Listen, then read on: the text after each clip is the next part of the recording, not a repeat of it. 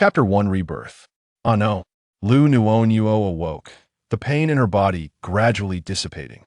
She climbed out of bed and took a moment to collect her thoughts. Where am I? She surveyed her surroundings clean and orderly, everything meticulously arranged. Is this my bedroom? In disbelief, she pinched herself at hurt. Is this before the apocalypse? After a moment of contemplation, Liu Nuonuo was certain that she was not dreaming, for her palms were slightly damp, a sign that her water ability had followed her here. In her previous life, it took 3 years of the apocalypse for her water ability to develop offensive power. Why, then, were her palms so wet now? Testing her ability, she found it to be at level 6, just as it had been in her past life. Could this be a boon of her rebirth? Liu Nuonuo grabbed her phone from the bedside and glanced at the date March 1st. There were still 6 months until the apocalypse. There was still time. She gently stroked her abdomen, where a small bean should be growing now. Just a week ago, she had amicably parted ways with her ex-boyfriend. Out of boredom, she had invited her best friend to a bar for drinks. It was her first time in such a place, and curiosity got the better of her. After drinking too much, both she and her friend were inebriated and decided to return to the hotel to rest. In a moment of urgency, she sought out the restroom, only to awaken the next day to find a man in her bed. Gazing at him, Liu Nuonuo could only think of one phrase: a gentleman as exquisite as jade, unmatched in the world. The man remained asleep, and as Liu Nuonuo glanced at the clothes scattered on the floor, they did not appear to belong to someone of her acquaintance. It dawned on her that she had entered the wrong room, and she fled, leaving behind 500 yuan. Upon returning home, she was so anxious that she forgot to take her medication. After spending half a month in contemplation, she decided to go abroad to clear her mind. To her surprise, 3 months later, she discovered that she was pregnant. Fearing her parents would find out, she delayed telling them. It was not until 6 months later, when they noticed her significant weight gain and pressed her for answers, that she revealed the truth. Her parents urged her to return home to recuperate. Just as she arrived back, the apocalypse struck. After exhausting their food supplies, she joined a larger group heading to a base. Her parents and brother, concerned for her well-being during her pregnancy, insisted that she stay at the base while they ventured out to find food. Unfortunately, they encountered a horde of zombies. Humanity was just beginning to awaken their abilities and was still inexperienced in the face of such overwhelming numbers. None of those who ventured out returned safely. Grief-stricken, she gave birth prematurely to a baby boy. Weak and frail, her best friend Xiao Tu had yet to awaken her powers. Liu Nuonuo's water ability could only produce a single drop at a time, rendering it nearly useless. Xiao Tu had to clean the base in exchange for minimal food supplies. The meager food she managed to procure was prioritized for herself, hoping to nourish her baby. However, the premature infant survived only half a month before returning to the heavens. In this life, I will protect you, my baby. Mom, Dad, my brother, and Xiao Tue will safeguard you all. This time, it is Nuonuo who will protect you. Liu Nuonuo murmured to herself. She took a sip of water, savoring its sweetness. Since she had been reborn with 6 months to spare before the apocalypse, it was imperative that she plan wisely this time. She must live well. Noticing a piece of fruit on the coffee tabline item that only high-ranking individuals could afford in the apocalypse, she recalled hearing that consuming more fruit during pregnancy was beneficial. Liu Nuonuo picked up the apple, ready to indulge, but hesitated, considering the potential presence of pesticides. With a small knife, she carefully peeled the apple, her thoughts drifting to her rebirth, returning to a time before everything had begun. In her excitement, she accidentally cut her finger. Ouch! She looked at her thumb, which was bleeding. Preparing to find a band-aid, she suddenly noticed that the blood on her finger had vanished, and her ring had inexplicably disappeared. Nuonuo, come downstairs for dinner. Her mother called from outside the door. Hearing her mother's voice, Liu Nuonuo opened the door and beheld her mother, who had not yet endured the trials of the apocalypse and appeared well cared for. Unable to contain herself, she threw herself into Lin Yakin's embrace and wept openly. Nuonuo, my sweet girl, what has happened? Who has bullied my precious daughter? Tell Maisit, that boyfriend of yours? Lin Yakin comforted, gently patting her daughter's shoulder, her heart aching. Having noticed that her daughter had been cooped up at her room for a week, Lin Yakin assumed it was due to heartbreak and thought her daughter needed time to process. Usually, Liu Nuonuo was cheerful and open, always discussing her concerns with her family. When faced with unhappiness, she would retreat for a week, then eventually come downstairs to vent with her mother. Lin Yakin had hoped this time would be no different, but it seemed this was a more serious matter. Mom, he didn't bully me, we parted ways amicably. Liu Nuonuo explained, recalling her college days with her ex-boyfriend. They had just graduated and had never been in a relationship before. After some initial exchanges during their time at university, they decided to give it a try. However, after a month, they realized they were incompatible and chose to separate peacefully. Mom, I'm fine, I just miss you. Liu Nuonuo buried her head in Lin Yakin's embrace. Seeing her daughter unwilling to elaborate, Lin Yakin refrained from pressing further, knowing that her child would speak when ready. All right, let's go downstairs for dinner. Your father and brother won't be home tonight. The Liu family ran a company, and their busy schedules often kept them from dining together. Okay, Liu Nuonuo managed to eat 3 large bowls before feeling strong enough to rise. After the meal, she intended to return to her room to digest the news of her rebirth and prepare her words for the family gathering the following day. Mom, I'm going upstairs. When Dad and brother return, please tell them not to go to the company tomorrow. I have something important to discuss. After speaking with Lin Yakin, Liu Nuonuo ascended the stairs. Do you think there's something wrong? It's been a week, and Nuonuo hasn't improved. I should go check on her. Lin Yakin expressed concern. Madam, didn't Miss say she would announce something tomorrow? Let's wait until then. If she wants to share, she will. Otherwise, no amount of questioning will yield a response. Zhang Ma, who had grown up as an orphan and had been unable to bear children, advised. After many trials, she was fortunate to be chosen by Lin Yakin from a nanny center. She recognized Zhang Ma's earnest nature and welcomed her into the Liu household. Having watched Liu Nuonuo and her brother grow up, Zhang Ma felt a deep bond with them, considering them family. Very well, we shall wait until tomorrow. Though Lin Yakin did not voice her worries, she was anxious, knowing that once her husband and son returned, they would all spend a restless night filled with concern after hearing the news. Liu Nuonuo ascended the stairs and examined her finger, which was now smooth and unblemished, devoid of any wounds. The ring she had always worn was nowhere to be found. It was right there. How could it have vanished so suddenly? Could it be? Having read many novels, Liu Nuonuo wondered if she might have acquired a space ability, as depicted in those stories. But I can't feel anything. Enter, enter, enter. Following the prompts from the novels, she thought of entering, but nothing happened. She repeated the word enter, yet still, she remained outside. It seemed that a spatial ability was out of reach. In her previous life, she had not awakened such powers, although others around her had. She had heard of one individual with a space ability that spanned over 150 square meters, evoking envy within her. If you dislike what you read, I kindly urge you to seek out other enjoyable works. Please refrain from tarnishing your eyes with negativity and spare me from distressing reviews. I write 4,000 words a day, earning a meager amount. If you leave poor reviews, it loses all meaning.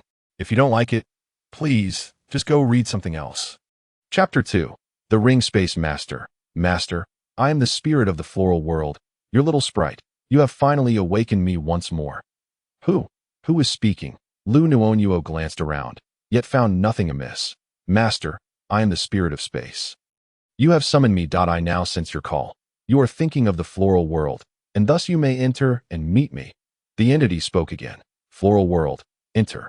Liu Nuonuo contemplated these words, and soon found herself transported to a realm where a wooden courtyard stood before her. Upon entering, she discovered a hidden paradise within, a living room furnished with sofas and a fireplace. The bedroom was equally modernized, as was the kitchen. It felt somewhat familiar, yet regrettably lacked electricity, rendering it unusable. What a pity, no electricity. Otherwise, I could cook, Liu Nuonuo mused aloud. Master, you may acquire solar panels or a generator for power, or mine the coal from the mountains behind to generate electricity. You could also install wind turbines on the hills. These are all replicable from your home. The little sprite, now appearing as a bird, explained, though Liu Nuonuo could not discern its species. You claim to be a sprite. What kind of bird are you? You hardly resemble a sparrow. Liu Nuonuo stroked its feathers, marveling at their smoothness. Master, I am not a mere bird. I am a phoenix, the little phoenix proclaimed, asserting its uniqueness. What is your name? Liu Nuonuo inquired. Gazing at the little phoenix, that I possess no name. Millennia ago, when the master of this space ascended, I was still encased in my shell. I have only just hatched, and no one has yet given me a name. The little phoenix lamented. That so? You are indeed a baby. Did my blood awaken you? Liu Nuonuo asked. Indeed, at that time, when the master faced a life-threatening situation, a drop of blood fell into the ring that I felt it and broke free from my shell. However, the master's physical form had perished, and I exerted all my strength to bring you through time and space to the present. I then fell into a deep slumber, only to awaken again when you dripped your blood a second time.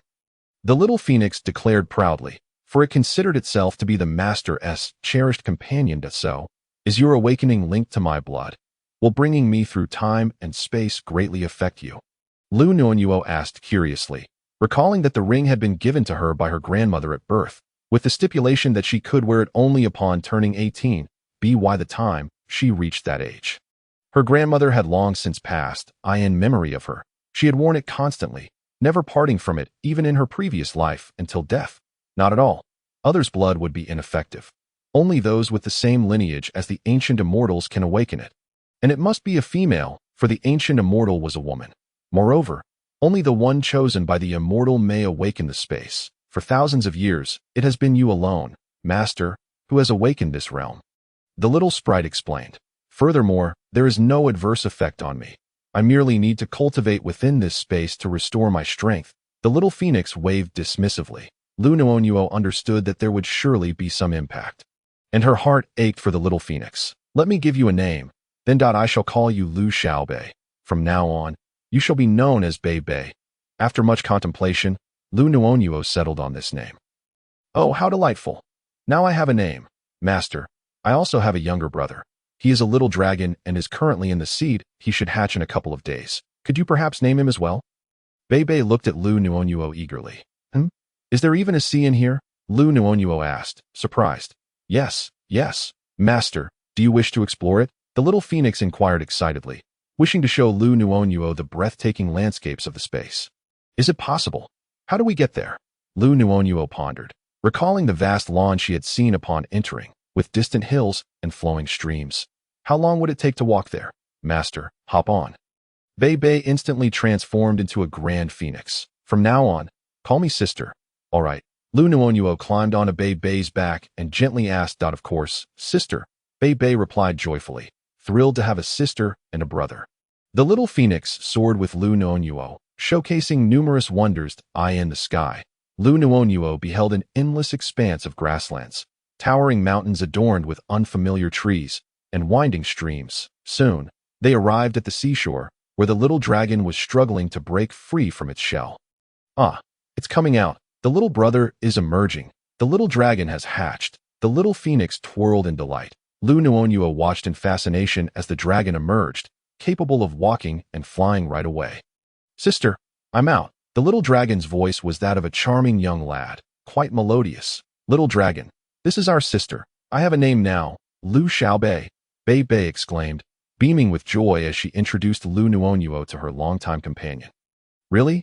I get a name too? The little dragon exclaimed, dancing around Liu Nuonuo in excitement. Yes, you shall be named Liu Xiaonan, with the nickname Nan Nan, Liu Nuonuo decided after a moment's thought. Thank you, sister. Now Nan Nan has a name. The two little ones clasped hands and spun in circles. Let us return. Liu Nuonuo wished to explore the functionalities of her room.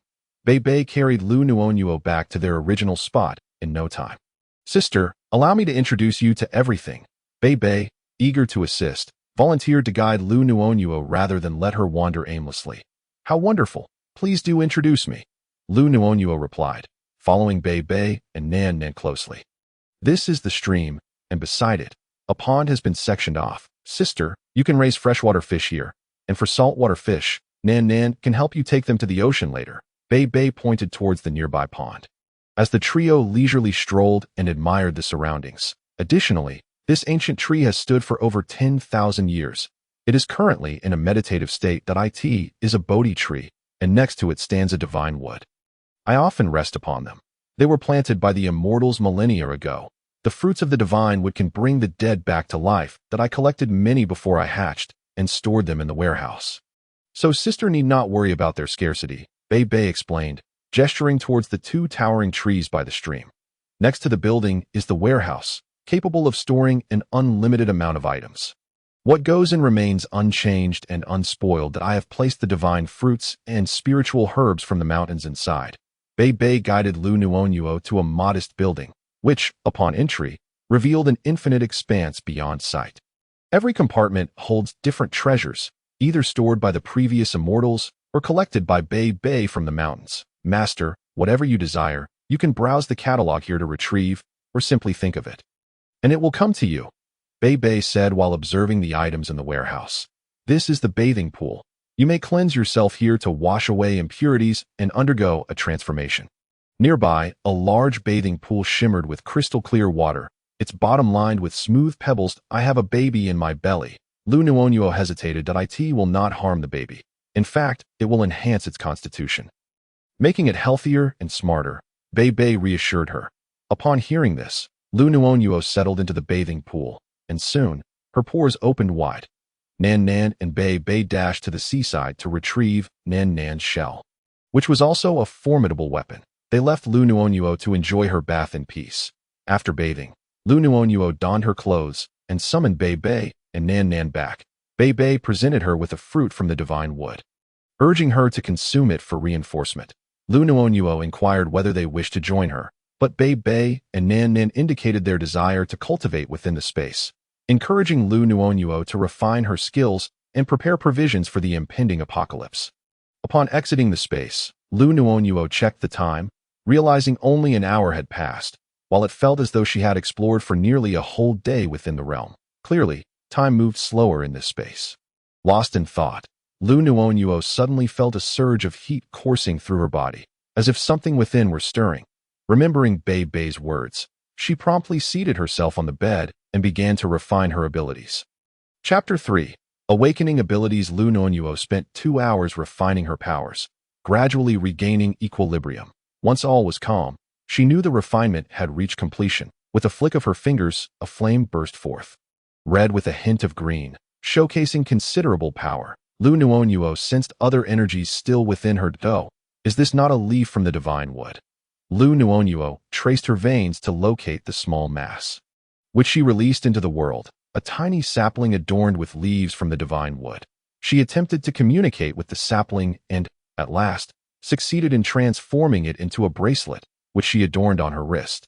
Finding it quite beautiful, from now on, you shall remain discreetly upon my wrist. The bracelet is somewhat conspicuous. You can transform into a leaf and cloak yourself there, Liu Nuonuo instructed, transforming the wooden stick into a leaf that adhered to her arm.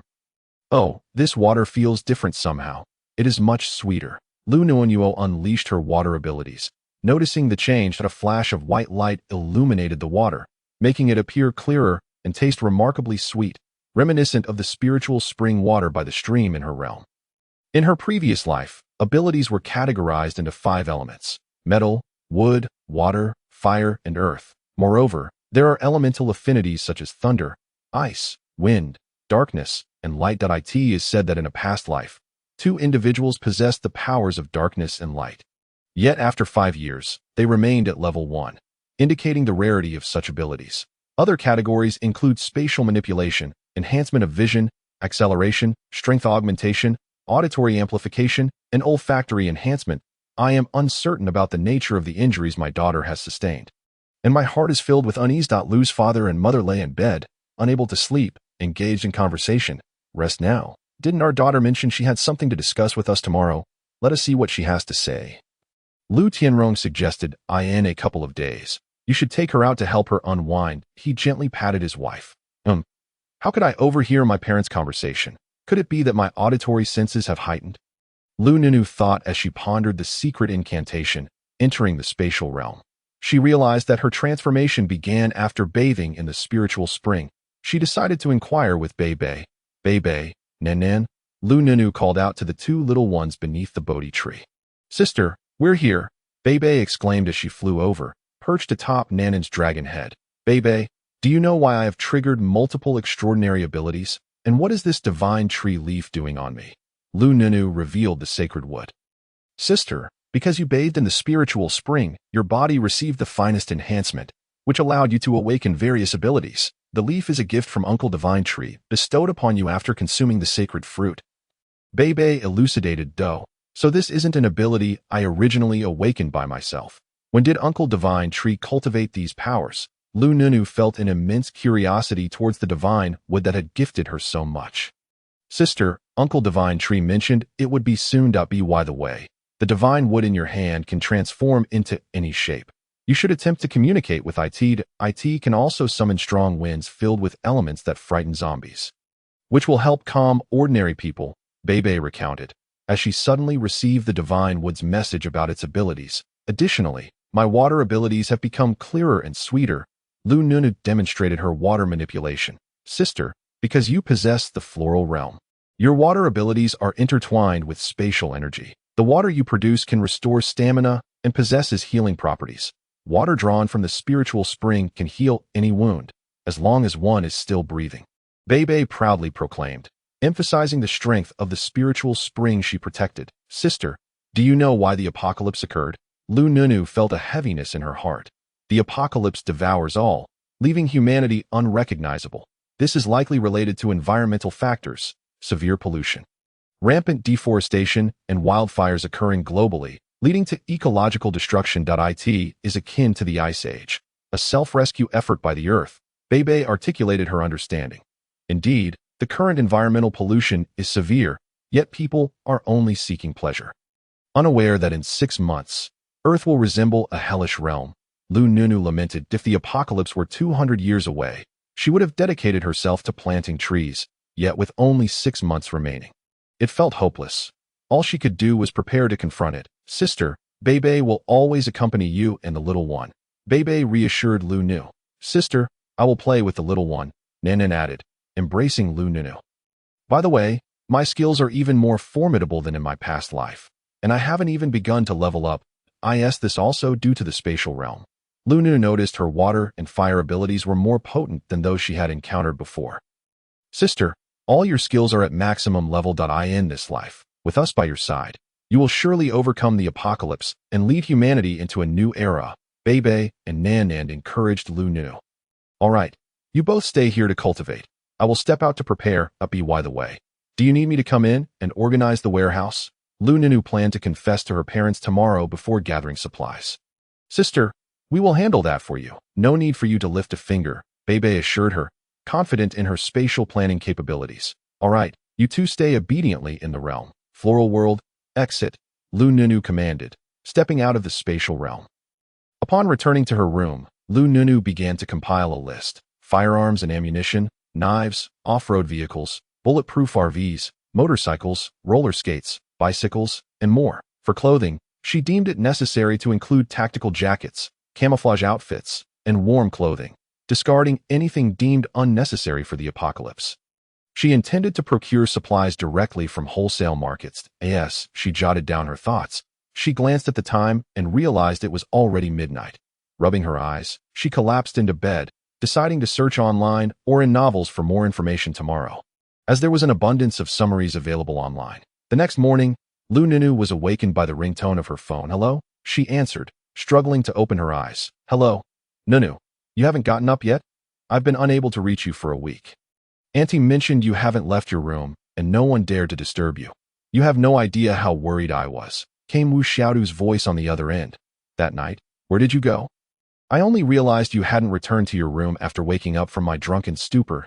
I've been calling you every day, and today I finally got through. Xiaodu, I'm fine, but I'll call you back shortly. I need to go downstairs to grab something to eat first. Liu Nuonuo interrupted her friend, knowing she could go on for another hour. She was currently preoccupied with family matters and would catch up with Xiaodu later. All right, go eat. Just remember to return my call later. I'm heading to the office now, Wu Xiaodu concluded before hanging up. Liu Nuonuo prepared to change her clothes and head downstairs. Wait, is this really me? Liu Nuonuo gasped in astonishment, realizing she hadn't looked in the mirror since yesterday. The reflection staring back at her was no longer the rough, dark-skinned version from the apocalypse. Instead, Her complexion now radiated a healthy, rosy glow. Appearing more refined than before the apocalypse, likely due to the spatial spring's influence, after a quick wash, she descended the stairs, where her parents and brother were seated on the sofa, upon seeing her. Their expressions were filled with disbelief. "Darling, how did you suddenly become so much more beautiful?" Lin Yakin asked in astonishment, having seen her daughter looking disheveled the night before, now appearing revitalized. "Mom, Dad, brother, and Uncle Zhang. Please come here. I have something important to discuss with you." Uncle Zhang had been adopted by the elders and had worked for the Liu family all his life, never marrying or having children. Yet he and Aunt Zhang shared only a surname. "You aren't mistaken. My skin has indeed improved, and this is related to what I am about to tell you, that I haven't left the house these past few days because I experienced a prophetic dream. At first, I thought it was merely a dream, but I awakened extraordinary abilities just like in my dream. My improved complexion is likely connected to my water abilities." Liu Nuonuo demonstrated her water manipulation. "This? Nuonuo, are you serious?" Liu Tianrong asked, incredulous, as the situation seemed too absurd. Yet there she was, demonstrating her water abilities. "Look," Liu Nuonuo said, as she stored all the fruits from the coffee table into her spatial realm. The items vanished into thin air. Lin Yakin exclaimed, staring at the empty table in shock, "that I awakened spatial powers, which allow me to store things. Hence, I believe my dream was not unfounded," Liu Nuonuo explained. "Is it truly like the novels say, that during the apocalypse, there are extraordinary abilities?" Liu Minrue inquired, recalling that he had read a few novels during his university days, but had since become too busy with company affairs to keep up. "It's similar, but the dream was far more terrifying than any novel. It was a living hell," Liu Nuonuo replied, her eyes welling with tears as she spoke, unable to contain her emotions. "That I in the apocalypse. You all were lost to me, but thankfully, there is still a chance. Darling, it's all right. Everything is fine now. You have your father, mother, and brother with you." Liu Tianrong hastily comforted his daughter as he noticed her distress. "Yes, I know that my parents and brother will accompany me, but in my dream, the apocalypse arrives in just 6 months. Liu Nuonuo revealed the timeline of the apocalypse to her family, regardless of its truth. "We must prepare early. Since Nuonuo has awakened her abilities, it seems we face great peril. Uncle Zhang, please dismiss the household staff and provide them with extra compensation," Liu Tianrong commanded. "Minrue, gather any liquid assets you can." "Nuonuo, how large is your spatial realm? How much can it hold?" Liu Tianrong, being a shrewd businessman, quickly began to strategize. "Dad, my spatial realm seems quite vast. It should be able to accommodate 2 or 3 large soccer fields. And it can even store living animals." Liu Nuonuo concealed the existence of the spiritual spring, as it was too extraordinary, and her trump card, "that I in the apocalypse." Some individuals possess spaces of 1,000 square meters, while others had hundreds or dozens. Some could preserve fresh items, while others could store small living creatures. However, the largest could only hold a rooster, and no growth or development could occur within. Thus, after 5 years of the apocalypse, very few space manipulators had any living creatures left. "All right, today we will collectively gather supplies and compile a list of what we need to purchase. Nuonuo, you can store them in your realm. Remember, no one is to speak of this outside. Otherwise, you will not escape my wrath," Liu Tianrong admonished, casting a glance at Uncle Zhang and Aunt Zhang. Although they had become like family over the years, he felt it necessary to issue a warning, as this was a significant matter. "Rest assured, sir, we will keep this matter confidential. After all these years, we know how you and Madam have treated us, and we regard young master and young lady as our own children. We would never do anything to harm this family," they promised.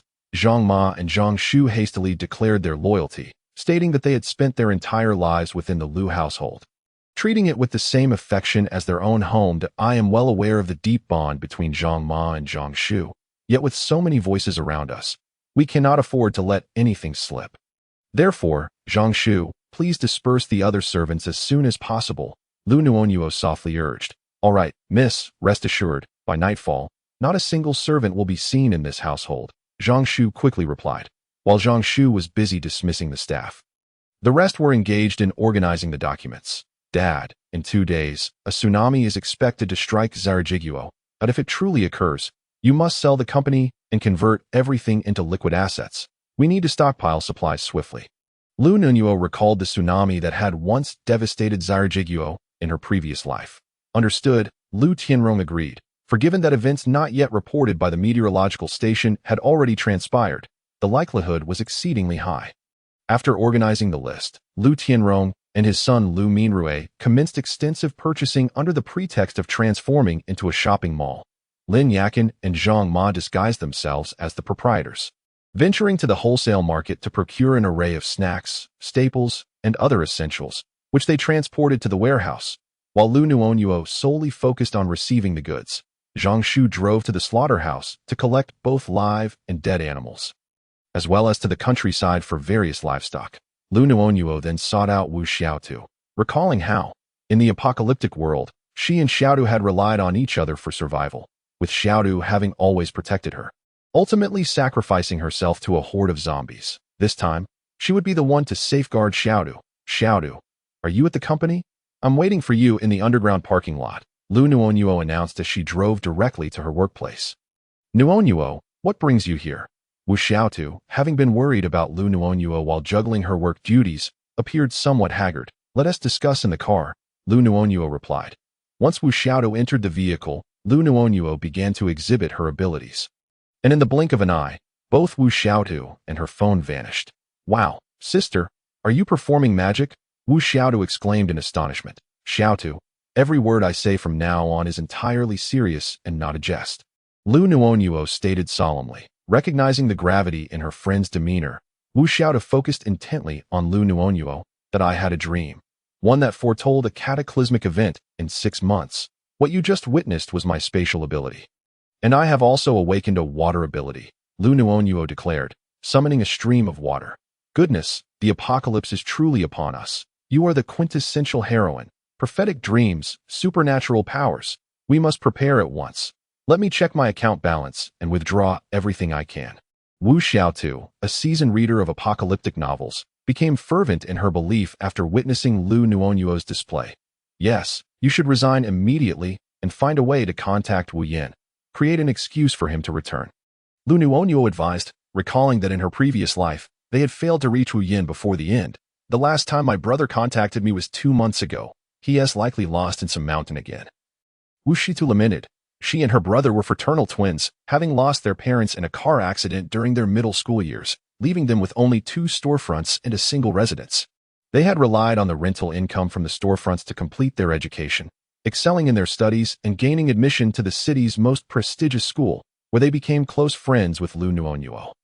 In college, they shared the same institution, major, and dormitory, their friendship blossoming into a bond akin to childhood sweethearts. During university, her brother's exceptional physical fitness led him to enlist in the military, allowing only sporadic communication. You must resign first and leave a message for Wu Yin that we are heading abroad to stockpile supplies. My parents will handle things here, Liu Nuonuo instructed Wu Xiaotu. She needed to procure a significant amount of ammunition and fuel from overseas. For while her space could accommodate resources, those from abroad were even more enticing. Actually, I resigned last month. It was just approved these past couple of days and MY supervisor has always disapproved of me. And now is the perfect opportunity, Wu Xiaotu casually remarked, explaining that her supervisor had intended to bring in his niece, leading to her becoming less favored. Prepare yourself. We depart tonight on my family's private plane. Liu Nuonuo informed her, having already discussed plans with her family. They owned a farm abroad, and she aimed to gather supplies from multiple countries. If there's nothing to prepare, my rental place is bare. I'll just head straight to your home. Wu Xiaotu replied, having only a bed in her rented apartment. Upon returning home, Liu Nuonuo, who had learned to fly and possessed a pilot's license, took the controls and flew them directly overseas. Chapter 5. Gathering supplies abroad. Their first destination was Country D, where Liu Nuonuo's family owned a manor. Upon arriving, she dismissed all the workers, stored the flora and fauna within her spatial realm, and subsequently sold the manor at a low price. After managing the estate, Liu Nuonuo and Wu Xiaotu rushed to an automobile dealership, ordering several off-road vehicles and motorhomes, all of which required reinforcement. Miss, are you certain about these modifications? They may not be aesthetically pleasing, the store clerk said, thrilled by the large order, but concerned about the potential appearance. We are preparing for an outdoor expedition, so durability is paramount. Please install electric fencing. As you know, there may be beasts lurking about. Cost is no object, so expedite the process. If you please, Liu Nuonuo communicated effortlessly in the local language. Very well. Miss, we will complete the modifications within a month. Please provide a deposit of 30 million. The manager led Liu Nuonuo to settle the payment. After securing the vehicles, Liu Nuonuo and Wu Xiaodu provided a handsome sum to a foreign gentleman, utilizing his identification to purchase a variety of foreign snacks from wholesalers. After a long day of shopping, they returned exhausted, having acquired a substantial stock of food and clothing, including flour, rice, corn, and sweet potatoes, from the well-stocked wholesale market. The following day, they set out to buy solar panels, wind turbines, diesel generators, and various machinery, taking advantage of the ample space in their storage realm. These items could be placed on the lawn without issue. They also procured various types of charcoal and stoves, essential for the impending apocalypse, as power outages would necessitate reliance on firewood and coal. Additionally, they purchased a multitude of fruits and vegetables, including some varieties not found domestically, thus acquiring seedlings in bulk. During this time, Liu Nuonuo sold several high-quality jade stones from her spatial realm, gaining additional capital for her shopping spree, as such jade was abundant in the mountains, and it held no value for her. In the subsequent week, Liu Nuonuo utilized the black market to acquire considerable amounts of gasoline, diesel, crude oil, and medical supplies, disguising themselves so that no one recognized them as two young women. After their shopping spree, they traveled to an oil-rich nation, where they found low prices and similarly bought large quantities of oil, gasoline, and diesel from the black market. Liu Nuonuo reasoned that as zombies would likely wreak havoc on various machinery, securing a multitude of tools and parts from each country was essential. They also purchased vast amounts of food, water, and clothing, including various models of pants, shoes, undergarments, and sanitary products. After a week of shopping there, they switched locations and headed to the ugly country, where Liu Nuonuo also owned a manor. Employing the same tactics, she sold the estate and spent 2 days at the wholesale market acquiring various daily necessities, including a multitude of creams and lotions. Upon discovering ample supplies of baby formula, Liu Nuonuo's thoughts turned to her future child, prompting her to purchase clothing, skincare products, snacks, and diapers for infants of all ages. They then sought out the black market, purchasing a substantial cache of ammunition, nearly all of Liu Nuonuo's wealth invested in this endeavor. Nuonuo, why did we come to this godforsaken place to collect supplies when there's not a soul in sight?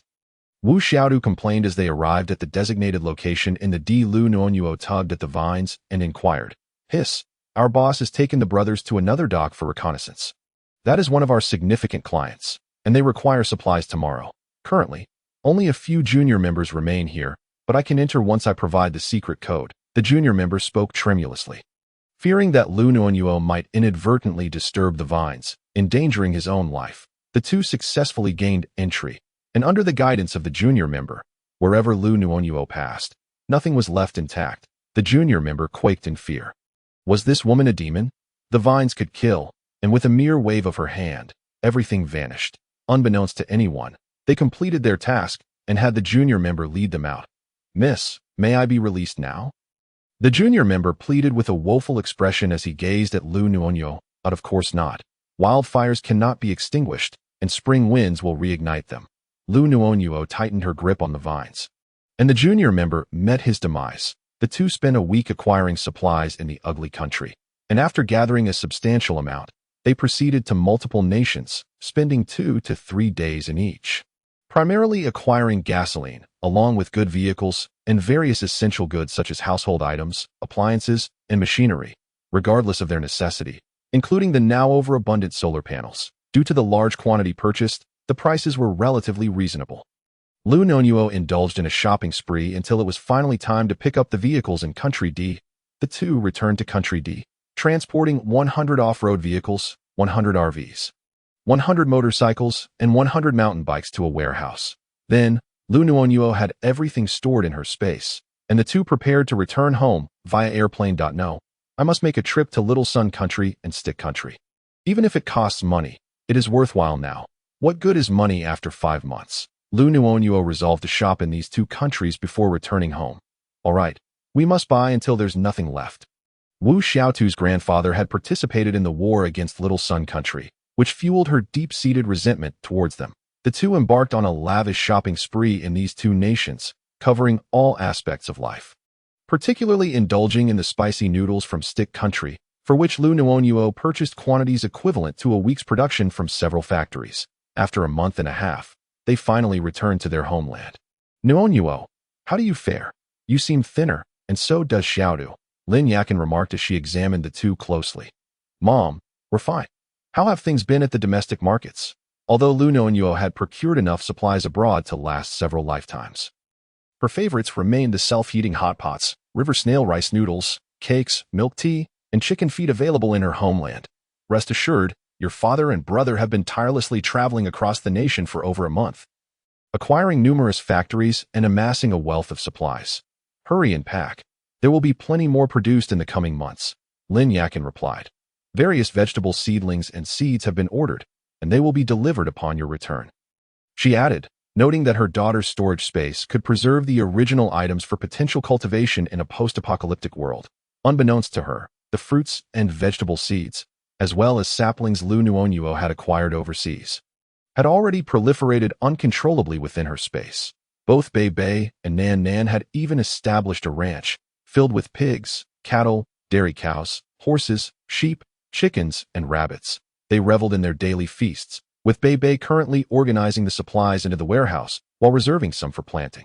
Liu Nuonuo's plan was to purchase various factories, enabling mass production of goods to stock her space, ensuring ample supplies for markets, and providing convenience for fellow survivors when the apocalypse struck. In the final 4 months, the Liu family focused on training at home, with Wu Xiaodu residing with Liu Nuonuo, though her brother remained unreachable. Liu Nuonuo, having just returned to the country, confided in her family about her pregnancy, prompting Zhang Ma to dedicate her time to devising nutritious recipes for her. Liu Nuonuo amassed various spices, cookbooks, and video tutorials, ensuring that Zhang Ma consistently prepared new and delightful dishes. After 6 months of training, your physical fitness has improved significantly. Initially, you trained with standard tools, but now you will utilize specially crafted equipment, Liu Nuonuo declared, producing an array of tools from her space. She had not anticipated that some of the machinery she had purchased would be repurposed by Bei Bei. The space was equipped with wind turbines and operational machinery, and Nan Nan had self-taught herself to operate an excavator, digging tunnels, and forging a batch of extraordinary weapons that could withstand fire and blade. Though their appearances were peculiar, they were tailored for her family. This one, resembling a cooking spatula, is for Zhang Ma. This whip is for Xiaodu. This large cleaver is for my brother. This broad knife, akin to a calligraphy brush, is for Dad. This hefty axe is for Uncle Zhang. And this smaller, eyebrow pencil-like knife is for Mom, perfectly matching Dad's. Liu Nuonuo felt these miraculous weapons were custom designed for them. Now, once you draw first blood on them, you will establish a connection. As for communication, that is up to you. She instructed her family on how to proceed. After the group engaged with their weapons, they were overjoyed to discover the genuine connection. Everyone was aware that Liu Nuonuo harbored secrets, yet no one inquired further, content to protect her from harm. From today onward, engage with your weapons frequently. 3 days from now, the apocalypse will arrive, Liu Nuonuo said, a hint of melancholy in her voice. The subsequent days were filled with training, while Liu Nuonuo, due to her pregnancy and extended training in her space, primarily occupied her time watching downloaded animated shows outdoors. To stave off future boredom, she purchased thousands of televisions, tens of thousands of smartphones, tablets, power banks, and USB drives, enlisting hackers to download various domestic and international films and television dramas for her. Finally, the moment had come. Baby, I promise to protect you in this life. You must reach full term. Liu Nuonuo gently caressed her belly, conversing tenderly with her unborn child. Based on her menstrual cycle, the baby was already over 7 months along. In her previous life, she had given birth at 9 months. Sister, Bei Bei called out to Liu Nuonuo within the space. What is it? Liu Nuonuo entered the space. Sister, I have crafted 2 new weapons, Nan Nan announced, presenting 2 blades, one shimmering like ocean waves, the other appearing to flicker with flames, both clearly exceptional weapons. Sister, this one is named Cold Ice, and this one Heat Insulation. They are gifts for you. Nan Nan sheathed the blades, their colors matching perfectly. The 2 weapons were larger than daggers, but narrower than cleavers, fitting comfortably in hand. Thank you, Nan Nan. I truly appreciate it. What would you like to eat? Feel free to indulge. Liu Nuonuo said, warmth filling her heart as she held cold ice and heat insulation. In this life, surrounded by so many companions and such formidable weapons, she was confident in overcoming the impending apocalypse. "All right, sister," Nan exclaimed joyfully. Hurrying off to enjoy some river snail rice noodles. "Sister, here, this is for you," Bei said, presenting a pill. "What is this for, Bei?" Liu Nuonuo asked, perplexed as she accepted the pill. "Sister, your little baby already possesses special abilities. To ensure you receive sufficient nutrition, you should take this pill to enhance nutrient absorption. With a bit more nourishment, the baby will be ready to emerge," Bei explained as Liu Nuonuo's guardian spirit. She could sense her master's bodily fluctuations, confirming the baby's health and readiness for birth. "All right, I too have felt softer lately. It must be the baby needing more nutrients." Liu Nuonuo swallowed the pill and drank some prenatal milk powder before seeking out Zhang Ma for additional nourishment. Her stomach growling with hunger. "Zhang Ma, I'm famished." Liu Nuonuo interrupted the training of several individuals as she descended the stairs. "Nuonuo is hungry. I will prepare something for you right away," Zhang Ma replied. Setting aside her cooking utensils and heading to the kitchen, Liu Nuonuo's appetite surged, and she devoured nearly half of the spread laid out on the table. "Sir, it is pouring outside, and it seems there is even hail," Uncle Zhang remarked as he stood to look outside, where heavy rain and hail were indeed falling. "Quick, everyone, let's go out in the rain." Liu Nuonuo beckoned, and without question, the group followed her outside to experience the downpour. Knowing that she would not send them into the rain without reason, they were able to return after just a minute in the rain. Liu Nuonuo joined them outside, reveling in the refreshing downpour. "Nuonuo, that was hardly a drenching. What purpose does this serve?" Lin Yakin inquired, unable to suppress her curiosity. Those who have experienced rain in their dreams are more likely to trigger their special abilities, and their powers may upgrade more rapidly, perhaps akin to crops that flourish when nourished by rainwater, Liu Nuonuo explained, recalling that in her previous life, her family had not been exposed to rain, resulting in her acquiring water abilities only in the second year of the apocalypse, and at a slower pace that I see. "What kind of abilities do you think I will have?" Lin Yakin asked, holding her large eyebrow pencil knife. "I am uncertain. I did not dream of your abilities that we will know in due time. Today it rains, and tomorrow the apocalypse will arrive," Liu Nuonuo stated. "Everyone, drink a cup of water." Liu Nuonuo produced a cup of water, infused with a divine spring and a crushed magical fruit, hoping to enhance the likelihood of awakening special abilities. After everyone drank, they soon retired to wash. Overwhelmed by the dirt and odor. Chapter 6. The apocalypse approaches. Nuonuo. What was the water we just drank? So many impurities emerged. Yet now our skin feels remarkably smooth, Wu Xiaodu remarked, admiring her flawless complexion. "What kind of miraculous water is this? It's incredible. At present, my face resembles that of a peeled egg, radiant and glistening. The elixir I offer you is my extraordinary water. I am uncertain of its nature, but upon consuming it, I find it quite soothing. Thus, I decided to share a bit with you all, perhaps due to its extraordinary properties." As Liu Nuonuo explained that in my dream, I recall that the third day after the rain marked the onset of the apocalypse. Some individuals will transform into zombies during these days, and within 3 days, the world will succumb to chaos. Therefore, you should take this time to rest well, for soon you shall confront the impending apocalypse. Liu Nuonuo lamented, feeling sorrowful that her child had yet to experience a single day of peace before facing a world overrun by the undead. "Very well. Nuonuo, take good care of yourself. Rest assured. Your father, mother, and brother are here for you. You and your baby will be just fine," Lin Yakin said, observing her daughter's troubled expression and offering her comforting words. "Indeed, Nuonuo, we are here for you. Your primary task now is to ensure the safety of yourself and your baby," Wu Xiaodu added, providing further solace. "Captain, the rain is mixed with hail, and its color seems off. Could this be the work of those drug lords?" Wu Yan remarked, having observed the peculiar rain and the presence of hail within it. "That we should retreat," Lu Chengfan declared. Their team had been pursuing a notorious drug lord for 3 days and nights, and upon arriving in this desolate wilderness, they were suddenly met with a torrential downpour accompanied by hail, forcing them to withdraw. "What? It's raining there too, and with hail?" Lu Chengfan spoke into his satellite phone, conversing with his grandfather. "Yes, Dr. Zhang has detected unknown factors within the rain. something is amiss. You must retreat to the southwest and avoid returning to city. It's chaotic there now, and our main base is in the southwest. Liu's grandfather instructed, emphasizing the need for caution. What about my parents? Liu inquired. Your father is in the southwest, while your mother is traveling and is currently en route to the southwest. She will arrive tonight. Remember, do not go to City A. Head directly to the southwest, Liu's grandfather reiterated, concerned about the impending changes in the world, for he had only one grandson to protect. You have all heard it. This reign is unusual. Our team members have grown up within the Liu family, so we must all return to the southwest. However, Wu Yin, you still have a sister. Take a leave of absence to visit her. Liu Qingfan stated he was uncertain about the nature of the impending change his grandfather had mentioned, but it was clear that it was no trivial matter. The brothers of the Fox team were orphans adopted by the Liu family, essentially his siblings, having trained alongside him since childhood. Therefore, they all intended to accompany him to the southwest.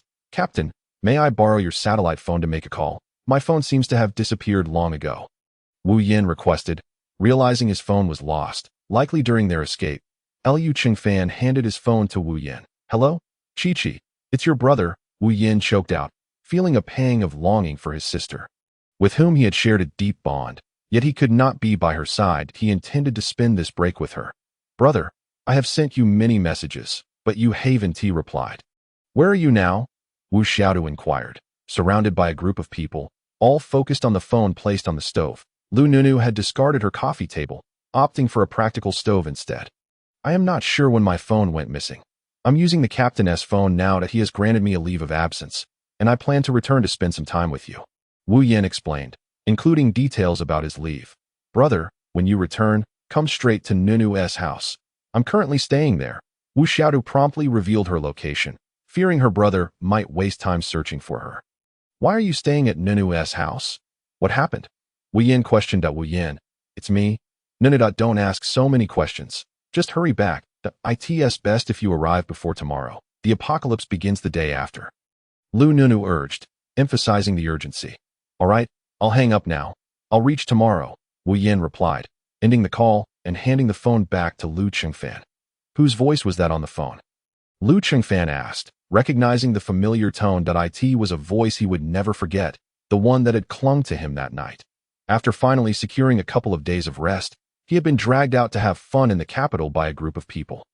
Despite his initial reluctance, however, to avoid his mother's incessant reminders about staying at home, he had reluctantly joined them, only to be ambushed at a bar, finding a room to quietly endure the situation. He was taken aback when someone incessantly knocked on the door. Assuming it was room service, he opened the door to find a drunken woman who clung to him without letting go, leading to an unforeseen predicament. Upon waking, he discovered only a few $100s, feeling utterly insulted, yet knowing he had to take responsibility for his actions. Later, upon reviewing the security footage, he realized the hotel was newly opened and lacked surveillance cameras during the ongoing launch, all while tracking the drug lord's movements. That's my other sister, Nuonuo, who has the surname Liu. My biological sister is named Wu Chi-Chi, Wu Yin explained, puzzled by the captain's sudden concern for these matters. Realizing just how much Liu Qingfan cared for him, Wu Chi-Chi, Liu Nuonuo. Who is this Xiaodu? Liu Qingfan abruptly altered his plans. Xiaodu is a friend of my sister's. We all affectionately call her Xiaodu, Wu Yin clarified. Despite the lack of news about that woman in City A, he had accompanied his grandfather to the southwest, fearing they would never find her again, only to hear that familiar voice now. At that moment, the effects of his medication had kicked in, and with the lights dimmed, he hadn't clearly seen her face, but he would never mistake her voice, having heard it throughout the night.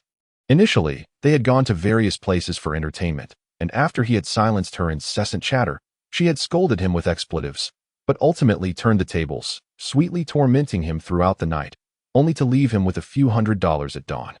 Nantian, you all head to the southwest, Liu Qingfan instructed his brothers. Captain, where you go? We go. I refuse to go to the southwest alone, Nan Liu insisted, having followed Liu Qingfan since childhood. The individuals adopted by Liu's grandfather shared the surname Nan. They included Nan Tian, Nan Liu, Nan Di, Nan Kong, Nan Fei, Nan Hai, and Nan Hu, among others. The Fox team, along with Liu Qingfan and Wu Yin, totaled 10 members, with Nan Liu being the youngest at 18, while the others were around the same age at the time of their adoption. All approximately 2 to 3 years old. The orphanage did not keep detailed records of their birthdays, and although Nan Lu was slightly shorter than Liu Qingfan, the grandfather decided to celebrate their birthdays on the same day, making them all 23 years old now. Liu Qingfan, being the eldest at 24, was 3 years older than Wu Yin, while Wu Yin and Wu Xiaodu, along with Liu Nuonuo, were all 21. Captain, we should accompany you. It's better to have support in case anything happens, the others insisted, and seeing their unwavering determination to follow him to City A, Liu Qingfan acquiesced. Chapter 7. He has arrived. Everyone was aware that I had been ambushed in City A, leading to harm inflicted upon a young woman. Just moments ago, I heard that woman's voice, and if I am not mistaken, it belongs to Liu Nuonuo, as Wu Yin described. Therefore, I must visit her in person to apologize and take responsibility for my actions. Liu Qingfan explained to his brothers, clarifying the purpose of his journey. Captain, we will accompany you. That if you face trouble, we will stand by your side, Nan Hai stated earnestly, affirming their solidarity. Captain, are you serious? You're certain it's Nuonuo? Wu Yin could hardly believe such a bizarre occurrence had transpired regarding Nuonuo. They all knew that Liu Qingfan had been searching for the culprit behind the ambush, who was none other than Zhou Kun, someone of comparable status, who had harbored jealousy towards Liu Qingfan and had dared to strike this time, only to face Liu Qingfan's wrath. Finding her would indeed be difficult, especially without surveillance footage. Liu Nuonuo rarely frequented bars, and during that period, she had traveled abroad. By the time she returned, those responsible had already ruled her out as a foreigner. However, given the intricate relationships among the various families in City A, he had to keep a low profile, unable to act otherwise, lest he face repercussions. It was likely that Zhou Kun would not dare to show his face to Liu Qingfan for the next 3 years. I am certain it was her voice. She even shouted out, I must go see her, Liu Qingfan asserted resolutely. The Fox team set off towards City A. Liu Nuonuo had previously been at a base in City A, but the complex relationships in the capital meant there were only 2 major bases, perpetually at odds with one another. In this life, she did not intend to remain in City A, but being pregnant made travel difficult. Their villa could suffice for a year, but in a year, the global sea levels would rise, and the villa area, being in a low-lying region, would be susceptible to flooding. After giving birth, she planned to place the child in a safe space before heading southwest. Recalling that the southwestern base had developed well, with capable, decisive, and compassionate leadership, we have installed electric nets on all our doors to ensure not even a fly can get through. Everyone need not worry. The apocalypse is not until tomorrow, Lin Yakin reassured those around her, although she too harbored fears about what lay ahead. Sir, there are people outside, Uncle Zhang reported, having heard noises from beyond the door. Let us see who it is.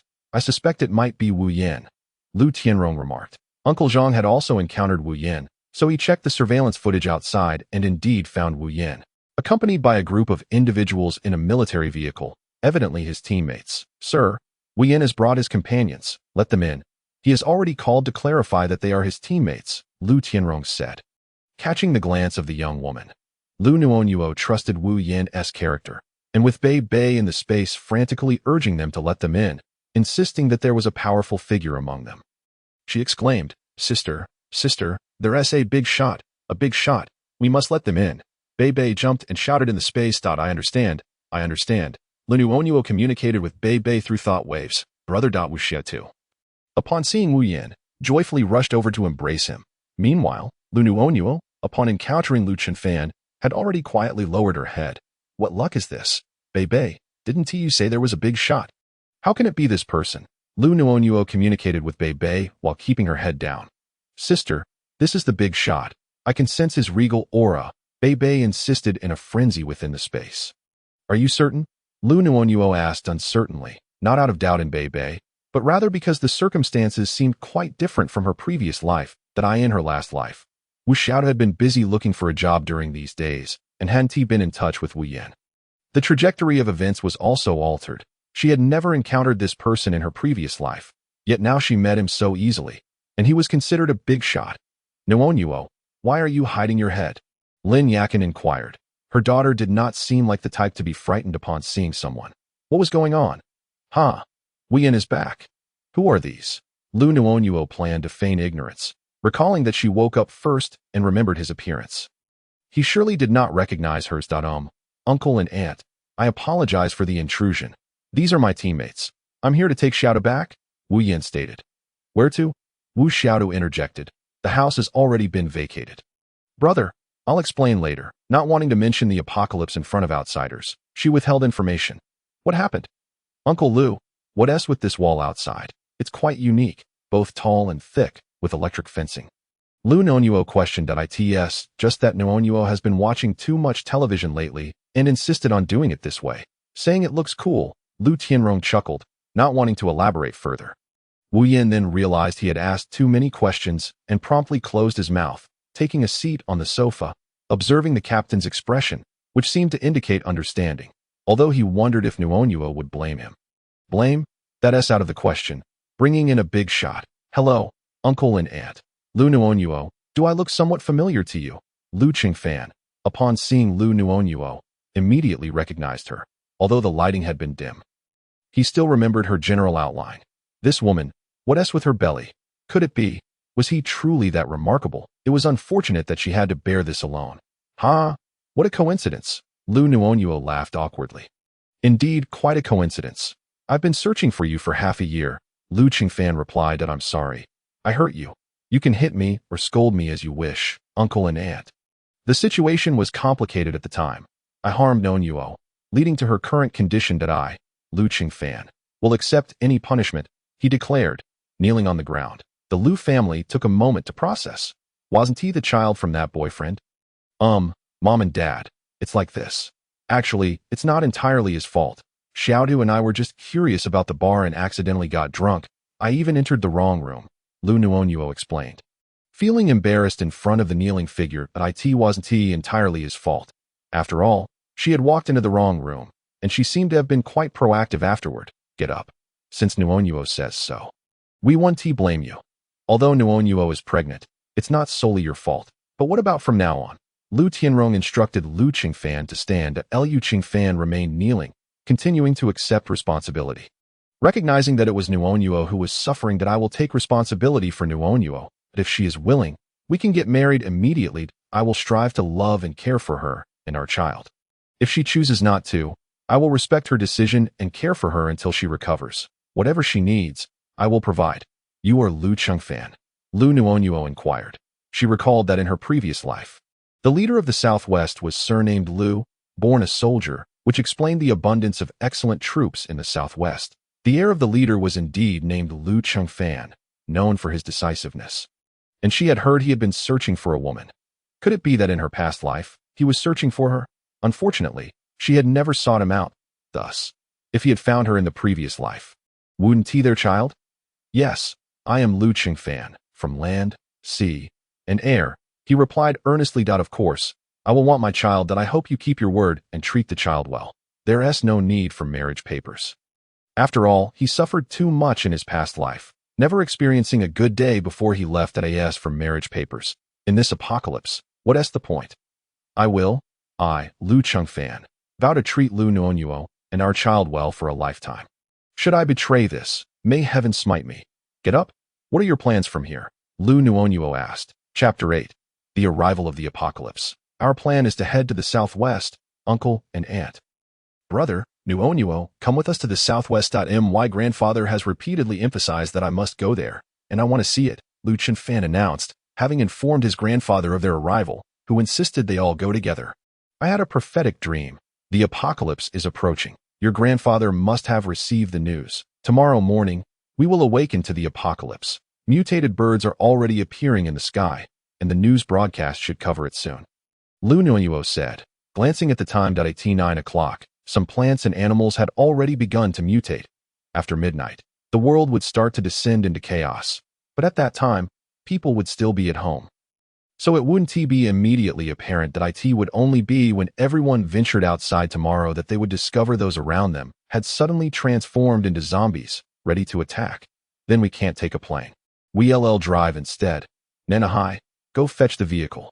We must set out tonight. Liu Qingfan immediately planned the route. That we have vehicles here. Dad, take them to the parking lot to drive the large bus. Liu Nuonuo instructed her father to lead the others to the vehicle while she took the opportunity to gather all the belongings in the room into the space. When they arrived at the parking lot, they discovered a modified large bus, which appeared sturdy, equipped with protective barriers and electric fencing, and topped with solar panels that IT could seat over 20 people, with the rear converted into a resting area, allowing for temporary shifts. There was even a simple kitchen, convenient for Zhang Ma to prepare meals that we need to set off quickly. It will be difficult to navigate the city during the day tomorrow. We must get on the highway and aim to exit before dawn, Liu Nuonuo urged, knowing that once daylight came, many would begin to transform into zombies, creating chaos. First, let us buy some gasoline to store. Liu Qingfan noticed that while Liu Nuonuo and the others were loading supplies into the vehicle, they had not filled it with fuel. To be safe, he decided to get some gasoline. Understood, Captain. Nanahai drove to the gas station, filled several barrels with fuel, and then sped off. However, fate had other plans. The highway was congested due to an accident ahead, shrouded in darkness with some car lights flickering, revealing a chaotic scene. They could neither return nor advance. Only wait in frustration. Why does this happen now of all times? Ahai grumbled at the steering wheel. As dawn approached, it became apparent that they would have to take the lower road instead of the highway. Liu Nuonuo remarked as she looked outside. But how do we get out? We can't retreat, and we can't move forward. It's pitch black everywhere. Nuonuo has awakened a spatial ability. It should be able to accommodate this vehicle. Let us activate the phone's navigation and walk to the lower road, Liu Tianrong suggested, not mentioning how vast his daughter's space truly was, just that it could fit the vehicle. That's wonderful, just like in a novel? Then Liu asked curiously, as he enjoyed reading novels during his free time. Yes, many people in my dreams awakened abilities, and when I awakened, I discovered I had spatial powers. Liu Nuonuo explained, quietly storing the vehicle in the space while pulling out a flashlight. Everyone be cautious. Plants and animals may also mutate. Some mutated organisms may be relatively gentle, while others can be quite ferocious. Stay close together, Liu Nuonuo warned. Due to her pregnancy, everyone slowed their pace, with Liu Qingfan constantly beside her, ready for battle at a moment's notice. Tianrong, Nuonuo, Minrue, you all should go ahead. Mom feels very hot and unwell. Lin Yakin expressed, feeling weak all over. Liu Nuonuo recalled something and approached her mother, feeling her forehead. She was burning up, likely on the verge of awakening her powers, presumably due to the effect of the spatial water. Mom, you might be about to awaken your powers that we need to find an open area to park the vehicle and rest. We can set out tomorrow. Even if we head to the southwest now, it would be too late. Liu Nuonuo spoke up, lamenting that no one could foresee the misfortune of their expedition or the tragic accident that would occur on the highway. The forest here was not particularly dense, and there should be open spaces. Let us traverse this woodland and investigate. Liu Qingfan, accustomed to the wilderness, surveyed the terrain and gained a rough understanding. The group supported each other as they navigated through the thicket, eventually encountering a vast expanse of flat land, abundant with corn, still unharvested and likely to remain so. Here, the corn had reached maturity and would not mutate. Liu Nuonuo released the bus beside an open area adjacent to the cornfield. Nuonuo, I feel a burning heat in my head, as if I might explode. Liu Minrue also expressed his discomfort. Soon after, Liu's father, Uncle Zhang, Aunt Zhang, and Wu Xiaodu began to feel unwell as well. First, let us tie you all up. Endure this, and we shall untie you later. Though Liu Nuonuo was reluctant to bind them, circumstances left her no choice. The group hastily agreed to be tied up to prevent any unforeseen accidents that could harm everyone. They were laid down in the bus's resting area, while the remaining members made do with the seats. You few, remove your jackets for me, Liu Qingfan commanded, being the first to shed his clothing. Yes, Captain, the others responded, albeit with confusion about the reason for disrobing. Liu Qingfan gathered the clothes of himself and his teammates and spread them across the aisle for Liu Nuonuo to lie upon. Nuonuo, sitting is tiring. You should lie down, and I will support you. Is this for me to lie on? I have cushions, Liu Nuonuo remarked, her pregnancy making it difficult to turn over. She intended to rest while seated, not expecting this fool to lay clothes for her. Have you prepared cushions? Then take them out and rest. Sitting is exhausting, Liu Qingfan observed, glancing at Liu Nuonuo's prominent belly. It kicked me. Baby, did you hear Daddy speaking?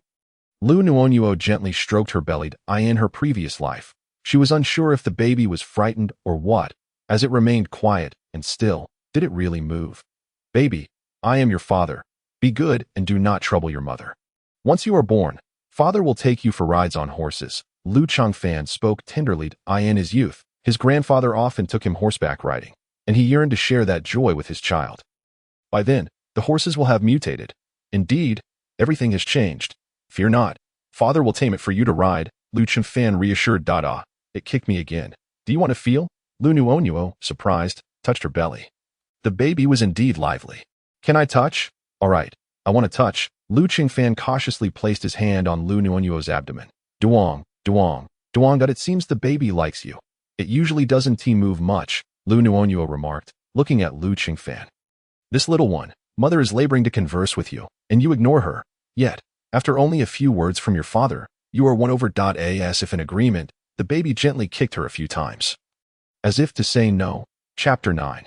The arrival of the apocalypse 2. Okay, mother understands. Sleep well, my dear. Mother will rest too. After finishing her communication with the baby, Liu Nuonuo retrieved numerous blankets from her space and distributed one to each person. She then laid down a thick mat in the aisle and placed a pillow upon it. Soon drifting into slumber, in the middle of the night, she awoke with the urge to use the restroom. Pregnant women often find themselves needing to go. She realized she could not get up. Liu Changfan had been watching over Liu Nuonuo and immediately awoke at the sound. Nuonuo, what is the matter? Upon seeing Liu Nuonuo with one hand on the mat and the other grasping the seat, he asked, I need to use the restroom but cannot rise, just as Liu Nuonuo was about to enter her space to resolve her dilemma. Liu Changfan stirred. I will help you up. He carefully assisted Liu Nuonuo to her feet. After she finished her business, she found it difficult to lie back down. With improved nutrition, the baby had grown considerably. I will help you, Liu Changfan noted, recognizing Liu Nuonuo's struggle to recline and gently laid her back down. Throughout the latter half of the night, he remained vigilant, fearing that something might happen to Nuonuo while he slept. The following morning, everyone awoke and opened their phones to various news reports about mutated individuals appearing here and there, even abroad. By noon, the signal became intermittent, and Lin Yakin also awoke. Liu Nuonuo realized that some humans had begun to mutate, and zombies were emerging. Nuonuo, why do I suddenly feel so cold? Lin Yakin exclaimed, noticing her body was drenched. Mother, you are soaked. Try to sense what's within you and see if you have awakened water abilities. Liu Nuonuo observed her mother's clothes completely soaked through. Lin Yakin concentrated on channeling a thread of energy within her spirit and released a small stream of water. What? Have I awakened water abilities? Lin Yakin exclaimed with excitement. She had not anticipated awakening a special ability, ensuring she would not lack for water in the future. Indeed, this is water ability. Liu Nuonuo marveled, noting the significant volume. She recalled that in her previous life, others only managed to produce a cup of water at most, yet her mother had conjured an entire barrel. Sister, it's because mother drank the water from the space, so her abilities are stronger than others from the start. Bebe and Nan Nan, having tidied up the crops in the space, shared their thoughts with Liu Nuonuo. That explains it.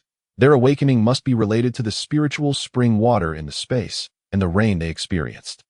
They both drank and were rained upon, Liu Nuonuo speculated.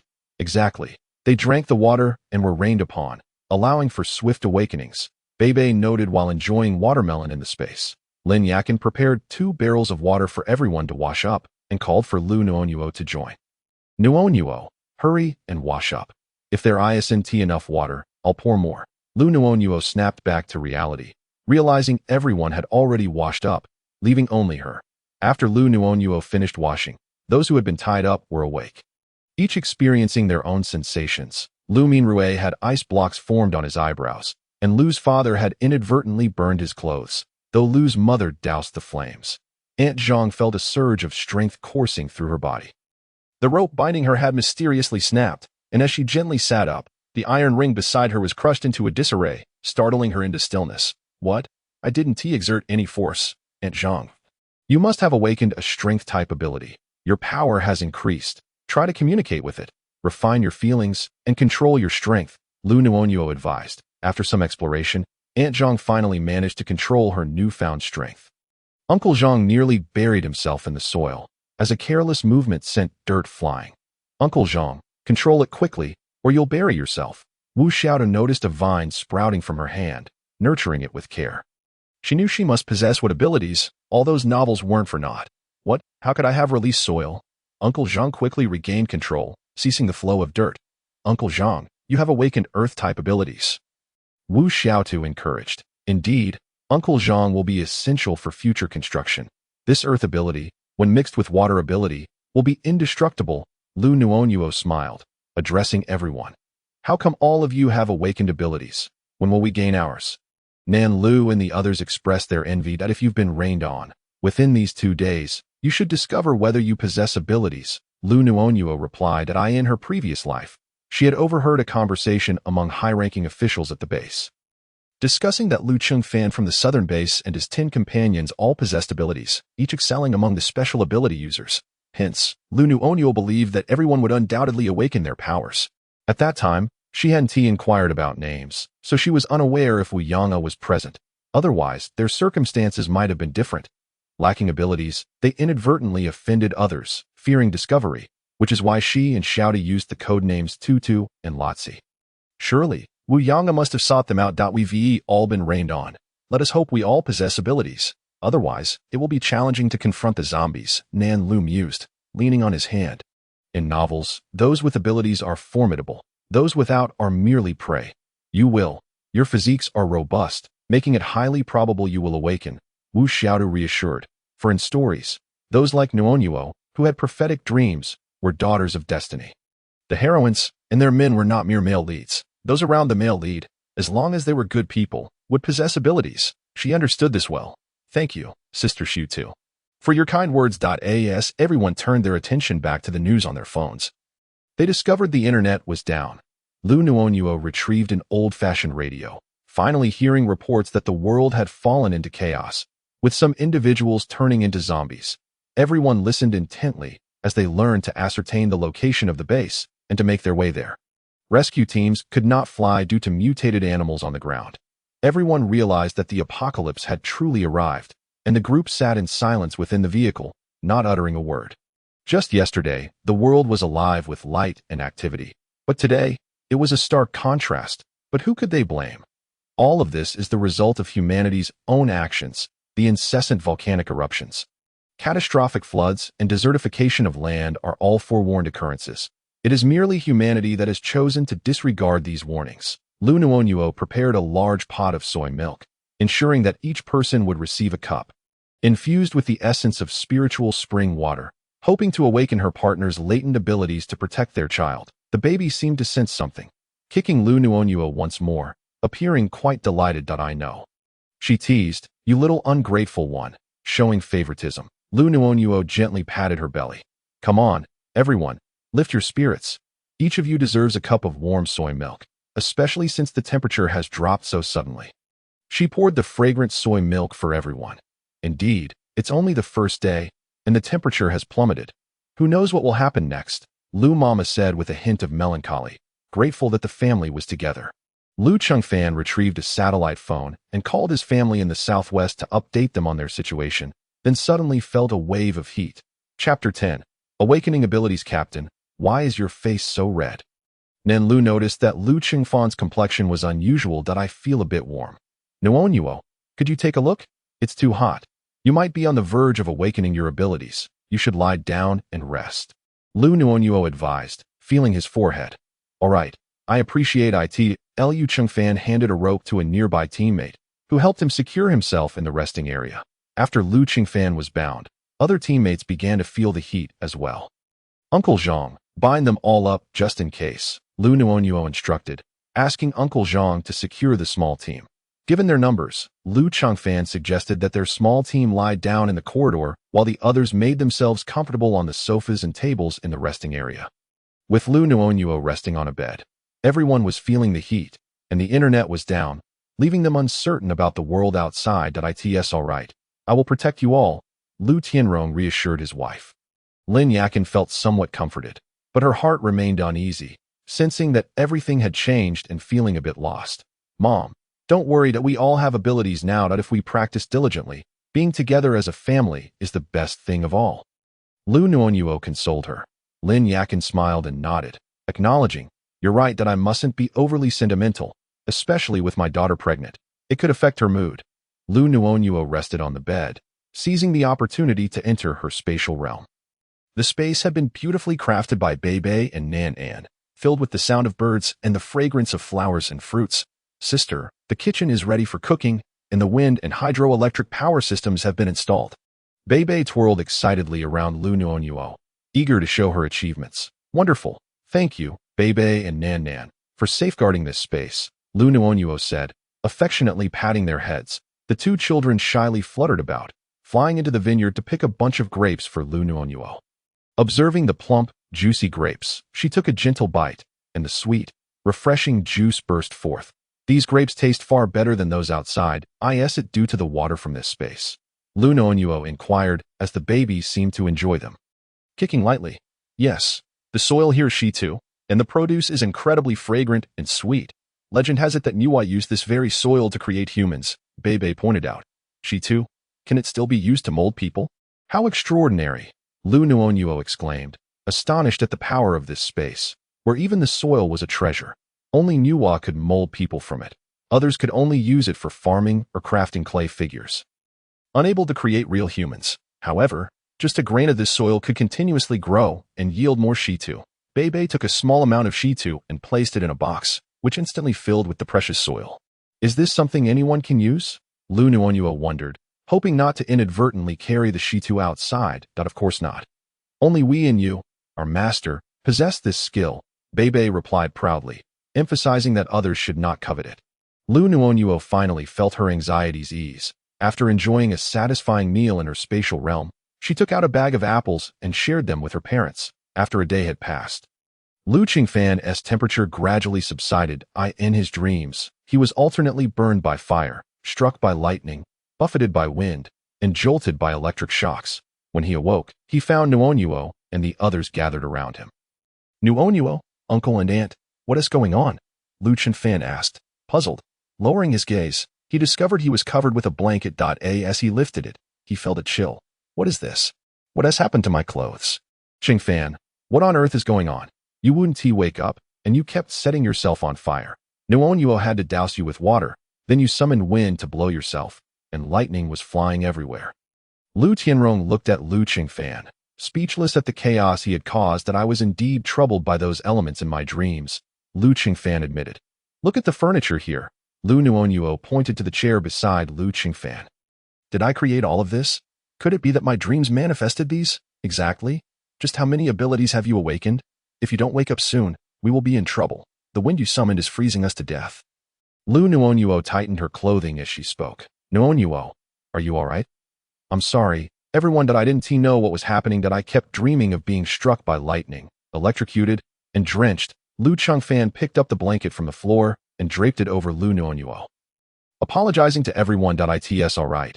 It's good that you're awake. Quickly change your clothes. Yours are in tatters now, Lin Yakin said, observing Liu Qingfan's near-shredded attire and urging him to take care of himself. Liu Nuonuo retrieved a new outfit from her space and handed it to Liu Qingfan, who went to change in the restroom. Moments later, a handsome young man emerged, completely transformed from the prior disarray. Not long after Liu Qingfan awakened, the others gradually stirred as well, though they had only awakened a single ability. What abilities did you awaken? Liu Qingfan inquired of his teammates. Captain, I awakened fire abilities.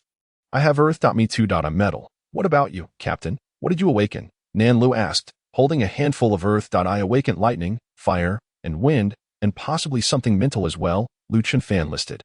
Sensing the surroundings and concluding that the mental ability was indeed present, the teammates exclaimed in awe. Captain, you truly live up to the title. You're incredible. Don't any of you have dual abilities? Liu Qingfan asked, skeptical, recalling their years of training together. Not everyone can be as extraordinary as you two. All right, a teammate replied. Captain, do you think everyone is as abnormal as you? I'm lying flat. With you as captain, we're invincible. Upon hearing about Liu Qingfan's abilities, everyone sprawled on the ground, expressing their desire to relax. Watching his playful teammates, Liu Qingfan nudged them to get up. He turned to see Liu Nuonuo looking at him, her cheeks flushing, and he offered her what he believed was his most charming smile. Liu Nuonuo observed the sunlit scene, amused by her playful teammates, never expecting them to be the renowned Baihu team from her past life. Known for their decisive actions across various bases, everyone stared at them. Nan Lu and the others sheepishly scratched their heads and stood up, Chapter 11. The cornworms mutate. Liu Qingfan and Liu Nuonuo, along with their companions, had all awakened their abilities. They prepared to rest well for the night, exploring their newfound powers and striving to master them. After eating a bit of the apples and bread that Liu Nuonuo provided, they settled down to sleep. In the dead of night, Liu Qingfan, with his keen hearing, picked up on rustling sounds outside and gently awakened his teammates. He turned to find Liu Nuonuo had also awakened, propping herself up. Nuonuo, you should rest. I'll go check what is happening outside, Liu Qingfan said, moving to support her as she rose. It's all right. I'm not tired, and I can't sleep like this, Liu Nuonuo replied, trying to sit up, but Liu Qingfan insisted she lie back down. In truth, Liu Nuonuo had been resting in the space and felt quite refreshed, but the uncertainty of the situation outside kept her from feeling secure enough to sleep. What is going on? Liu Mama and the others had woken up, hearing the commotion. Auntie, something feels off outside, but I'm going to check it out. You all keep an eye on Nuonuo, Liu Qingfan instructed Liu Tianrong and the others before standing to leave. All right, Minrue, go with him and be cautious. If you encounter danger, return immediately, Liu Tianrong ordered his son, recognizing that in this world, hiding away wouldn't be a long-term solution. His son needed to train himself. Nanhai, Weiyan, you two should accompany him. Nuonuo, do you have a flashlight? Liu Qingfan called for two of his brothers and asked Liu Nuonuo for a flashlight. Yes, Liu Nuonuo retrieved 4 long-range flashlights from her space. As Liu Qingfan and his companions obtained the flashlights, they ventured out to scout the situation. The remaining individuals stayed behind in the vehicle, encircling Liu Nuonuo with her parents, anxious for her safety. While the Fox Squad members stood by the door, ever ready for battle. Before long, Liu Qingfan and his team returned, their hair disheveled. The captain's group arrived, hastily opening the door. What is the situation? Liu Nuonuo inquired. The animals have mutated. We encountered something unfathomable, dark and swift. We've lost count of how much hair has been pulled from our heads, Liu Minrue exclaimed, throwing the item he was holding to the ground. Everyone leaned in to inspect, running through the known animals in their minds, yet failing to identify the species before them. Why does it resemble a corn weevil so much? Zhang Ma murmured, her disbelief evident. Yet its resemblance was striking. In the kitchen, sometimes rice and corn left unattended would attract such pests. Zhang Ma, are you suggesting this is a corn weevil? Lin Yakin exclaimed, gazing in astonishment at the creature on the ground. In her childhood memories, it had appeared no larger than a sesame seed, yet this one was the size of a fist. Zhang Ma is correct. This is indeed a corn weevil, albeit mutated. However, corn weevils are not carnivorous and possess a rather gentle disposition. If even such small creatures have undergone mutation, it is likely that larger animals have as well, Liu Nuonuo stated to the group. Is this considered gentle? Our hair has been nearly plucked clean. Wu Yin replied incredulously, recalling how these creatures had scuttled across their heads moments ago. They haven't gnawed at you, have they? If you had encountered other animals, you might have been skinned alive. It seems we must be better prepared for our next outing, Liu Nuonuo frowned. Having spent her previous life cooped up at home, she was oblivious to the outside world and resolved to master her abilities in this life. There are far too many corn weevils outside. We must devise a way to carve a path by morning, though I fear they may crawl onto the vehicle, Liu Qingfan remarked, surveying the corn weevils on the ground. The apocalypse had truly arrived, and his child had yet to be born. Corn weevils are averse to light. Come daylight, they should retreat into the cornfield to hide. We must hastily exit this forest. It will be somewhat safer on the road, Liu Nuonuo yawned, increasingly drowsy despite having slept for several hours in her space. Let us rest. We shall set off at dawn, Liu Qingfan said, observing Liu Nuonuo's yawn and assisting her to bed. Liu Nuonuo felt no discomfort.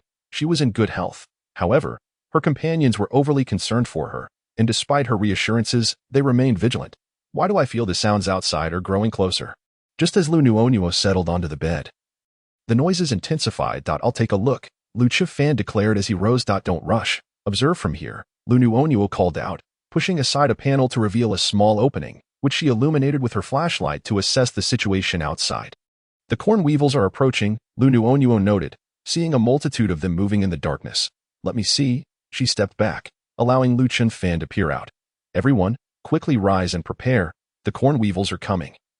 Liu Qingfan roused his teammates. Captain, what is the situation? Nanhai and the others scrambled to their feet. The corn weevils are advancing towards our vehicle. Remain vigilant. Nan Tian, Nan Di, you two guard the door. Nan Fei and Nan Hai, take the wheel. Nan Kong, Nan Lu, Nan Hu, and Nan He, follow my lead. Wu Yan, illuminate our path. Lu Chengfan commanded as he led the team outside that we should also go out and take a look. We can't hide forever, Lu Tianrong addressed Uncle Zhang and the others. Dad, Mom, keep an eye on my sister while we go out, Lu Minrue insisted, weapon in hand and no need. I'll join you all. These corn weevils will serve as good practice. Liu Nuonuo declared, considering the corn weevil's relatively gentle nature as an opportunity to hone her skills. There would be more formidable zombies in the future, and everyone needed to acclimate to the apocalypse. Only through first-hand combat could they truly grasp the reality of their situation. Sister, your brother will protect you. Stay in the vehicle, Lu Minrue reassured her. Brother, the apocalypse won't end in a year or two. What if you're not around? I must have the ability to protect myself, Liu Nuonuo countered. The others recognized the wisdom in her words, prompting Lu Chengfan to allow everyone to descend. Liu Nuonuo retrieved a large, fully charged solar-powered lamp from her space and placed it on the ground, instantly illuminating the surroundings. The corn weevils, startled, scurried about chaotically, providing the group with an opportunity to strike. After approximately an hour of fierce combat, they managed to dispatch the corn weevils, leaving a chaotic scene in their wake that a few scuttled away. But they realized that even the weakest of creatures proved to be quite a challenge. Encountering zombies would undoubtedly be more perilous. Thus, beginning tomorrow, every individual would be required to practice for 2 hours, Liu Nuonuo proclaimed. Agreed. The group nodded in affirmation. Following their recent struggle, the reality of the apocalypse settled into their minds. Nuonuo, what is that? It's sparkling, Zhang Ma remarked, noticing a glimmering object nearby and moving to pick it up. Chapter 12. The allure of the corn weevil. This is a crystal core. Are there already crystal cores? Liu Nuonuo held the green crystal core, recognizing it as something that could be absorbed by wood-type abilities. She recalled that in her previous life, crystal cores were only discovered 3 months into the apocalypse. Perhaps they had been around for some time, unnoticed. Crystal cores, what purpose do they serve? Lu Chengfan questioned, perplexed. Crystal cores are categorized into 5 elements: metal, wood, water, fire, and earth, distinguished by their colors. This one is wood type, correct, Wu Xiaoda chimed in, eager to appear knowledgeable, regardless of how Liu Nuonuo had acquired her vast knowledge. Yes, Mom. See, reading novels has its merits. You often scold me for spending too much time on my phone, yet look how useful it is. Liu Nuonuo remarked, sharing a knowing glance with Wu Xiatu, who understood her intent. Indeed, these novels do hold some value, though it's a pity there is no internet now. Otherwise, Xiatu, you could share more insights with me. I'd love to delve into them for some experience, Lin Yakin agreed, nodding in approval. Reading novels does have its advantages, particularly since Liu Nuonuo had written a post-apocalyptic narrative on a tomato platform upon her return. She added, the narrative primarily detailed the harshness of the apocalypse and strategies for survival. While not exceptionally popular, it had garnered some readers, and now it might prove beneficial for everyone that I have it on my USB drive. Let us bring back 2 corn weevils. You all take out your phones, and I'll upload the novels for everyone to read. It will aid in better understanding, as many scenarios closely mirror those depicted by various authors. Liu Nuonuo instructed the group. Hearing this, everyone grabbed a corn weevil to bring back and retrieve their phones, allowing Liu Nuonuo to upload 5 or 6 post-apocalyptic narratives for each person. Among them was her own work, cleverly disguised, alongside several others that were quite useful to eye in this internet-less, electricity-deprived world. The days felt a bit more bearable. Nan Lu and the others eagerly dove into the novels. Nuonuo, what is the purpose of keeping this corn weevil? Zhang Ma approached Liu Nuonuo, feeling uneasy amidst the heap of corn weevils. How could I forget? Zhang Ma, the corn weevil may appear dark and ominous on the outside, but its flesh is surprisingly tender. Look here, this part is soft and distinct from the rest, Liu Nuonuo explained, holding up an entire corn weevil for Zhang Ma to see. She had tasted corn weevil meat once in her previous life. It was a rare delicacy reserved for the elite and powerful ability users. On one occasion, Xiaodu had encountered a competent captain during an outing, who had shared 2 thumb-sized pieces of corn weevil meat with her. For them, it had been immensely satisfying. This? Nuonuo, it looks rather unappealing. Let me slice it open, Zhang Ma said in disbelief, recalling how the corn weevils had once been no larger than sesame seeds, yet now appeared so succulent. Carefully slicing it open revealed firm, meaty flesh, a piece the size of half a palm. Zhang Ma cautiously extracted it. In these trying times, any edible morsel was worth securing. Initially, Zhang Ma and the others had struggled to accept the onset of the apocalypse. But following the recent skirmish, they had come to terms with the reality. After Liu Nuonuo guided Zhang Ma on how to butcher the meat, she reclined on her bed, entering her space to practice. Bei Bei and Nan Nan had established a set of exercises suitable for expectant mothers. Zhang Ma, what are you doing? Nan Lu and the others, engrossed in their novels, noticed Zhang Ma preparing to eviscerate the corn weevil. Nuonuo mentioned that corn weevil meat is high in protein and tender, so I wanted to check its freshness that I went out and collected several corn weevils to stockpile some meat. It will become scarcer in the future. So you all should hurry and gather some, Zhang Ma replied. Continuing her work, Liu Chengfan glanced at the peacefully sleeping Liu Nuonuo before instructing his teammates to join Zhang Ma in collecting corn weevils, also disposing of those she had already prepared. Working together, when Liu Nuonuo awoke, she was greeted by several large plastic bags filled with corn weevil meat. Zhang Ma, why have you prepared so much? Upon awakening, Liu Nuonuo was greeted by the sight of several large bags filled with processed cornworms. Curiously eyeing the substantial collection of meat, she inquired, did you not mention that they are high in protein? Nutritious and delicious? I thought I might seize the opportunity while they were still fresh, so I ventured out and gathered some. And later, young Master Liu and the others returned with more as Zhang Ma continued her task of finishing the last of the cornworms. Liu Nuonuo nodded in agreement. The meat was indeed of excellent quality and rich in protein. She proceeded to store the cornworm meat in her space, leaving a bag behind for Zhang Ma to prepare. The group had previously only witnessed Liu Nuonuo retrieving items, making this the first instance they observed her collecting things, which left them quite astonished as the items seemingly vanished into thin air. This space is truly remarkable. It is an indispensable tool for venturing out, South Liu remarked enviously. Your awakened abilities are equally impressive. With more practice, you too shall excel, Liu Nuonuo responded with a smile. Knowing that her space was far more extraordinary than they could imagine. Everyone, take a rest. During the latter part of the night, Wu Yin and I will keep watch, Liu Qingfan announced to the group. Captain, let me handle it. You should rest, Nanhai interjected. You need to conserve your energy for driving tomorrow. Everyone, please rest up, Liu Qingfan replied. Nanhai nodded in silence and retreated to rest, aware that they were all utterly exhausted and uncertain of what awaited them the next day. Liu Nuonuo quickly fell asleep, and when she awoke, she found that dawn had already begun to break. Zhang Ma was up preparing breakfast, skillfully working with the cornworm meat. Before long, the aroma wafted through the air, rousing everyone from their slumber. What is that delightful smell? What has Zhang Ma prepared? Liu Minrui rushed over to see what Zhang Ma was cooking. Zhang Ma sought the meat, she explained. It is cornworm meat. I rendered the fat to extract oil, then added the leaner meat. Aside from salt, I haven't added anything else, yet it smells so good. Zhang Ma herself was puzzled, having always relied on various seasonings for meat dishes in the past. But this time it was incredibly fragrant without any additional ingredients. Let's gather more cornworms later for another meal, Liu Fan suggested. Everyone agreed to go out and collect more after breakfast. They hurriedly ate, eager to set off. Liu Nuonuo washed her hands and retrieved a disposable lunchbox from her space, filled with steaming hot rice. This is delicious, so delicate that the flavor lingers, leaving a delightful aftertaste. Wu Shuda savored every bite. The group was too busy indulging in the meat to converse, merely nodding in agreement. It's remarkably flavorful. Who would have thought that these rather unsightly cornworms would yield such exquisite meat? Zhang Ma had prepared a large pot of meat, and soon there was not a drop of broth left. Once everyone finished their meal, they promptly set out to gather more cornworms. An hour passed, and the group returned with a decent haul of cornworms, which Liu Nuonuo collected into her space. Sister, what are these you've gathered? They're rather ugly. Bei Bei communicated telepathically with Liu Nuonuo from within the space.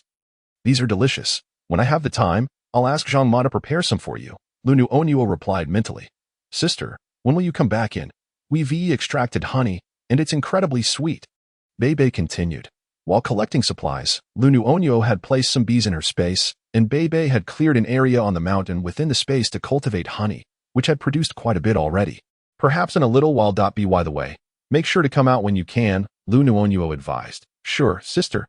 How about when we transform into dogs? You'll see us then, Bei Bei suggested excitedly. That's fine. You can retrieve whatever you wish from the space, no need to hold back, Liu Nuonuo assured. She had prepared an abundance of supplies, sufficient for several lifetimes, and was not concerned about these two. Sister, Nan Nan has been learning to cook by following the video tutorials in the kitchen based on the recipes you collected, and she can cook now, Bebe joyfully shared. Today, she had the pleasure of tasting Nan Nan's cooking, which was delightful and fulfilling. Is that so? Our Nan Nan is truly impressive. When we have time, she should cook for me to taste as well, Liu Nuonuo said. Glancing at Nan Nan standing beside Bebe, I never imagined this little one would be able to cook. Truly remarkable for a dragon to be so self-sufficient so soon after birth. Sister, how about transforming into two birds? We could fly, and if you're tired, we can carry you, avoiding the need for dog food. Bebe proposed.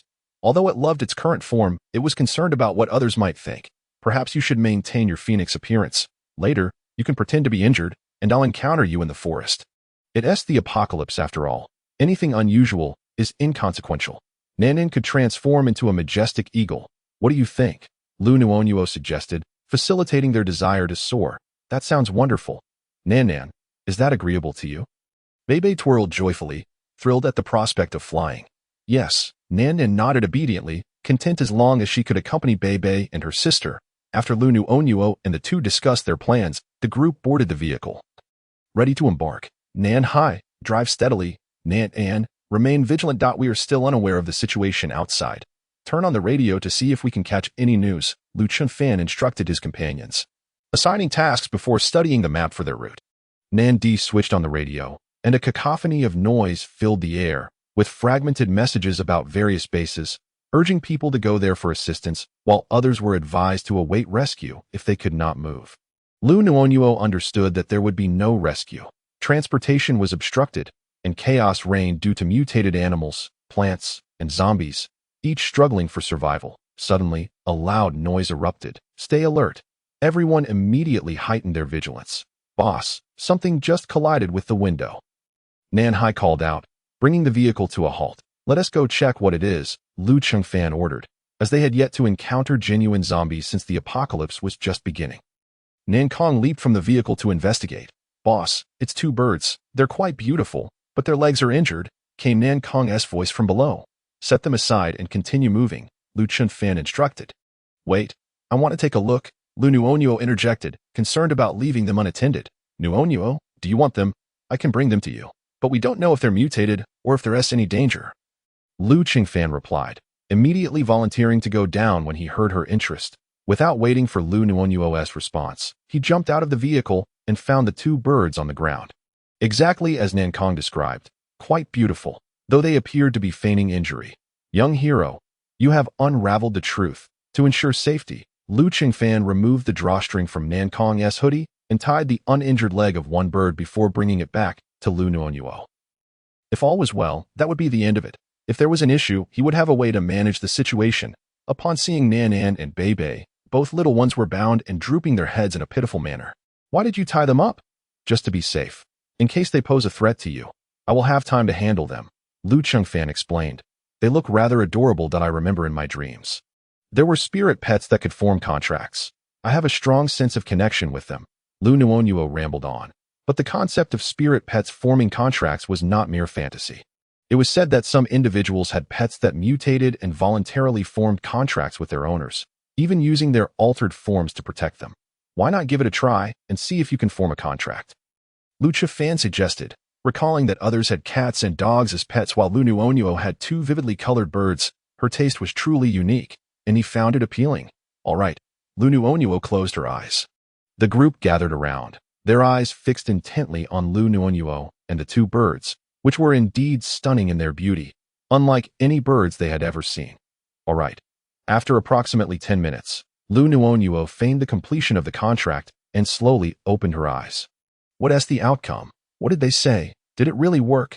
What does it feel like? The crowd clamored with questions, not wanting to disrupt the moment as everyone surrounded Liu Nuonuo. Liu Chifan remained silent, recognizing the bond they shared. It feels quite extraordinary. I can understand their meanings. They said they have lived in this forest since birth and have never ventured outside. Upon awakening today, they found everything changed. They wanted to fly out but were injured by other birds, accidentally colliding with our vehicle. How fascinating. They can understand human speech. I wonder when I will also be able to form a contract with a spirit pet. One member remarked in awe. Wu Xiao gazed at the two little birds and remarked, although these two birds are larger than others, They are truly adorable, and My sister is indeed the chosen heroine. Capable of dreaming and possessing spirit companions. She has not one, but two right from the start. Liu Nuonuo gently caressed the injured feet of Nan Nan and Bei Bei, her heart swirling with confusion. How come their heads are unscathed while their feet are injured? Sister, this is fake, Nan Nan said, looking pitiful. Bei Bei replied telepathically to Liu Nuonuo. Upon hearing Bei Bei's words, Liu Nuonuo's anxious heart finally settled. It was a relief that it was merely an illusion. Nuonuo, pay attention. Nanlu, Wu Yin, you three protect Nuonuo. The rest of the team, follow me down. Chapter 14. Exiting the forest to what lies beyond, Lu Qianrong observed the dark expanse outside, something approaching them. It's enormous. It resembles a Maoshan rat. But Maoshan rats aren't this large. Could this be a mutated Maoshan rat? Uncle Zhang gazed at the hefty creature outside, a chill running down his spine. He had an aversion to all types of rats. This creature is particularly bothersome, swift in its movements. If one isn't careful and gets bitten, it won't spare one's clothing either. Liu Nuonuo cast a glance outside. Lu Qingfan and the others were already engaged in combat with the Maoshan rats. Some of the rats had scampered onto their clothing, appearing plump and unwieldy. We should go down to assist. You, Zhang Ma, and Nuonuo must stay in the vehicle, Lu Tianrong admonished his wife carefully. Lin Yakin understood that venturing out would only cause chaos and would be of no help. Reluctantly, she nodded, deciding it was better to stay in the car with Nuonuo. Dad, we all need to go down. These Maoshan rats are not poisonous. At worst, they might break the skin, but it won't be severe. What we will face in the future will be far more perilous. Now is the time for us to practice. Liu Nuonuo shook her head at her father, saying, in this apocalyptic world, one cannot always rely on others. At the very least, one must possess the ability to protect oneself and not be a burden. Nuonuo, given your condition, you should stay in the car, and your mother will go down to practice. All right? Lu's mother also felt her daughter's reasoning was sound.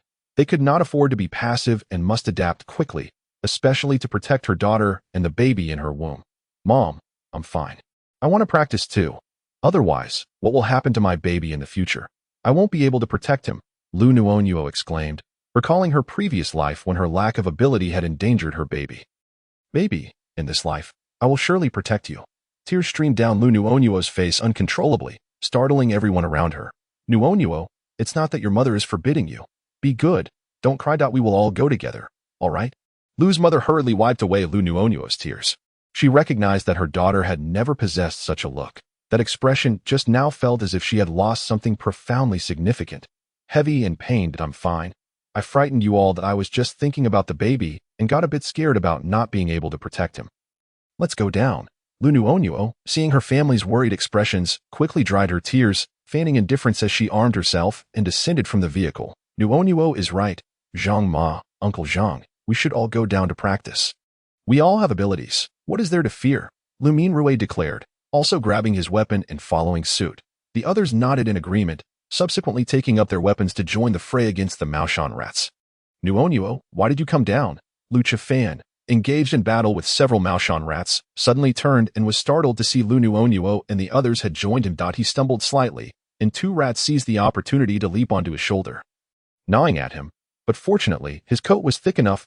Don't lose focus. We came down to train our abilities together, Lu Minrui shouted towards Lu Chengfan.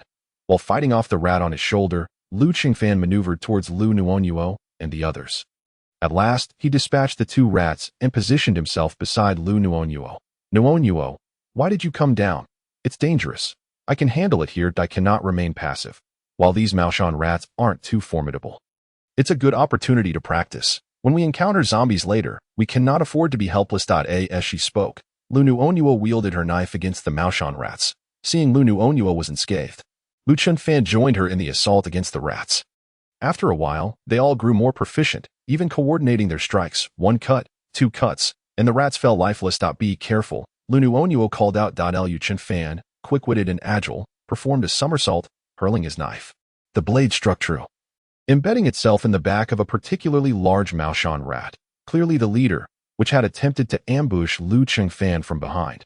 With the leader dispatched, and the smaller ones mostly dealt with, the remaining rats fled in disarray, and Liu Nuonuo and her companions returned to the vehicle, utterly exhausted.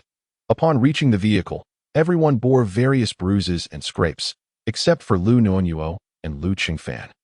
whose faces remained unblemished, though Liu Qingfan's coat bore clear signs of damage. These Maoshan rats are truly bothersome. They lack combat prowess yet love to brawl, Nuonuo lamented, lying sprawled in the aisle, his clothing in tatters. Others were similarly battered, slumped on benches or sprawled in the aisle, their garments reduced to shreds. Nuonuo, how come your clothes are pristine and your complexion remains so fair? Liu Minrue asked, observing his sister standing clean and composed. Then glancing at himself, noticing his own disheveled state. Which part of our strategy went awry, brother? You all were merely flailing your blades, while the Maoshan rats climbed all over you. You were still preoccupied with the ones in front.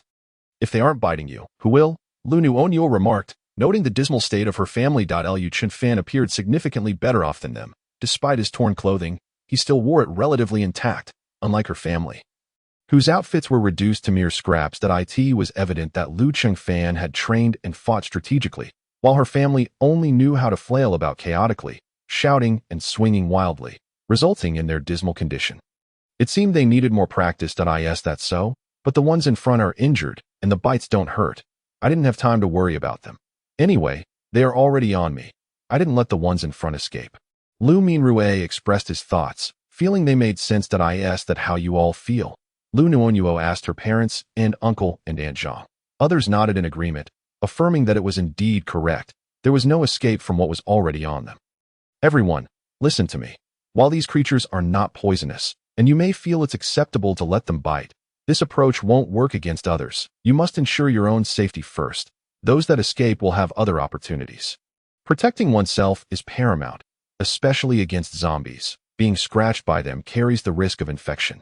Thus, you must become accustomed to neutralizing threats to yourself first. Liu Nuonuo instructed her family, hoping they would learn to safeguard themselves before addressing any other matters. Understood, Nuonuo, that we will prioritize eliminating threats to ourselves in the future. Also, I noticed you and Liu worked well together, as did Nanhai and the others. I think it would be best for us to pair up going forward. It could enhance our effectiveness. Liu Minrue nodded, articulating his perspective. Liu's parents also nodded in agreement. They hadn't realized their daughter possessed leadership qualities. They found themselves eager to heed her directives, a trait inherited from Liu's father, who mused inwardly. Chapter 15. The first wave of zombies having dealt with the Maoshan rats, the group drove forward, finally emerging from the forest. This desolate expanse is eerily quiet. I wonder what the situation is like outside now. Liu Minrue reflected, surveying the barren landscape before them. Follow the map. We will turn at the next bend, Liu Qingfan advised, pulling out the map and indicating the route. Let's take a break and prepare something to eat.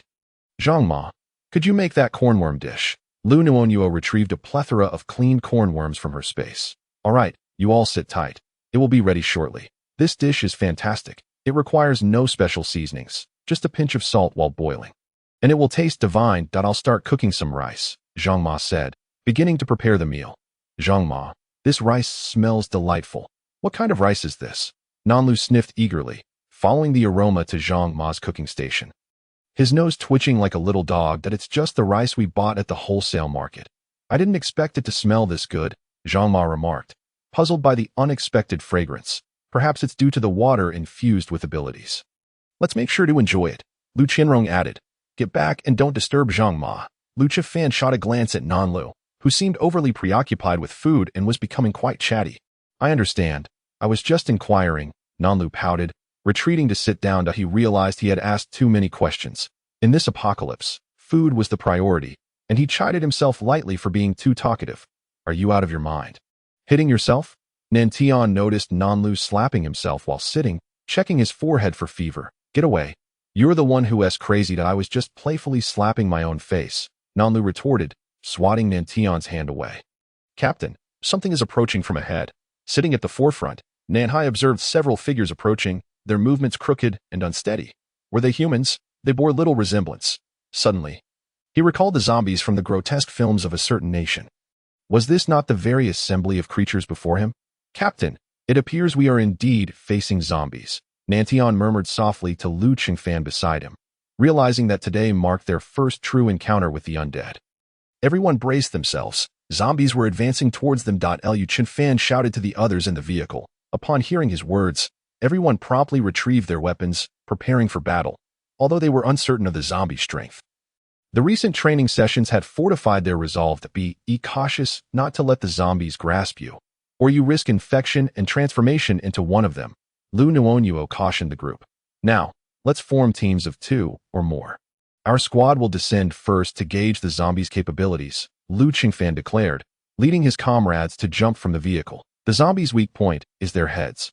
Other areas are too resilient to inflict substantial damage. Liu Nuonuo informed Liu Qingfan that he nodded in acknowledgement and descended with his team. The zombies, having caught the scent of the living, approached with a frenzied lurch. Stay alert, Liu Qingfan instructed his team, and through their synchronized efforts, they swiftly dispatched the majority of the zombies. Captain, why have we ceased? There are still 4 remaining, Nankong inquired, puzzled by the captain's command to halt as he observed the fallen zombies and the remaining 4. Their mouths agape. We shall leave them for practice. As Nuonuo said, in this apocalyptic world, one cannot guarantee the presence of allies at all times. Thus, it is imperative that each of us learns to fend for ourselves. Having discussed this matter with Nuonuo, he concurred with her perspective. Individual independence was essential, for they were destined to confront the mindless, brainless zombies ahead. Understood, Captain. Shall we lead them over for Uncle Liu and the others to eliminate? Yes. Remain vigilant and protect Uncle Liu and the others, Liu Qingfan nodded. Dad, you all should practice against the remaining zombies, Liu Nuonuo instructed, allowing them to engage now after initially restraining them. This would offer them a glimpse of how Liu Qingfan's team coordinated in combat. And she hoped her parents would also harmonize effectively, showcasing their strengths. All right, Lao Zhang, let us go, Liu Qianrong called out, wielding the brush knife given by Nuonuo, rallying everyone to leap from the vehicle. Be careful. Zhang Ma, Wu Shudu shouted urgently as she noticed a zombie reaching for Zhang Ma's shoulder. Swiftly, Zhang Ma reacted, using her spoon-like weapon to strike back, cleaving the zombie's head in 2. With the 4 zombies neutralized, Liu's parents acknowledged the reality of the undead and comprehended their vulnerabilities. You have all experienced this firsthand. These are merely first-level zombies, and it requires mutual assistance to defeat them. Henceforth, we must continue to support one another. For zombies will evolve. These are merely the most basic and weakest of their kind. Greater challenges await us, Liu Nuonuo addressed the assembled group. Everyone nodded in understanding, realizing that they had only encountered the most rudimentary zombies. Nuonuo, we are struggling against these first-level zombies. How shall we contend with the stronger ones in the future? Uncle Zhang raised his hand to inquire, with others nodding in agreement, eager for clarification. Zombies will evolve. Just as humans do. Isn't there a crystal core within a cornworm? We are surely on the path to evolution ourselves, as highlighted in the survival novels Nuonuo shared with us. Did you not read them? Wu Xiaodu chimed in. Well, there simply hasn't been an opportunity to do so, the group replied, rubbing their hands together. Zombies will evolve, and so will human abilities. There will even be zombie kings, and the same applies to animals. Correct? Liu Qingfan recalled the novels Liu Nuonuo had sent him, now remembering Wu Xiaodu's remarks. Exactly. Thus, we must train daily to enhance our physicality. This will make it easier to absorb crystal cores in the future and keep pace with increasingly formidable zombies. Liu Nuonuo affirmed. Very well, from now on, Dad will train every day, and so shall you all. As zombies are aware of their evolution, we must strive to improve ourselves, Liu Dad addressed Uncle Zhang and the others. It would be best to coordinate with your weapons, for they are specially crafted and perfectly suited for you. Liu Nuonuo pointed to her mother's large eyebrow knife. Zhang Ma and the others nodded in agreement. Today, I noticed you all wield unique weapons. They look so cool. How did such large brushes come to be? And Liu Mother, that eyebrow pencil is truly massive. Zhang Ma, your spoon is enormous, Nandi exclaimed, astonished by their distinctive armaments. Having never encountered such grand brushes and eyebrow pencils before, I still have a few more weapons. I will present them to you shortly, Liu Nuonuo promised Liu Qingfan's team. Chapter 16. Extraordinary Weapons. Let us eat. I have kept it warm, and it's still steaming, Zhang Ma announced as she served the meal. The piping hot rice, plump and crystalline, sparkled like diamonds, glimmering enticingly. Zhang Ma, your culinary skills have improved remarkably. This rice is deliciously sweet, Nanhai exclaimed, devouring a bowl in no time before eagerly returning for more. The rice so fragrant that he felt he could consume several bowls purely of it. If it tastes good, then eat your fill. I simply boiled it with water. Perhaps my abilities have enhanced my cooking skills, Zhang Ma replied with a smile as she served more rice to everyone. Having inspected the rice earlier, she noted that while the packaging was familiar, the rice itself was distinctively different, more translucent and radiant, resembling diamonds in her hands. Aware that the young lady harbored secrets, she resolved to protect her diligently. Liu Tianrong and Lin Yakin exchanged approving glances, pleased with Zhang Ma's continued care for Nuonuo. Take your time, don't rush. Zhang Ma prepared plenty, so eat at your leisure. Everyone will have enough, she urged as she observed the children playfully jostling one another. Zhang Ma, your abilities are incredible. We are fortunate to have such delicious meals ahead. This is the first time I have tasted such fragrant dishes. Look at Bei Bei and Nan An. They've eaten quite a bit, Wu Xiatu remarked, having devoured an unprecedented 4 bowls of rice. Are Bei Bei and Nan An satisfied? Zhang Ma adored the 2 little ones, finding them endearing, especially as they could comprehend human speech. Bei Bei and Nan An nodded before returning to the cozy nook Liu Nuonuo had allocated for them, drawing the curtains to secretly enter their space. Once everyone has finished eating, let us prepare to depart. Ahai, follow this route. We will pass through the county town and can stop by the gas station for fuel, as the roads here are relatively good, Liu Chunfan instructed, presenting the map to Nanhai to indicate their course. All right, everyone, secure yourselves. We are about to set off, Nanhai announced before starting the vehicle. Liu Nuonuo sensed that Nan and Bei Bei had entered the space, instructing them to engrave symbols and numbers onto the knives they had forged previously. She also asked Bei Bei to inscribe the names Zhu Ri and Han Bing onto the weapons intended for her and Liu Qingfan. Among them, Liu Qingfan possessed the strongest abilities. Hearing Bei Bei speak of him within the space invigorated Zhu Ri, who decided to gift it to him. Ahem, don't you all admire the weapons of my parents? I still have some left. If you don't mind, I'll give them to you, Liu Nuonuo announced, dramatically retrieving a collection of weapons from her space. We don't mind at all, Sister Nuonuo. Are all of these knives? Nan Lu exclaimed, rushing over at the sound. The latest batch of knives forged by Bei Bei and Nan each bore unique characteristics, some resembling peas, others green beans, and some shaped like gourds. All with equally charming designs. Do not be deceived by their appearance.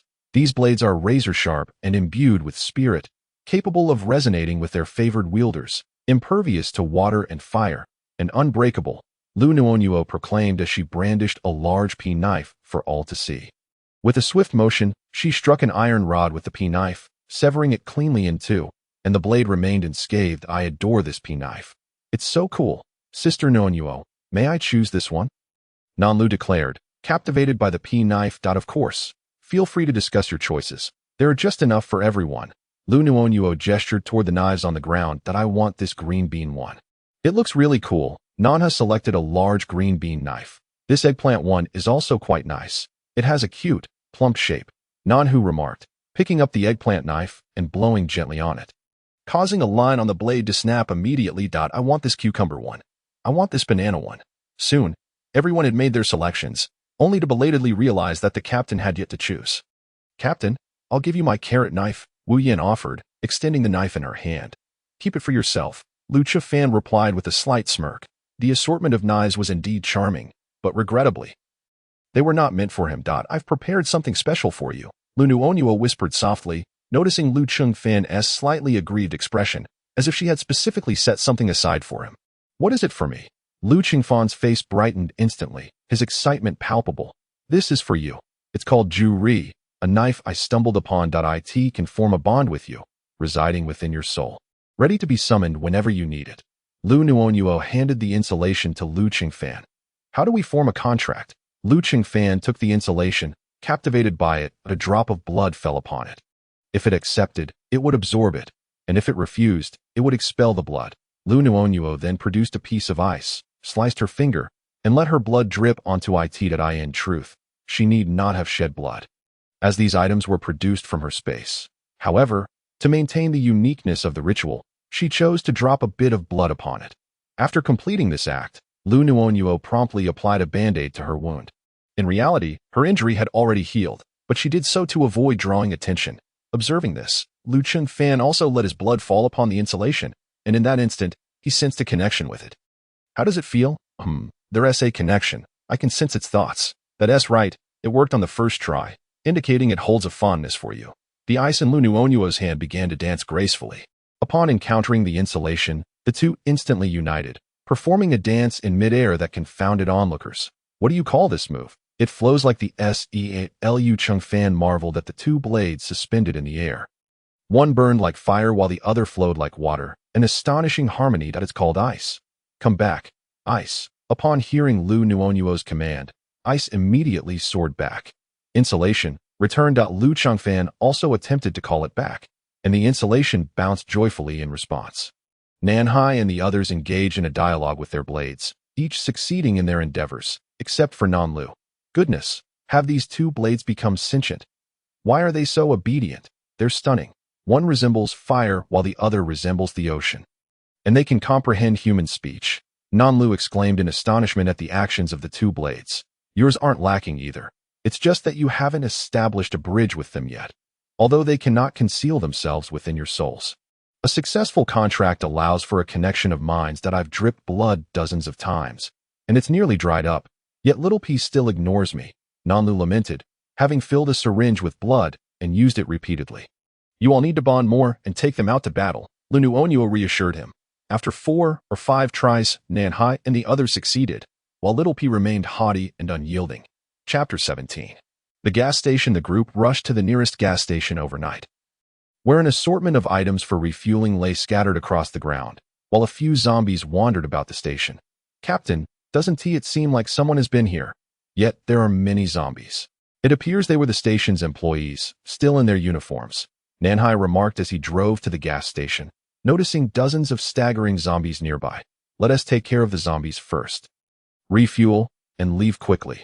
This place isn't safe, lacking any shelter, Liu Chengfan said, surveying the open terrain, which, while spacious for refueling, was unsuitable for a zombie encounter. Let us go. We should test our new weapons, Ninkong declared. Brandishing his banana weapon, Little P, be good. Brother will take you to fight zombies, Nanlu said to Little P. The group jumped out of the vehicle, and Liu Nuonuo followed suit. As they fought the zombies, Liu Nuonuo scanned the surroundings, noticing that the convenience store's entrance was tightly shut, unsure if anyone was inside. Every gas station ought to have an oil storage area. She planned to open the convenience store door to investigate. This knife is excellent. It takes down a small zombie with a single stroke, Nan Kong and the others exclaimed as they handled their knives with delight. With reliable weapons in hand, the group trained more diligently, combining their abilities for enhanced effectiveness. Liu Chengfan had perfectly bonded with the insulation, allowing him to integrate both knife and abilities seamlessly. Understood, Captain. We will train hard, everyone stated earnestly. Cleaning their knives. Little P, you finally accepted me. I love you so much, Nanlu exclaimed joyfully as he embraced Little P. Let us refuel and leave quickly, Liu Chengfan instructed Nanhai. Wait a moment. This gas station was our first choice. Don't you understand the concept of first come, first served? A man shouted as he emerged from the convenience store. Are you looking for a fight? We dealt with the zombies. Why didn't you refuel earlier? Now you claim you were here first. How shameless, Nanlu retorted immediately upon hearing that they were being denied fuel. We arrived here first, preparing to fight the zombies, but you finished them off. Young man, didn't your father teach you manners? You can refuel, but you must take us with you, another man shamelessly interjected. Yes, if we fuel here, you must take us all along, an elderly woman added, stepping out from the convenience store, accompanied by a group of people demanding that Liu Chengfan take them with him. Brother Hor is right. You must take us all along, a woman added, swaying her hips, practically draping herself over Brother Hua, who had a space where he stored the convenience store's goods, much to his liking. Brother Hua was the first to speak. He was originally a security guard from an upscale community, where guards were typically younger. Over 40, he had considerable experience and had risen to the position of team leader. Only to face the apocalypse. When the end times arrived, he awakened his fire abilities and encountered defenseless, beautiful residents from the community. In ordinary times, such wealthy young ladies were unattainable for him. But with the apocalypse, everything changed, and money lost its value. He escaped with his fellow guards and the beautiful residents, only to find others had already occupied the convenience store. Fierce and intimidating, they prevented anyone from opening the door. Now that they saw the zombies eliminated, they stepped out, ready to loot, only to discover that these newcomers were not to be trifled with. Brother Hua and his friends aimed to drive them away and monopolize the fuel. With so many of you, you didn't come out to fight a few zombies, yet now you have the audacity to deny us fuel? Otherwise, we'll take you along, Liu Minrue expressed his disbelief. There are zombies outside, and instead of helping, You finish clearing them and then come out. If you want fuel, that's fine. Choose any vehicle in the gas station, and we'll take your vehicle. Brother Hua arrogantly declared, as if he were offering a grand favor. Upon glancing at Liu Nuonuo's vehicle, he recognized it as modified, far superior to their own, and immediately began to entertain ulterior motives. What a pipe dream! Wu Xiaodu exclaimed, leaping up and cracking her whip. Nearby, the elderly were still cursing, claiming the group lacked compassion and would meet a bad end for not taking them along. Some even insulted Liu Nuonuo and her unborn child, prompting her to frown. While she could tolerate much, her child was a line she would not allow crossed at Liu Qingfan. Let not a single drop of fuel remain for these people at the gas station. Liu Nuonuo said firmly to Liu Qingfan that he nodded in agreement, sharing her sentiments, even contemplating eliminating these people for the sake of his child. You people will meet a bad end. Charge, brothers. Brother Huan immediately commanded his men to attack Liu Qingfan and the others. Did your parents never teach you to avoid unnecessary trouble? Look, I send this retribution, Nanlu remarked, holding little p as he observed the chaos unfolding among those who had been struck down.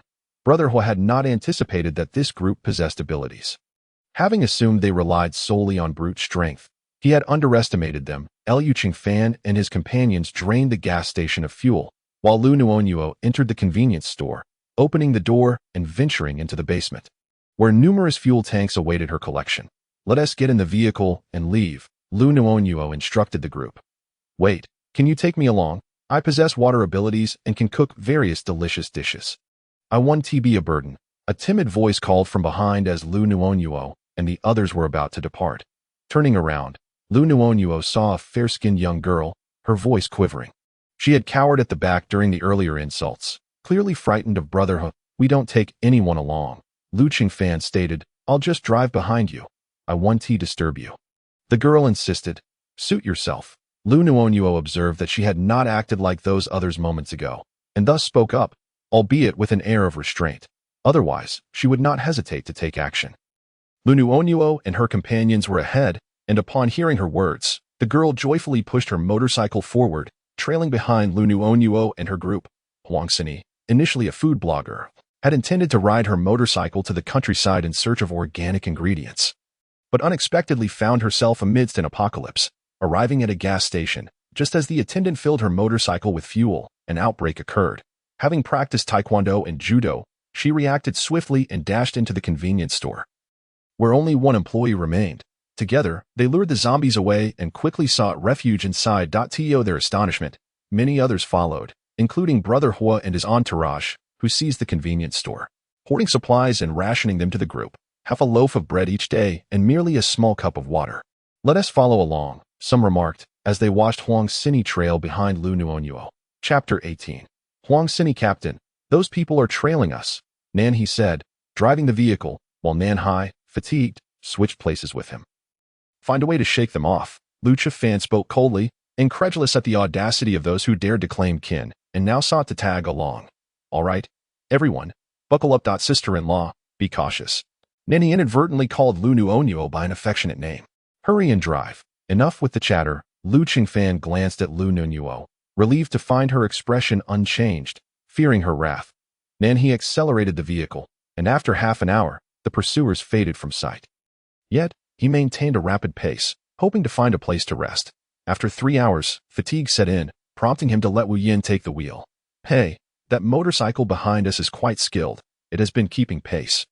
Wu Xiaodu noted, observing that Huang Xini had not fallen behind. That I wonder if she is affiliated with those people. Zhang Ma expressed her concern, aware of the unpredictability of human nature. That I doubt it. I noticed her rolling her eyes while the others were conversing. Liu Nuonuo interjected, sensing an uncanny familiarity with the girl. Nuonuo, it seems the motorcycle behind us has run out of fuel, Wu Xiaodu remarked. Noticing the lights extinguished at her words, everyone turned to Liu Nuonuo, awaiting her direction. Shine your flashlights in her direction to assess the situation. The terrain here is open with no trees, so let us rest for the night. Liu Nuonuo suggested, illuminating the surroundings with her flashlight and confirming the flat ground devoid of towering trees, alleviating concerns of mutated tree attacks. Nuonuo, that girl is pushing her motorcycle forward. She has a flashlight. Wu Xiaotu observed the faint glimmer of light. Go and call her. If she is willing, Let her stay with us for the night, and we can figure things out in the morning, Liu Nuonuo said. Feeling an intensified instinct, suddenly, a memory surfaced. During the second year of the apocalypse, while she and Xiaodu were foraging, a zombie nearly caught her, only to be saved by a girl whose face bore a striking resemblance to the one before her now. However, that girl had been rough and dark-skinned then, unlike the fair and pristine appearance she now possessed. Tragically, that girl had perished after being bitten during another outing. Xiaodu had returned with the news, and they had searched for confirmation, only to learn from those who knew her that she was indeed gone, never to be seen again. I will go myself, Liu Nuonuo declared, rising in an environment rife with danger. The girl had not hesitated to save her, and now, at the dawn of this new world, fate had reunited them. Perhaps everything was preordained. Hello, my name is Liu Nuonuo, she said as she approached Huang Xini alongside Liu Chenfan. Hello, my name is Huang Xini. The motorcycle ran out of fuel. You should go on without me. I still have a flashlight, and I'll think of something when morning comes, Huang Xini replied, rubbing her hands together. Feeling helpless and anxious, unwilling to burden strangers, we saw your situation from our vehicle. If you don't mind, you can stay with us tonight. We can sort things out in the morning, especially since it's quite chilly outside. Liu Nuonuo offered. Is that really all right? Wouldn't it be too much trouble? Huang Xini asked shyly. Not at all. Our vehicle is quite spacious, Liu Nuonuo reassured her, casting a glance at Liu Chenfan. Well, we're not great cooks. But since you mentioned you could, we could use your culinary skills. You can't expect to stay for free without contributing, Liu Chenfan added. Liu Nuonuo had insisted earlier that they should ensure the girl accompanied them. And though he was unaware of the reasons behind it, he trusted that every decision Liu Nuonuo made held significance. Of course, thank you so much. I used to be a food blogger, and I can prepare anything from a full banquet, Huang Xini exclaimed, her spirit revitalized at the mention of food. As long as there was work for her, she felt at ease. Nuonuo, you're back. Upon their return to the vehicle, Limu hurried over to embrace her daughter. Concerned for her safety, especially given her pregnancy, she was anxious about any potential mishaps. Mom, I just went to check if Xini needed assistance. I wasn't going anywhere far, Liu Nuonuo reassured her, patting Liu Mu's hand. With it being dark out, my heart races with worry whenever you step out. By the way, how old is this girl named Xini? Why is she alone at a gas station? Where are her family? Liu Mu turned to Huang Xini. Annie, I'm Huang Xini, an orphan. I've always had a passion for cooking and learned from the mother at the orphanage. I studied culinary arts in college and have been a food blogger ever since. Huang Xini replied, her smile brightening as she spoke. Let us have Xini cook for us moving forward. Xini, we haven't eaten yet. Could you prepare something for us? Liu Nuonuo suggested, gently directing Huang Xini. Sure. Is that the kitchen? Let me see what I can whip up. Huang Xini hurried towards the kitchen, eager to please, fearing she might otherwise face a night spent on the streets, though she wished not to impose. In this world plagued by zombies, the thought of being alone and homeless terrified her. Nuonuo, be cautious. In this world, one can never be too careful. Mother worries for your safety. Limu cautioned. I understand that you all care for me. I am not dreaming, am I? In my dream, a zombie almost caught me, but that girl saved me. Liu Nuonuo explained to her parents and brother, with Liu Chenfan listening intently, finally comprehending the reason behind her concern. Is that so? She truly is a good girl then. Did I come off too cold earlier? Liu Mu inquired. Not at all, Mom. You were merely being a caring aunt. Smiling as you asked, Liu Nuonuo leaned affectionately against her mother. That's good. Make sure to treat her well from now on. Liu Mu nodded, imparting her advice to the family. Right, but what will I do if Nuonuo is cooking? I've been the one making meals all this time. Zhang Ma chimed in, holding her large spoon. Zhang Ma, you'll certainly still be cooking. Let her take the lead for now, and you can assist her later. Liu Nuonuo chuckled at the thought of Zhang Ma, who had spent a lifetime in the kitchen, suddenly being relieved of her duties. That's fine. I'd feel uncomfortable if I weren't allowed to cook, Zhang Ma remarked, still gripping her spoon. Ouch, you little rascal. Why kick mommy so hard? Liu Nuonuo laughed as she felt the baby kick. What's wrong? Liu Chenfan rushed over upon seeing Liu Nuonuo patting her belly. Nothing serious. The baby just kicked me quite forcefully, she replied, gazing down at her rounded abdomen. The baby must be about 6 months along, Liu Chenfan noted, observing how Liu Nuonuo's belly shifted as the baby moved around, demonstrating a lively demeanor. According to the hospital's calculations, it has been 7 months since my last period, Liu Nuonuo added, caressing her belly. That sounds about right. I remember reading a story about a couple who went for a checkup, and the doctor said the woman was over a month pregnant. The man insisted it couldn't be his since they had only been together once that month, Wu Shitu recounted, drawing the attention of those around her, and then Zhang Ma and Uncle Zhang inquired. Intrigued by the unfolding tale, proving that gossip knows no age or gender, well, the woman didn't terminate the pregnancy, despite feeling downcast after their breakup, which led to her giving birth prematurely, Wu Shitu detailed. And the others listened intently, their curiosity piqued. What happened to the child? Was it the man's? As the conversation flowed among the group, one shared a harrowing tale of a mother who, after giving birth prematurely, insisted on a paternity test for the father. When the result confirmed his parentage, his family sought the girl's forgiveness. Yet, the weight of her depression became unbearable, leading her to take her own life along with her child. She had long awaited proof of her innocence. Once achieved, she departed this world, taking her baby with her. Wu Xiaodu's account left everyone in somber silence. Liu Nuonuo understood that Xiaodu intended to use this incident to convey to Liu Qingfan that the calculation of the child's age differed from common perception. However, she deemed it unnecessary, confident in her ability to care for the child alone. Doubt had never crossed her mind, especially since Nuonuo had not requested anything. It was solely her own responsibility. Nuonuo, trust me. I may not be well versed in the algorithms you speak of, but I know this is my baby. Liu Qingfan gazed anxiously at Liu Nuonuo and her family. Though Xiaodu was merely recounting something she saw in the news. Don't take it to heart. Liu's mother waved her hand dismissively. Indeed, I only mentioned it. Captain Liu, don't overthink it. I never implied you resembled that man. Clearly, you do not. Wu Xiaodu scratched her head awkwardly. It was a sudden thought that struck her, and she genuinely wished to clarify matters for Liu Qingfan. In case Nuonuo delivered a month early, and the Liu family had concerns, that I know everyone means well for Nuonuo. As long as she is well, I shall be well, Liu Qingfan stated earnestly. Hey, you little rascal, don't kick me. Liu Nuonuo noticed that whenever Liu Qingfan spoke, the baby became quite lively. The baby is particularly spirited tonight. Come, kick your grandmother's hand. Lin Yakin placed her hand on Liu Nuonuo's belly, and the baby responded with a vigorous kick. Oh dear, such strength for such a little one. Liu Nuonuo exclaimed joyfully, glancing at Liu Qingfan's eager expression. Her heart softened, allowing him to touch her belly. Would you like to feel? It seems the little one quite likes you, Liu Nuonuo said, feeling slightly awkward. All right, I'll touch it. Little baby, I'm your daddy. Can you hear me? If you can, give daddy a kick. Liu Qingfan bent down, gently placing his hand on Liu Nuonuo's belly, which resembled a watermelon. The baby, upon hearing Liu Qingfan's voice, kicked vigorously. Oh, so now you have a daddy. And you choose to bully your mommy, is it? Such force, how excited. Liu Nuonuo was taken aback by the baby's enthusiasm, leading her to suspect that the baby might indeed comprehend their words. Darling, don't bully your mommy. In a few months, when you are out, daddy will get you a beautiful dress, all right? Liu Qingfan earnestly communicated with the baby. Hey, with such strength, are you trying to make your mommy cry? Liu Nuonuo felt another kick. You want a dress? Once you're out, daddy will get it for you. The two exchanged playful banter with their unborn child, while the others quietly stepped away, leaving only Liu Nuonuo, Liu Qingfan, and the unborn baby. With the baby between them, the atmosphere between the couple became noticeably warmer and surprisingly harmonious. Perhaps this kick is to tell you that he doesn't want a dress. Just look how forceful it is.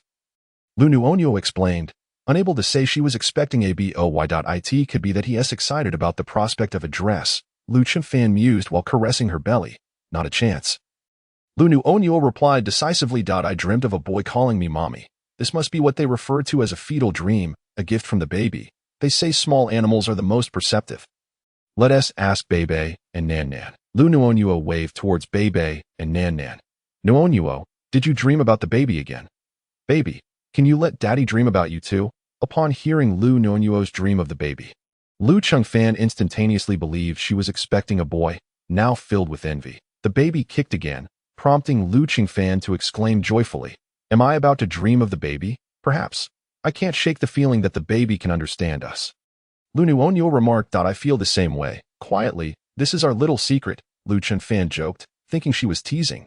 Just as he finished speaking, the baby kicked him once more. Once might be coincidence, but so many times? Liu Qingfan suddenly found himself inclined to agree with Liu Nuonuo's theory. Nan Nan. Bebe, what do you think? Is Nuonuo having a boy or a girl? If it's a boy, tilt your heads back. If it's a girl, Soar into the AIR.AS. Lu Chengfan's words fell. Both Nan Nan and Bei Bei tilted their heads back. If it's a boy, then take flight. If it's a girl, just tilt your heads back. To verify. Lu Chengfan switched the concepts. Upon hearing this, Nan Nan and Bei Bei immediately flew up, confirming, the baby is a boy.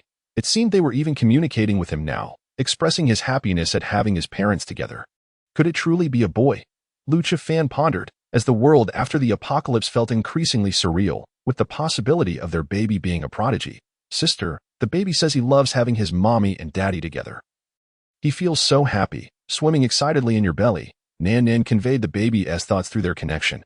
Chapter 20. The fragrance of fruits and vegetables. How do you know the baby's thoughts? Liu Nuonuo asked curiously. Sister, we have a connection with you.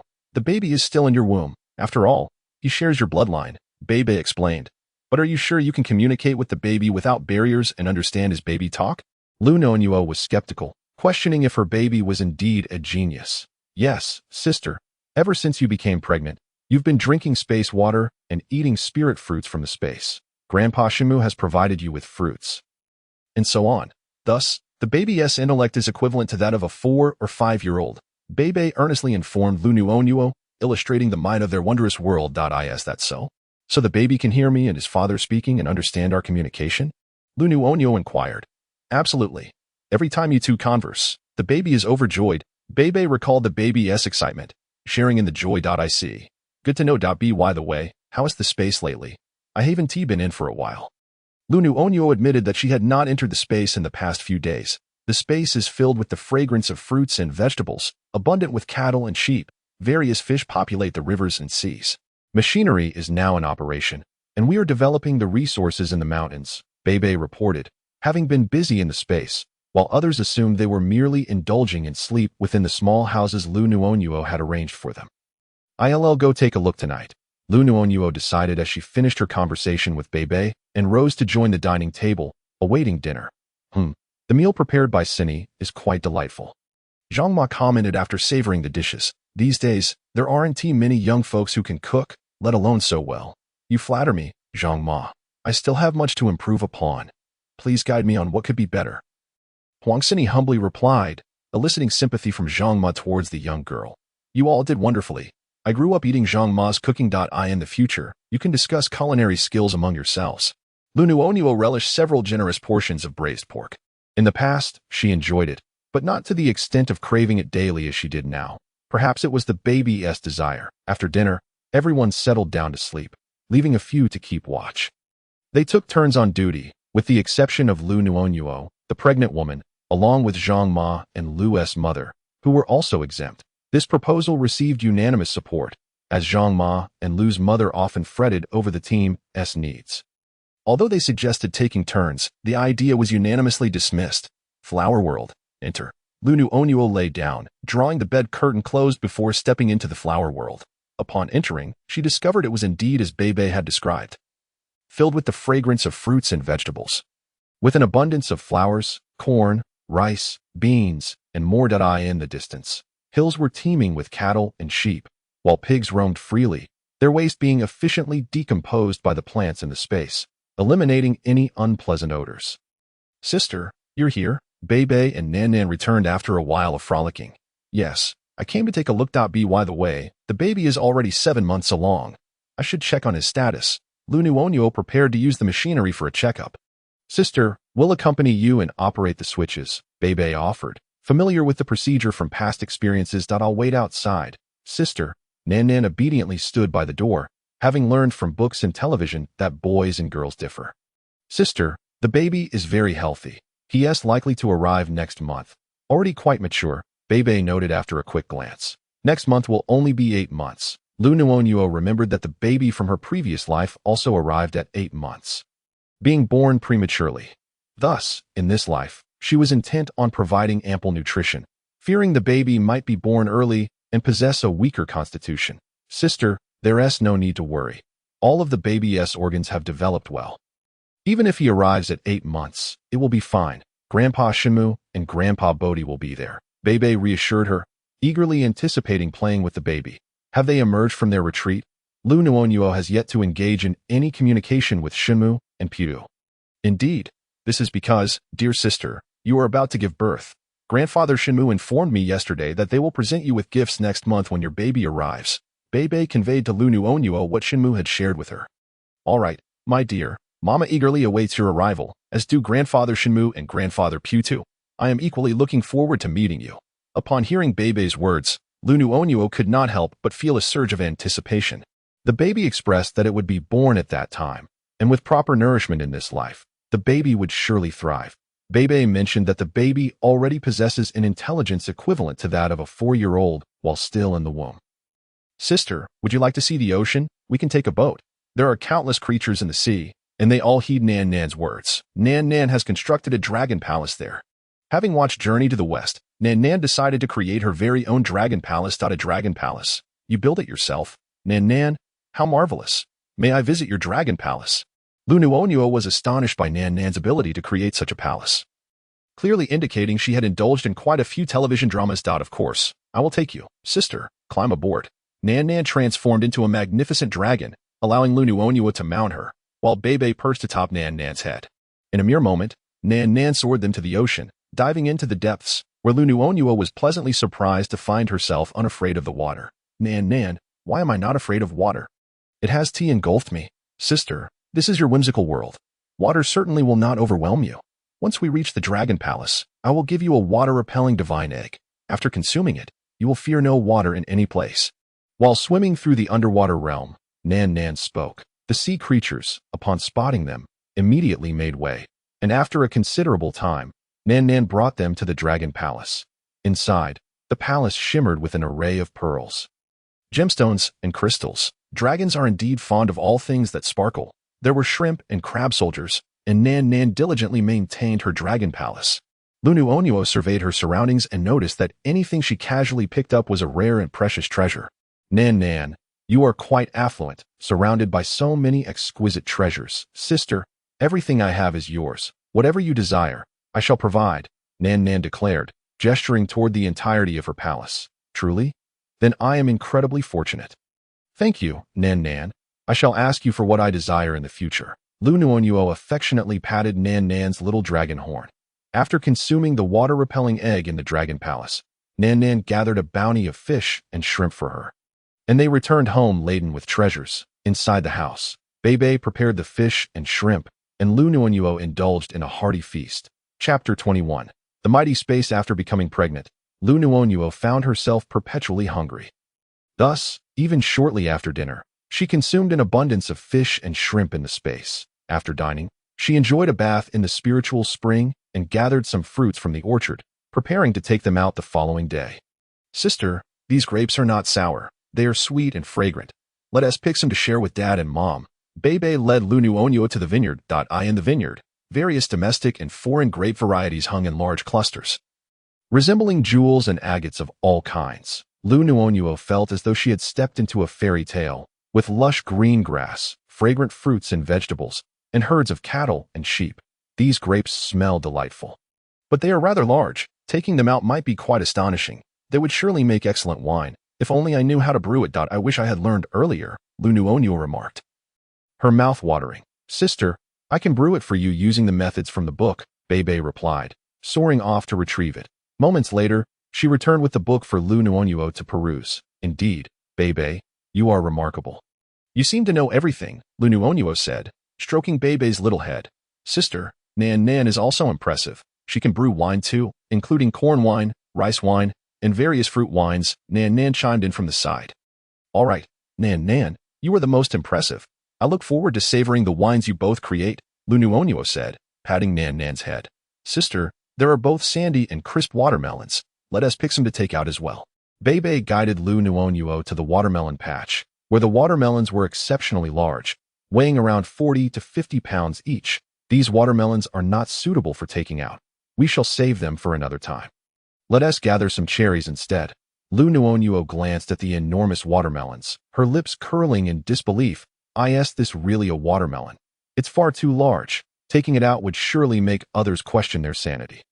Very well, sister. Let us head to the cherry orchard. It's a bit of a distance away that we can take the electric vehicle, Nan Nan suggested, transforming into a small boy and retrieving the electric vehicle from her space.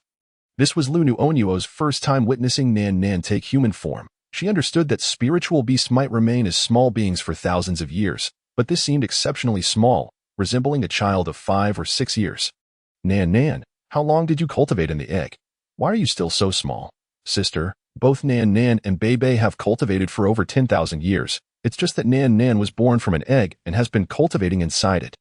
Nan Nan now appears as a 6-year-old human, Nan Nan proudly declared while riding on the electric vehicle. Very few dragons could transform at such a young age, as the wisdom ingrained in their genes informed them.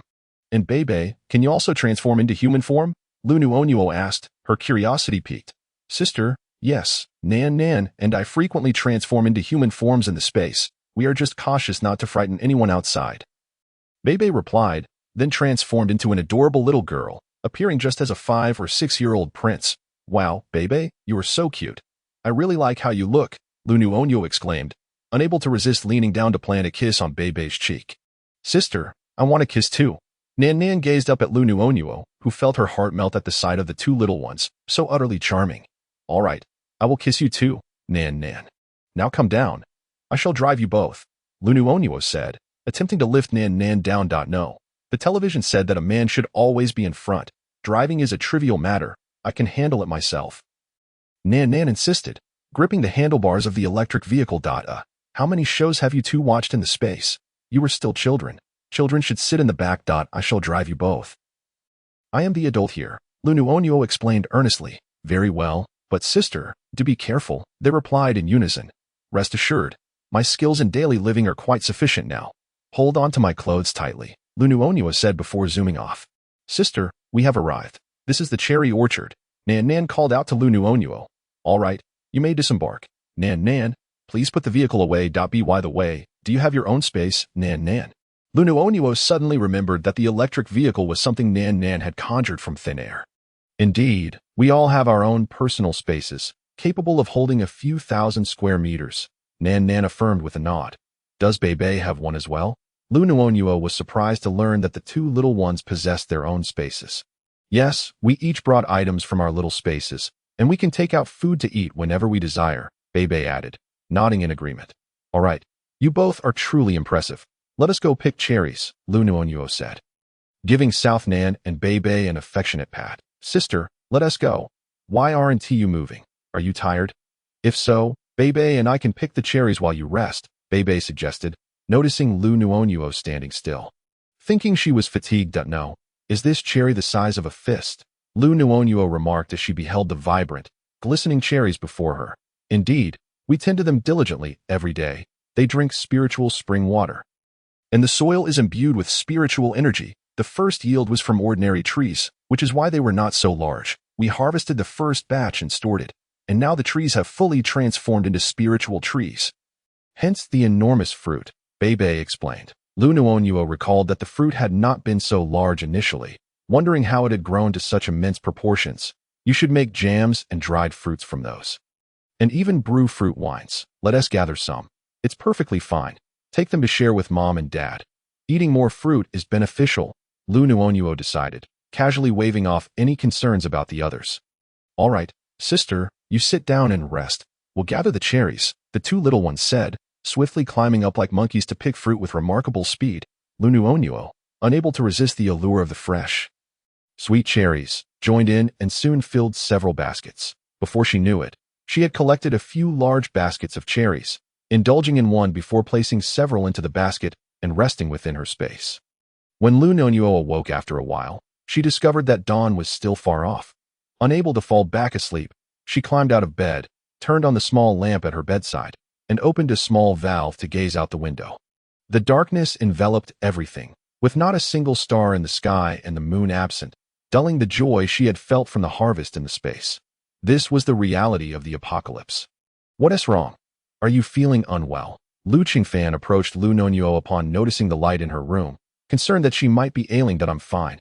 I'm not sleepy. Just getting up to read. Liu Nuonuo replied from her bed. Hey, little treasure, you're still awake?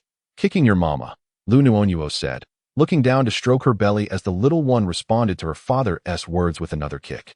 Sister, the baby wants you to share cherries with brother-in-law, Bebe communicated with Liu Nuonuo through thought in the space.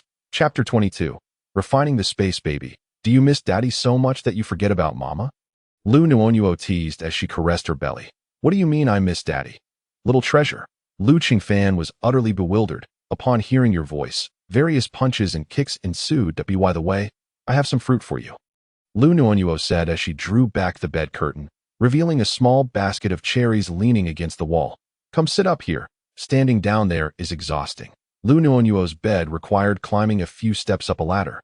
As it was situated on the second floor, while Liu Qingfan stood in the middle of the ladder. Oh, very well, I shall come up. Liu Qingfan felt that the distance between him and Liu Nuonuo had diminished yet again.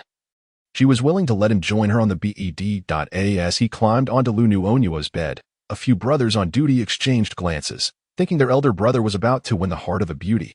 What kind of fruit is this? It looks somewhat like cherries, yet it's as large as an apple. Liu Qingfan could not guarantee he had tasted every fruit, but he had sampled most. And this one was indeed unfamiliar to him. It is simply a larger version of cherries. I only offered it to you out of consideration for the baby, so hurry, indeed, Liu Nuonuo urged. As the baby was kicking her excessively. It's truly sweet, fragrant, and juicy, with a rich flavor that feels entirely natural, as if it embodies the essence of nature itself. Nuonuo, you should keep it for yourself. I'll be content with just a bite, so feel free to peel a little for me. Liu Qingfan deemed this the most delectable cherry he had ever tasted. He had heard that pregnant women should consume more cherries for their health. And in this post-apocalyptic environment, fruit was a luxury he could hardly bear to consume, preferring to leave it for Nuonuo. You must eat. I have more here. The baby wants you to eat. Liu Nuonuo spoke earnestly. Yet Liu Qingfan misinterpreted her shyness. After her repeated insistence, he was touched and finished a large cherry. Nuonuo, come closer. I wish to whisper a few words to you. After finishing the cherry, Liu Nuonuo offered him a tissue to wipe his mouth. And he gently beckoned her. What is it? Liu Nuonuo, almost as if under a spell, leaned closer, and she could even hear Liu Qingfan's heartbeat. The baby within her stirred with excitement. Bei was also thrilled. Translating the baby's emotions at that moment, and the space around them seemed to vibrate with energy, as if the plants and animals within were equally exhilarated, growing taller. Even the sacred trees, Shenmu and Bodhi, swayed as she and Nan felt their cultivation efforts were yielding greater results. Then you should cultivate swiftly. Liu Nuonuo responded to Bei with her mind, then patted her belly in an attempt to calm the baby. The baby did quiet down for a moment before becoming restless again, leaving Liu Nuonuo perplexed. She was carrying him alone, and he had yet to meet his father, so why was he so fond of him? Nuonuo, I understand this cherry is extraordinary. Whatever secrets you hold, I shall protect you and the child, as well as your family, whom I shall treat as my own. Liu Qingfan leaned closer to Liu Nuonuo's ear, whispering softly. The outside world could not see or hear what transpired on their bed. If they did, they would merely assume they were engaged in some intimate act. Thank you, Liu Qingfan. Liu Nuonuo gazed at him earnestly. Upon learning that Liu Qingfan had searched for her in his previous life until her death, she realized he was not a heartless individual. After all, in his past life, he had no knowledge of her pregnancy or the kind of person she was. Yet he had still sought her unceasingly. I asked the baby being mischievous again. Why is your belly moving so much? Liu Nuonuo's nightgown accentuated her belly, allowing Liu Qingfan to easily discern the baby's movements. It seems he becomes exceptionally excited upon hearing your voice. When you draw near, he appears even more invigorated, Liu Nuonuo stated honestly. Little rascal, be good and don't disturb your mother. When you come out, your father will take you for a ride, all right? Liu Qingfan gently caressed Liu Nuonuo's belly, and the baby kicked lightly before settling down. I shall head down now. Rest well, for we must continue our journey tomorrow. Liu Qingfan tucked Liu Nuonuo in before descending. Unable to sleep, Liu Nuonuo turned off the small nightlight and entered the space. Bei mentioned that the plants and animals within the space had improved, so she decided to take a look. Upon entering, Liu Nuonuo noticed the fruits appeared larger, though other changes were not immediately visible. Sister, the fruits are brimming with more vitality, and the spiritual energy in the space is abundant. It's everywhere now. How wonderful! Bei and Nan, resembling children, jumped hand in hand, clearly overjoyed. Spiritual energy? I can't see it. There was spiritual energy in the space before as well. Liu Nuonuo glanced up, noting it looked the same, though she felt a greater sense of tranquility standing there. Sister, before there was ample spiritual energy, but now it's almost overflowing. Our cultivation will progress much faster. Grandfather Shenmu and Grandfather Bodhi are likely to emerge from their seclusion tomorrow. Bei led Liu Nuonuo to sit upon the sacred tree. So soon. Do you know what caused the change in the space? Liu Nuonuo inquired, curious about what had triggered it. It should be the connection between you and the baby. Bei speculated, asserting there was truly nothing else. Our connection? Liu Nuonuo was perplexed. Their hearts had always been united.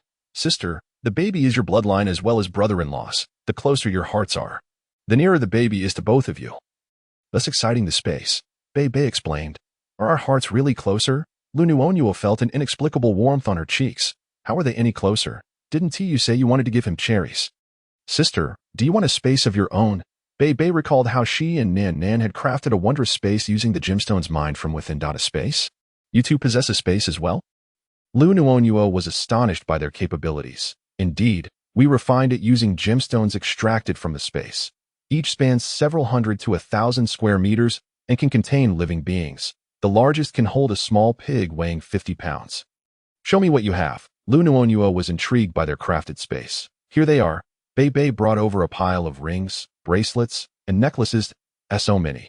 Liu Nuonuo had thought that possessing one or two of such items was remarkable. Yet here were dozens. Yes, I was simply bored and used a small piece of stone, which is how these came to be. By the way, you directly manage these spaces. Once a space owner has a contract, you can sense the space. If the owner intends to do anything malicious, the space will alert you, but it won't contact you otherwise. Upon hearing Bei's explanation, Liu Nuonuo felt relieved. Otherwise, she wouldn't dare to casually take them out. After deliberating for quite a while, unsure which item would suit Liu Qingfan, Liu Nuonuo randomly selected a necklace for Liu's parents and a pair of simple rings for Wu Xiaodu and her brother. While she pondered over what would be appropriate for Liu Qingfan, Sister, are you choosing for brother-in-law? Bei noticed that all the items Liu Nuonuo had selected were paired, so she guessed they were for their parents and now for brother-in-law. Yes, I'm uncertain what would suit him. Liu Nuonuo nodded. Sister, wait a moment. Chapter 23. Couple S space. What is this? Liu Nuonuo held the box Bei handed her, which appeared quite ancient and elegant. Sister, open it and take a look. This is a gift from me to you. Bei said mysteriously, piquing Liu Nuonuo's curiosity. Liu Nuonuo opened the box to reveal a pair of rings adorned with small purple gemstones. Looking understated yet beautiful. Couple rings. For me? Liu Nuonuo was baffled. Why would someone give her couple rings, especially ones so evidently meant for lovers? Yes, I specially refined these for you and brother-in-law. The box is something I found in the warehouse. It appears to be left behind by an immortal, and since it looked nice, I used it to store the rings. Bei explained directly as Liu Nuonuo struggled to comprehend. Thank you. But why would you refine couple rings for us? Isn't that more difficult than the other artifacts? Liu Nuonuo pointed to the other rings and artifacts. It was manageable. Nan assisted me though. I nearly forgot to mention, once those artifacts have been bloodbound, they become utterly useless in the hands of anyone other than you. Simply ordinary jewelry, Bei added as she noticed Liu Nuonuo pointing at the other artifacts. Then I can rest easy. Otherwise, I would worry they might be lost. My pair of rings the same. Liu Nuonuo shook the box in her hand. Of course not. Your rings were crafted using hundreds of materials sourced from the deepest parts of the ocean. Snow-capped mountains, deserts, and other rare locales. Your rings are impervious to water, fire, and weapons, only vulnerable to absolute heat and ice, Bei proudly detailed, as she had sent Nan to gather the materials. Additionally, these rings possess a space and serve as a weapon. One compartment is specifically designed for storing weapons, capable of housing hidden blades, pins, and small tools, all while maintaining a compact and visually appealing exterior. Nan elaborated earnestly, having personally refined them. Thank you, Bei and Nan. My little treasures. Liu Nuonuo bestowed a gentle kiss upon each of them, her heart swelling with joy at the boundless affection of these two little ones. Pure love that sought no recompense.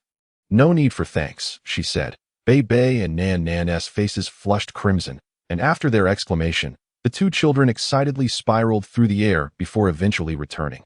Liu Nuonuo, holding out a ring, took a brief nap, and when she awoke, the sun had finally risen. Zhang Ma was already up preparing breakfast, while some others remained asleep. Some were exercising energetically in the vehicle, and others were engrossed in novels or watching television. Each activity curated by Liu Nuonuo herself. Nuonuo is awake. Come sit and wait for the food, Zhang Ma called out, continuing her culinary endeavors. Liu Nuonuo then sought out Liu Qingfan. and together they ascended to her room on the second floor. Observing this, Liu father and Liu mother exchanged glances but ultimately said nothing. The matters of children were theirs to resolve, and Liu Chengfan had been performing quite admirably. Nuonuo, what brings you here? Liu Chengfan inquired softly, as though concerned about startling her. This is for you, Liu Nuonuo replied. Her cheeks flushed as she produced a larger ring from the box, feeling as though she was the one pursuing him. Bei and Nan Nan had assured her that they would not lead her astray. Indeed, Bei and Nan Nan wished to see Liu Nuonuo and Liu Chengfan together, having observed that in television dramas, when parents parted ways, the children were often left unhappy. They had scrutinized Liu Chengfan and deemed him a commendable individual, exuding an aura of regal purple, indicative of a rare and trustworthy character. However, they had not considered the implications of a girl gifting a boy a ring, nor the potential awkwardness of such an act. These nuances were not conveyed in the shows they watched. For me, Liu Chengfan was elated, mistakenly believing Liu Nuonuo had accepted him. Wait, this is a spatial ring for you. Don't overthink it, Liu Nuonuo interrupted, extending her finger to halt him before initiating the blood verification process. Once everything was set, Liu Chengfan finally possessed his own space. Liu Nuonuo synthesized the words of Bei and Nan Nan to explain the ring's function to him, and she too authenticated her ring. The two adorned their fingers, and it truly felt significant. Feel how expansive it is inside, Liu Nuonuo urged, her gaze fixed on Liu Chengfan. Indeed, it feels vast, perhaps over 10,000 square meters, Liu Chengfan mused. There's also a section to conceal weapons. Here, take these needles. Place them inside for your concealed armaments, Liu Nuonuo said, retrieving a large bag of needles from her space. Liu Chengfan, taken aback by the sudden appearance of such an abundant supply, exclaimed, Nuonuo, what exactly have you been collecting? Even needles? There's nothing I cannot procure. Now, quickly store them away, and don't forget to put these fruits in as well. We can slice some to share each day. Liu Nuonuo added, pulling out a 50-pound watermelon along with various other fruits. One after another, she produced over 1,000 pounds of fruit for Liu Chengfan to store in his space. Because of the ring's nature, she could discern the goodness of its owner's heart, which emboldened her to share such treasures with him. Upon placing everything inside, Liu Nuonuo discovered that Liu Chengfan's spatial ring was interconnected with hers, allowing them to share the space. I believe I can access your spatial items, Liu Nuonuo remarked, extracting a hefty cantaloupe weighing around 20 pounds from Liu Chengfan's space. As Liu Chengfan observed the large cantaloupe, a smile crept across his face. It seemed that every fruit Nuonuo gifted him was an oversized version, and he began to surmise the extraordinary nature of her space, realizing he would need to protect her even more diligently. Nuonuo, thank you for placing your trust in me. Rest assured, I will safeguard you both, Liu Chengfan vowed earnestly as he gazed at Liu Nuonuo. Yes, for the sake of the baby, I am willing to cautiously engage with you, Liu Nuonuo replied, having heard from Bei that the better her relationship with Liu Chengfan, the happier the baby would be, leading to enhanced development. The baby could even cultivate within her womb, already exhibiting abilities of at least level 5. All right, Nuonuo, I am genuinely delighted to have you and the baby, Liu Chengfan declared, unable to resist lowering his head to kiss her belly, though the baby likely remained unresponsive in slumber. It's time to eat, Zhang Ma called from outside. Liu Nuonuo placed the remaining spatial rings back in the box and descended to partake in the meal. Once breakfast concluded, the group resumed their journey, opting for a less traveled road to minimize encounters with zombies. The highways were congested with vehicles, and zombies roamed freely. As they navigated the mountainous roads, they came across a horde of zombies, some with bulging eyes, others with only half a head, likely uninjured in critical areas, while some dragged their intestines along the ground. A few missing limbs, presumably the result of car accidents. Zhang Ma and Liu mother, upon witnessing such grotesqueries, were compelled to retch. Liu Nuonuo had seen far more horrifying sights in her previous life. She coolly observed the zombies outside, ready to descend and deal with them. Follow me. Everyone, let us practice, she instructed. All right, let's go. I must make these vile zombies pay for their existence, Nan Nan declared with fervor. The team, accustomed to gruesome tasks, sought to eliminate the zombies without a second thought. Liu, stay here with Nuonuo. Nuonuo, you shall remain in the vehicle. I will lead them in training. There aren't many zombies, so each person will only face 1 or 2, Liu Chengfan said, looking at Liu Nuonuo with hope. Understood, Captain, she replied. Nuonuo, we want to go down. I'll stay here and keep you company while you rest out. I can provide prenatal education, ensuring your little niece will adore me in the future, her brother chimed in. along with her parents urging her to stay put, concerned for her well-being as her belly had grown quite large. Yes, Nuonuo, your parents will handle things down below. You remain in the vehicle while we keep you safe. Liu's father reassured her, affectionately patting her head. Brother, you must ensure our parents are protected, Liu Nuonuo stated firmly, taking a seat to signify her intention not to join the fray. The baby was due next month, and under the current circumstances, she would not risk her child's safety. As the rest of the group formed their designated teams, arming themselves alongside Liu Fan to confront the zombies, the members of the Fox Squad maintained stoic expressions, while Liu Mother and Xiao Tu, along with Zhang Ma, suppressed their nausea as they fought against the undead. As the skirmish progressed, the initial revulsion ebbed away, thanks to the sharp weapons Liu Nuonuo had provided, unless one miscalculated. A zombie's head would invariably split upon contact with the blade. Mother, watch your back, Liu Minrue called out, having just finished dispatching a zombie alongside Wu Xiaodu when he noticed another attacking Lin Yakin. While Liu father was engaged with a different zombie. Liu Mother turned just in time to defend herself. The zombie collided with her blade, and in an instant, it was cleaved in two before her eyes. This marked Lin Yakin's first true experience in slaying a zombie.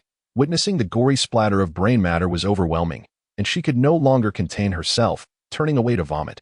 Ugh, ugh, ugh, Lin Yakin retched profusely, nearly expelling her entire stomach's contents before finally halting. She retrieved a collapsible cup to rinse her mouth afterward. Andy, are you all right? Liu Chengfan hurried over after Liu Tianrong also brought the crystal cores they had excavated to Liu Chengfan. Liu Chengfan gathered all the crystal cores together, placing them in his pocket as he boarded the vehicle. Unbeknownst to him, Nanlu had shared something with Liu Nuonuo that sent her into fits of laughter, genuinely clutching her stomach in delight. What are you all discussing that brings such joy? Liu Chengfan inquired. Approaching them, we're just chatting with the baby, Nanlu responded. I told the baby that I'm his little uncle, and when she emerges, I intend to take her on a zombie hunt. She was so thrilled, interacting with me the whole time. Nanlu playfully mimicked their previous conversation and demonstrated how the baby communicated with him. Everyone watched his antics, unable to suppress their laughter. With such a lively character among them, their spirits lifted considerably.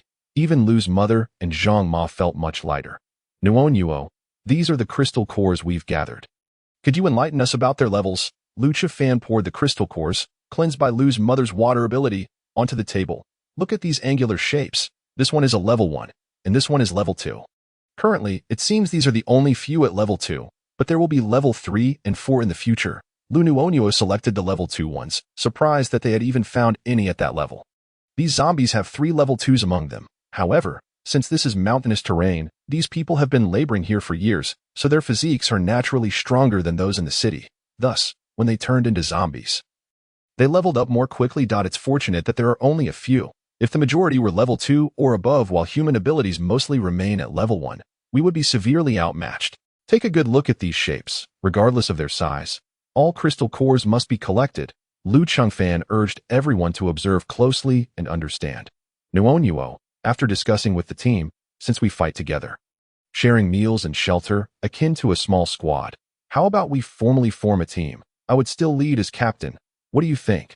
Liu Chengfan conveyed the agreement reached with the team to Liu Nuonuo and the others. I have no objections, Mom, Dad, Uncle Zhang, and Zhang. What about you? If you agree, we'll join. If not, we can stick together in the southwest. Liu Nuonuo felt comfortable with the idea but wanted to consult everyone. We will follow the captain's lead. Uncle Zhang expressed his stance. We're on board as well. Truth be told, it was us who lagged behind. Everyone fighting zombies together for survival is undeniably akin to a true squad. Liu Qianrong shared his thoughts. After all, Liu Chengfan had performed admirably thus far, and with Nuonuo expecting, they were certain to accompany her to the southwest. Even before the apocalypse had arrived, Nuonuo had mentioned her desire to gather supplies for a journey to the southwest.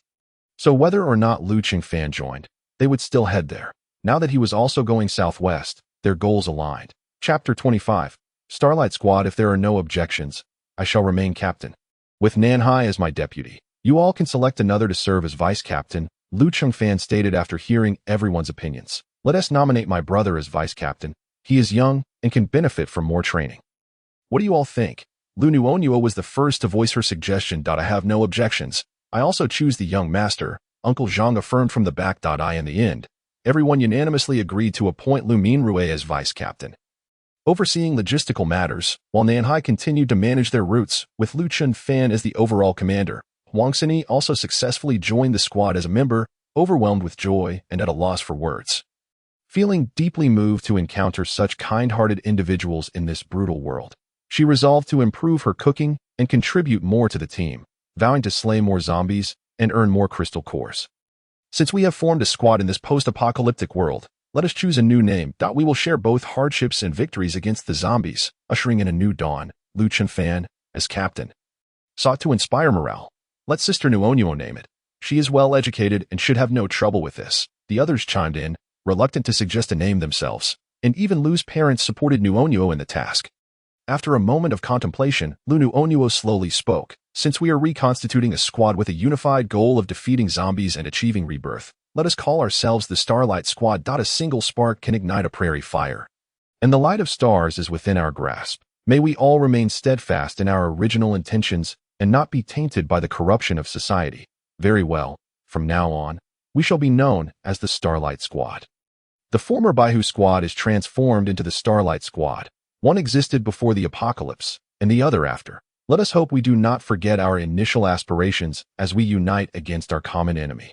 The zombies, Liu Chunfan led the applause. The others followed suit, celebrating their new identity as the Starlight Squad, a beacon of hope illuminating the path to humanity's rebirth. Our squad is established.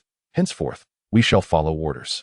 Make sure to rest well, as we will soon pass through a small town, a necessary route where zombies are likely to be plentiful. Everyone must conserve their energy, Liu Chunfan indicated on the map. Upon hearing this, everyone agreed to rest adequately, ever prepared for battle. While on the vehicle, they could practice their movements and build rapport with their teammates, especially you all, Uncle Zhang. You need to practice your coordination. Zombies lack intelligence and possess formidable combat strength. We must take them seriously. Liu Chunfan analyzed each team's situation. Understood. Son-in-law, Uncle Zhang inadvertently revealed his private term of address for Liu Chunfan, having grown accustomed to discussing with the couple in a casual manner. Liu Nuonuo blushed instantly, wondering if Liu Chunfan would think she had instructed Uncle Zhang to address him that way. Uncle Zhang, how could you call him that? She exclaimed. You should refer to him as Captain. Or Captain Liu, or simply by his name, she added, exasperated, knowing her parents must have mentioned it frequently for Uncle Zhang to be so comfortable with it. It matters not what you call me. You may refer to me as Xiao Liu or Chunfan, Liu Chunfan replied, his ears reddening, pleasantly surprised that Nuonuo's family had already accepted him.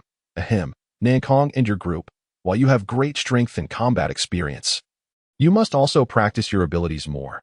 Zombies possess crystal cores, which are graded. Perhaps at a certain level, they might even develop abilities themselves, so it is vital for everyone to train diligently. Liu Chunfan began to point out individual shortcomings. These few, having combat experience, had primarily relied on techniques after the initial days of curiosity about their abilities, seldom utilizing them in battle. Yes, Captain, we will certainly practice our abilities more in the future. They all replied in unison, their voices resolute. Liu Chunfan, my flames are too intense. I'm afraid of igniting my teammates, so I usually refrain from using them. Liu Tianrong raised his hand. Uncle, with practice, you will surely master it. Just look at how effortlessly Ant now controls the water, Liu Chunfan reassured Liu Tianrong. Upon hearing this, Lin Yakin straightened her back and glanced at Liu Tianrong, as if to say, see, he is praising me.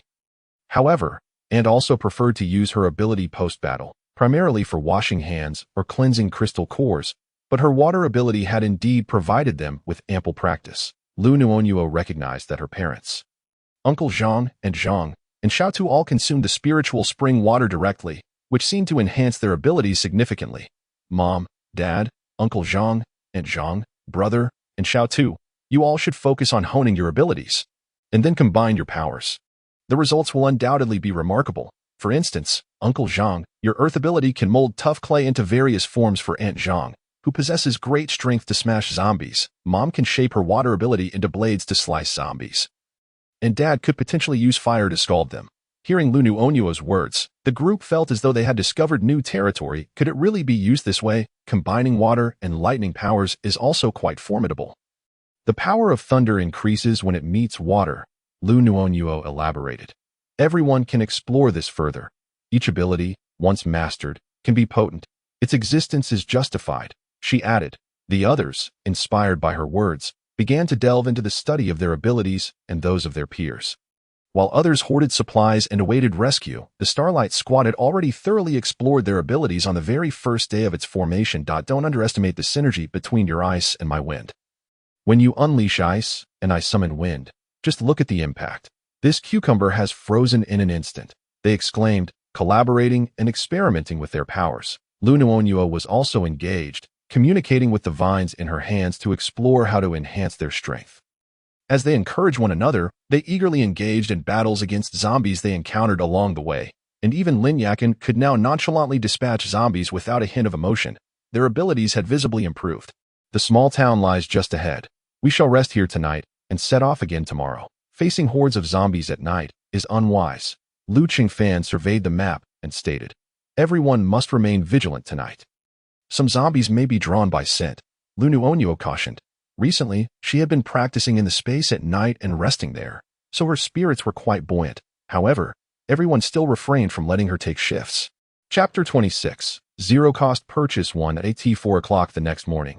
Liu Nuonuo had just emerged from her rest in the space when she discovered that Zhang Ma and Huang Sini were already up preparing breakfast.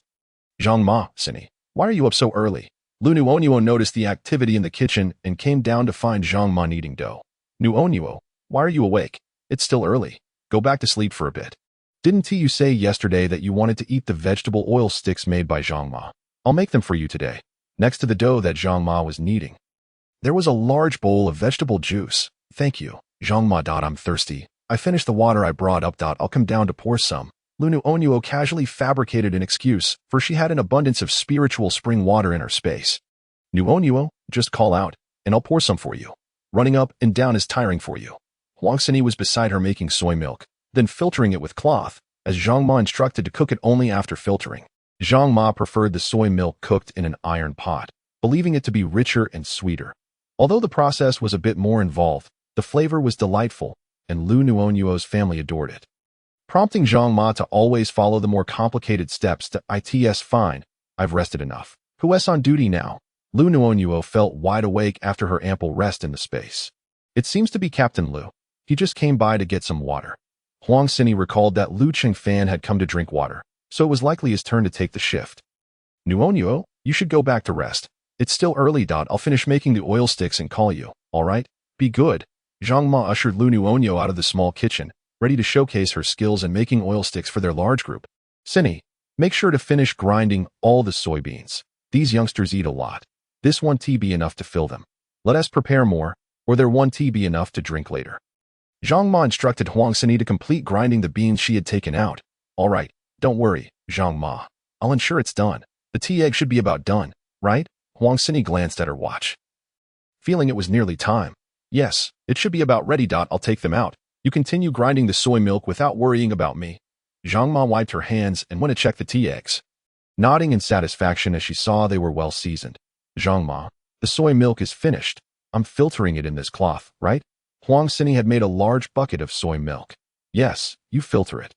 I'll boil a few plain water eggs for Nuonuo. She can't eat the tea eggs. Alas, Nuonuo loves my tea eggs the most. I wonder if she'll feel disappointed later. As Zhang Ma spoke. She boiled the plain water eggs and continued making oil sticks, her thoughts lingering on Liu Nuonuo and her brother Liu Minrue. Zhang Ma, how old were they when you took care of Nuonuo? Huang Sini engaged in a delightful conversation with Zhang Ma in the kitchen, as she had grown up in an orphanage and dreaded loneliness. Having someone to chat with made her very happy. When I arrived, Minrue was only 3 years old, and Nuonuo hadn't been born yet. Later, when Nuonuo was born, it was always me and Madame taking care of her. I've never left her side. I can't bear to be apart from her. What about you, Sini? Zhang Ma smiled as she shared, reminiscing about her challenging early years, yet feeling fulfilled in the present. No wonder Nuonuo knows everything you like to eat. As for me, even without parents, the orphanage director treated me very well. She named me. Huang Sini and Zhang Ma continued their leisurely conversation, preparing oil sticks and soy milk. Liu Nuonuo walked to the duty station, where Liu Qingfan sat on a stool, gazing outside. Liu Nuonuo looked out into the darkness, unsure of what he was observing. What are you looking at? Liu Nuonuo joined him in staring outside, but after a while, could see nothing clearly. Nothing, just bored, looking around. Why aren't you sleeping a bit longer? It's still early. Liu Zhiyi stood up to offer Liu Nuonuo his seat. I can't sleep. I heard some noise in the kitchen and came down to check. I didn't expect Zhang Ma and Cindy to be up making breakfast. Liu Nuonuo grabbed a handful of watermelon seeds to share with Liu Zhiyi. The two chatted as they snacked on the large, plump seeds, which were delicious. Liu Zhiyi chewed for a while, unaware he was eating watermelon seeds. Zhang Ma said you wanted to eat vegetable oil sticks, so she got up early to knead the dough by hand. That's how the oil sticks become fragrant. Liu Zhiyi recalled Zhang Ma saying this. The oil sticks made by Zhang Ma are truly aromatic. I casually mentioned it yesterday, and she remembered. Liu Nuonuo's family cherished Zhang uncles and Zhang Ma because they had become family, always thinking of each other. By the way, what is this you gave me? They are enormous and smell wonderful. Liu Zhiyi, who considered himself not one to indulge in snacks, found himself unable to stop munching since meeting Liu Nuonuo. Watermelon seeds, roasted. You're eating walnut-flavored seeds right now. There are other flavors as well. Start with this, and I'll give you more once you finish, Liu Nuonuo explained as she shelled the seeds, relishing the act of popping them into her mouth all at once for the thrill of it. Here, I've shelled a bunch for you. Liu Zhiyi pushed his pile of shelled seeds toward Liu Nuonuo. You eat. I'll shell my own. Liu Nuonuo shook her head. It's all right. You eat. I'll shell more later. This handful is for you, and the next for the baby. Liu Zhiyi smiled, persuaded by Liu Zhiyi's insistence. Liu Nuonuo eventually took a seed, popping it into her mouth, savoring the flavor. After this handful, I'll save some for the baby. I'm not biased. I love both the big baby and the little baby. Liu Zhiyi chuckled. Liu Nuonuo blushed as she ate the seeds Liu Zhiyi had shelled, thinking, how could he say such things? Baby, quickly thank your father. Liu Nuonuo awkwardly patted her belly, communicating with the baby, who responded with a kick. Liu Nuonuo contemplated going to town, wondering if there would be a market where everything could be obtained at zero cost, pondering whether she could bring some of her spatial items for Liu Zhiyi to arrange. No need to thank me. I'm happy to take care of both of you. Just behave and don't cause trouble in your mother's belly. Liu Zhiyi playfully teased Liu Nuonuo. Liu Zhiyi, I need to tell you something. Come closer. Otherwise, we can talk in my room. Liu Nuonuo's bed was at the back, private and secluded, where she could take out things without anyone seeing. All right, let us go to your room. Liu Zhiyi nodded, following Liu Nuonuo as they walked, both visibly happy. Liu Nuonuo belatedly realized her words could lead to misunderstandings and hurried to clarify. I didn't mean it that way. I meant we can discuss matters in my room. Once Liu Nuonuo finished explaining, she noticed Liu Zhiyi shaking his head and chuckling to himself, so she decided to leave him to his amusement. You just keep laughing. It's not like I'm going to stop you, Liu Nuonuo said as she climbed onto the bed to sit down. Chapter 27. Zero-cost purchase. Liu Zhiyi laughed as he followed her, gently supporting Liu Nuonuo with his hand, then climbed up beside her. What's the matter? Once they were seated opposite each other on the bed, Liu Zhiyi asked, sensing that Liu Nuonuo must have something serious to discuss. Well, I gave you a space, right? Liu Nuonuo hesitated, unsure how to broach the subject, particularly since she had an abundance of spaces. Yes, it's quite convenient for storing things now. Is there an issue with the space? Liu Zhiyi nodded. Ever since acquiring the space, he found traveling incredibly convenient. It had become an essential tool. I have some more, but the area is relatively small, only about 1,000 square meters. Take a look. Liu Nuonuo retrieved the items from her space, placing them in a box filled with various rings and bracelets. These are from the space? Liu Zhiyi, who prided himself on having seen much of the world, found this a bit overwhelming. Yes, aren't we planning to go to this small town? I thought everyone could use them for storage. Liu Nuonuo explained. No need. You can take out 2 for Uncle and Aunt. But let us not give them to others. What do you think? Liu Zhiyi pondered for a moment, concerned that not everyone would remain unchanged, as human nature could be unpredictable. All right, then which 2 do you think are suitable? Liu Nuonuo pointed to a large box of spatial items, and since Liu Zhiyi was unaware that she could discern the changes in the owner's character, he focused solely on her needs, which made her quite happy. After all, he was the father of her baby, wasn't he? These 2 are quite nice and suitable for Uncle and Aunt. Liu Zhiyi carefully selected a matching necklace and ring. Yes, give them to my parents. I'm afraid they might worry if I suddenly present these items. Liu Nuonuo hesitated before deciding to let Liu Zhiyi present them to her parents. No problem. Liu Zhiyi gathered the items, deciding that such extraordinary gifts were better coming from him. You should head back now. I'll lie down for a bit. Liu Nuonuo demonstrated what it meant to use something and then discard it. You read just saying that now that you've gotten what you want, Liu Qingfan teased with a chuckle. What nonsense. We're in front of the child. Liu Nuonuo shot him a glare. After all, the baby was already quite intelligent. All right, I was wrong. Baby, don't take it to heart. Nuonuo, you've worked hard. Liu Qingfan patted Liu Nuonuo's belly, which felt like a little balloon, acknowledging how difficult it was to carry a baby. I do not find it burdensome. As long as the baby is well behaved, everything is worthwhile. Liu Nuonuo gently caressed her belly, while Liu Qingfan placed his hand atop hers, enveloping them in an exceptionally warm atmosphere at that moment. The little one within her was also quite content. Did mommy and daddy come together? Sister Bebe mentioned that mommy and daddy were not together. What does being together mean? The baby only knows that hearing their voices brings joy. It was tough. I recall that night when your abdomen was flat and smooth. Now it resembles a little balloon. Liu Qingfan, filled with tenderness, stroked Liu Nuonuo's belly, lamenting that it was his fault for allowing Nuonuo to endure such discomfort, especially since he had not been there to care for her in the preceding months. Every mother experiences this. Once the baby arrives, you will bring me joy, and after a while, you will recover. Liu Nuonuo remembered from her previous life that her mother took excellent care of her, and she recovered swiftly after confinement. Perhaps it was due to a lack of food that she could not gain weight. Well, once the baby is born, you need not worry about anything. I will handle it all. By the way, we should gather some baby formula and diapers when we reach the small town. Liu Qingfan suddenly recalled the need for such supplies. I am already prepared, but we can also collect more upon arrival at the town, as these items will not be produced in the coming years. Liu Nuonuo wholeheartedly agreed with the idea of stockpiling these essentials. After all, they are irreplaceable. Once used, they are gone, and in the small town, they would likely just rot away and vanish. Fortunately, her space could accommodate them. You should rest. I will head down first. Goodbye, baby. When dawn breaks, Daddy will come to see you. Liu Qingfan impulsively leaned down to kiss Liu Nuonuo's belly, and upon realizing his actions, he hurriedly fled, his ears tinged with a blush. Liu Nuonuo glanced down at the spot that had been kissed, feeling a damp and cool sensation, which struck her as odd yet delightful. Baby, please stop kicking.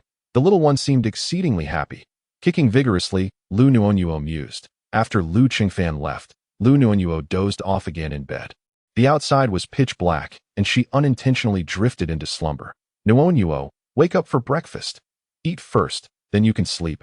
Otherwise, your stomach will hurt later. Liu's mother called from the staircase. Liu Nuonuo, hearing the voice, woke up and glanced at the time. It was 7 in the morning. Mom, I'll be down shortly. You all start eating without me, she replied before heading downstairs to the bathroom. She hurriedly entered her space to wash her face and brush her teeth before finally emerging to use the toilet. When Liu Nuonuo came out, she discovered that everyone was still waiting for her to eat, which made her feel somewhat embarrassed. After finishing their meal, everyone set off toward the small town, each attending to their own tasks. Nuonuo, come here for a moment. Liu's mother quietly pulled Liu Nuonuo into their room. The vehicle had only 3 rooms.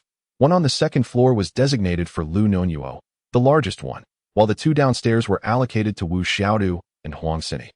Just enough for 2 people to sleep, and 1 for Liu's father and mother, also sufficient for 2. Mom, what is the matter? Liu Nuonuo asked, noticing her mother's secretive demeanor, thinking something must be amiss. Qingfan gave me a necklace.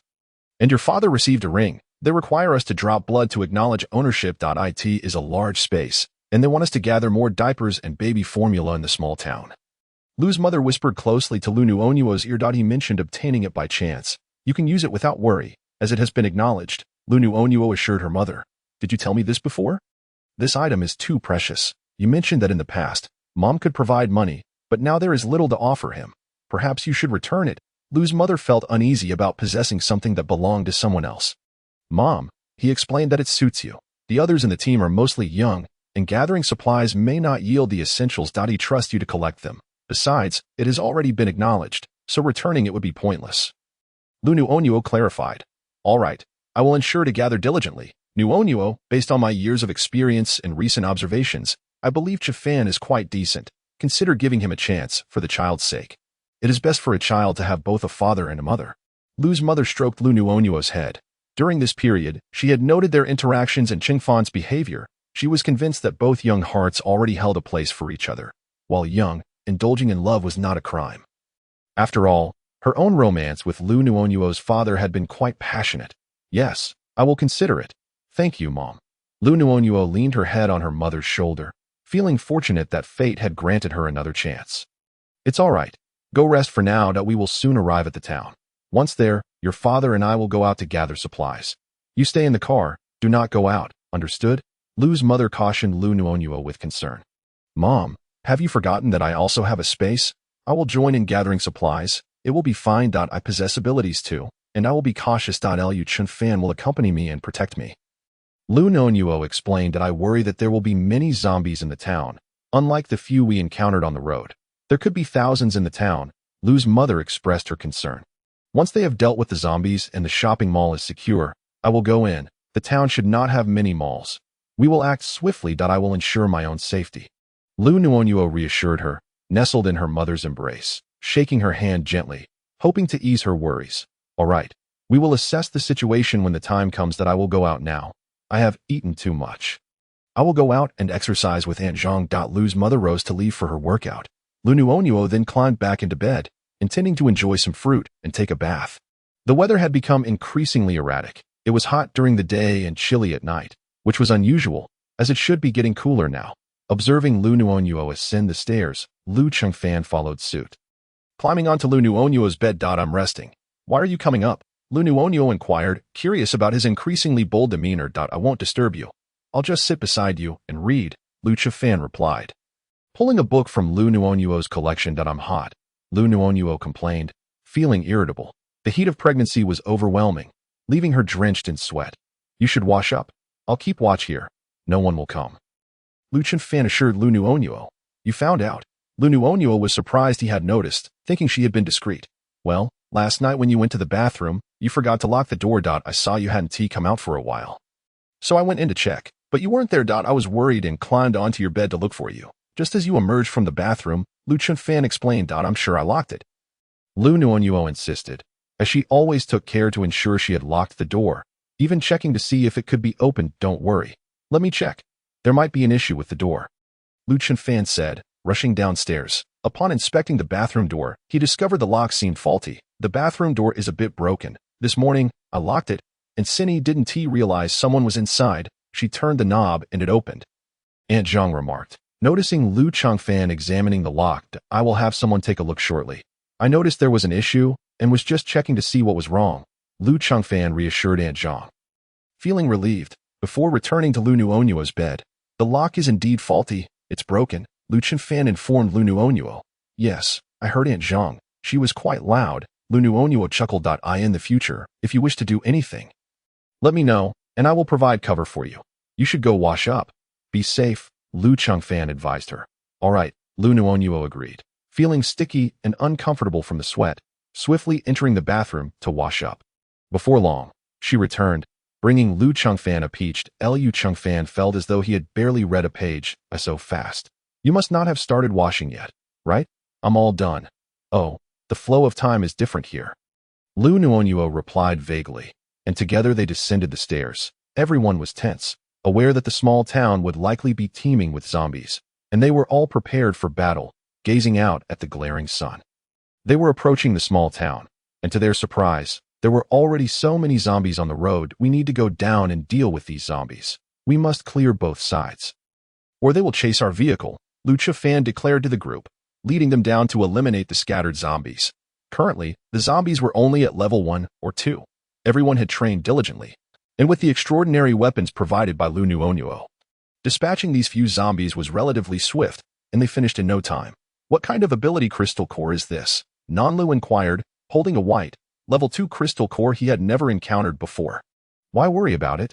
Just show it to the captain later, Nankong remarked, rummaging through the zombie's head for crystal cores, mixing the brain matter as he went, making a mess of it. You're so disgusting. UVE splattered brain matter everywhere. As Nandi beheld a gruesome sight of brain matter scattered about, he found himself at a loss for words, choked by the sheer horror. Do you understand this? This wretched zombie? It just tore my clothes to shreds. Look. Thankfully, it didn't claw at my flesh. Just wait until I smash its brain to bits. After expressing his frustration, Nankong stirred the contents with renewed vigor. Once everyone had gathered their findings, The ant prepared water for them to cleanse themselves, yet they are now covered in brain matter. Nanhai exclaimed from the side. They placed the crystalline cores on the ground.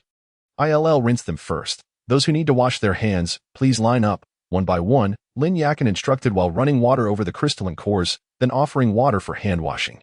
Once everyone had finished and tidied up, they set off again, unwilling to linger even a moment longer. The stench of the brain matter was overpowering.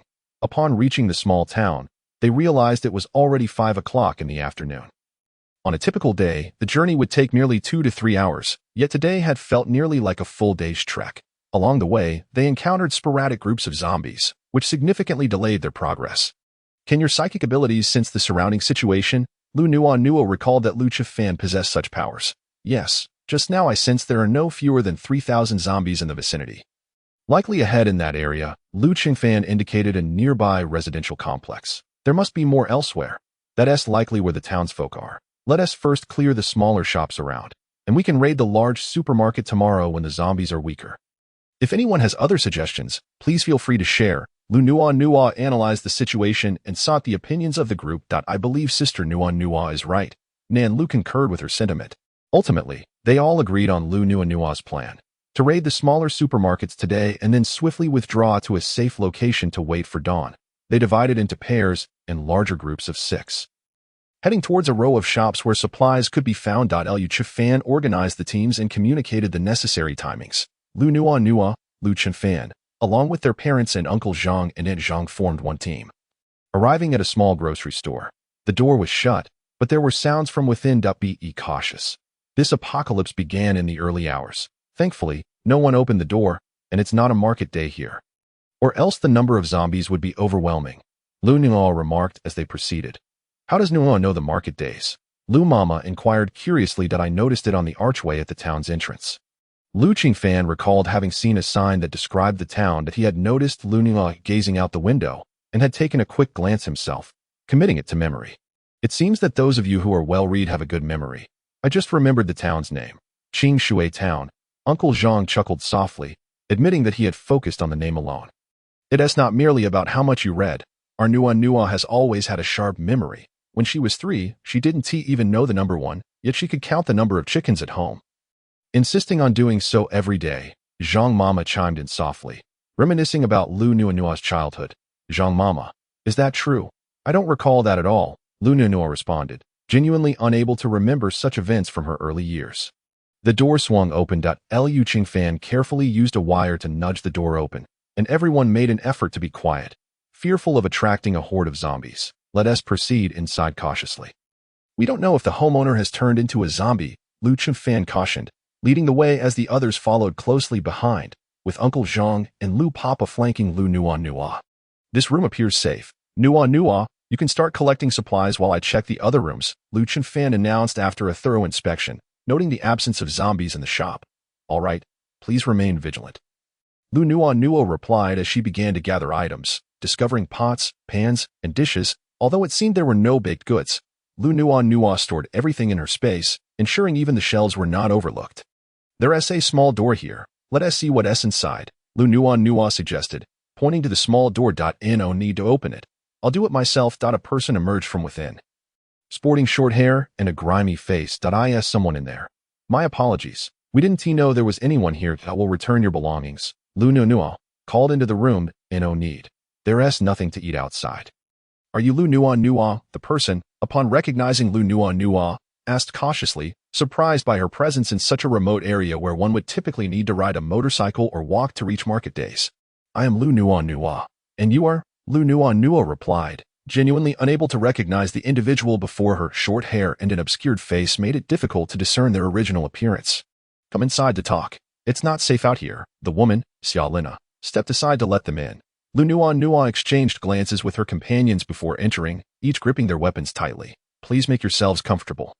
These are the only wooden stools I have, crafted by my grandfather. Xiaolina gestured toward the stools on the ground. May I ask who you are? Liu Nuonuo inquired directly, as she found it challenging to recognize the woman's features. You read truly Nuonuo. I almost didn't recognize you. You've become even more beautiful. I'm Xiaolina, she replied, hastily wiping her face with a cloth hanging on the wall, though it hardly improved her appearance. Lina, That cloth is dry. Mom, could you wet it a bit for her? Liu Nuonuo hadn't anticipated encountering her university class president here. Nuonuo, this is your classmate. Come, classmate. Annie will wet the cloth for you. Liu Mama offered, moistening the cloth for Xiaolina. Thank you, Auntie, Xiaolina said as she took the cloth and cleaned her face, revealing her true features at last. Lina, what happened to you? Liu Nuonuo observed Xiaolina's disheveled attire. Struggling to see her as the poised girl she remembered from university, I've been working in the southern province. I was on leave and thought I'd come back to see my parents. But the moment I returned, the apocalypse struck. That day, my parents thought someone was at the door, and they opened it without preparation. They were both bitten and turned before they could even tell me to lock the door. Luring the zombies away, Xiaolina recounted, tears spilling forth. I've always been away for school, and after finally getting a job, I returned only to find my parents gone. Lina, my condolences. The world is in turmoil now. We too are fleeing as a family. Liu Nuonuo sympathized, recalling her past life where she too lost her loved ones. I understand. But how did you all end up here? Most people are heading toward major bases. Yet there is nothing here, a remote, impoverished place. Xiaolina expressed her confusion, noting the rough roads that were hardly conducive to escape. The roads may be better, but accidents are frequent, and with more people. There are also more zombies. Our vehicle is large, making it difficult to navigate crowded areas. Liu Nuonuo explained briefly. Why haven't you escaped, Lina? There should be plenty of zombies in this small town. Liu Mama voiced her concerns, having not encountered anyone else thus far. Mom, her surname is Xia, and her name is Xiaolina, Liu Nuonuo clarified, acknowledging that many might mispronounce the name. Andy, I too wish to escape. The day after the zombies appeared, the town's loudspeaker announced the locations of several major bases, urging those who could head there first. In the ensuing chaos, those with vehicles left immediately, while those without could only watch. There is a local gang that usually causes trouble, but their leader awakened his powers and organized the townsfolk, forming a separate group for the women. I found it revolting and didn't want to join. But my family had no vehicle, so I could only watch. I had intended to plan my route based on the supplies in our small shop and was preparing to use my skateboard from high school. But then you all showed up. Lina, Little 2, is also with us. You should come along. We'll figure out which base to head to later, Liu Nuonuo assured her after hearing Xiaolina's story. The three of them had been university classmates and roommates, occasionally keeping in touch after graduation. Liu Nuonuo remembered that in her past life, they had communicated until she faced her own tribulations and moved abroad, changing her phone number and losing contact. Now, having returned to this life, she was preoccupied with gathering supplies and had scarcely used her phone, making her forget much of that. Nuonuo, would this complicate matters? I'll just take my skateboard to the nearest base. I've awakened ice powers, though they're quite limited. I usually just melt ice in a cup to drink, reluctant to use it elsewhere. Xiaolina said shyly. She wanted companionship, yet the individuals accompanying Liu Nuonuo clearly seemed extraordinary, and she did not wish to burden them. Not at all. Little 2 is collecting supplies nearby, and we're still unfamiliar with the town's layout. Where are the best supplies? Please lead the way, Liu Nuonuo encouraged. Liu Nuonuo understood Xiaolina's concerns. She was always considerate of others during their school days. That's fine. I've grown up here and know these streets like the back of my hand. Even with my eyes closed, allow me to lead you. Upon finishing her statement, Xiaolina prepared to take the lead. Originally, they had planned to gather supplies from the small store today, but with her presence, they could cover everything in one go before setting off. Liu Nuonuo cheerfully remarked to Xiaolina, Nuonuo, slow down. There's a threshold. Liu Qingfan grasped Liu Nuonuo's hand, fearing she might stumble and fall. It's all right. I'll be careful, Liu Nuonuo reassured him, then clasped Liu Qingfan's hand in return. Seeing this, Liu Qingfan couldn't help but smile broadly at Liu's father, and the others noticed, but chose not to comment. They had observed Liu Qingfan's demeanor throughout the journey. And with Nuonuo having an additional protector in this post-apocalyptic world, they felt reassured. Nuonuo, what is this? You two got married without informing me? Xiaolina inquired. Glancing at the pair, it seemed this individual treated Nuonuo well, which was a relief. We haven't married. It's too complicated to explain in a few words. Initially, we agreed that I would get married first, and you would be Xiao Tu's bridesmaid. If you two were to marry first, then the other two would take on that role. How could we not inform you? Liu Nuonuo clarified. All right then, I'll be your bridesmaid in the future. It seems I might end up alone for the rest of my life. Xiaolina reverted to her optimistic and cheerful demeanor from their university days, concealing the pain in her heart in a corner. determined not to disappoint her parents and to live well. Xiao Tu, do you see who this is? Liu Nuonuo pulled Xiaolina before Wu Xiaodu, who had just returned with supplies. Due to the lack of space, everyone had used bags to carry their belongings. Liu Nuonuo, possessing infinite resources in her space, simply hoped everyone could exercise a bit more. Lina, what happened to your hair? After some more conversation, when everyone had gathered, Xiaolina led the way to the largest shopping mall to collect supplies. That mall ahead is the biggest in town, fully stocked, but there are likely many zombies inside, Xiaolina pointed out. Together, they battled zombies and entered the mall to collect resources. Liu Nuonuo and Liu Zhiyi focused on gathering supplies while others stood guard. In no time, the mall was cleared out, and under Xiaolina's guidance, the storage room was also emptied. They extracted crystal cores from the zombies, only for a few more to stagger back into view. Upon seeing two of them, Xiaolina couldn't hold back her tears. They were her parents, dressed identically with matching hairstyles. Nuonuo, may I borrow your weapon? I wish to put my parents to rest. I don't want them to wander this world as flesh-eating corpses. They surely wouldn't want that either. Liu Nuonuo paused, then retrieved a new knife from her space, one that Bei Bei had recently crafted, hoping Lina could start anew. After Xiaolina dispatched the two zombies, they strangely offered no resistance. Eventually, she requested Liu Chengfan to incinerate the zombies with his fire abilities, and then asked the others to disperse the ashes with wind, ensuring her parents would forever rest in her heart. As Liu Nuonuo and her companions concluded their resource gathering in the town, they set fire to it. Some zombies were burned alive, while others who escaped were swiftly attacked and killed. Once the flames subsided, they extinguished the remnants with water, and everyone collected a significant number of crystal cores. Wu Xiaodu and her group placed their gathered goods in the vehicle, and upon sorting through the supplies, they found quite a lot. Chapter 30. The Gene of Space. To their surprise, despite the small size of the town, it held a considerable amount of supplies. If it weren't for Lina, we might be collecting for ages. Wu Xiaodu remarked, looking at the bags piled high in the vehicle, feeling a sense of relief. They had eaten and drunk well along the way, genuinely worried about running out of provisions. Indeed, we've gathered a fair amount in our space as well. Let's organize the supplies on the vehicle. They're taking up too much space, Liu Nuonuo suggested, contemplating that if she were alone, she could have cleared everything out, as Bei Bei would handle the organization. It wasn't that she wanted Bei Bei to do it, but Bei Bei had mentioned that every action in the space required cultivation, akin to training, and constantly sought Liu Nuonuo's approval on what could or could not be done. I'll handle it. Liu Chengfan declared, raising his hand and instantly storing the items in his space. Captain, when did you acquire such an ability? That's incredible. Are you even human? The teammates marveled as they witnessed Liu Chengfan effortlessly make the supplies vanish before their eyes. I awakened it not long ago. At the time, I was focused on other powers and didn't realize I had this one too.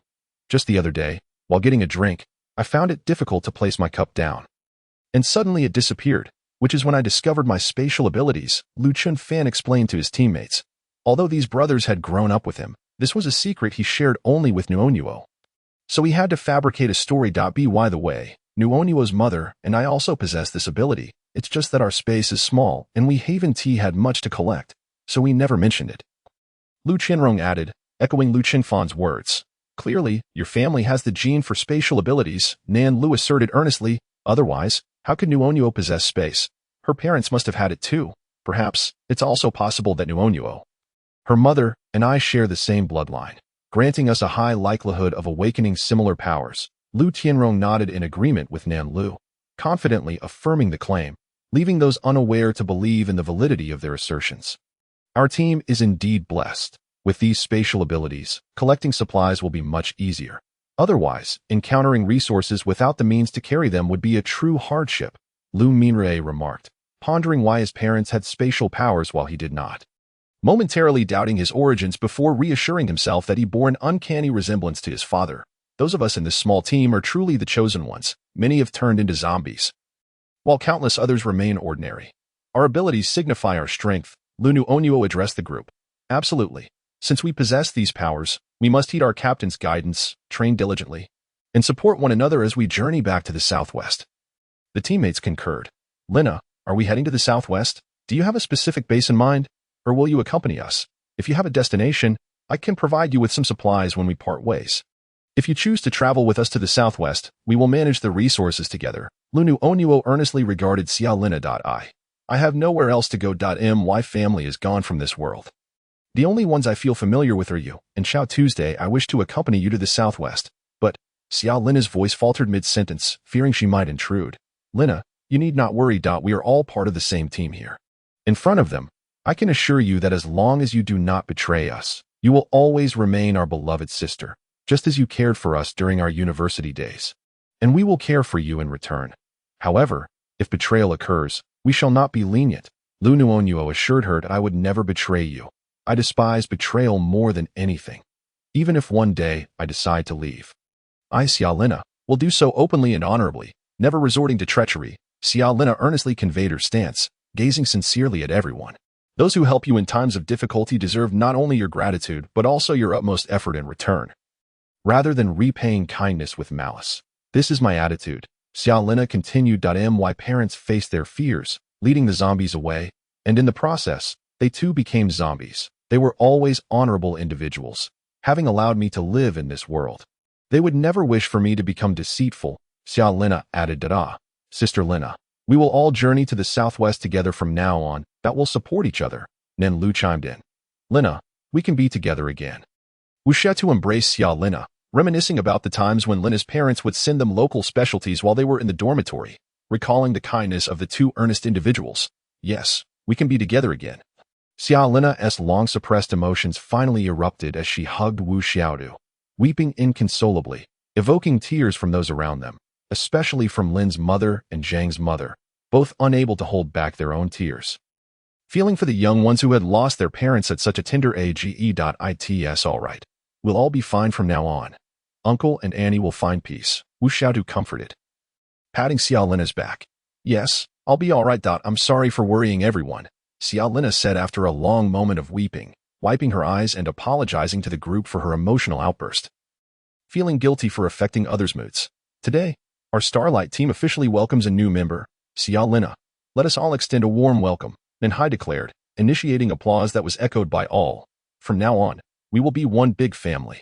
Let us hasten our departure. Night is falling. Let us move forward and find a place to rest. He concluded. Liu Chunfan glanced at the map and analyzed the terrain with Nankong. I know of a place where we can rest. After walking approximately 13 kilometers, there is a location known as Bainpo, surrounded by stones and devoid of any inhabitants. However, the terrain is relatively flat. In the past, young people used to frequent this spot for dates. He remarked. Xiao Lina, having overheard Liu Chunfan, interjected, I can't speak for other areas, but within a 10-mile radius, there is no place I am unaware of. Having grown up here, I have traversed every hill. All right. You take the passenger seat and guide Nahai. Nuonuo, allow me to assist you to rest. After a long day, even the baby is weary, Liu Chunfan instructed. Once he had organized everything, he helped Liu Nuonuo to a resting place, though the family said little. An unspoken bond felt closer. Liu Nuonuo allowed him to support her as she carefully climbed up. Fortunately, they were unloading, or it would have become increasingly challenging. Chapter 31. The Future of Earth Ahead. A few zombies appeared. Nankong, you three go down and deal with them, Liu Chunfan directed. Observing the 5 zombies before the vehicle, he sensed the area with his mental energy and confirmed that there were no nearby hordes. Understood, Captain. Nanyang, Nandi, let us descend together and use our abilities to see who can kill 2 first, Nankong suggested to his 2 brothers. Let us go. The trio, arms around each other's shoulders, descended to confront the zombies while the others remained in the vehicle to watch.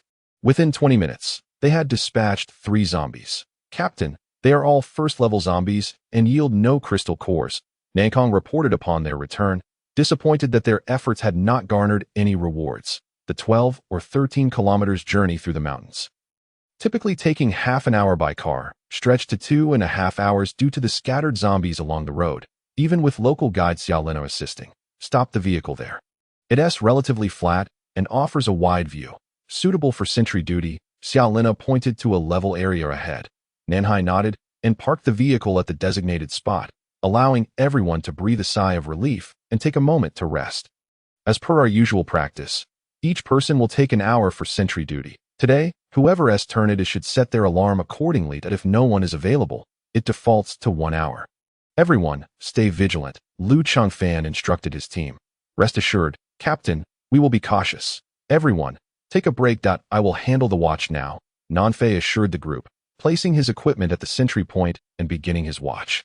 The others, hearing this, settled in for a much-needed rest after a long day, all too aware that the night could bring unforeseen events, and thus, they did not dare squander their time to recuperate. Once in bed, Liu Nuonuo entered her space to rest.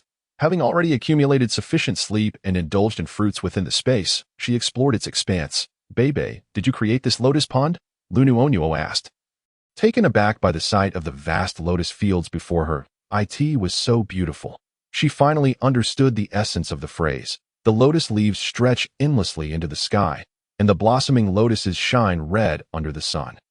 Indeed, South and I thought the lotuses on television were stunning. So we searched through the supplies collected by our elder sister and planted them. Sister, we also planted cherry blossoms, and in another area. We recently planted numerous peach and pear trees, which are now in bloom. It's a splendid time for flower viewing, and we expect fruit in a few days, Bebe excitedly explained as she accompanied Liu Nuonuo to the cherry blossom grove, which spanned miles. Liu Nuonuo gazed at the endless expanse of cherry blossoms, lost in thought. They then visited the peach blossoms, pear blossoms, and apricot blossoms, a riot of colors, red, yellow, white, and purple. Heavens, this is utterly breathtaking. It's a pity I can only admire it alone, Liu Nuonuo mused, feeling that nothing in the world could rival such beauty while simultaneously feeling an emptiness within her. Sister can allow brother-in-law, along with our parents, to come in, Bebe suggested, yearning for a lively atmosphere. Never mind. This space is our ultimate sanctuary. The fewer people who know, the better. The more aware they are, the more perilous it becomes for everyone. Although Liu Nuonuo knew her family would not betray her, she understood that their knowledge posed risks to them as well. Sister is fine. Grandpa Shimu and Grandpa Pudu have come out. Let us find them and each ask for a fruit to make juice for our parents. Once they drink it, they won't be able to mention anything related to the space. There are restrictions, Bebe reassured Liu Nuonuo, addressing her concerns. Grandpa Shinmu and Puda have emerged. Liu Nuonuo recalled Bebe mentioning this before but had never seen the two elders. Assuming they had not come out yet, they said they would come to the peach blossom grove to pick blossoms for wine, making I wonder if they have arrived. Nan, could you fly up and take a look? Bebe suggested to Nan. Young lady, little Bebe and Nan, we are playing chess in the middle of the peach blossom grove. Hurry over. Grandpa Shinmu called out at that moment. It's Grandpa Shinmu. Let us go find them. Bebe exclaimed joyfully, leading Liu Nuonuo and Nan to the two elders. Upon reaching the center of the peach blossom grove, they found a pavilion, where two white-bearded elders were playing chess, exuding an aura of serenity. Resembling ethereal beings, Liu Nuonuo thought to herself, so this is what legendary immortals look like. You must be Nuonuo, just like your ancestor. One of the elders, Putu, remarked kindly. Grandpa Putu, have you met my ancestor? Liu Nuonuo asked excitedly. I recall it was during ancient times when my mother first divided me from her, still a mere sapling. Your ancestor opened up this space. At that time, it was not as expansive as it is now. Shinmu and I were planted here, and as the space grew larger and more abundant in spiritual energy, your ancestor ascended, telling us that if his descendants were fated, they would reopen the space. And thus, we have waited for tens of thousands of years, Putu reminisced. Grandpa Putu, Grandpa Shinmu, why didn't you follow your ancestor to the realm of the immortals? Liu Nuonuo inquired. We are inherently part of this world. Our existence is essential for balance. However, humanity is destroying the environment. Without Shinmu and Putu on Earth, calamities have become frequent, and the planet faces annihilation, Shinmu replied. Sorrow evident on his face. He too had been transplanted to Earth, where once they were abundant, now they lay in ruin. Will the Earth truly perish? Does our fight against zombies still hold meaning? Liu Nuonuo sank into a sea of confusion. There remains a glimmer of hope. Nan and S birth signifies that Earth can still be saved, Puta continued.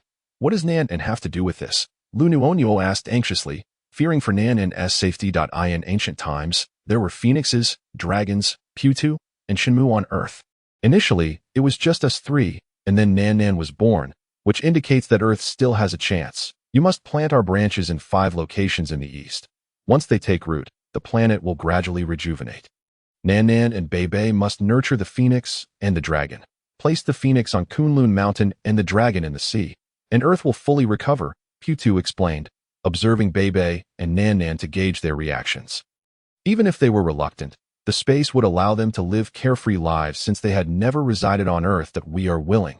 We will accompany Sister to save the Earth, Bei and Nan Nan declared in unison.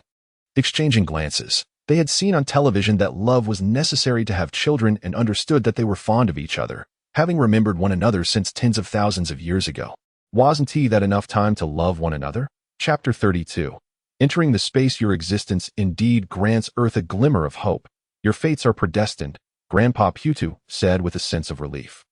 Grandpa Putu, Grandpa Shimu, do your branches only need to be inserted into the earth to thrive?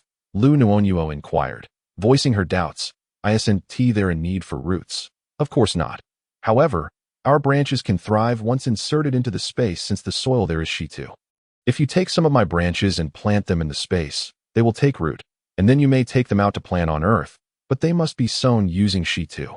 Puta clarified, handing some branches to Liu Nuonuo. Are these branches sufficient? Shall we plant them now?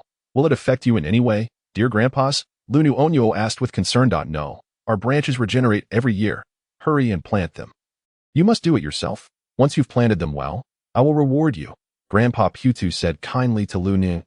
So much like her. No wonder she is the fated one. Then let us go plant the trees. Nan Nan and Bei exclaimed, leaving Grandpa Putu and Grandpa Shimu to continue their chess game. Liu Nuonuo led Nan Nan and Bei to the mountain top, where they planted numerous Putu and Shimu trees. Sister, so many little Putu and little Shimu. We can play with them in the future, Bei joyfully remarked, admiring the rows of trees. Once they can take shape, you will be able to play with them. When I am unable to come, will you help manage them well? Liu Nuonuo inquired of Nan Nan and Bei. Yes, we will take good care of them, Bei replied, bouncing with excitement. The space was so beautiful, and she loved it dearly. Liu Nuonuo planted the trees, watered them, and then sought out Putu and Shinmu. Curious about the gift they had mentioned, Grandpa Putu, Grandpa Shimu, we have planted the trees. Liu Nuonuo returned to the depths of the forest, where Putuwa and Shinmu had ceased their game of chess. The two were now sipping tea, brewed from leaves that Liu Nuonuo had gathered from the outside world. The tea trees in this space were ripe for harvest, and the two elderly gentlemen were preparing to pick and roast the tea, reminiscing about the flavors of tea from millennia past. As the young lady approached, Shimu presented her with a box from within his robes, while Putuwa did the same. What is this, dear grandfathers? Liu Nuonuo inquired, gazing at the two boxes in her hands. Open and see, Putuwa encouraged with a smile. Upon opening the boxes, Liu Nuonuo discovered a droplet of water from Putuwa, solidified and shimmering like a sapphire, while Shinmu offered her a similarly captivating droplet, green and radiant like an emerald. What is this? She asked, her face a canvas of curiosity. How did this water become solid? It is simply exquisite. This is condensed water, one blue and one green, that if you place these droplets into the nearby spring, the water there will gain a special ability. You can offer a sip to whomever you wish to invite in. And once they drink, they will be unable to divulge the secrets of this space, Shinmu explained. Thank you, dear grandfathers, Liu Nuonuo responded, realizing that there was indeed a spring hidden within the peach blossom forest. Its waters flowing vigorously, meandering through the vast sea of flowers. She placed the two droplets into the spring, watching as they dissolved into the water. Liu Nuonuo then filled a bottle with the enchanted liquid. Upon exiting the space, she found everyone still resting. Liu Nuonuo placed the bottle by her bedside, turned on a small night light, and prepared to watch some animated cartoons, deeming it a form of prenatal education.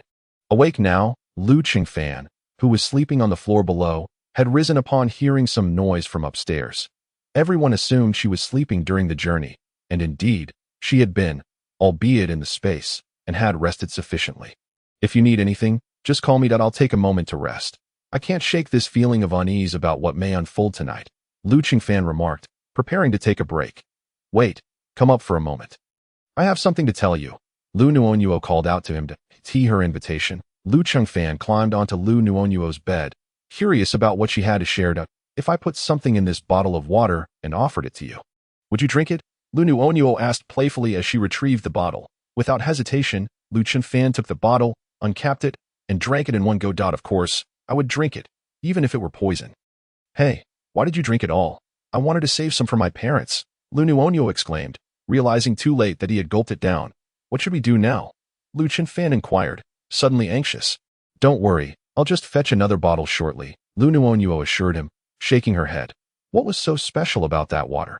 Liu Qingfan asked, shaking the empty bottle, worried he might have made a mistake by drinking it without knowing. Just wait a moment. I'll show you something soon, Liu Nuonuo replied, calling out to Beibei. Recently, both Beibei and Nan had occasionally emerged, and everyone assumed they were resting in their nest due to the significant temperature fluctuations. Sister, what's the matter? Beibei asked eagerly, having heard Liu Nuonuo's call, as she and Nan were busy picking flowers to brew wine. Come out and keep watch for us while I take Liu Qingfan inside to have a look. Liu Nuonuo instructed. Brother-in-law is coming in. Great. Let's go, Beibei exclaimed, pulling Nan along as they appeared at Liu Nuonuo's bedside. Liu Qingfan was taken aback by the sudden appearance of Beibei and Nan, having thought they were unwell and resting. Sister, brother-in-law, hurry along.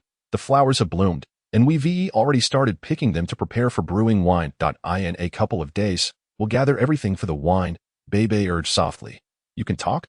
This was Liu Qingfan's first time hearing Beibei speak, her voice sweet and childlike.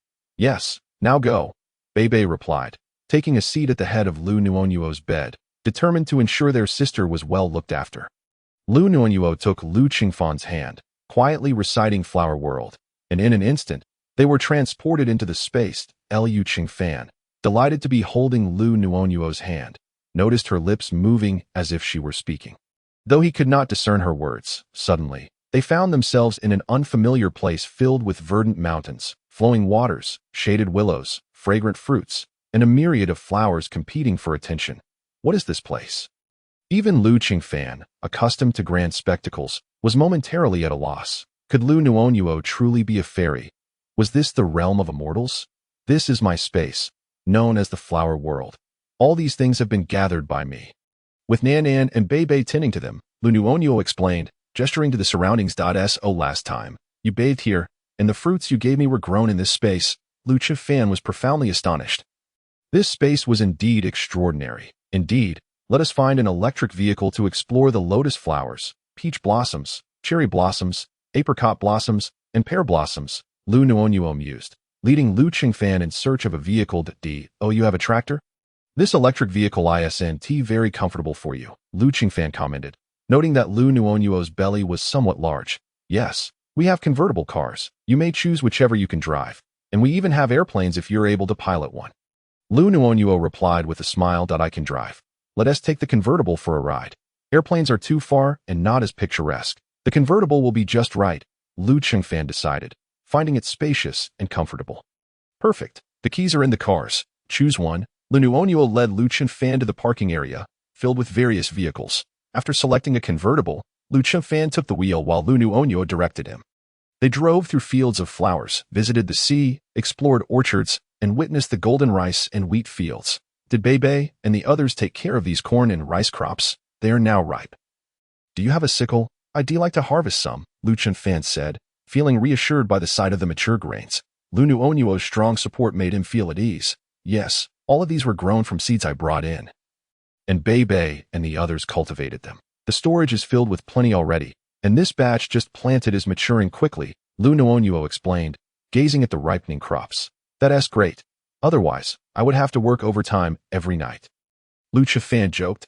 After some time of exploration, Liu Nuonuo turned to Liu Qingfan and said, I want to introduce you to a couple of individuals, the planting gods Shenmu and Putua, along with the phoenix from Kunlun Mountain and the dragon from the sea. Were all part of her plan. She needed Liu Qingfan's assistance. Only through collaboration could they hope to save the earth. Are there others in this space? Nan and Beibei are also part of it. They weren't rescued by us, were they? Liu Qingfan wondered, realizing the coincidence of Nan and Beibei colliding with their vehicle might have been intentional. Yes, they are part of this space. Nan is a dragon, and Beibei is a phoenix, both from ancient times. As for the other inhabitants, technically, there are none. The true forms of those two elders are Putua and Shenmu, who have also existed since ancient times. Liu Nuonuo clarified, leading Liu Qingfan to find Shenmu and Putua. Arriving at the peach blossom grove, they found the two elders enjoying a drink. Nuonuo is here. This must be the father of the little one. Yes? Shenmu greeted them with a warm smile upon seeing Liu Nuonuo and Liu Qingfan. Grandfather Shenmu, Grandfather Putua, this is Liu Qingfan, the father of the baby. I wish to bring him in to discuss the future of the earth. I believe reviving our planet requires his help, and the little one adores him, Liu Nuonuo added, emphasizing her point. Indeed, we are aware. You have a fondness for him as well, do you not? The moment I laid eyes on him. I sensed the destined connection between you two that with his assistance, your endeavors will be significantly more fruitful, Putuo remarked mysteriously. Liu Nuonuo then recounted the important matters shared by Putuo and Shenmu, and Liu Chengfan pledged to join Liu Nuonuo in the mission to save the Earth. Rest assured, dear elders, I will exert every effort alongside Nuonuo to restore vitality to our planet, Liu Chengfan declared earnestly, gazing into the eyes of the two elders, having been raised with the principles of protecting the people, safeguarding the nation, and maintaining peace. He felt a profound sense of responsibility to save the Earth amidst its turmoil. Very well, young man. The world is yours now. With you children on this planet, it shall surely thrive again. Putuo replied with a comforting smile. In ancient times, he too had been a part of the Earth, but later he was planted into space, where he cultivated his skills. Upon awakening, he found the Earth on the brink of destruction. But he realized that there was still a glimmer of hope. A new master would soon emerge for the space. You both share a bond that transcends lifetimes. In every existence, your fates have intertwined. This lifetime is the most perfect. You may share the space, with Nuonuo as the primary and Chengfan as the secondary. Every action you take will be influenced by Nuonuo. Should you betray her, you shall fall into an abyss from which there is no return. Discuss amongst yourselves whether you wish to share this bond. Bodhi pondered for a moment and spoke. There exists a profound attraction between these two individuals. The red star of love they embody entwines and draws them closer, clearly indicative of having endured countless lifetimes of trials together. This life has commenced with harmony and beauty, destined to be a pair that enjoys a lifetime of affection. I have no objections. You should consider it. Liu Nuonuo was the first to speak. In her previous life, this person had continued to seek her until her demise, and for this reason alone, she was willing to trust him once more. Moreover, within her domain, she held the ultimate authority.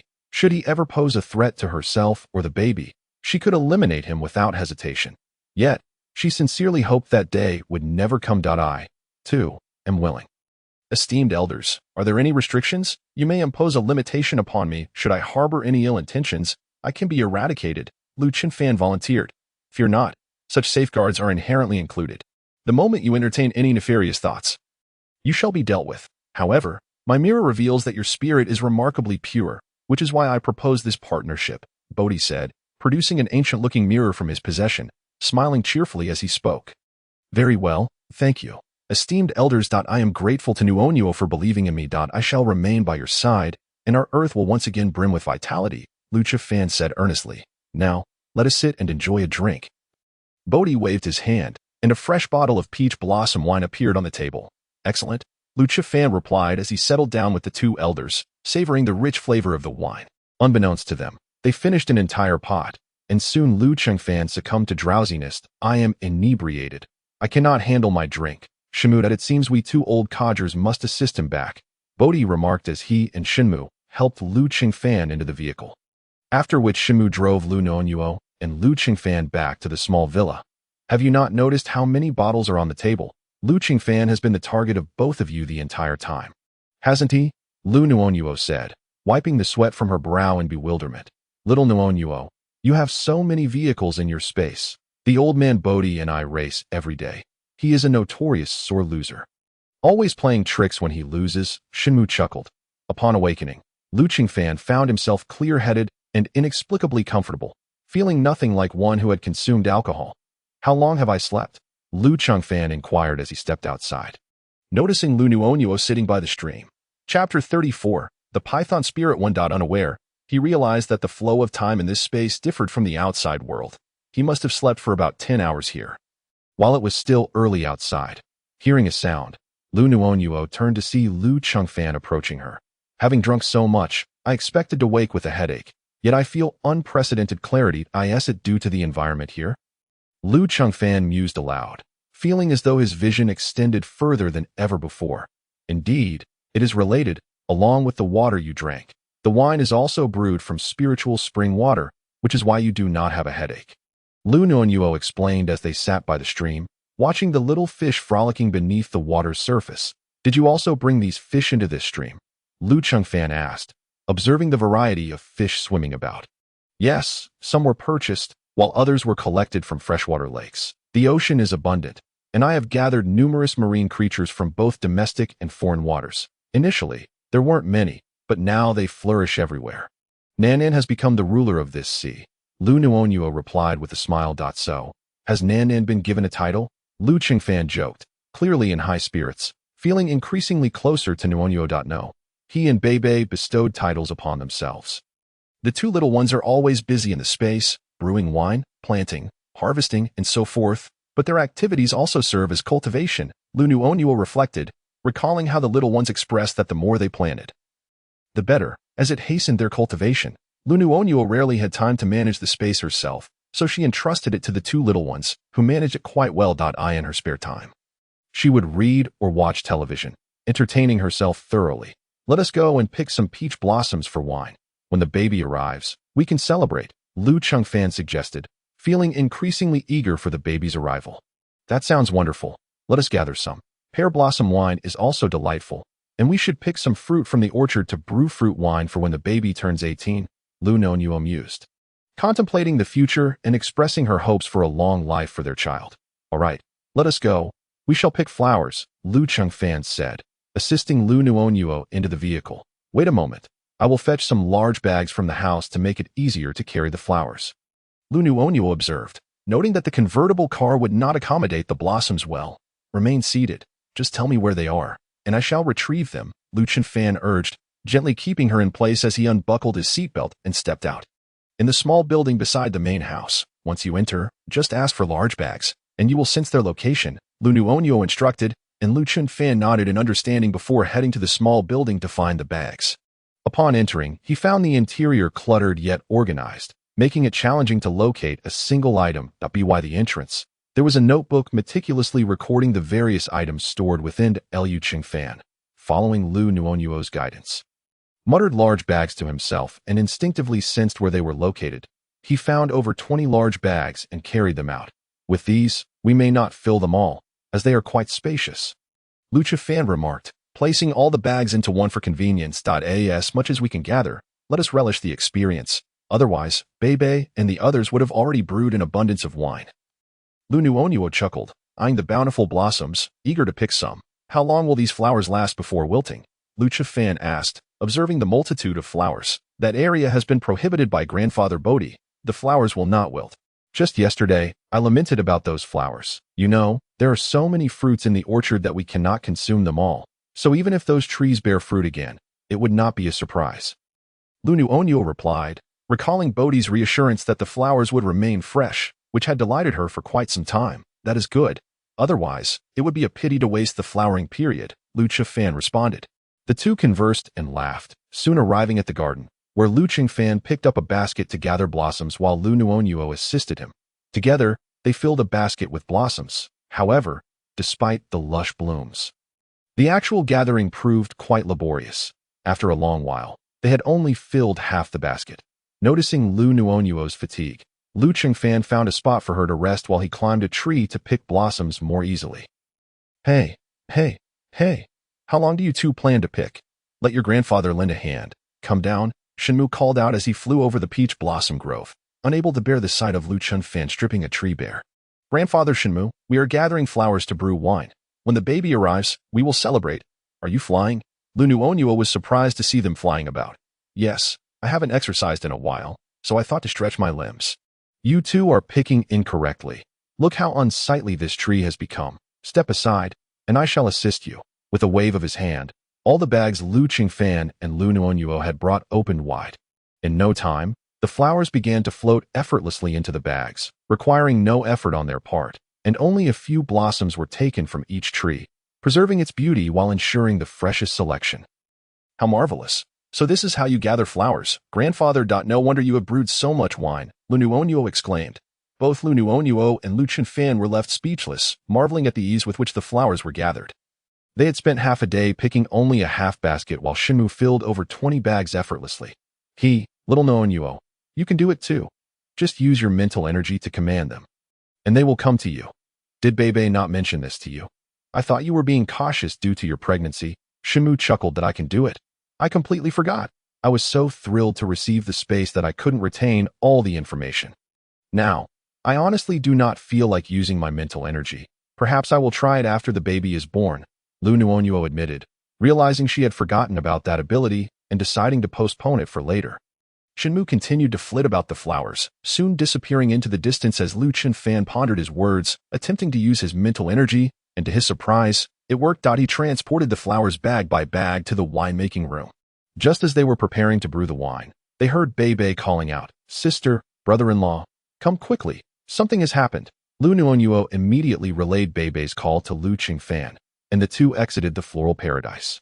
Liu Qingfan reappeared on Liu Nuonuo's bed, where everyone had awakened downstairs, and Nandi was calling for him. Chapter 35. The Python Spirit tooted at everyone. "Rise quickly. Captain, there is a situation outside."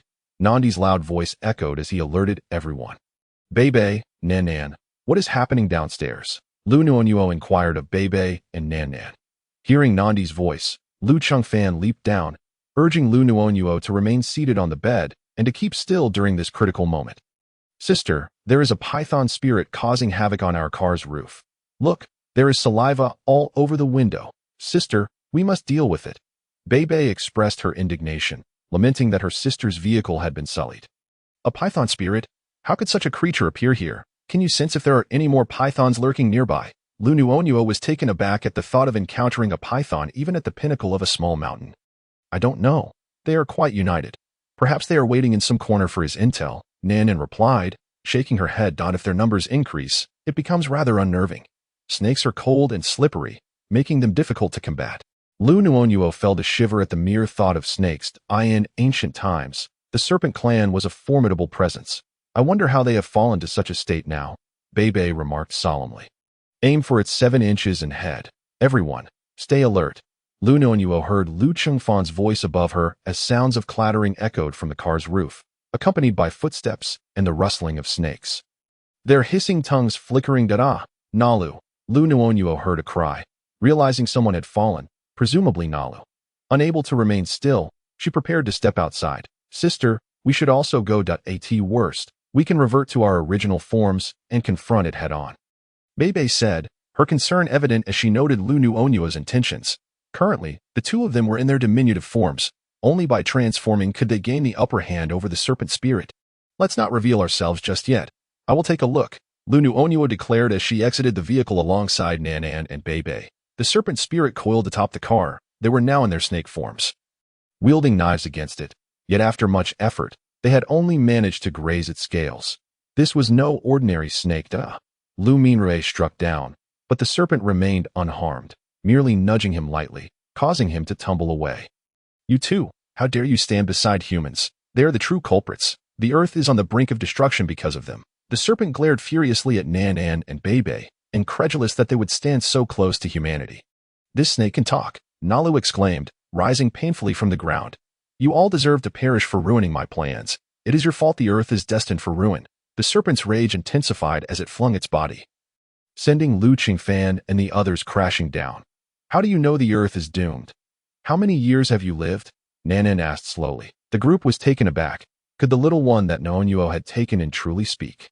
"What a fantastical world this was. I have lived on this earth for over 5,000 years. From the moment I was born, I have witnessed humanity's gradual destruction of our planet. I have been preparing to transform from a serpent into a dragon. Yet I have not yet become a dragon. There are no dragons or phoenixes left on earth. I thought that if I practiced diligently to become a dragon, the earth might improve, but now it seems I am too late. It is destined to perish," the serpent declared, its eyes ablaze with fury. Liu Qingfan and the others could feel its anger and helplessness, astonished that a snake they encountered casually had existed for 5 millennia. "There are still dragons and serpents. Do not despair. In ancient times, you were like us. We are all divine beasts. What led your kind to such a decline?"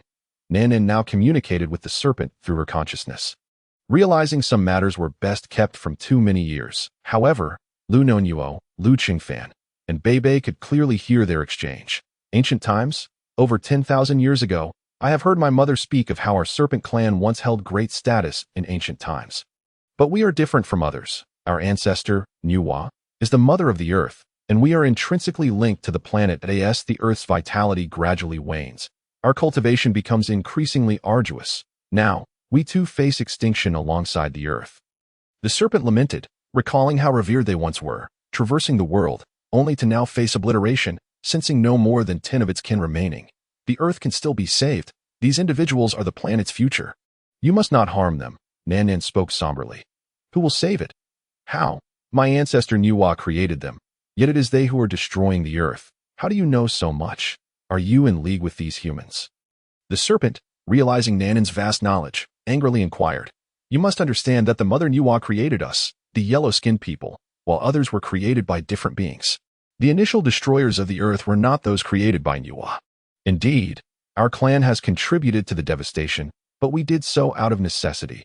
We were compelled to evolve, or our lineage would vanish. We are also seeking ways to save the Earth, and we hope that you, Serpent, will assist us in this endeavor, Liu Nuonuo pleaded earnestly.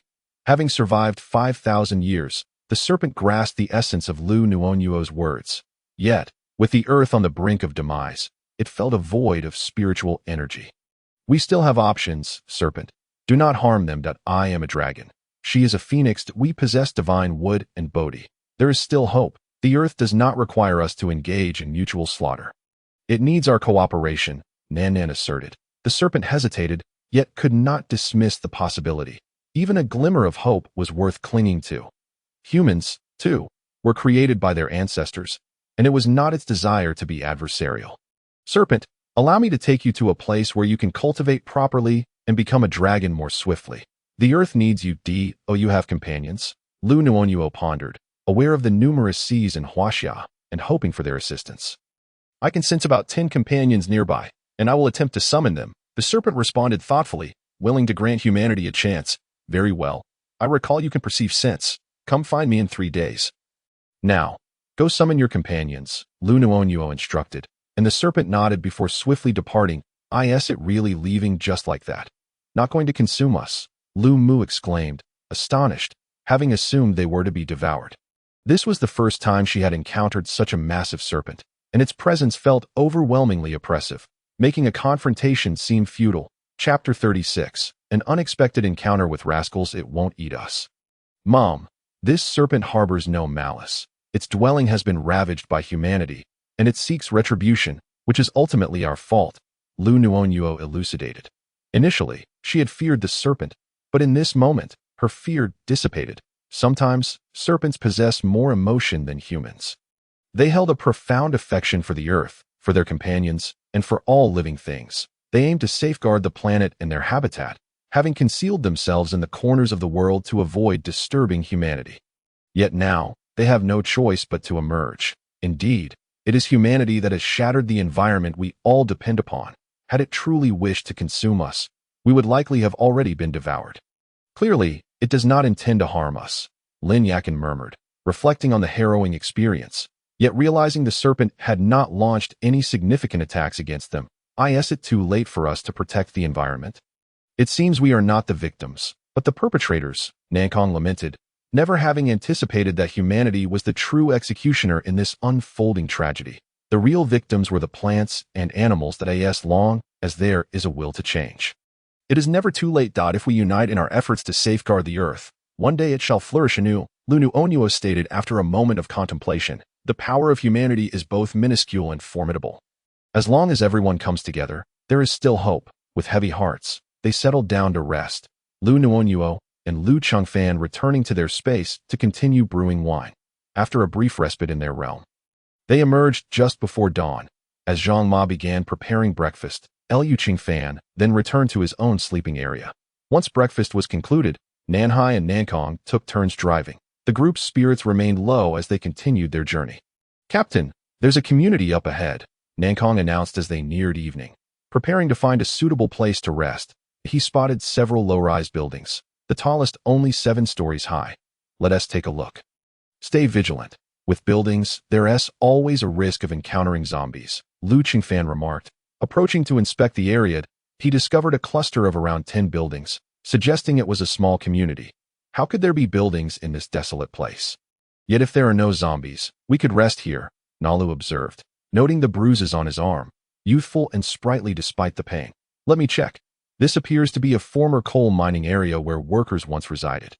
As the coal was excavated, they gradually moved away, leaving behind empty buildings. Xiao Lina, along with Liu Nuonuo and Wu Xiaodu, who had been sipping milk tea, chimed in, recalling the area's history. Their shouldn't be anyone left. But we can never be too sure. Better to exercise caution. In this world, who knows if there are others seeking refuge, like us, traveling these mountain roads. Wu Xiaodu added, aware of the omnipresent threat of zombies and mutated beasts. Xiaotu is right. Caution is wise, Liu Nuonuo agreed. Liu Mu nodded in agreement from the side, recalling how the python had appeared so suddenly last night. Indeed, the current creatures far surpassed ordinary humans in their prowess. This was undeniably true. Let us all take heed. Although the inhabitants here have vacated, the building remains intact, and there is still some farmland surrounding it. It is plausible that individuals may return to seek refuge from the impending apocalypse. Xiaolina also nodded in concurrence. Everyone tightened their focus as they drove slowly forward. The road ahead was obstructed by some unknown object, suggesting that someone was inside. Upon noticing the obstacle, Nan Kong remarked, "Who goes there? Step out for a check." At that moment, a lanky fellow with yellow hair emerged, resembling a mere stalk of bamboo. "Captain, what should we do?" Nan Kong inquired, glancing at Liu Chengfan beside him. "Stop the car and investigate," Liu Chengfan replied, eyeing the yellow-haired individual ahead. "Hold on, Captain, that's just a lackey of the local thug leader. He has caused trouble in the town before. Confronting him now might lead us into a trap."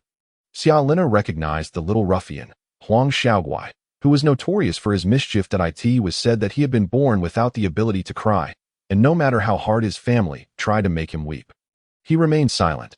Hence the name Xiaoguai. He had indeed lived up to his reputation, becoming a true delinquent, and his gang had committed numerous wrongdoings, inciting the town's populace to loathe them. "It's fine. Let's approach them. This is the only road available, and we will inevitably cross paths," Liu Nuonuo spoke up, suggesting they see what the ruffians intended. Liu Chengfan and Liu Nuonuo exchanged a glance, and he began to stow away some items in their storage space. With only a few buckets of instant noodles and some compressed biscuits left in the car, it appeared they were in dire straits. "All right, Captain, you all go down first. I'll disguise myself to avoid being recognized. Otherwise, it could complicate matters." Xiaolina nodded, preparing for her transformation. Liu Chengfan led Nan Kong and a couple of others to exit the vehicle while the rest waited inside. "I'll help you. How about we make you look like a man?" Liu Nuonuo offered, producing a wig for her. Xiaolina accepted the wig without hesitation, donning it to cover her previously chewed hair. Subsequently, Huang Xini applied some foundation to darken Xiaolina's skin and added a few spots and birthmarks, transforming her into an unappealing young man. "Xini, your skills are remarkable. I can hardly recognize myself." Xiaolina chuckled as she gazed into the mirror. "I used to be a food blogger, but I also learned makeup for my appearances. Thus, I took special classes," Huang Xini replied as she finished applying the last blemish. "All right, let us wait and see what they discuss outside." Liu Nuonuo seated herself on a stool, observing the two groups negotiating outside. Before long, Liu Chengfan and the others returned, while the yellow-haired ruffians stood below, scanning their surroundings. "Damn it. These people are asking for too much. I'll take them down." Nan Tian stormed back into the vehicle, cursing in frustration, clearly agitated. As he was typically a man of few words with a good-natured demeanor, it's better to avoid unnecessary trouble. It's late, and they are familiar with this area. Let's give them something and endure for one night. "We'll leave tomorrow," Nan Hai suggested, acknowledging that everyone had not rested well the previous night and had been on the road since morning. "Brother Hai, 5 pounds of rice and flour per person? Do they even deserve it? Let us charge right in," Nan Tian fumed, incredulous at their audacity. As the occupants in the vehicle were each to receive only 5 pounds, everyone's exhausted from the night before and the journey today. "We also had to deal with some zombies along the way," Nan Hai explained, sharing his thoughts on concluding their dealings with these ruffians, though they had yet to harm ordinary civilians. "Everyone, stop arguing. If we give them something, they'd better behave tonight. Otherwise, they shouldn't blame us if we do provide for them. It will allow us to rest for the night before moving on to the next town, where there are likely many zombies. It's not wise to travel further tonight. We should recuperate," Liu Chengfan interjected, listening closely to the discussions. While he and Nuonuo had managed to rest adequately in their storage space, the others had not, and the rugged mountain roads had taken their toll. "There are 18 of us. 5 pounds each totals 90 pounds. Forget it. Let us feed it to the dogs," Wu Xiaodu remarked after calculating the figures.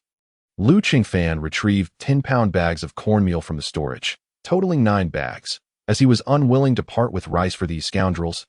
Don't insult the dogs. They are far more lovable and possess more humanity than these wretches. Xiaolina chimed in. Do they even deserve to be compared to dogs? They are worse than dogs. The elderly in the town, who has been threatened, robbed, or stolen from by them. Exactly. Ugh, they are even less than dogs. Wu Xiaodu added emphatically, spitting 3 times and patting her mouth. Liu Minrue observed Wu Xiaodu's antics, finding them endearing, akin to Nunu's charm. One was a younger sister, while the other was someone he longed to bring home. Everyone, take a bag each and let us deliver it to them, so we can park the car and rest, Liu Qingfan instructed, noticing Uncle Zhang and the others struggling to keep their eyes open. He then picked up a bag of cornmeal. Seeing this, Nan Lu and the others followed suit, with Nan Lu even rushing over to grab the bag from Liu Qingfan's hands. Little Lu, give your bag to Hai Gu and take mine back. Your hand is still injured, Liu Qingfan promptly advised. Brother, I'm fine. Look at these muscles. I'm fit as can be. Just support Nunu, Nan Lu insisted, flexing his arm playfully. You rascal, just carry it properly and don't overexert yourself. Speak up if you feel unwell, Liu Qingfan relented, allowing him to proceed. After all, he was just a vigorous lad of 18 or 19, full of youthful bravado. Rest assured, my dear brother, Nan Lu replied as he bounded off the vehicle. Clutching 2 bags of cornmeal. Here you go, 9 bags, each 10 pounds, totaling 90 pounds. Can we enter now? Nan Tian tossed the last bag of cornmeal to the yellow-haired ruffian. All right, please come in, my brothers. My big brother is waiting for you inside. The yellow-haired fellow grinned widely upon seeing the pile of cornmeal, a grin that revealed his yellowed teeth. He fancied himself quite charming as he tossed his hair back. Normally, such items would hardly catch their eye. But times had changed, and now they were desperately sought after. Liu Qingfan signaled to Nan Hai, who nodded and proceeded to drive. Due to obstacles surrounding the top of their vehicle, the yellow-haired ruffians remained unaware of the solar panels atop. But they could tell that this vehicle was no ordinary one. A shared glance among them revealed their unmasked greed. As Liu Qingfan and his companions entered the community, they noticed it was overgrown with weeds. Yet the ruffians made no effort to tidy up. After clearing a little space around their vehicle and finding no mutated plants, they settled their car down. The group rested in the vehicle for 2 hours. And at 9 o'clock, the yellow-haired ruffian knocked on their door. Are my brothers in there? Our big brother requests your presence, he called out loudly from outside. Wu Xiaodu, already irritable from the lack of rest, found the ruffian's voice even more grating. What is it? Nan Tian, on duty, opened the door and jumped down, closing it behind him to prevent the yellow-haired ruffian from peering in. Its like this. My brother, our big brother says that since you've traveled far, you are all guests, and he has prepared some food to welcome you. The yellow-haired ruffian flashed a grin, revealing his yellowed teeth as he tossed his hair back. Believing himself quite dashing. Understood. I will inform our captain. Please wait below, Nan Tian replied before heading back into the vehicle, slamming the door shut behind him. Ugh, what a nuisance. He doesn't know his place. Let him have his moment of arrogance for now. Soon enough, he will learn my prowess. And those lovely ladies, each one more enchanting than the last, especially that pregnant one. She looks so soft that I've never had a pregnant woman before. The yellow-haired ruffian scoffed to his companions, observing Nan Tian's actions. Since Liu Qingfan had entered the storage space, his hearing had sharpened considerably. He could hear the yellow-haired ruffian's words with clarity, initially intending to avoid further conflict and allow everyone to rest. It was evident that these individuals were anything but peaceful, even in the apocalypse. Captain, that yellow-haired fellow says his big brother invites us over. I wonder what kind of trap he is setting. Shall I just eliminate their hideout? I can't see a single decent person among them, Nan Tian declared. Upon seeing their faces, he realized that none of them appeared trustworthy. As for the elderly and children Xiaolina mentioned, they were nowhere to be found, leaving him to ponder the fate these brutes had inflicted upon them. There were, however, 2 women with yellow hair, suggesting they were of the same ilk as the ruffians. Open the door and let the yellow-haired ruffian in. We'll tell him we're too fatigued and need to rest. All the while observing their subsequent actions, Liu Qingfan decided to play a strategic game.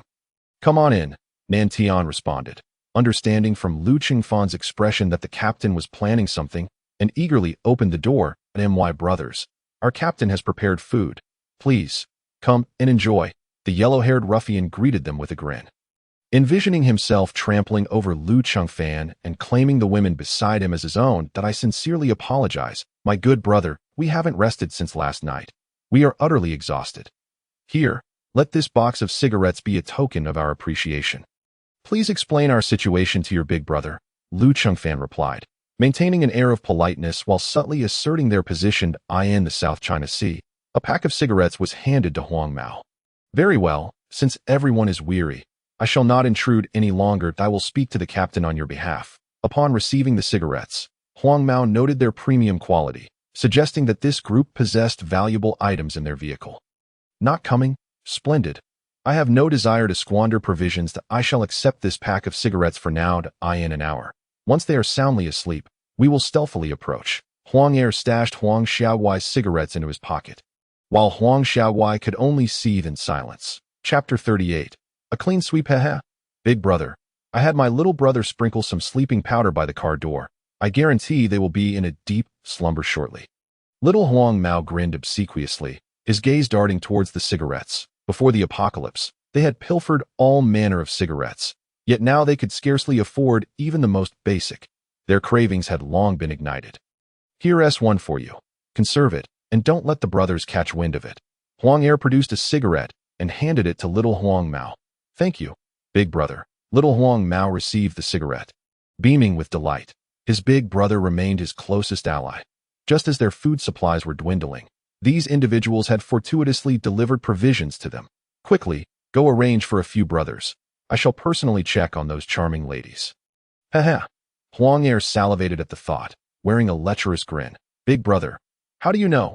You didn't go out today? Huang Xiaowai queried, astonished, as he had been the one making arrangements, hoping to indulge a little first. You little rascal, do you think everyone can be a big brother? Huang Er shook the nearby binoculars. Huang Gu, they have been waiting for you inside for quite some time. Why haven't you arrived yet? A woman, clad in ostentatious attire, wiggled her waist and settled onto Huang Er's lap. Return and wait. I have matters to attend to today. Huang Er pinched the woman, disinterested, as his thoughts lingered on the exquisite individuals he had seen earlier, diminishing his interest in the one before him. Yes, Huang Gu, do remember to come back when you're done. I shall be waiting for you. The woman, stung by his grip, rose and sashayed away. After about an hour, little Huang Mao gathered the brothers, and Huang Er led his gang closer to Liu Chengfan's vehicle. What a fine car. I haven't seen anything like it in town. These people are delicate and soft-skinned. They must hail from a big city. This vehicle is undoubtedly of superior quality. Be careful, brothers. We wouldn't want to damage it. We shall commandeer this vehicle. After declaring this, Huang Er affectionately caressed the car. As he traced the sleek contours of the car, his conviction grew that Liu Chengfan and his companions possessed even more valuable items. These wealthy individuals, even in their flight, surely had more supplies than the average person. At least the individuals they had encountered earlier had been driving a dilapidated vehicle, devoid of any valuable cargo, while these few had casually produced nearly 100 pounds of cornmeal. Captain, with this car, it will be much easier for us to gather supplies in town, a younger brother remarked. Attempting to unlock the car door with a key. In the past, he had been the team's locksmith, well versed in the intricacies of opening doors throughout the town, knowing precisely which gauge of wire to use and which keys corresponded to which locks, as most households in town had keys that they had replicated. Old 3, are you capable? Why is it taking so long? By the way, didn't you say you sprinkled the sleeping powder? Where did you put it? Is it burnt out? We wouldn't want to fall under its influence as well. Huang Er, growing impatient, inquired with a frown. It's done. It's over there, already burnt out. The ash is right there. Old 3, hurry up, the brothers can hardly wait. Little Huang Mao echoed Huang Er's urgency, pushing Old 3 to hasten. All right, this car hasn't been opened before. I've tried many keys. Old 3 finally said. With a click, the door swung open. Liu Chengfan and Liu Nuonuo were seated behind a curtain, while the rest pretended to be asleep on the ground. Seeing the door struggle to open, Liu Chengfan quickly twisted the handle to assist, retreating behind the curtain the moment Old 3 succeeded. Little Huang Mao and his group were oblivious, chattering incessantly, their noise drowning out any subtle sounds. Just as they had done with the previous convoy, sprinkled sleeping powder to ensure everyone was as soundly asleep as a log, instilling them with confidence. Let us go inside and search for food. Leave those few girls for me. Huang Er's words were cut short as a net descended from above, ensnaring him. Nanhai and the others ceased their pretense of slumber, rising to their feet, leaving Huang Er momentarily stunned. Please spare me, sirs. I am but a humble servant, lacking the wisdom to recognize your greatness, that I beseech you to show mercy and release me. My subordinates compelled me. Huang Er found himself ensnared, while the others were swiftly subdued by Liu Qingfan and his companions. Some were petty thugs, accustomed to preying on the elderly, while others were battle-hardened special forces, making the disparity evident. Before they could even react, Nanhai and his comrades had tied them all up. Hai, take a few brothers and bind those inside as well. Bring over all the food. These individuals, discard them with the vehicle. You know what to do. Liu Qingfan directed, not even casting a glance at Huang Er and the others. These individuals were fortunate enough to avoid trouble, but they had crossed a line by plotting against Nuonuo and her companions. All right, leave them to me. I shall teach them a lesson. Nan Fei exclaimed with enthusiasm. Having heard Xia Lina's descriptions of these people, along with the missing children and elders, he had inadvertently overheard a conversation among a few thugs earlier. Realizing they had been luring zombies with the captives, promising them food, these scoundrels were unworthy of being called human. Nan Fei and his companions dragged the thugs to a nearby lawn, delivering blows and kicks. Liu Nuonuo and the others could hear their cries from afar, yet none felt pity. Moments ago, when Xia Lina inquired about the children's whereabouts, a thug had stammered that they had been used to lure zombies. And now the group wished nothing more than for them to meet their demise. Such a bounty! I didn't expect this ragtag group to possess so much. Nanhai and his group soon returned with a heap of food supplies. Have those individuals been dealt with? Liu Qingfan inquired regarding those who remained inside. All taken care of. Two women attempted to ambush Brother Hai from behind, but were swiftly dealt with, Nakong interjected. Brother Hai was not one to show mercy. When those two women failed to seduce him, they resorted to an ambush. Go tell Nan Fei to hurry up. We'll push through tonight. The stench of blood here is overwhelming and unsafe. Liu Qingfan instructed Nanhai. Nanhai nodded and went to find Nan Fei. Soon after, Liu Nuonuo and the others heard no more cries. All sorted. Tonight, we'll take turns driving. 2 of us can manage an hour each. Nanhai announced to the brothers, emphasizing the importance of having someone to converse with during the night to stave off fatigue. I'll start. I'll drive for 2 hours, then I'll call you to take over. Liu Qingfan volunteered, having rested sufficiently in the space, unwilling to let his exhausted comrades take the wheel alone. That I'll keep Liu Qingfan company. I've been sleeping all this time, so I'm not tired. You all go and rest. I'll wake you when I need to. Liu Nuonuo quickly spoke, ushering everyone to rest while she settled into the passenger seat, leaving no space for anyone to respond. Chapter 39. Chengno Garden. Upon hearing her words, everyone went to rest, knowing that the upcoming night journey could bring unforeseen challenges. Any chance to rest was valuable. Nuonuo, settle in. If it gets bumpy, let me know. The small stones on the road are hard to see at night. Liu Qingfan helped her sit, providing a pillow for Liu Nuonuo to lean against and securing her seatbelt before setting off. It's all right. Baby and I are not that fragile. Baby is thrilled to hear I'm driving with you and is kicking up a storm. Liu Nuonuo replied with a smile, patting her belly in an attempt to soothe the excited baby. Feeling his mother's intent, baby quieted down, nestled contentedly within Liu Nuonuo's womb. All right, buckle up. I'm off. Liu Qingfan declared, starting the vehicle and driving forward. In this post-apocalyptic world, even the moon seemed reluctant to shine, casting an ominous darkness over the sky. Liu Qingfan gazed into the inky blackness, remaining vigilant with his mental focus while driving. Uncertain of what lay ahead or what might unfold. Liu Qingfan drove for 5 hours without rousing his teammates. Wishing to allow them ample rest, Liu Nuonuo stayed beside him, engaging in conversation, knowing she could rest in the space later. Captain, it's already 4 in the morning. Why didn't you wake us? Nanhai awoke to relieve himself, realizing that several hours had passed. It's nothing. I wanted you to rest a bit longer. It's best to switch shifts when you're fully refreshed. How did you rest? Liu Qingfan parked the vehicle, unbuckling his seatbelt, believing 5 hours should suffice for a decent rest. Sure, big brother. You and big sister can rest. I'll take over driving. Recently, it had become common knowledge among the group that Liu Qingfan and Liu Nuonuo were sharing a bed. So everyone accepted their relationship. Keep an eye out and wake Nankong to join you. Liu Qingfan instructed, feeling uneasy about anyone driving alone at night. Nuonuo, you're still awake? Xiaolina, having risen to use the restroom, noticed Liu Nuonuo standing, about to sleep. Nanhai is taking over. We were just getting ready to switch. Liu Nuonuo smiled as she spoke, and then the two prepared to ascend the stairs. You two should go rest.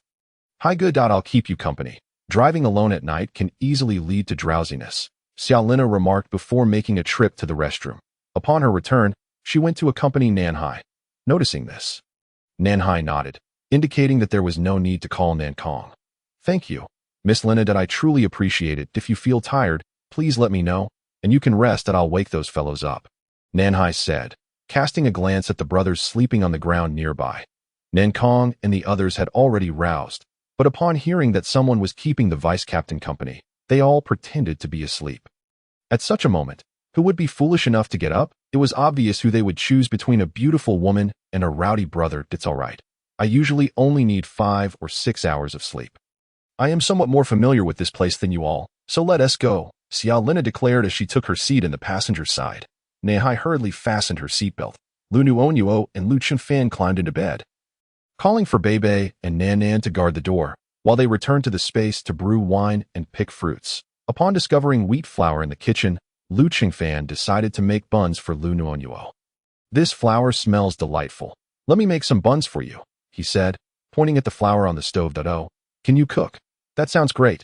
I quite enjoy eating buns, especially those filled with tofu and vermicelli, Liu Nuonuo expressed, surprised to discover Liu Qingfan possessed such a skill. I just need to take a look to learn. I remember watching my mother cook when I was around 5 or 6 years old, and I followed along. The flavor turned out exceptionally well, and that was when I discovered this talent, Liu Qingfan chuckled, adding, I suppose it could be considered an innate skill. The two sweetly prepared buns in the kitchen, one kneading and proofing the dough, while the other sat on a small stool observing.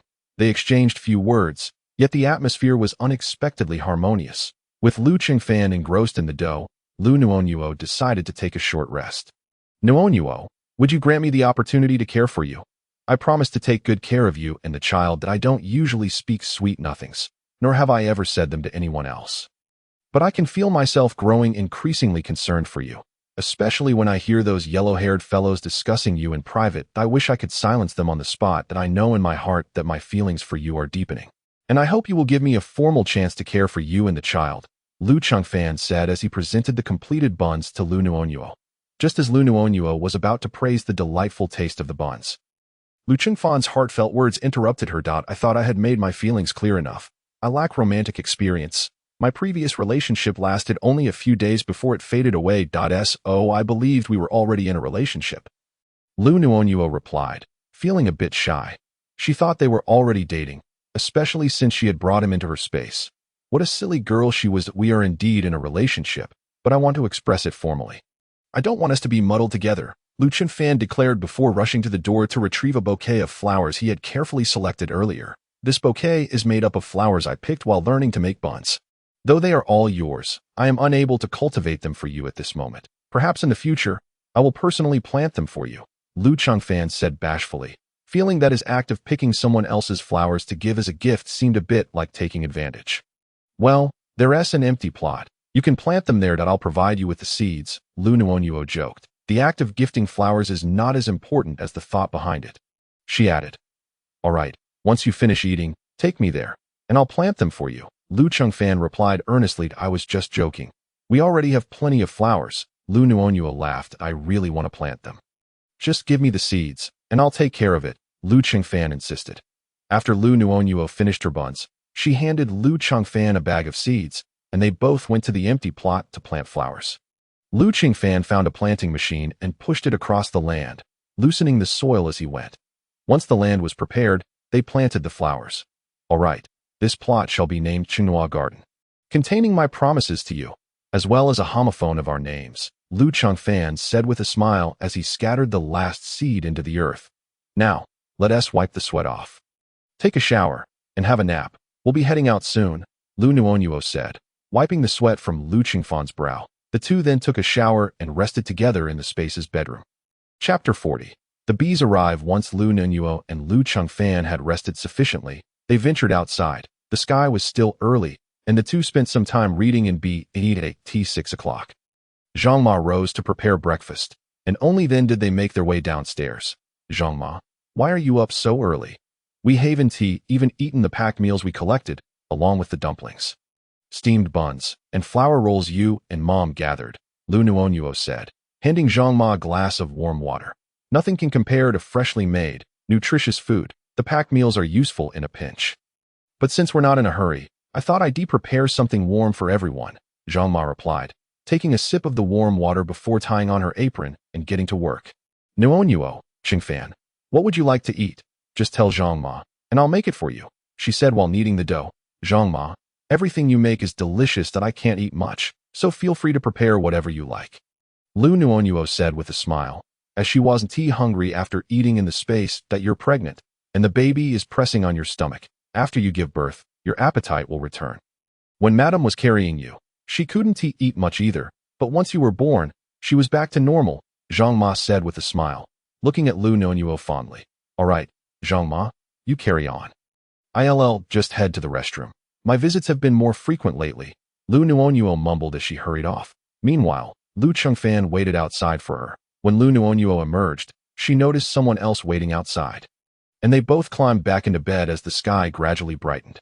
Everyone, hurry up and wash up for breakfast. Today I made buns, including soup dumplings and vermicelli buns, Zhang Ma called from the kitchen.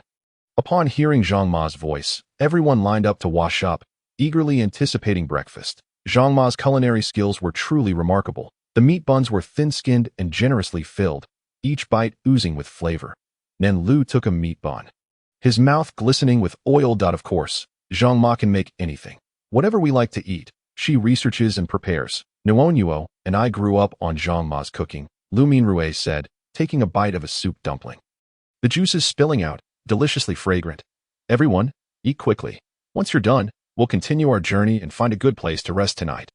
Liu Chengfan remarked as he enjoyed a vermicelli bun. He and Nuonuo had already eaten fruit and buns in the space, so they weren't particularly hungry.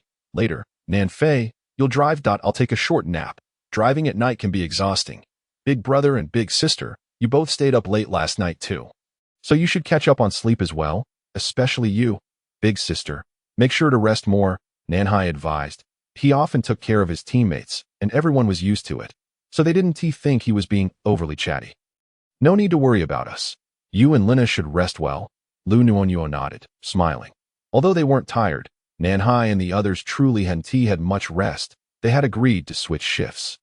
But Nanhai wanted everyone to rest a bit longer, and neither he nor Xiao Lina had slept, not calling their teammates to take over. I'll take a turn with Fei Ge.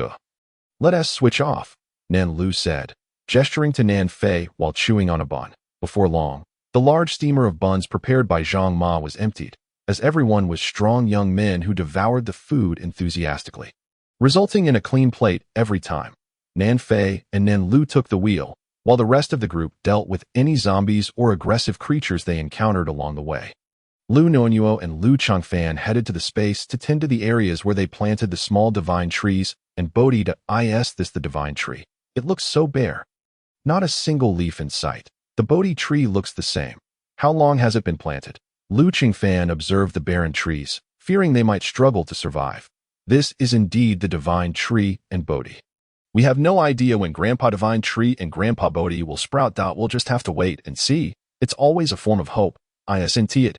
Liu Nuonuo said, caressing the divine tree and the Bodhi tree, feeling that they represented the hope of Earth, and she was determined to nurture them to life. I'll be by your side. We'll water them every day, talk to them, and play music for them, hoping they grow strong and sprout, Liu Chengfan said, also stroking the divine tree and Bodhi tree, recognizing them as legendary beings, the pillars of Earth. By the way, Bebe has been raising a lot of honey up in the mountains. Let us go fetch some to mix with water, make tea, and bake some pastries, Liu Nuonuo thought, eager to taste the pure sweetness of the honey from the space. Just as Liu Chengfan was about to speak, Bebe's voice rang out from outside. Sister, brother-in-law, come quick. Something has happened, Bebe shouted anxiously from outside. There are so many bees, just like the ones I raise in the space. But these ones outside are incredibly aggressive. Bebe, what is going on? Liu Nuonuo and Liu Chengfan immediately returned to bed, noticing Beibei's worried expression, and quickly inquired. There are countless bees outside, and a few have flown in. All the windows are shut tight, but the vehicles are swarmed with them. The road ahead is completely obscured. Beibei spoke anxiously. Upon hearing this, Liu Nuonuo and Liu Chengfan hurried downstairs. The scene below was chaotic, rendering the outside world nearly unrecognizable. Zhang Ma had turned on the lights inside the car, and everyone was engaged in a struggle against 5 bees that had flown in. Captain, you should take my sister upstairs quickly. Those wretched bees are utterly bothersome. Nan Lu's face was swollen on one side, his speech somewhat garbled, yet Liu Chengfan managed to comprehend him. Everyone, step aside, Liu Chengfan commanded, urging the group to disperse rather than cluster together. He then reached out, swiftly dispatching several of the pesky bees into the realm of flowers. The bees, upon entering a new environment, were initially bewildered. Were they not battling the detestable humans? How had they ended up in this paradise? The air here was delightful, and their spirits were considerably lifted. The 5 little bees buzzed around, finally sensing the presence of companions, and then ventured into Beibei's beekeeping area. However, upon encountering other bees there, they were promptly expelled, leaving the 5 little bees no choice but to seek refuge in the peach orchard. Captain, where did the bees go? Nan Fei and the others, witnessing the bees disappear before their eyes, asked in astonishment. I have stored them in my space. It can accommodate animals up to the size of a chicken, Liu Chengfan explained to the group. The entire vehicle had become a hive of bees, prompting Liu Chengfan to instruct someone to crack a window open. As everyone took cover, he began to collect the bees, knowing that Nuonuo's space could hold some too.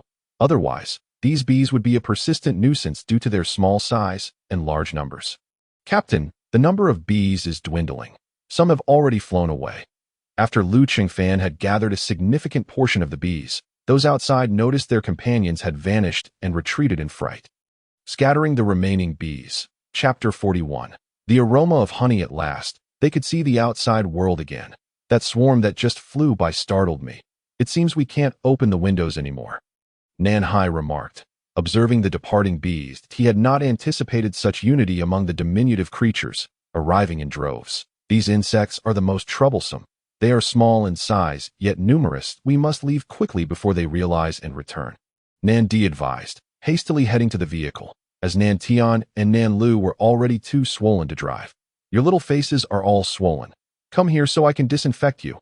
Lu Mother beckoned to Nan Tian and Nan Lu, who obediently approached. First, wash your faces, Zhang Ma said, retrieving a new bar of soap from beneath the cabinet and handing it to the 2. Nan Lu and the others, having learned common knowledge about treating bee stings, knew to wash with soap and promptly went to cleanse their chubby faces.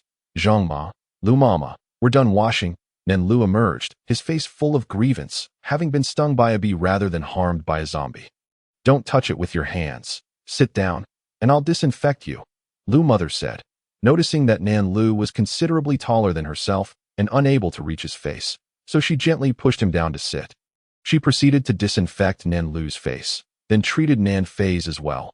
Observing their swollen, shiny faces, Zhang Ma felt a pang of sympathy and promised to prepare a delicious meal for them later, to which Nan Lu nodded appreciatively. Seeing Nan Lu's pitiful expression, Nan Fei felt a surge of empathy, but remained silent. Nan Fei, what's wrong? Not saying a word. Is it too painful? You've already been disinfected. You should rest. It will gradually subside, and later, Zhang Ma will make a special meal, just for you two. No one else will get any. Now, go rest. Zhang Ma lovingly patted Nan Fei and Nan Lu's heads, thinking how nice it was that she could still reach them while they Saturday. Thank you, Zhang Ma. Nan Fei finally spoke, then took Nan Lu to rest, though he still felt some pain. Meanwhile, Liu Nuonuo and Liu Chengfan entered their space to deal with the bees they had collected. Once inside, they found not a single bee in sight. They must have gone to the mountains. Their companions are up there, Liu Nuonuo said, glancing at the expanse of lawn before turning to Liu Chengfan. Yes, weren't we just talking about collecting honey? Let us see if those little bees are around, Liu Chengfan replied as they made their way to the mountains, where they only spotted some bees, but not the ones they had captured earlier. Strange, there are none here. Bees usually travel in swarms, yet we see none. The ones here are lighter in color. They used to drink from the spirit spring, and the flowers here are richer than those outside. which is why these bees are larger and darker. Look, Liu Nuonuo pointed at the bees dancing in the air, clearly noting the absence of those they had previously gathered. Who knows where they went? Let us collect the honey first, and we can search for them later, Liu Chengfan suggested. They donned their gear, and Liu Chengfan began extracting honey, filling several containers. Returning to their dwelling, Liu Chengfan found a video to guide them in filtering the honey while Liu Nuonuo pondered where the bees might have gone. What are you two up to? Grandpa Shimu descended from above. Grandpa Shimu, we are filtering honey. And what about you? Liu Nuonuo inquired, noticing the unusual style of clothing he wore, which was quite different from what they had seen before. Yet vibrant. Oh, this is something I unearthed myself. Nuonuo, the variety of clothes you stored is truly lovely. I really like them, Grandpa Shimu said, stroking the fabric of his attire. If you like it, wear it. There's plenty more. I've also collected various machinery, including one that can make clothes. Just have Bebe follow the blueprint to create them. Liu Nuonuo replied with a smile, knowing they could produce any clothing since they raised silkworms and had cotton in their space. Little Nuonuo, did you capture some new bees? They all flew to the peach blossom grove, buzzing incessantly and disturbing our chess game, but I'm preparing to find them a new location, Grandpa Shimu remarked. Exasperated by the bees' commotion, let us send them to the mountains. They should prefer to stay with their kind, Liu Nuonuo suggested, reasoning that social animals tend to cluster together. Don't mention it. The 5 that entered earlier were chased back to the mountains. I have no idea how they ended up in our peach grove. Soon after, another swarm followed them. But the ones in the mountains are a family. They don't welcome outsiders, Grandpa Shimu chuckled. Don't underestimate those bees. They have their own survival rules that I've already sent them to the pear blossom grove. Pear honey is sweeter, Bodhi chimed in.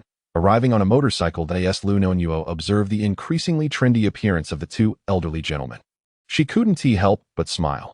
All done. The honey has been filtered, Liu Chengfan announced, filling jars with the sweet, fragrant honey, which sparkled invitingly. Bodhi Grandpa, Shimu Grandpa, I'll place the honey in the house. Feel free to take some if you wish. I'll take a jar outside for everyone to enjoy, Liu Nuonuo said, cradling one jar while Liu Chengfan put the others away. Very good. Little Nuonuo is indeed filial, Bodhi said with a grin as he dismounted from his motorcycle. I'll whip up some honey cakes and brew some honey pomelo tea. I remember there are many osmanthus flowers by the pear blossoms. I'll go gather some to make osmanthus honey. Liu Chengfan said, returning after storing the honey. Sounds great. Let us go pick some osmanthus flowers while you start on the cakes, Grandpa Shimu replied enthusiastically, delighted by the abundance of delicious foods that Nuonuo had collected. Despite the destruction of Earth, they felt a strong resolve to save it. All right, Grandpa Shimu, you two go pick flowers while we prepare some cakes. And don't forget to bring back a few passion fruits for honey water. It'll surely taste delightful. Liu Nuonuo thought of the flavor eagerly, feeling impatient to go ahead and start. We'll be off now, Grandpa Shimu said, taking some bags as he and Bodhi rode off on the motorcycle. Why do they choose to ride a motorcycle when they can fly? Liu Nuonuo asked, puzzled. Perhaps they want to look cool. Every boy seems to have a different fascination with vehicles, Liu Chengfan speculated. Acknowledging his own inability to fly. That must be it. I can't believe these old bones can handle a motorcycle so well, Liu Nuonuo marveled as she watched the 2 elderly men zoom away. Impressed by their prowess. Let us go make those honey cakes, Liu Chengfan said, taking Liu Nuonuo's hand as they prepared to head to the kitchen. Sister, come out quickly, Bebe called out loudly from outside. Chapter 42. Honey cakes. What's wrong, Bebe? Liu Nuonuo asked as she hurried outside upon hearing Bebe's voice. Sister, there's a snake, Bebe exclaimed as soon as he spotted Liu Nuonuo, though the people downstairs understood that the snake meant no harm. A certain fear of snakes seemed ingrained in their very genes. Liu Nuonuo, initially fearing another zombie or mutated creature, descended the stairs alongside Liu Chengfan to peer outside, where they saw the snake from that fateful night. Accompanied by 10 others. Each snake was quite large, and had they been enemies, Liu Chengfan and the others would have been uncertain of their victory. Human girl, my kin have arrived. What did you mean the other day? The snake spoke, but only Liu Nuonuo and her companions could understand it, as it communicated through consciousness. Snakes, follow me. I will lead you to a place, Liu Nuonuo replied. Liu Nuonuo spoke of the enchanting realm of Wawahuashi, a place abundant in spiritual energy and adorned with breathtaking scenery, making it an ideal venue for cultivation. She expressed her hopes for the serpent to transform into a dragon soon. Liu Nuonuo, and Liu Qingfan prepared to descend and welcome the serpent into the space. Liu's mother called out to them, Nuonuo, Qingfan, she said, her gaze lingering uneasily on the serpent outside. Mother, it's all right. The serpent bears no malice. We're just going down to discuss a few matters. You all can wait in the car. Liu Nuonuo reassured her mother, noticing the bewildered expressions of the others, aware of their uncertainty regarding the serpent outside, and instructed them to secure the door properly. Captain, I will accompany you down. Nuonuo, you stay up here. Wu Yin suggested, feeling a twinge of apprehension himself, yet unwilling to let a girl like Nuonuo venture into danger alone. Wu Yin, it's fine. Just keep an eye on Xiao Tu and the others while we're gone. We won't be long, Liu Nuonuo replied. Others echoed similar sentiments, insisting they could accompany her, not wanting to let a pregnant woman take the risk. Liu Qingfan, however, opposed anyone else joining them, knowing precisely where Nuonuo intended to take the serpent, and thus firmly declined all offers. Do not worry, it will be fine. Mom and Dad, rest assured, I will take good care of Nuonuo, Liu Qingfan assured Liu Nuonuo's parents, having adopted a more familiar address since their relationship had deepened. All right, Qingfan, I trust you. Take good care of Nuonuo. She is with child, Liu's mother said, and with that, Liu Nuonuo and the others descended. The occupants in the car anxiously peered below, spotting Bei fluttering around Liu Nuonuo and Nan perched on Liu Qingfan's shoulder as they approached the serpent, which was flicking its tongue. Moments later, Liu Nuonuo and her companions were seen seated upon the serpent's back, which then glided away, disappearing from view. Where are they headed? Liu's mother, who had been watching closely, asked with concern as she saw Liu Nuonuo's figure gradually fade from sight. Seeing the serpent bow its head for Nuonuo to mount, it appears non-threatening. Let us not rush. Qingfan instructed us to wait here. If they do not return within half an hour, we can reassess, Liu's father said. Though he felt anxious, he strove to maintain composure in front of his wife. Everyone in the car awaited anxiously, feeling as though time had slowed to a crawl. Despite only 10 minutes having passed, it felt like an eternity. Liu Nuonuo, seated atop the serpent, entered the forest, where Bei scanned the surroundings for safety before the serpent gently set Liu Nuonuo down. Little human girl, where exactly are you taking us? It cannot be merely to this forest, can it? The serpent inquired, questioning whether it should truly place its trust in the young girl before it. Just wait a moment. Do not be alarmed. Bei, Nan, you go in first to assist. I will return to the car. Mother and the others must be quite worried about us, Liu Nuonuo instructed, prompting Bei and Nan to proceed inside.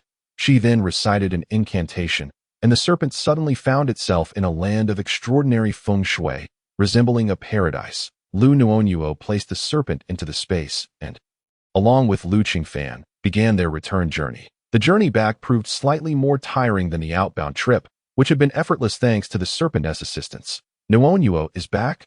Wu Xiaodu exclaimed as she spotted Liu Nuonuo's silhouette in the distance. Her excitement palpable. Liu's mother and the others, relieved to see Liu Nuonuo and Liu Qingfan safe and sound, finally relaxed. Hai Gu, quickly drive ahead to meet Nuonuo. If we cannot see the serpent, it must have already gone to the place she mentioned, Liu Minrui urged Nan Hai, observing Liu Nuonuo's pregnancy and wiping the sweat from his brow. Responding promptly, Nan Hai drove forward to fetch them. Upon seeing the approaching vehicle, Liu Nuonuo decided to halt her steps, waiting alongside Liu Qingfan at the roadside. Once Liu Nuonuo and Liu Qingfan entered the car, Liu's mother immediately began inspecting them, only allowing them to leave after confirming their well-being multiple times. All right, everything is fine. You may go now, Liu's mother said with a pat of her hands, her earlier worries alleviated, after which she and Zhang Ma resumed their practice of supernatural abilities. Madam, our water tank is empty. Could you please refill it? Zhang Ma remarked, as she typically managed the culinary needs on the vehicle and was thus the first to notice the lack of water. Very well, I'll go refill it, Liu's mother replied, heading with Zhang Ma to replenish the water tank. With so many people present, even the largest tank could only last 2 or 3 days, necessitating frequent refills, and Liu's mother had grown increasingly adept at utilizing her abilities. Liu Nuonuo and Liu Qingfan ascended to the upper level, intending to prepare small cakes in the space, wondering if Grandpa Shenmu and the others were becoming anxious, and whether the serpent had settled in comfortably. Where have Bei and Nan gone? Wu Shitu noticed their absence, pondering quietly to herself without raising alarm, trusting that Nuonuo had everything under control. Upon entering the space, Liu Nuonuo found the serpent along with Nan Nan, Bei Bei, Grandpa Shenmu, and Bodhi, all gathered on the grassy expanse in front of the house, some seated while others stood. While you all rest here, we shall prepare some small cakes. We'll settle you in afterward. Serpent, is that agreeable? Liu Nuonuo inquired, seeking the serpent's consent. Indeed, the serpent replied, its voice resonating clearly, having recognized that this place was extraordinary, as were the two elders present. Sister, I wish to join you in the kitchen, Nan Nan declared, eager to assist, as he possessed commendable culinary skills. Liu Nuonuo, Liu Qingfan, and Nan Nan proceeded to the kitchen, where Liu Nuonuo retrieved honey while Liu Qingfan began crafting the small cakes. As the delightful aroma wafted from the oven, those outside caught a whiff of the enticing scent. How fragrant! They must be ready, Grandpa Shenmu remarked, his fondness for such treats evident. The honey scent is divine. I must bring some outside for Mother, Liu Nuonuo mused, savoring the crispy exterior and chewy interior of the cake, the combination of wheat and honey being nothing short of divine, that if you find them delicious, indulge yourself. There's plenty more that we shall take some out for your parents once they're baked, Liu Qingfan said affectionately, realizing that to win a woman's heart, one must first win her stomach, a truth his grandfather and father had imparted. Look, the way Nuonuo gazes at her food has changed. I must continue honing my culinary skills to ensure she cannot resist my cooking, he thought. You truly excel, achieving perfection on your first attempt. Liu Nuonuo gazed at Liu Qingfan with starry-eyed admiration, recognizing that some individuals are simply gifted in the culinary arts that in her past life, her cooking skills had been merely adequate, pleasant enough, but not extraordinary. In the future, whatever you wish to eat, just let me know, and I shall prepare it for you. And for our baby, I will make meals as well. Do you have any recipes for supplementary foods? I'd like to practice. Liu Qingfan, buoyed by her praise, felt increasingly motivated to prepare every culinary delight for Nuonuo. I'll have Bei Bei find some for you. Let us take the bread outside for everyone to enjoy. Liu Nuonuo overheard the conversation outside, where everyone was discussing the cake's flavor. Nan Nan and Liu Qingfan each carried a large tray of small cakes, while Liu Nuonuo held one in hand as they emerged. Everyone settled on the lawn, indulging in the cakes, including the serpent, who partook heartily. So delicious. Did Qingfan make these? His skills are impressive. The exterior is crispy while the interior is delightfully chewy, far superior to the one Bei Bei brought out.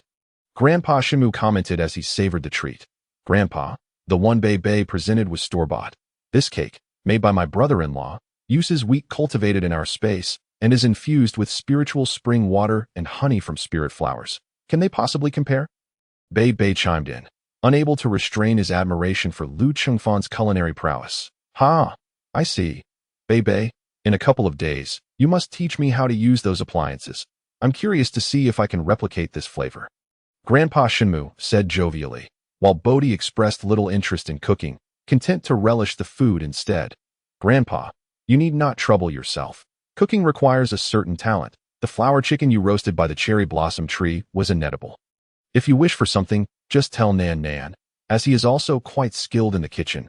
Bei Bei candidly pointed out. Oh, so even Nan Nan has mastered those appliances. How impressive. It seems our meals will be in your capable hands from now on. Bodhi remarked, reaching into his pocket to retrieve a piece of dragon scale. Here, take this as payment for the meal, Bodhi said, tossing the ancient-looking scale to Nan Nan, who felt a strong resonance upon touching it. Grandpa Bodhi, whose scale is this? I feel a profound connection to it, Nan Nan inquired, holding the dragon scale. It belongs to your ancestor. That old fellow left behind just this one scale. Now that it's returned to you, it may as well be home again. Study it carefully, for it contains the legacy of your family, Bodhi explained. Many years ago, before the dragon perished, it had given him a scale. At that time, he was merely a child and had not comprehended its significance. He had carried it with him ever since, and now that Nan Nan had emerged, the scale was destined to return to its rightful place. Thank you, Grandpa Bodhi. I will study it thoroughly. Please let me know what you wish to eat in the future. Nan Nan said joyfully, feeling that possessing this dragon scale would greatly enhance his cultivation. After everyone had eaten their fill, Liu Nuonuo began contemplating where the serpent might best be accommodated. Grandpa Shenmu. Grandpa Bodhi, Could you offer a suggestion on where the serpent might find a suitable place to settle? Liu Nuonuo pondered for an entire day before deciding to seek the opinions of others. After all, she intended to play chess in the Peach Grove, which was already set up. Any place other than the Peach Grove would suffice. Shenmu spoke up, noting that he and Putois had meticulously arranged the Peach Grove. And during their leisure, they enjoyed sipping tea and playing chess. Why not go to the sea? Aren't you supposed to transform into a dragon? I recall that your serpent clan favors bamboo groves, where you dwell and can visit one another in peace. Putois mused thoughtfully. Since it was brought in by a little girl, there must be a reason for it if the transformation into a dragon was mentioned. It surely pertains to preparing for the surrounding seas. Nan and Bei Bei are still uncertain when they will have offspring. It is challenging for divine beasts to bear young, and we do not know whether they will give birth to a phoenix or a dragon. Who knows how long this earth can endure? Having the assistance of serpents would be immensely beneficial. Very well, serpents. I shall guide you to the ocean where you can cultivate your skills. You may also practice in the bamboo groves. But do bear in mind that the sea is Nan's territory, and I hope you will communicate with her regarding any matters of concern. Liu Nuonuo instructed the serpents. Understood. The serpents nodded in unison. Having lived only a few millennia without ever encountering their ancestors or Nuwa, however, having heard from Putois and Shenmu, they knew that their forebears must have seen her. Liu Nuonuo led the serpents to the ocean, with Shenmu and the others following closely behind. Upon their arrival, the shrimp soldiers and crab generals emerged to greet Nan and the others. This is our future neighbor, the serpent clan, who will soon transform into dragons. Please refrain from disturbing them during their cultivation. Nan advised the shrimp soldiers and crab generals. Serpents, you may go now and explore the sea. Liu Nuonuo announced at her words. The serpents nodded and flew together into the ocean. As Liu Nuonuo and the others prepared to leave, they were suddenly startled by the serpents' hissing cries. Turning around, they witnessed the serpents bursting forth from the sea, twisting and rolling through the air.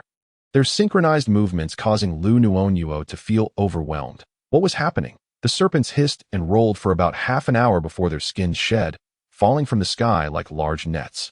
With a wave of Putois' hand, a gust of wind swept the serpent skins aside. The serpents then began to grow dragon scales, visibly transforming before their eyes. Is this a direct transformation into a dragon?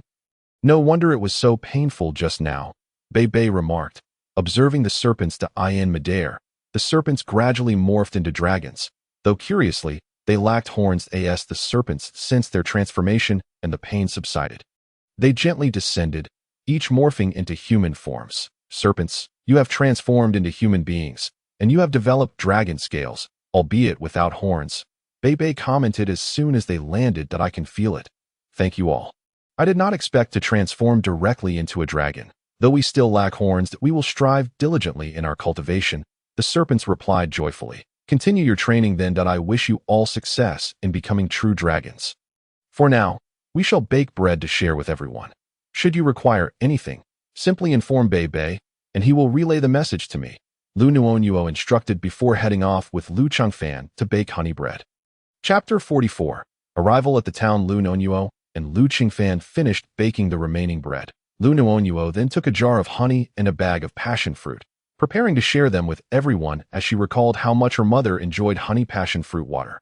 I'll pick a watermelon later. The weather is unusually hot for this time of year, Liu Chengfan remarked while packing the honey bread. It's scorching during the day and quite chilly at night.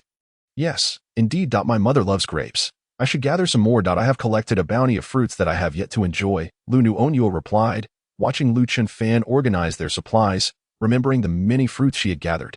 All set. Let's go pick some fruit, Liu Chengfan declared as he finished packing and accompanied Liu Nuonuo to the fields. Upon reaching the watermelon patch, Liu Nuonuo was astounded by the enormous watermelons, each one more impressive than the last. These are truly massive, Liu Nuonuo exclaimed, picking one up only to realize it was too heavy to carry. Don't try to lift it. Allow me, Liu Chengfan said, placing his box down to lift the watermelon effortlessly, weighing approximately 50 pounds. Perhaps we should take smaller pieces instead. This is simply too large, Liu Nuonuo suggested, observing the watermelon in Liu Chengfan's hands, which resembled a hefty doll. Nuonuo, why not have Bei Bei take this watermelon to your mother first? I will pick another to make juice, Liu Chengfan proposed, considering how refreshing fruit juice would be on such a hot day. Good idea, Bei Bei, Liu Nuonuo agreed, calling for Bei Bei, who was standing guard outside with Nan Nan. Sister, what is it? Bei Bei asked as she entered, a small flower adorning her head. Please help me take this watermelon to our mother and tell her it is for everyone to share. I will head out shortly, Liu Nuonuo instructed, hoping to fulfill her promise of bringing her parents into this world. Understood, sister, Bei Bei replied, retrieving a bag to place the watermelon into before hoisting it over her head and carrying it outside.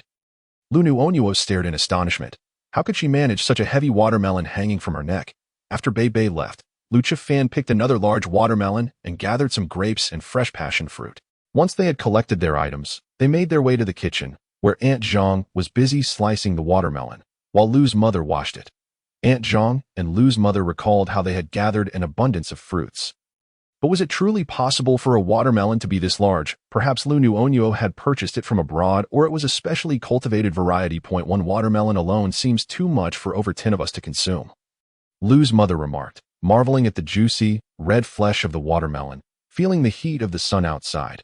Mother, there's more. This passion fruit is for making honey drinks.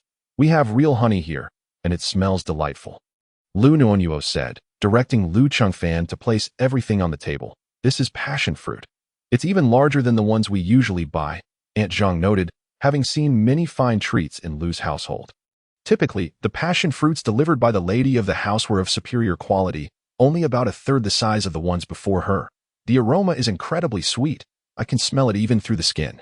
I wonder where the young lady procured such fine fruits. These are plentiful, so don't hesitate to prepare them for everyone. By the way, make watermelon juice and chill it with some ice before serving.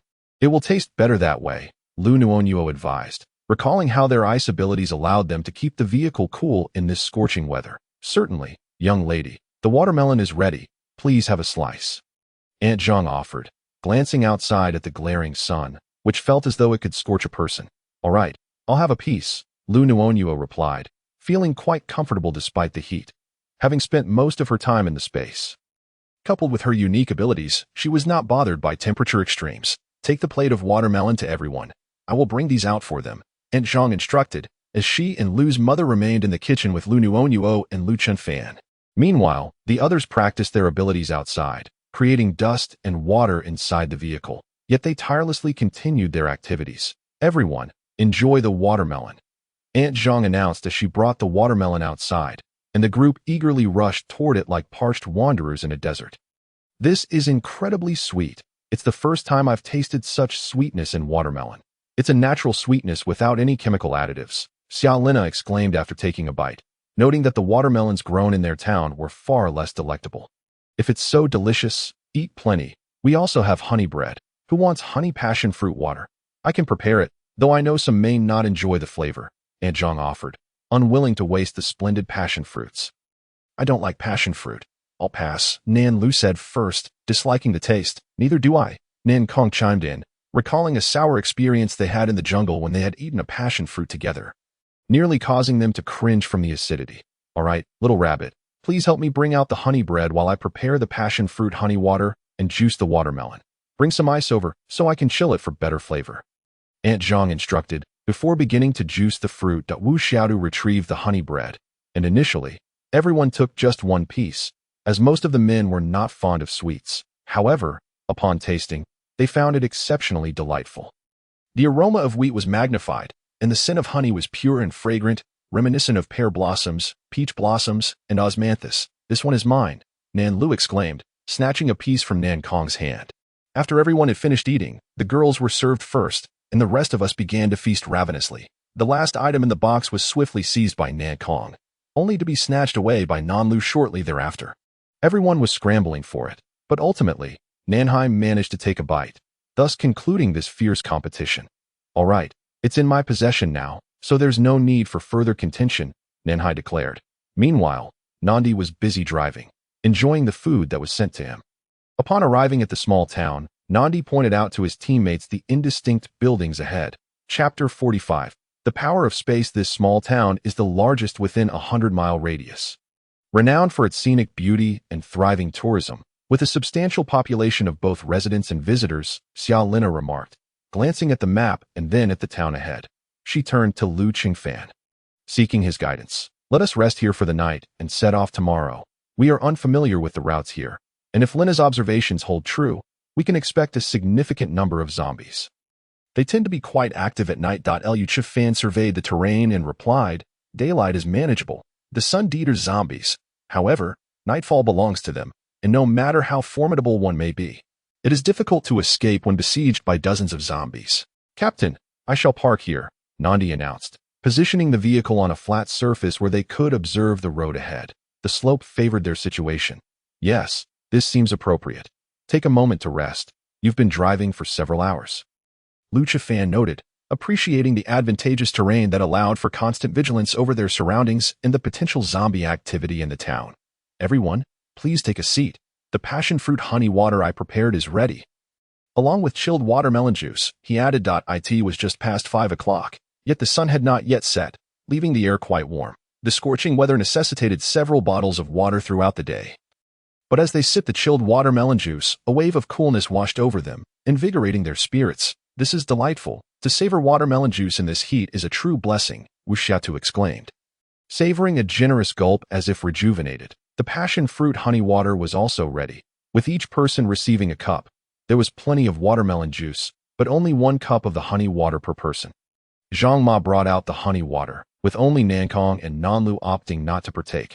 How fragrant! The combination of honey and passion fruit is exquisite, neither too sour nor overly sweet, just a delightful balance of flavors. Huang Xini remarked, recalling her days as a food blogger. This was her first encounter with such delectable passion fruit honey water. What did you add? It smells so sweet, Nanlu inquired, remembering the sourness of passion fruit from his past experiences. Just some honey. This honey is wild, and its flavor surpasses the ordinary, Zhang Ma explained, having casually combined the 2 ingredients without anticipating such a delightful outcome. Zhang Ma, it smells divine. I'd love to have a sip.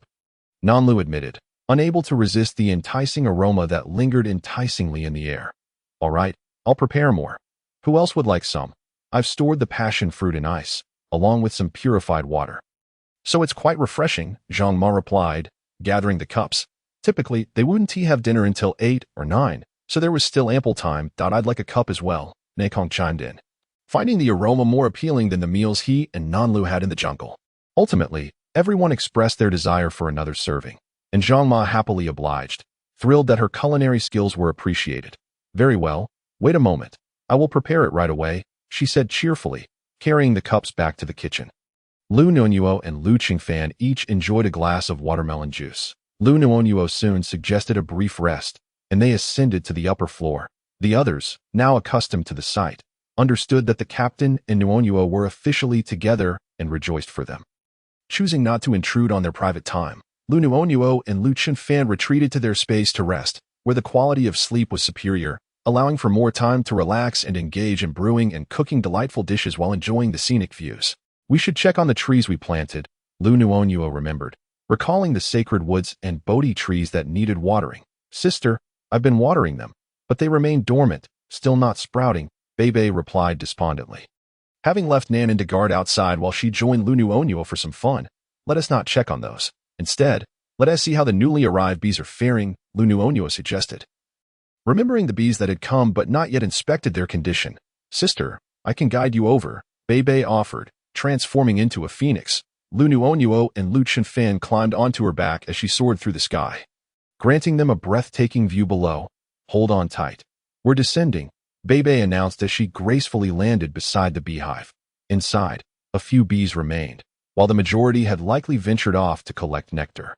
Bebe noted the sparse number of bees in the hive. Just as they were speaking, a swarm of bees appeared, and upon closer inspection, they could see each bee carrying nectar in its mouth. These bees seem to have grown significantly, Liu Nuonuo remarked, astonished at the noticeable size increase. Sister, some of these are part of the new generation of bees, Bebe explained, recalling that many eggs from her last inspection had disappeared, likely having transformed into new bees. Let us collect some honey. There appears to be plenty, Liu Nuonuo stated, taking in the fragrant scent of honey in the hive. She noted that everyone enjoyed drinking it. Even Nanlu and Nanfeng had taken a liking to the passion fruit honey water. I'll go change, Liu Qingfan said, feeling unprepared to face thousands of bees without proper attire. He remembered a time in the wild when Nanlu had mischievously snatched food from a bee, resulting in a frenzy of angry bees chasing after him. No need. Bei can retrieve it. You two should head to a safer distance. Bei instructed Liu Nuonuo and Liu Qingfan to move away while she used her mental abilities to extract the honey. The area was rich in pollen, so there was no concern about the bees lacking food, allowing her to take more than half. Bei placed the honey before Liu Nuonuo and Liu Qingfan, resting it on leaves, and then rummaged through her space for a box to store the honey. That sister-in-law, it's ready. Just filter it when you get the chance, Bei said, handing the honey to Liu Qingfan. Bei, you're incredible. From now on, you can be in charge of gathering honey, Liu Nuonuo exclaimed with delight, surprised at how effortlessly Bei had managed it. Sister, once you have a baby, you'll also be able to use your mental powers. This space is yours, and you can do anything within it. Right now, we're just cautious not to affect the baby's development, Bei clarified. Sister, hurry out. There's something urgent, Nanan called from outside, sounding anxious. Chapter 46, The Heavy Snowfall. Nanan, what has happened? Liu Nuonuo inquired, stepping outside to see Nanan pacing anxiously. Sister, it's snowing heavily. I have a feeling this storm will be substantial, Nanan pointed out the window, where thick snowflakes were falling, resembling goose feathers. In just a minute, a thick layer had accumulated on the ground, prompting discussions among the group downstairs. This is the heaviest snow I've ever witnessed. At this rate, the earth will soon be blanketed, Uncle Zhang observed solemnly, gazing at the relentless snowfall. It's alarming how vast it is. Just a few minutes have transformed everything into a white expanse. He added, concerned about the potential for zombies to emerge in the snow, uncertain of their reaction to it. We should retreat a distance and head to that high peak, Liu Qingfan suggested to Liu Nuonuo as they descended the stairs, instructing Nanhai to drive them back a bit. Upon hearing this, Nanhai immediately started the vehicle, relieved that the elevated tires allowed them to navigate despite the conditions. Looking around, everything was cloaked in white. If the world were at peace, this would be considered a picturesque scene. It's freezing. Let me turn on the air conditioning a bit. Everyone should move around in the vehicle. It's quite cold, Nanhai said, rubbing his hands together after only a short drive. Despite wearing thick gloves, the chill was penetrating. I have down comforters, one for each of you, along with down jackets and shoes. Come and get them, Liu Nuonuo announced, distributing the warm gear as everyone expressed their gratitude for having such a wonderful sister-in-law. Once everyone was equipped, they took turns going outside to clear the snow, ensuring the accumulation on the vehicle's roof was manageable. Wu Xiaotu and Liu Minrui were busy shoveling when a figure emerged from the heavy snowfall, struggling to push a bicycle. Minrui, it looks like there's someone behind our vehicle, Wu Xiaotu remarked. Wu Xiaotu gently nudged Liu Minrui's waist, causing him to startle. Unbeknownst to her, her action was quite intimate. Liu Minrui glanced at Wu Xiaotu and followed her gaze, spotting a figure not far away. The two hurriedly cleared away the last remnants of snow before getting into the vehicle to search for Liu Qingfan. Realizing that the captain's decision was indeed wise, Qingfan, there's someone ahead pushing a bicycle. But I can't tell if it's a man or a woman, Liu Minrui remarked. Approaching, she saw that Liu Qingfan and Liu Nuonuo were enjoying pancakes made by Aunt Zhang, while the cold weather prompted Aunt Zhang to prepare a hot pot in the kitchen. Nakong, why don't you go take a look? Liu Nuonuo suggested to Nakong, who was restless in the vehicle, urging him to get out and stretch a bit. In her past life, Liu Nuonuo had encountered both good and bad people. She trusted no one except Xiaodu, though she was willing to give others a chance, albeit with caution. Fortunately, the weapons they forged had a way of revealing treachery, returning to their owners should someone harbor ill intent, allowing her to discern the nature of people's hearts promptly. All right, sister-in-law, I'll be on my way, Nankong said, adjusting his hat and jumping out to fulfill the task assigned to him. Liu Nuonuo observed Nankong's antics and felt he was even more youthful than Nanlu, bringing much joy to their journey. Once outside, Nankong scrutinized the snowstorm and soon identified a frail figure pushing a bicycle against the harsh weather. Approaching cautiously, he noticed the figure was focused on the ground and had yet to notice him. Suddenly, Nanlu emerged, startling her and causing her to toss the bicycle aside, instinctively assuming a defensive posture. Upon realizing it was a person, she relaxed slightly, having feared it might be a zombie. A beauty. Where are you headed? We have a vehicle up ahead. Would you like to join us for a rest? Nankong offered, helping Lin Ruashi lift her bicycle. No. Thank you. Just let me have my bike, Lin Ruashi replied gratefully, preparing to continue her search for a sheltered spot from the storm. Fortunately, she had awakened her fire abilities, allowing her to occasionally warm her hands and feet. Otherwise, she would have succumbed to the cold long ago. Miss, it's quite dangerous to be out here alone in this blizzard. Our numbers are already scarce. Please don't take unnecessary risks. It would be better to wait until the storm passes, Nekong urged, realizing it was difficult to persuade someone to stay rather than to leave. Thank you, Lin Ruoshi said, studying Nankong's face for several moments. His clear eyes gave her confidence that he was not a threat, and she decided to trust him this once, especially given the severity of the storm outside. Once Nekong brought Lin Ruoshi into the vehicle, he glanced at the others and thought to himself that it could be troublesome if they encountered any hostile individuals. Please, take a seat and warm yourself by the fire. These are all our teammates, he encouraged Lin Ruoshi, as Liu Nuonuo retrieved a generator from their supplies to heat the vehicle, making it considerably warmer. Miss, have a pancake. We'll have a proper meal soon. Aunt Zhang said, noticing Lin Ruoshi's disheveled appearance yet finding her delicate features endearing. It was pitiful to see a girl traveling alone. Thank you, Auntie. Lin Ruoshi accepted the pancake, unsure if she should eat it. She was acutely aware of the importance of food in this apocalyptic world, as her meager bag contained only a few pieces of bread and some candy, along with a single bottle of water. After passing through a small town, she discovered devastation everywhere and could no longer find anything to eat. Soon, she would completely run out of supplies. Please eat. It will help sustain you until we have hot pot. Nekong urged, realizing everyone was now watching him. He decided to remain silent, as the task assigned by his elder sister had been accomplished. I have some food in my bag. Please, help yourselves, Lin Ruoshi offered, engaging in a brief mental struggle before producing her candy, while she reserved the remaining bread for herself to avoid starving. Thank you. This is truly sweet, Liu Nuonuo exclaimed, savoring a piece of candy. It was sweet, though not as delicious as what Nanan had made, which was truly scrumptious, crafted from pure ingredients and no need for thanks. I should be the one expressing gratitude for your hospitality, rest assured. Once the snowstorm subsides, I will leave immediately. I have my own supplies, so you needn't worry about me, Lin Ruoshi assured them, taking a small bite of her pancake, which was larger than her face and sufficient for 2 days. While she resolved to ration her bread. We have plenty of food. You need not fret. By the way, may I ask your name? It would be lovely to get to know one another. I am Liu Nuonuo. She introduced herself, prompting others to share their names as well. I am Lin Ruoshi, with Ru from the elusive Anshi from Dawn. Lin Ruoshi introduced herself, taking note of the cheerful demeanor of her companions. She felt reassured to see several girls, a mother, and even a pregnant woman among them. Ruoshi is such a lovely name. Please, finish your pancake. We have enough to share. Recently, we scavenged in a small town and still have some provisions left to last us a few days. Wu Xiaodu said with a smile. Yes, dear girl, please eat. Aunt Zhang has another piece.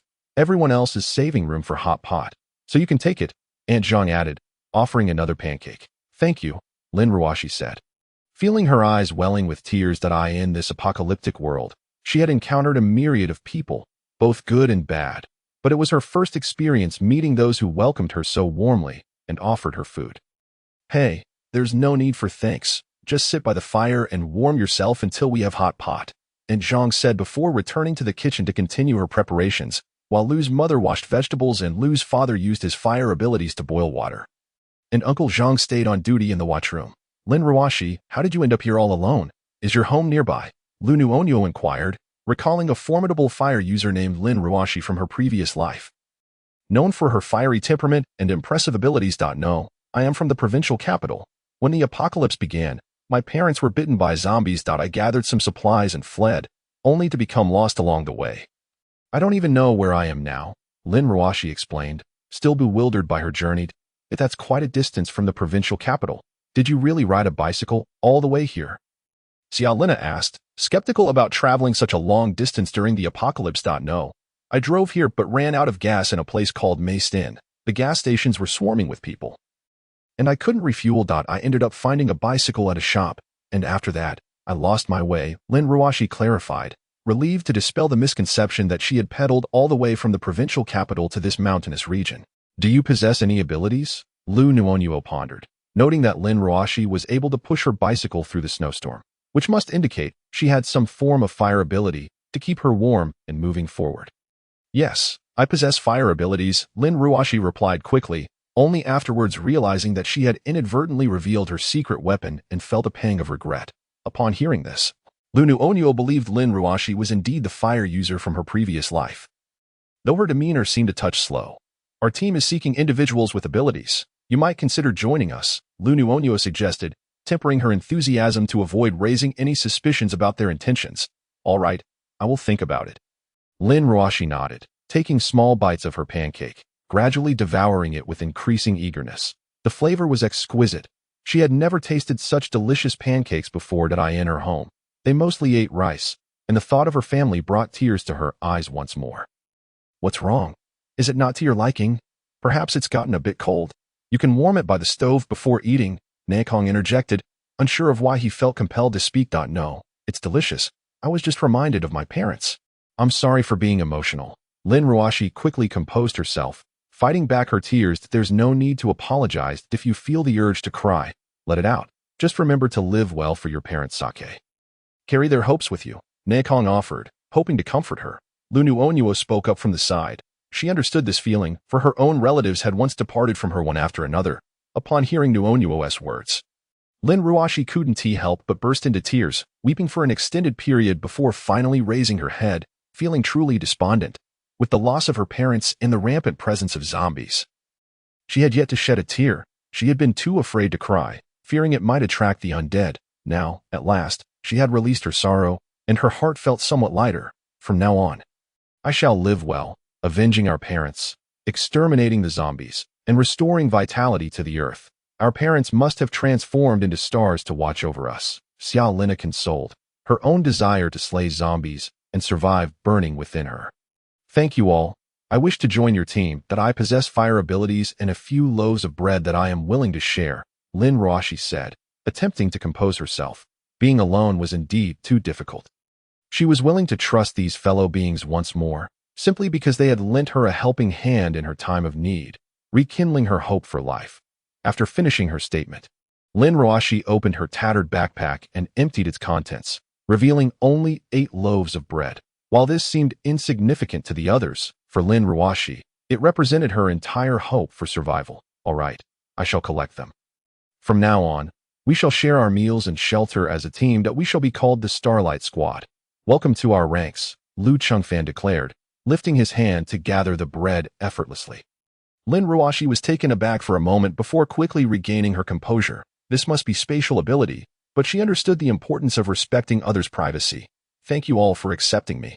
I am willing to risk my life for the squad, Lin Ruoshi said earnestly, then tearfully devoured 2 pieces of the bread. She had been hungry for quite some time, reluctant to consume the bread for fear of running out. Now, she finally enjoyed a hearty meal. From now on, they would be a team, able to express their thoughts candidly, sharing suggestions or grievances without bottling them up. That moment, Nanhai spoke up, being the vice captain responsible for managing such emotions. All right, I will. Lin Ruoshi recalled the earlier introductions and recognized him as the vice-captain. She had just joined and was still unfamiliar with everyone. She felt a bit nervous. Nankong was conversing with others nearby, and Nehai inwardly scolded him for his mischievous demeanor. Yes, it was indeed our doing, Nankong replied, recounting their achievements in the town to Lin Ruoshi. Really, when I arrived, I saw ruins everywhere, and I suspected someone had passed through there. Thankfully, you burned it down. Otherwise, in such a vast town, I might have met my end there, Lin Ruoshi said with a smile, her heart still racing at the memory. Along the way, she had encountered merely 1 or 2 zombies, which she could handle, but as her bread supply dwindled, she feared that she might lack the strength to confront any more. Indeed, there were quite a number of zombies there, but Lina was more familiar with the geography. So we circumvented the densely populated areas. The wooden houses in that town allowed the fire to have a greater effect, Nankong explained as he chatted with Lin Ruoshi, who was gradually becoming more talkative. Observing Lin Ruoshi's mood brighten significantly, Nankong couldn't suppress a small surge of joy within him. Outside, the snow continued to fall, and everyone took turns clearing the snow from the car roof, which quickly became blanketed in a fresh layer. Lin Ruoshi, being new, was told to rest today, but she felt she could not allow herself to be idle. After all, they had graciously taken her in, and she could not take advantage of their kindness.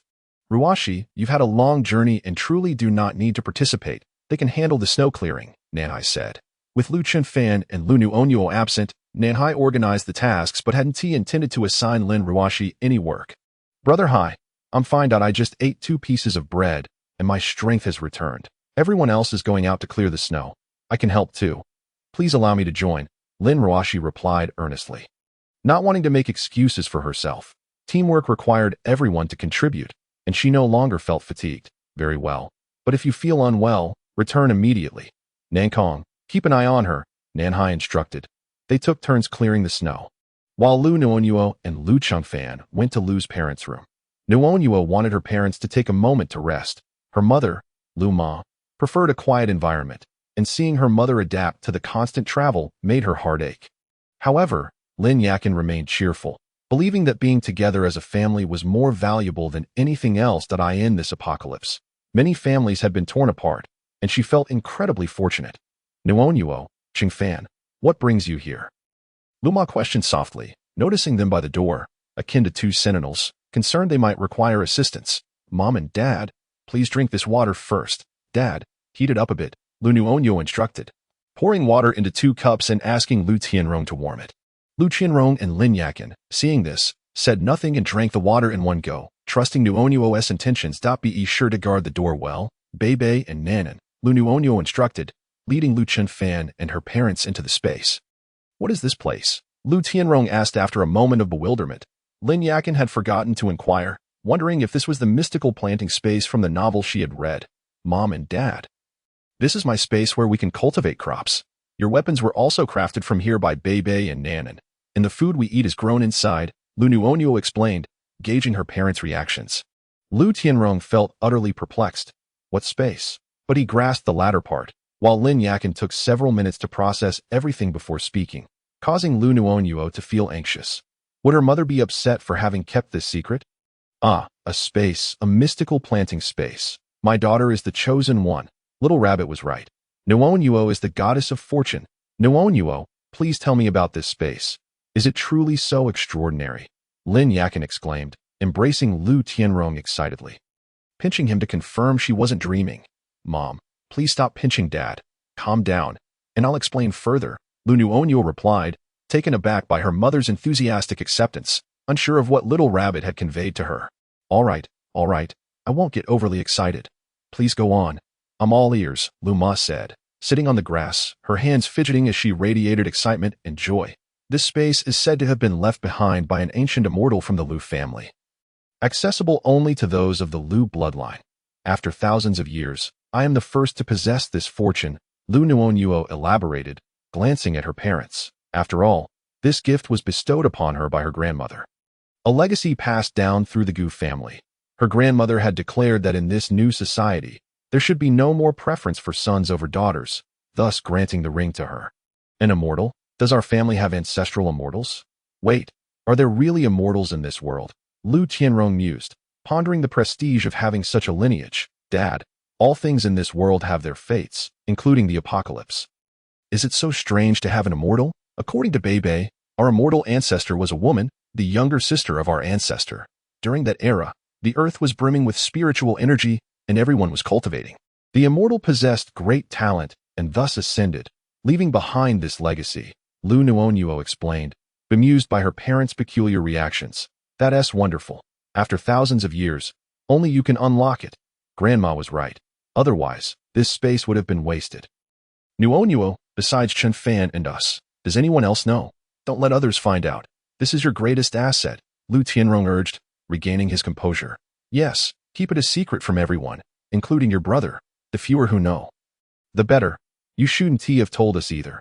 Even if you hadn't, we wouldn't have questioned it as long as you're safe, Lin Yakin added. After all, she was uncertain about her son's future partner. If they were like the previous girlfriends he had chosen, they should remain oblivious. I'm willing to share this with you, as I've long wished for you to experience it, but I've been busy. The water I gave you earlier is a kind of prohibition. Once you drink it, if you mention the space outside, you will be automatically silenced, Liu Nuonuo explained. She felt deeply moved, recognizing her parents' selfless love across lifetimes. It was unique, and she vowed to protect them. That's good. Otherwise, I would fear speaking outside, worrying that my joy might lead to unintentional revelations, Lin Yakin said, patting her chest. half joking yet serious about her child's safety. Mom and Dad, let me take you to see the lotus flowers. They're blooming beautifully now, Liu Nuonuo suggested, recalling how much her mother adored the lotus that rises unsullied from the mud. Lotus flowers, this stream is crystal clear, and there are fish too. Shouldn't we fish first? Lin Yakin, having endured the apocalypse, now focused on stocking up on food. Mom, there is plenty in the space. Let us go see the crops we've grown first. Liu Nuonuo observed her mother, transfixed at the sight of the fish, and understood that her mother's mind was solely occupied with an array of delectable foods, rendering her unable to appreciate the surrounding flowers. All right, I shall take a look, she decided. Only when Lin Yakin heard about the crops did she retract her gaze from the fish, temporarily allowing them to escape her scrutiny. Liu Qingfan drove, accompanied by Liu Nuonuo and her parents.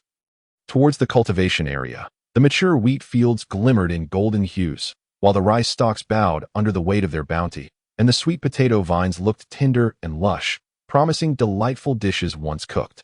The sorghum tassels hung in large clusters, and the corn, both tender and golden, donned their yellow coats in abundance, stretching beyond Lin Yakin's line of sight and alleviating her anxiety.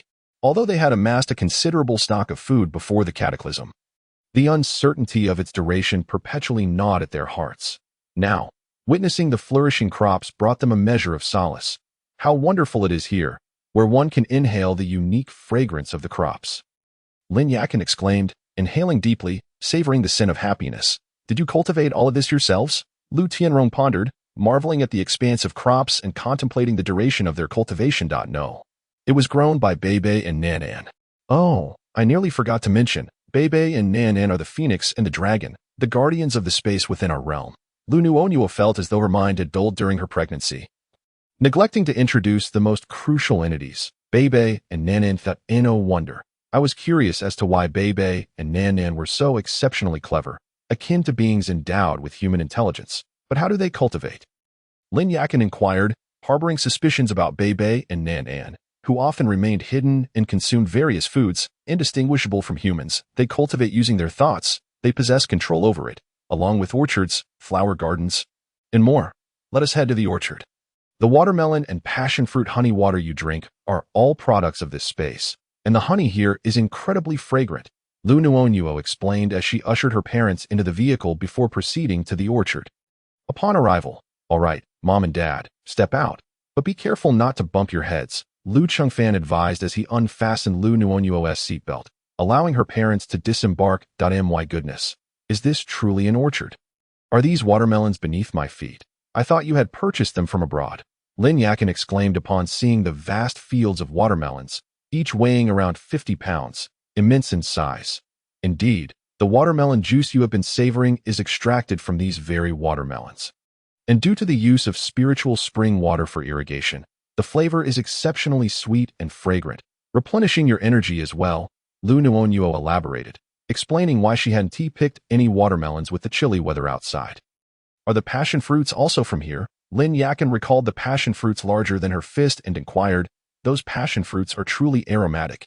Yes, just over there in the nearby woodland.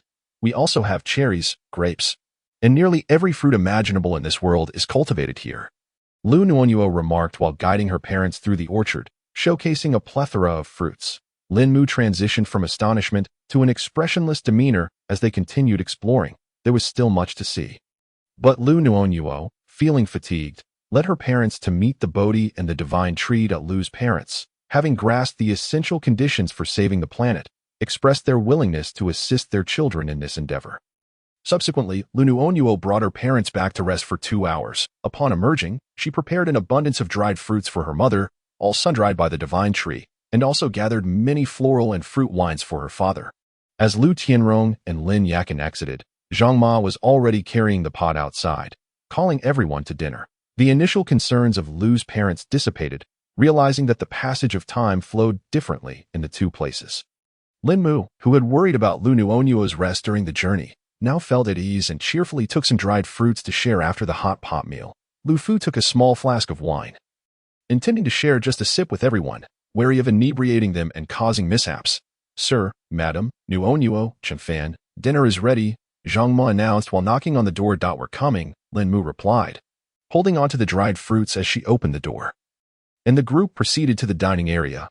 Zhang Ma had prepared a tomato and chicken hot pot, suitable for those who could not tolerate spice, while those who enjoyed it could make their own dipping sauces. All prepared and set aside by Zhang Ma. Lin Ruoxi gazed at the fresh vegetables available, curiosity piquing her, though she refrained from asking. The essence of being human is to respect others, focus on oneself, and avoid meddling. Eat more. I have plenty in the kitchen. This pot cannot hold it all. After you finish, I will fetch more, Zhang Ma said as she added vegetables to the pot, with many present. Some sat at the table's edge while others occupied the stools in front, and everyone ate heartily, surprisingly not feeling the cold as acutely. Zhang Ma, you should eat as well. We'll manage our own cooking once we want more vegetables. Liu Nuonuo suggested to the ever-busy Zhang Ma, recognizing the effort involved in preparing meals for so many. Soon, Nuonuo, Zhang Ma has made a lot of your favorite crispy meat. Go ahead and indulge. There's an entire pot left in the kitchen, Zhang Ma replied, serving Liu Nuonuo some crispy meat with her cooking chopsticks before heading off to serve herself. Zhang Ma, this is incredibly delicious. The tomatoes taste even better than before. I never really liked tomatoes, but this crispy meat is so tender and flavorful. I'll certainly want some soup later, Wu Xiaoda praised, astonished at how delicious the tomatoes turned out. Then eat plenty. There's a whole pot of soup in the kitchen, enough for everyone, Zhang Ma responded cheerfully, delighted to see everyone enjoying the meal in this post-apocalyptic world. What could an old woman do? Since Nuonuo's family did not disdain her, she would not hinder them either. Duties like night watch and snow clearing were reserved for the younger folk, with only the task of slaying zombies requiring everyone's participation. Nuonuo insisted that they all partake for their own good, which she understood, so she focused on preparing nourishing meals to ensure everyone was well fed. Everyone took turns on watch duty, with reminders to stay safe while clearing snow at night, ensuring they wore headlamps and remained vigilant against any lurking cold-blooded creatures in the vast snowy expanse that a high. Please organize the shifts as before. My mother and Zhang Ma will handle the kitchen and one TB on duty. Nuonuo cannot serve due to her health, so I'll take the last shift for an extra hour, Liu Qingfan insisted, always requesting an additional hour since his partner could not take a turn. Captain, everyone knows that your wife's condition is special. You request an extra hour every time, and the brothers aren't too pleased about it, Nanhai remarked, as others echoed similar sentiments. Indeed, if you're going to assign an extra hour, I'll take Nuonuo's shift, Nan Lu, the youngest, chimed in, having grown accustomed to calling Liu Nuonuo a sister, and thus saw no need to change. No need. I'll take an additional hour. You all should rest well. Liu Qingfan asserted decisively, having previously thought of himself as older and a captain, so an extra hour mattered little. Now, having rested sufficiently in the space, he felt even more compelled to take on additional duties to allow others to rest. Brother, in fair weather, your word was law. Now that it's cold, everyone should rotate. I can't simply concede, Nanhai said, addressing Liu Qingfan with a tone of familiarity, knowing that he wouldn't agree easily. Liu Qingfan fell silent for a moment, but ultimately relented, deciding to finalize the shifts and manage the divine tree and Bodhi in the space instead, realizing he had to take care of the honey as well, which was plentiful and beloved by all. All right, you manage it. Everyone, make sure to rest up. Those on duty must be cautious. In heavy snowfall, we fear cold-blooded creatures may appear, and visibility may be poor, Liu Qingfan earnestly reminded his comrades. In the bitter cold of the snowy night, everyone felt drowsy and eventually retreated to rest, leaving only the watch personnel awake. Ruoxi, sleep with me. I can accommodate one more, Huang Xini, resting across from the kitchen, was given a small bed by Liu Nuonuo, perfectly suited for two. All right, thank you, Lin Ruoxi said, clutching the small blanket provided by Liu Nuonuo as she and Huang Xini settled down to rest, preparing for their own watch later and seizing the opportunity to conserve energy. Tomorrow morning, we'll make dumplings. If there are any ingredients you cannot eat or dislike, please let me know, Zhang Ma inquired, as she always did when preparing meals, ensuring special requests were accommodated. Zhang Ma, I'm not particularly fond of ginger, though I can eat it. It's just not to my taste. Nan Lu raised her hand to respond, indicating that while she could consume it, she preferred to avoid it if possible. Rest assured, I'll keep that in mind.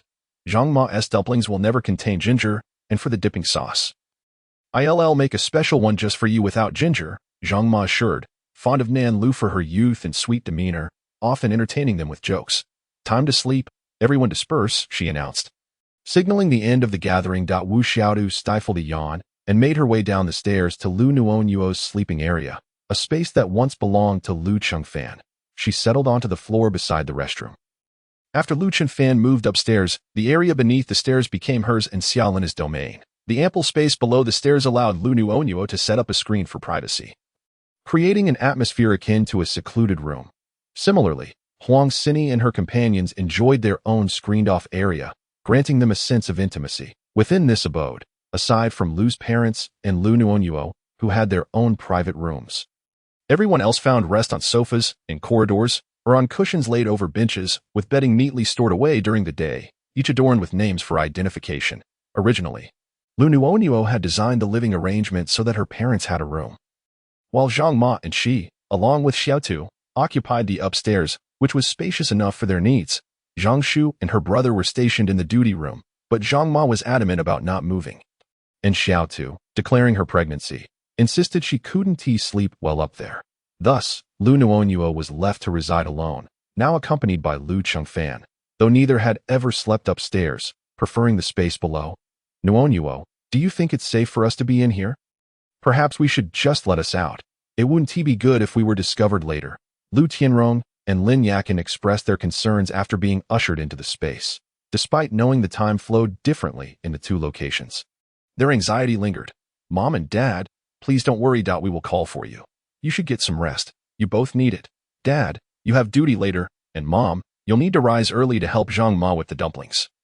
Liu Nuonuo reassured them. Don't worry. You can rest easy knowing that Bei is watching over things outside, Liu Chengfan added, promising to fetch honey shortly before taking a break. All right, just remember to call us. Lin Yakin said, her thoughts drifting to the clever and adorable Bei, feeling somewhat reassured that he would alert them if anything were amiss. Rest easy, Mom and Dad. Go on now. Liu Nuonuo gently nudged her parents toward rest before she and Liu Chengfan headed out to gather honey. To her surprise, the honey was immensely popular. Used for passion fruit drinks in warm weather and for desserts in the cooler months, it disappeared swiftly as everyone indulged in it. Liu Nuonuo, pleased by the enthusiasm, gathered dozens of large jars, each 10 times the size of the smaller ones from before. The honey was fragrant and had restorative properties, making it a natural favorite among all. Nuonuo, you put on your protective gear and stand by. I'll try to use my mental focus to see if it works. Liu Chengfan recalled how Bei had successfully used mental energy previously, relieved he wouldn't be discovered by the bees.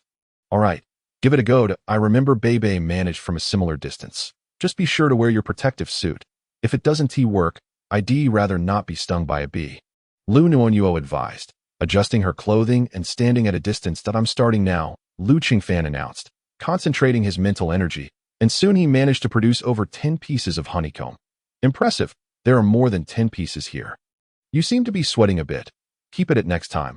Bei said you become more skilled with practice, Liu Nuonuo remarked, seated on a small stool, enchanted by the sight and aroma of the honeycomb.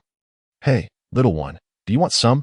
You're too small to eat it now, but when you grow up, I promise you can have some, she whispered, sensing the baby within her stirring. Daddy will take you to gather honey in the future. But for now, you must listen to Mommy. Daddy loves you.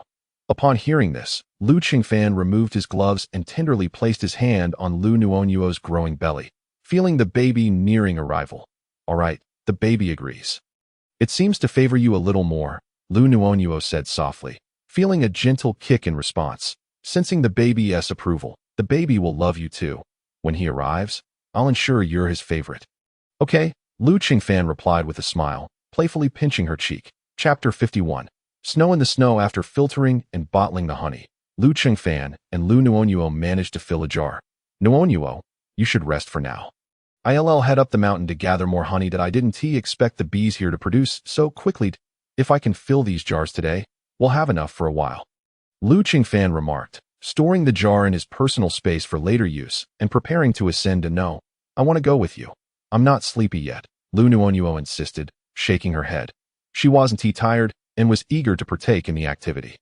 All right, if you feel tired, just let me know, and we want to go that we can always retrieve it later, Liu Chengfan replied, packing the jars into his space before driving Liu Nuonuo up the mountain.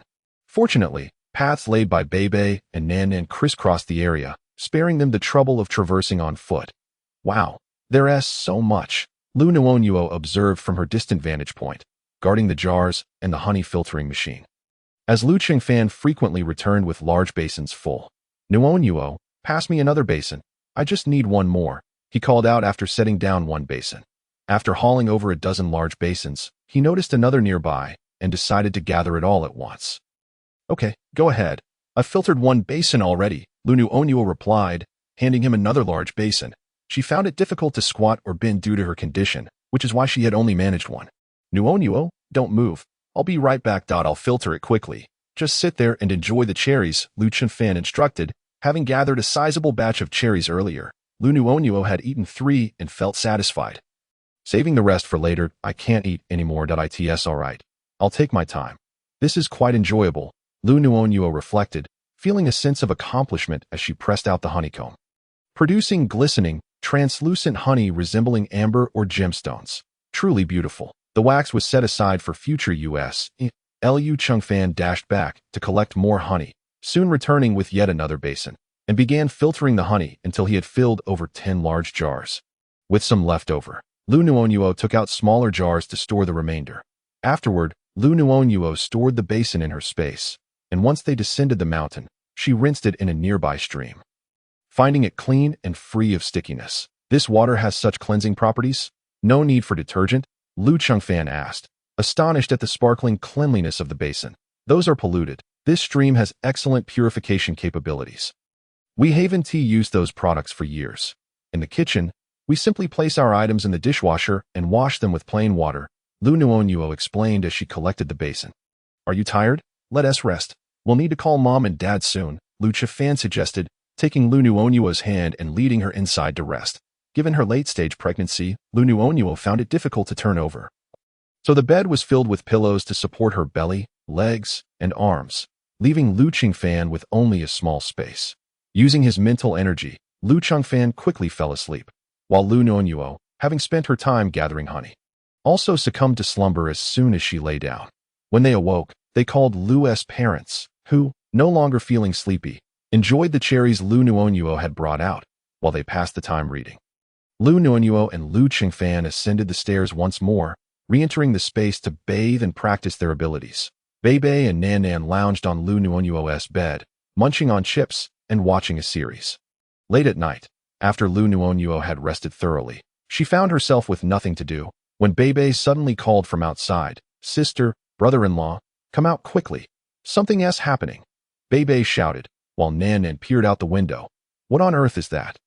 Zhang Shu and Nan Tian, on duty, were scanning the area with flashlights when they heard a rustling sound nearby. At first, they mistook it for the sound of snow turning to rain, but upon looking up, they saw no rain. Zhang Shu, glancing up, spotted an enormous creature approaching them. "It's huge. Get in the car," Nan Fei urged, pulling Zhang Shu into the vehicle and shutting the door in one swift motion. Calling for others. Everyone had only just settled into sleep when they were abruptly awakened, realizing that something significant was occurring. They rubbed their faces and pinched their arms to shake off the drowsiness. "What is going on?" Liu Qingfan and Liu Nuonuo descended, while the others, still bleary-eyed, marveled at the two, who appeared alert and invigorated, unlike those who had not rested well.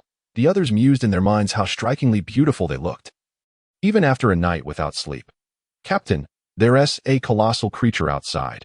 They say it's a tiger, but it's larger than any tiger I've seen, and it doesn't have a crown. Wait, animals can mutate now, so who knows what it might be," Nan Fei reported, having mentally catalogued every known animal in his mind, yet still unable to identify it. Hearing this, Liu Qingfan opened the window to peer outside. Spotting the massive creature approaching their vehicle, its body adorned with spots. Is that a snow leopard? It appears to be a snow leopard, only much larger. "Prepare yourselves," he instructed, summoning his protective gear, as Liu Nuonuo also readied her icy weapon.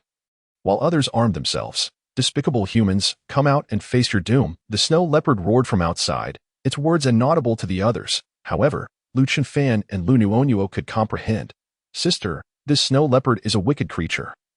It must have devoured numerous people and animals." Bebe glanced at the snow leopard and spoke to Liu Nuonuo. "Then do not blame us for being impolite." Initially, Liu Nuonuo pondered whether it was akin to the situation with the snake. But now it seemed vastly different.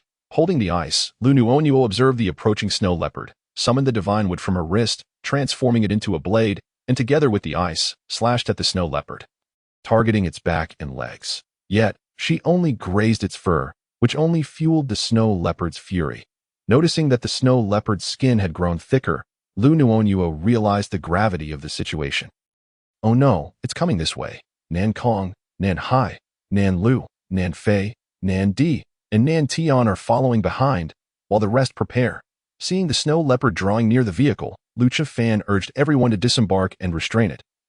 Devising a way to take its life, the snow leopard bared its fangs, intent on swallowing the humans before it. In the past, it refrained from descending the mountain to feast on humans, but now the world had changed. And it had grown larger. It was eager to savor the tender flesh of these delicate humans. Be cautious. Aim for its abdomen and neck. It is impervious to attacks elsewhere, Liu Zhiyi instructed. Clearly, this snow leopard possessed formidable abilities. Such a sizable creature dared to confront them alone and could even speak. Indeed, it had awakened its intelligence, though regrettably, it was a malevolent being. Chapter 52. Injured upon hearing Liu Zhiyi's words, everyone endeavored to target the snow leopard's abdomen and neck, only to find that it seemed to understand, exhibiting remarkable agility and evading their attempts to strike its vulnerable spots. Captain, this snow leopard is incredibly agile. In this snowy terrain, it reigns supreme. We are at a disadvantage here, Nan Hai exclaimed. The wind howled past their ears, snowflakes danced in the air, and their feet sank into the soft snow, sluggishly impeding their movements. Let us coordinate our efforts. We have no choice but to press on. Combine our abilities with our weapons, and prioritize safety, Liu Zhiyi declared. He hurled the thermal insulation towards the snow leopard, which leaped to the side, evading the attack. This snow leopard is exceedingly nimble. Let us scatter and strike together. It seems to be toying with us. Exercise caution, Liu Zhiyi cautioned, retrieving the thermal insulation while eyeing the snarling snow leopard. What a peculiar creature, so massive yet so elusive. It appears to be merely playing with us. Liu Zhiyi suspected they had sustained injuries. In the snowy realm, the snow leopard held dominion. They not only lacked an advantage, but were also on the back foot. Liu, be careful, Nan Kong shouted as he witnessed the snow leopard lunging towards Nan Lu. Without hesitation, Nan Lu dashed to the side, causing the snow leopard to miss its target, only to become even angrier. Foolish humans, cease your struggles. You shall all be my meal tonight. The snow leopard drooled, gazing hungrily at the group, as if they were already destined for its dinner plate. Upon hearing the snow leopard speak again, Wu Xiatu and the others felt a shiver of fear. An ordinary snow leopard was formidable enough, but a speaking one was surely even more dangerous. Were they truly facing their demise? The group instinctively gravitated towards the vehicle. Liu Nuonuo called out to everyone, reminding them that they all had flashlights in the snow. Spreading out might result in accidentally illuminating a teammate. Thus, gathering together would provide greater brightness and better defense. For Liu Nuonuo and her companions, wielding flashlights was essential, yet for the snow leopard, the bright light revealed its tender white flesh, which it recognized all too well. Hearing Liu Nuonuo's words, everyone hurried to cluster together, but only Liu's father, Liu's mother, Wu Xiaotu, and a few others were close enough to Liu Nuonuo to swiftly regroup. They readied their weapons in a defensive posture, while Uncle Zhang and the others with earth abilities began constructing a wall, though progress was slow. Meanwhile, Liu Zhiyi and Liu Minrui launched attacks against the snow leopard. Though it sustained minor injuries, they were inconsequential to the beast. Enough of this. I tire of playing with these humans. I shall devour them quickly and then rest. That pregnant human looks quite delectable. I shall feast upon her first. The snow leopard cast Liu Minrui aside, reserving her for later, and leapt towards Liu Nuonuo. Seeing the snow leopard's gaping maw aimed at his daughter, Liu Tianrong instinctively rushed to shield Liu Nuonuo, unleashing his fire abilities to heat his weapon and strike at the snow leopard. The snow leopard, accustomed to the cold, was taken aback by the sudden heat, recoiling as it swatted Liu's father away, sending him flying. The scent of its own burning flesh wafted through the air. Witnessing her father being hurled away, Liu Nuonuo's heart skipped a beat. Then she released the divine wood, transforming it into thorny vines to ensnare the snow leopard. However, the snow leopard quickly broke free, and she persisted in her efforts. Liu Zhiyi and the others perceived that the snow leopard seemed averse to heat, immediately heating their weapons with fire abilities. They took turns striking at the snow leopard, which remained bound by Liu Nuonuo's entrapment and was scorched in the process. It struggled fiercely, but the divine wood's strength grew stronger. What had once taken mere seconds to escape now took minutes. Now, Even after 5 minutes, it remained ensnared, while everyone continued to assault it with weapons and fire abilities. Oh, that is how it is. Liu Nuonuo seemed to comprehend. The more she utilized the divine wood, the more powerful it became. Previously, she had relied on her abilities or ice, seldom employing the divine wood, which had stunted its growth. Mother, please go to the vehicle and tend to father. We will return as soon as we finish here. Liu Nuonuo instructed her mother, her concern for her father evident. Yet, with the snow leopard still at large, everyone remained in danger. Bei would watch over her father, offering Liu Nuonuo a measure of reassurance.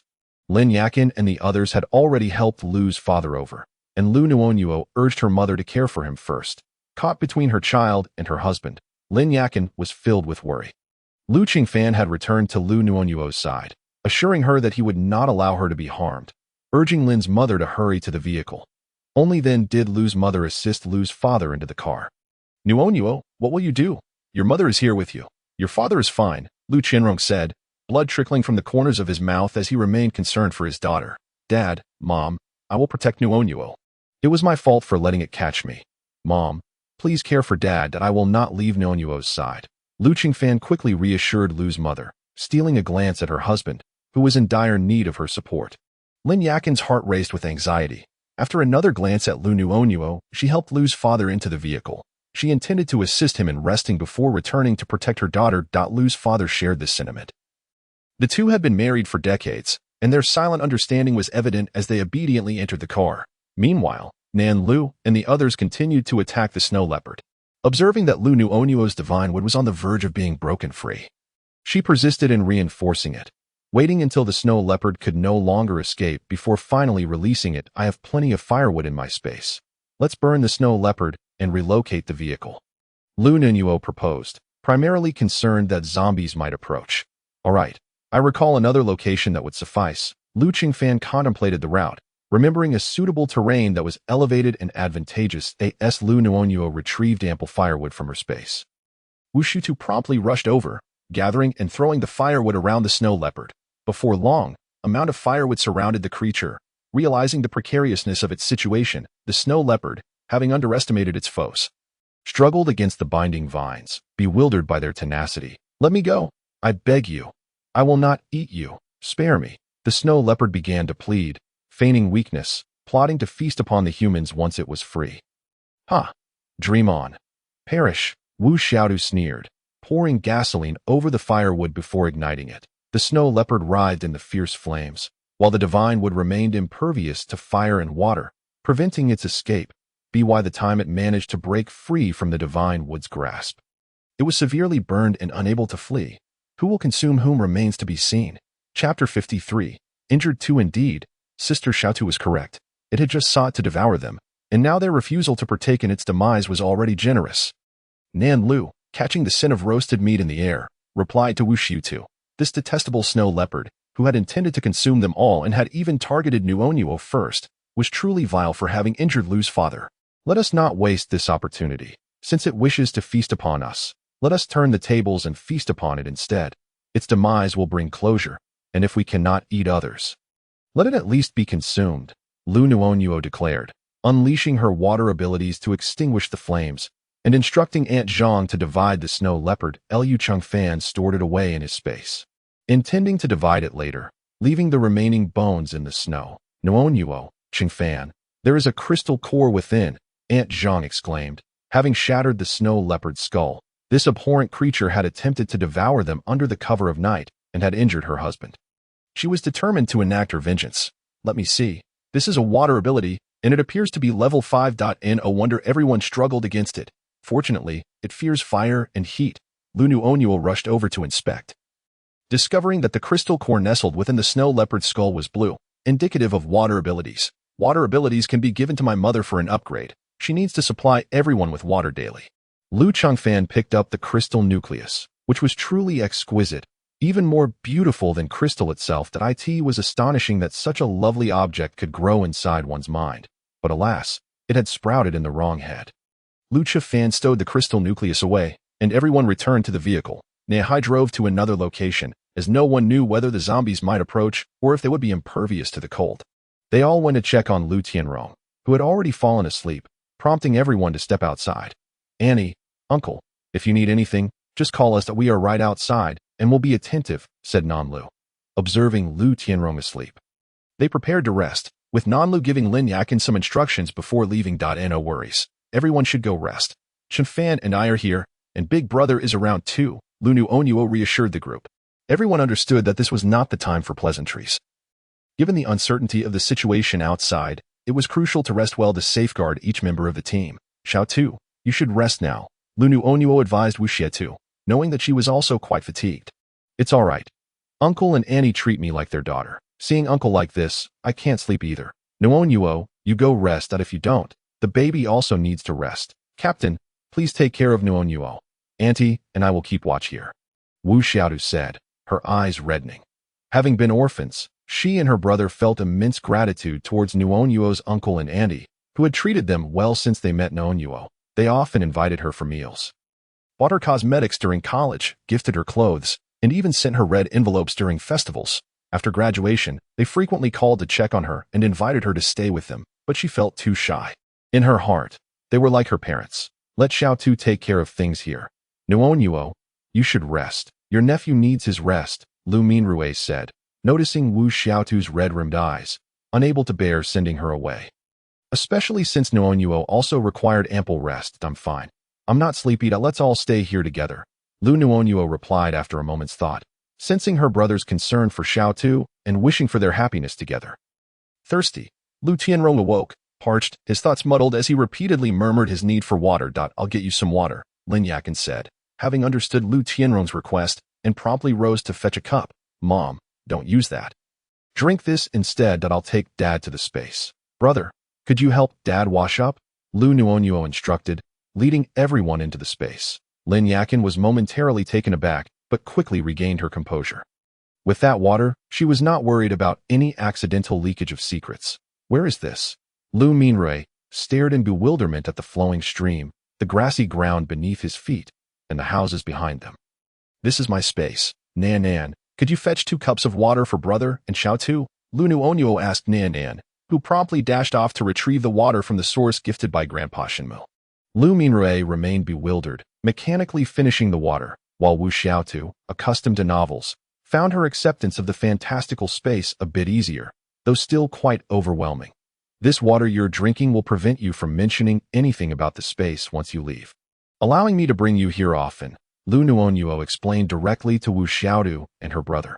Thankfully, with this water, I can finally relax. I was worried that I might spill secrets in my dreams due to excitement, Wu Xiaotu said, patting her chest. Brother, Qingfan, please take Dad to soak in the spirit spring so he can recover quickly, Liu Nuonuo urged Liu Chengfan and the others, relieved that it was merely a snow leopard. Soaking in the spring would suffice for her father's injuries. If it were zombies, that would be troublesome. Liu Chengfan and Liu Minrue assisted Liu Tianrong to soak in the spirit spring, while Liu Nuonuo and the others explored, led by Nan. While Bebe had gone outside to stand guard at each new location, Xiao Tu expressed awe, and Lu Mu continued to marvel, believing she would always be amazed no matter how many times she entered. All right, you two have been making a ruckus. One might think a wolf is coming. Liu Nuonuo laughed at the two who were making noise along the way. Nuonuo, this is the life I desire.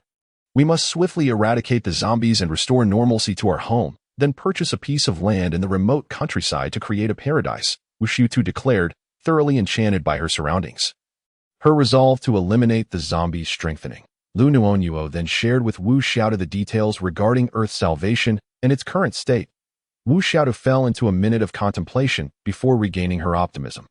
Believing that Earth would recover, Nuonuo, let us strive together. It turns out Bebe and Nan are a phoenix and a dragon. That's so cool. Those snakes are actually Nua's kin, and they've transformed into dragons. Oh right. They just need horns. Wu Xiutu brimmed with hope about everything. Seeing Wu Xiutu's optimistic demeanor filled Liu Nuonuo with even more confidence. Her positivity and unwavering spirit continually influenced her.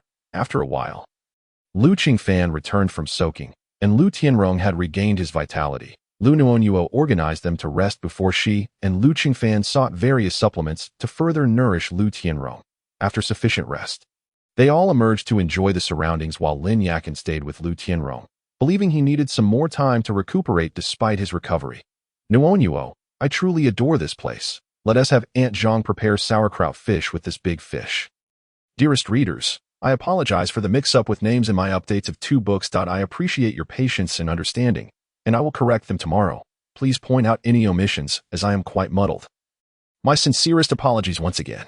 Chapter 54. Fishing in the space. Wu Xiaotu and Liu Minrui were seen fishing in the river, with Wu Xiaotu managing to pull out a large fish effortlessly. The fish here were sizable and abundant. Otherwise, their idle waiting would not have yielded any catches. Let us place the fish in this tank for now, Liu Nuonuo suggested, producing a water tank and filling it halfway. Oh no, this fish is too large and slippery. I can hardly hold on. Wu Xiaotu exclaimed as the fish, seemingly aware of its impending fate, flopped vigorously to escape her grasp. Just stay still. I'll help you in a moment. Liu Minrui reassured, placing the fish in the tank before returning to assist Wu Xiaotu with her catch. Brother, let us catch a few more. It's cold, and with so many of us, we should prepare a hot pot. Liu Nuonuo mused, recalling the tomato chicken hot pot they had enjoyed last time. Aunt Zhang had cooked several chickens, and they had devoured every last morsel, their enhanced appetites due to their abilities. All right, Xiaotu, you and Nuonuo keep watch from up there. I'll dive in, Liu Minrui said, then proceeded to catch more fish. Liu Nuonuo observed her brother snagging 2 fish in no time, further convinced that the fish in this stream were indeed the fabled Huanbao fish. Brother, Xiaotu, let us go catch some lobsters. I suddenly have a craving for garlic butter lobster, especially Aunt Zhang's version with a sprinkle of chili. It's simply divine, Liu Nuonuo exclaimed, her mouth watering at the thought of Aunt Zhang's garlic shrimp. And shrimp too. Where are they? Let us go catch some. I remember Aunt Zhang's shrimp being delicious, Wu Xiaotu added, recalling her own experiences with Aunt Zhang's cooking, her mouth watering as well. In the pond and rice fields, there was a particular paddy where Bei Bei had cultivated a combination of crops. She and Nan Nan had raised shrimp there, while some fields were stocked with fish. Liu Nuonuo smiled, noticing Xiaotu's keen interest in these activities. Her parents and brother were the people she trusted most. Each had protected her with their lives in another life. Watching them enjoy themselves in the space brought her immense joy. Let us take these fish to the kitchen first, Liu Minrui suggested, eyeing the lively fish in the tank, concerned they might leap out at any moment due to their energetic movements. All right, let us go catch some shrimp. I hope it's not too far, Wu Xiaotu urged, her desire for garlic shrimp overpowering her worries about the distance, especially since Nuonuo was close to her delivery date, her belly quite large. It's not far. With Chen Fan absent, Big Brother will drive us there, and we'll arrive shortly. The fish will be fine, the tank is tall, and they seem quite content inside, so they won't want to jump out just yet. Liu Nuonuo reassured as she led Liu Minrui to the vehicle. Liu Qingfan had ventured to the peach orchard to consult the Shenmu about how to better nurture the seedlings on the mountain. Hence he was not participating in their activities. Thus, only Liu Minrui would drive them. He was using a truck with a trailer, making it easy to transport their catches, and the vehicle could be charged. So Liu Nuonuo felt no worry about how far they traveled. Before long, they reached their destination, a rice paddy where Liu Nuonuo sat on the ridge, playing with the wildflowers growing along the path. Wu Xiaotu and Liu Minrui had already entered the field, splashing water back and forth, thoroughly enjoying themselves, oblivious to Liu Minrui's growing affections for Wu Xiaotu. Liu Nuonuo watched the playful duo, observing Wu Xiaotu's carefree laughter, and felt that her brother's pursuit of love might be a long and arduous journey. What are you two up to, big brother? Don't bully Xiaotu. Liu Nuonuo deliberately spoke up, primarily to tease Xiaotu and observe her reaction. If there was no ulterior motive, it would be better for her brother to restrain himself a little. After all, one was her brother, and the other her dearest friend.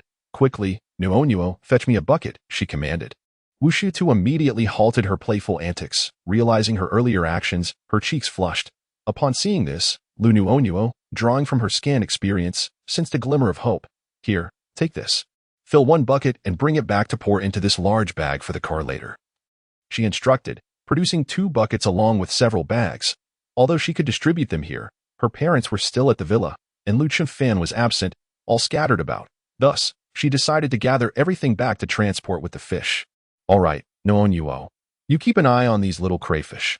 I shall command them, Wu Xiaotu said with a smile, attempting to ease her own embarrassment. Just moments ago, she had felt utterly mortified. She wondered if Minrui would think less of her. As she pondered, she collected the crayfish, which were plentiful in the field, each nearly the size of a fist. Initially taken aback by their size, she quickly regained her composure, for in this space, The yield was undoubtedly of superior quality. Xiao Tu, allow me to lift these, she offered. After Wu Xiaotu filled the bucket, Lu Minrui had also finished his, and without waiting for her response, he took the 2 buckets away that he feared that if Xiao Tu discerned his feelings, she might distance herself. Seeing her astonishment at the large crayfish had inexplicably drawn him into playful banter with her. Now reflecting on it, he hoped Xiao Tu had not overthought the situation. After all, who would harbor feelings for their sister's best friend? Sighing, he resigned himself to the notion that Wu Xiaotu intended to insist that it was unnecessary, but upon seeing him stride away, she acquiesced. She remembered the first time she met Liu Minrui during high school when Nuonuo had taken her to visit her home. At that time, Liu Minrui was a senior, preparing for graduation, clad in a white shirt. Sitting on a swing in the yard with a book in hand, an image so striking it felt like an eternity. From that moment on, he had nestled himself in her heart, coming from a less privileged background.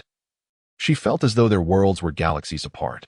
Her appearance was unremarkable, nothing special about her, leaving her to bury her feelings deep within. Nuonuo, pass me 2 more buckets. Xiao Tu can gather the crayfish while I haul them up. Liu Minrui suggested after placing the crayfish in their designated spot. Brother, do you fancy Xiao Tu? Liu Nuonuo mischievously inquired. Given the distance, Wu Xiaotu could only observe them pouring the crayfish. Unable to hear Liu Nuonuo's soft question. Nonsense, don't say such things. If Xiao Tu hears, it might lead her to think too much, which wouldn't be beneficial for your relationship, Liu Minrui retorted instinctively, glancing at Wu Xiaotu, who was blushing as she argued with herself over the crayfish. Our relationship won't falter because of you. Rest assured, she replied. If you don't like her, that's fine. I could assist if you do. Since that's the case, I shan't harbor false hopes, Liu Nuonuo declared, tilting her head with deliberate pride. Ah, please, I do like Xiao Tu, but she is your friend and so much younger than me. Surely she wouldn't reciprocate my feelings, Liu Minrui confessed, a hint of joy mingling with doubt as his sister offered her help. He then worried that she might perceive him as a pervert, being so much older. Brother, what antiquated thinking is this? She's merely 7 years younger, not 70. In today's society, younger girls often prefer older partners who can cherish them. Liu Nuonuo rolled her eyes, exasperated by her brother's outdated beliefs. However, it was understandable. Since his graduation, he had been preoccupied with work, leaving his romantic life virtually non-existent. Is that so? Yet I feel Xiao Tu doesn't harbor feelings for me. She always calls me brother. What sister would be attracted to her brother? Liu Minrui expressed his lack of confidence in matters of the heart. Liu Nuonuo refrained from mocking him, acknowledging that those in love often overthink. She believed Xiao Tu likely had a crush on her brother. After all, they had known each other for years. Xiao Tu's flushed cheeks earlier were a rare sight. How sweet. A mutual crush, if I could play matchmaker. I'd be the ultimate Cupid, she mused. Brother, don't fret just yet. I believe Xiao Tu may feel the same. That I'll inquire further and let you know how to proceed. Liu Nuonuo contemplated. Recognizing the importance of mutual feelings in matters of the heart, pursuing someone unilaterally could lead to complications. However, she sensed that both were blushing for a reason, indicating shared sentiments. All right, I'll head down now. We should finish gathering quickly and leave before we draw unwanted attention, Liu Minrui stated, still grappling with the concept of time flow that Liu Nuonuo had mentioned. Yes, go on, she urged, waving him off as she settled on the embankment. Taking out her phone to play an animated film for relaxation. Not ready yet. I'll come down to help, Liu Qingfan said, having enjoyed tea with Shenmu and Putai before rushing over upon learning of Liu Nuonuo's arrival. What did Grandpa Shenmu and Grandpa Putai say? Liu Nuonuo inquired earnestly, as the matter was of great significance. After all, Longquai was expecting offspring, and Bei Bei hinted at having descendants as well, though it remained uncertain whether they would be dragons or phoenixes. Grandpa Putai and Grandpa Shenmu stated they were unsure, but offered a single word. Heart, Liu Qingfan replied, opening his palm to reveal a character inscribed within. Heart. Liu Nuonuo was intrigued, wondering what it truly signified. Previously, Bei Bei had mentioned that their family's bond had grown closer, resulting in a more potent spiritual energy. Indeed, it is heart, Liu Qingfan explained, though he too was uncertain of its deeper meaning. Putai had merely stated that understanding would come in due time, implying that if it remained elusive, the world might cease to exist. Well, having some form of heart is better than nothing at all. My brother should be ready soon. I fetched 4 buckets, which should suffice, Liu Nuonuo indicated towards the area below.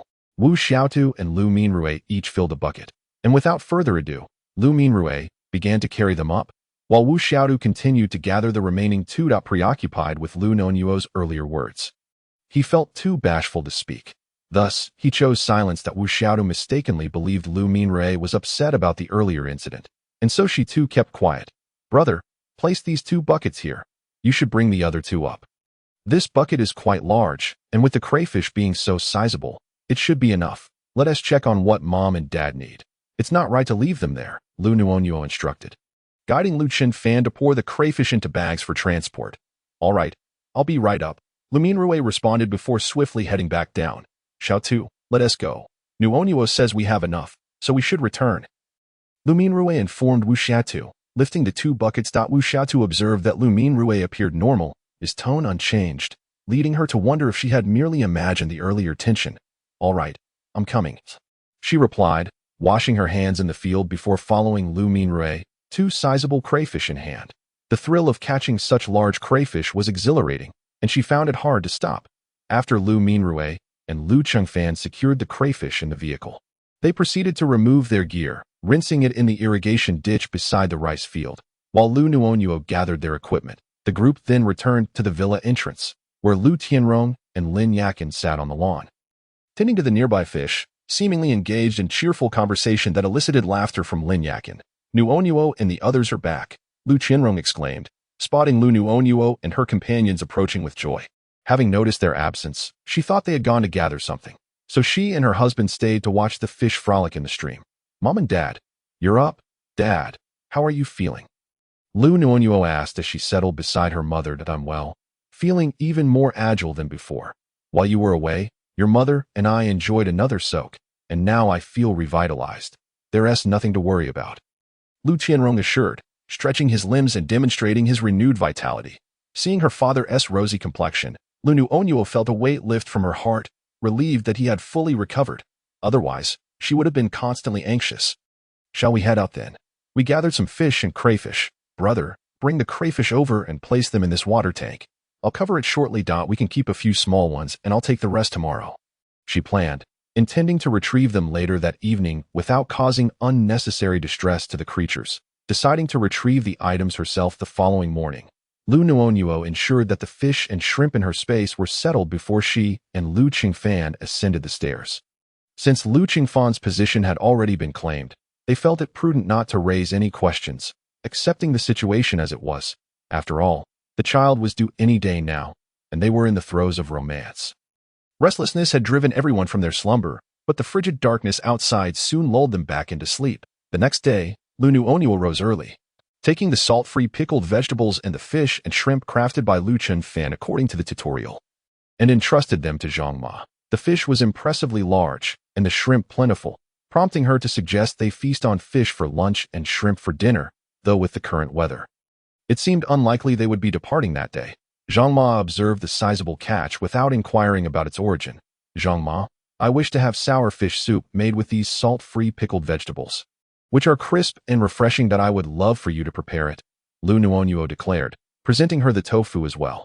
All right, Nuonuo, you should return and rest. The snow outside appears to have ceased, but it's still quite chilly. I'll hurry to prepare breakfast. If we set out today, we likely won't have time for sour fish soup at noon. Zhang Ma will make it for you tonight, so let's keep it in this basin for now. Zhang Ma accepted the items from Liu Nuonuo and urged her to rest, noting the snow was melting and the cold intensifying. Okay, Zhang Ma, be sure to dress warmly and don't hesitate to use the heater, Liu Nuonuo replied, rubbing her hands together against the cold, then assisted Zhang Ma in igniting the heater. Nuonuo, why are you up? It's cold.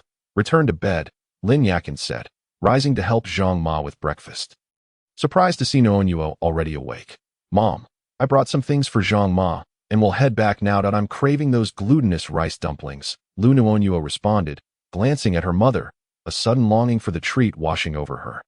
All right, Zhang Ma has taught me how to make them, and I'll prepare them for you shortly. Hurry back. Although the snow has stopped, the wind remains fierce and quite cold, Lin Yakin advised, still feeling the chill in her fingers despite her down jacket.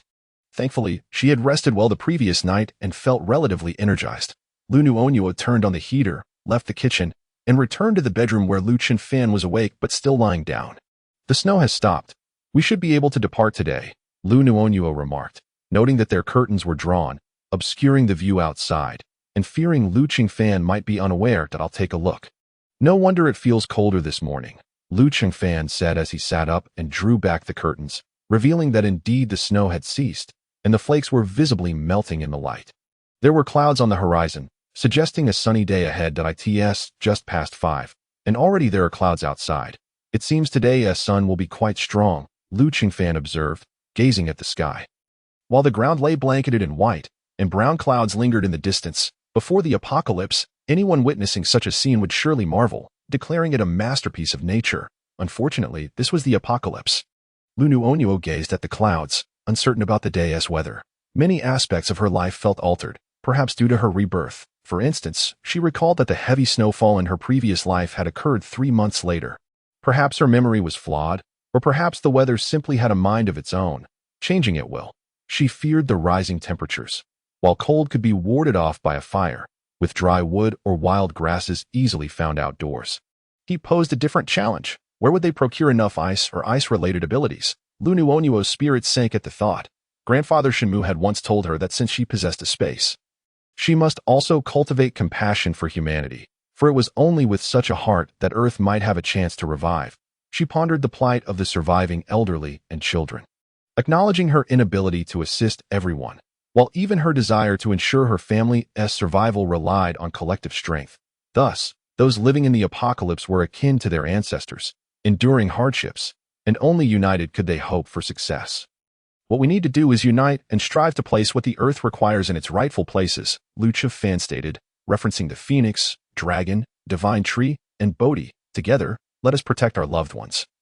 Liu Nuonuo regained her confidence, resolved to seize this second chance to help Mother Earth be reborn. Yes, let us lie down. It's quite chilly. Once my mother and the others finish, they will call for us. Liu Nuonuo remarked, feeling the cold outside yet finding solace in the clouds, realizing that lying down remained the most comfortable option. Lin Yakin and Zhang Ma were not on duty, allowing them to sleep soundly, while others had shifts that might disrupt their rest. Consequently, Lin Yakin and Zhang Ma rose just after 5, while the rest remained in deep slumber.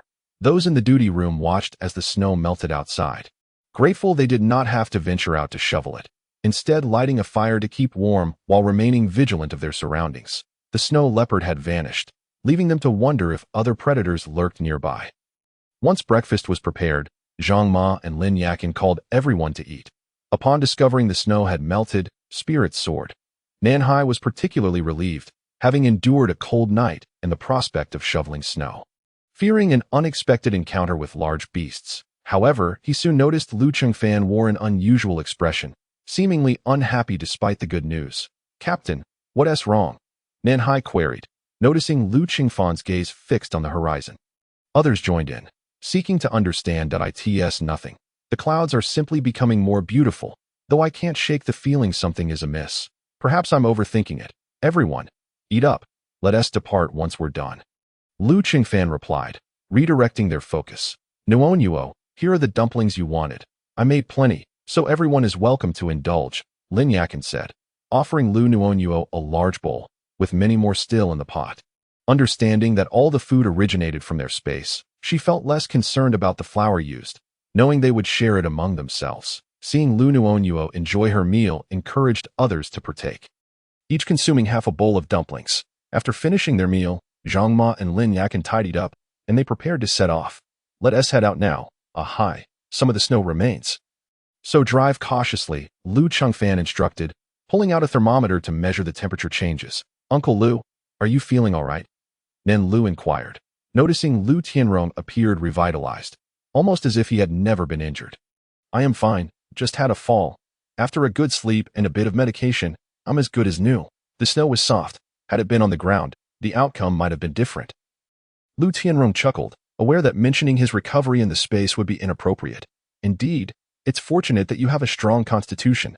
You'll be just fine moving forward, Nan Lu nodded in agreement, recalling how the snow had enveloped his foot upon stepping into it.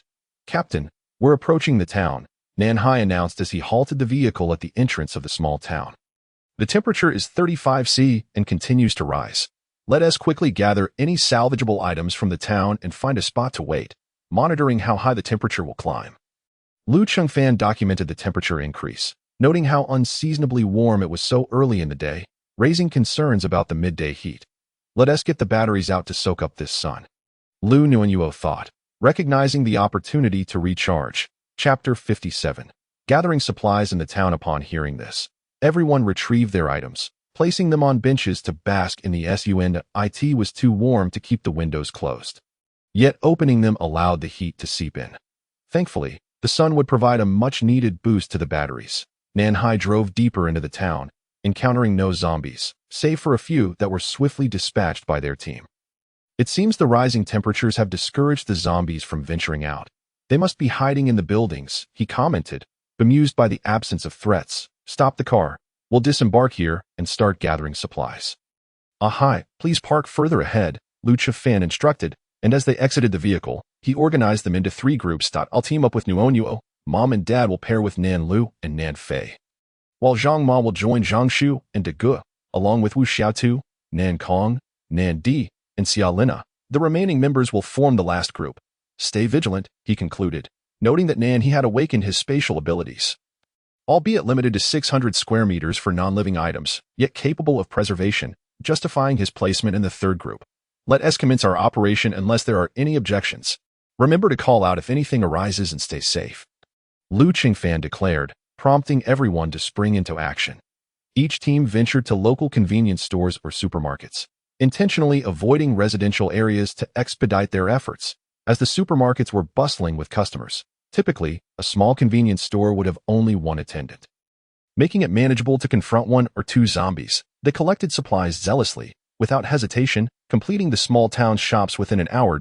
Is everyone back? Nan Hai, please count the heads, Liu Zhiyi prompted as he and his team arrived first, followed by the others. After a brief count, Nan Hai confirmed, Captain, everyone is accounted for. Is there anyone who has been injured by zombies? If so, please speak up so we can address it promptly, Liu Zhiyi urged, emphasizing the importance of transparency in their safety. Liu Zhiyi inquired, surveying the gathered crowd. Everyone shook their heads in response. Despite the sweltering heat, they had bundled themselves from head to toe, and now they could feel the sweat trickling down their bodies.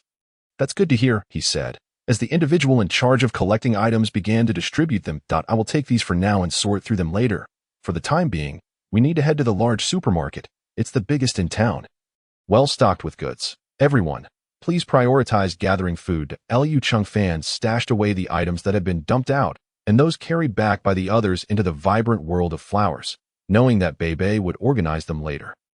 The group also returned with some crystal cores, which Liu Zhiyi kept a close watch on, promising to check their types later. The group then enjoyed the refreshing watermelon juice and honey lemonade that Liu Nuonuo had asked Zhang Ma to prepare, as well as passion fruit honey water, allowing everyone to choose their preferred drink. Once finished, they collectively set off for the supermarket. Liu Zhiyi sensed that there were previously over 100 zombies inside. Using his mental powers, he probed further and discovered a large number of zombies within. There were also quite a few zombies in the residential houses, but fortunately, they dared not venture out, for their cries were truly terrifying.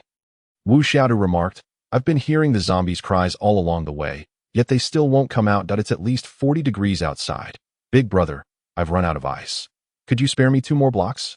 Nan Lu called out to Liu Zhiyi. As the ice in his clothes had melted, I'll provide you with some water, Liu Nuonuo said, pouring out a bit. While Lin Yakin also contributed some, Liu Zhiyi swiftly transformed the water into ice and distributed it to everyone as a replenishment. Captain, we're in front. Please keep an eye on sister-in-law. Nan Kong and Nan Di's family members led the charge. Upon arriving at the supermarket, they found the entrance wide open. Everyone, be cautious, the door is ajar. And there may be even more zombies inside, Liu Zhiyi warned. The closer they approached, the stronger his sense became. There were not just 100 zombies within, but at least 300. They quietly entered and discovered numerous disheveled zombies, some of whom appeared to be supermarket employees, while the majority were children and the elderly. With the supermarket promotions offering free eggs, it's no wonder there are so many elderly people here, Liu Nuonuo observed, noting the promotional signs hanging throughout the store. This floor has about 100 zombies, and there are more upstairs. Everyone, be careful. Let's deal with the ones above first, Liu Zhiyi commanded.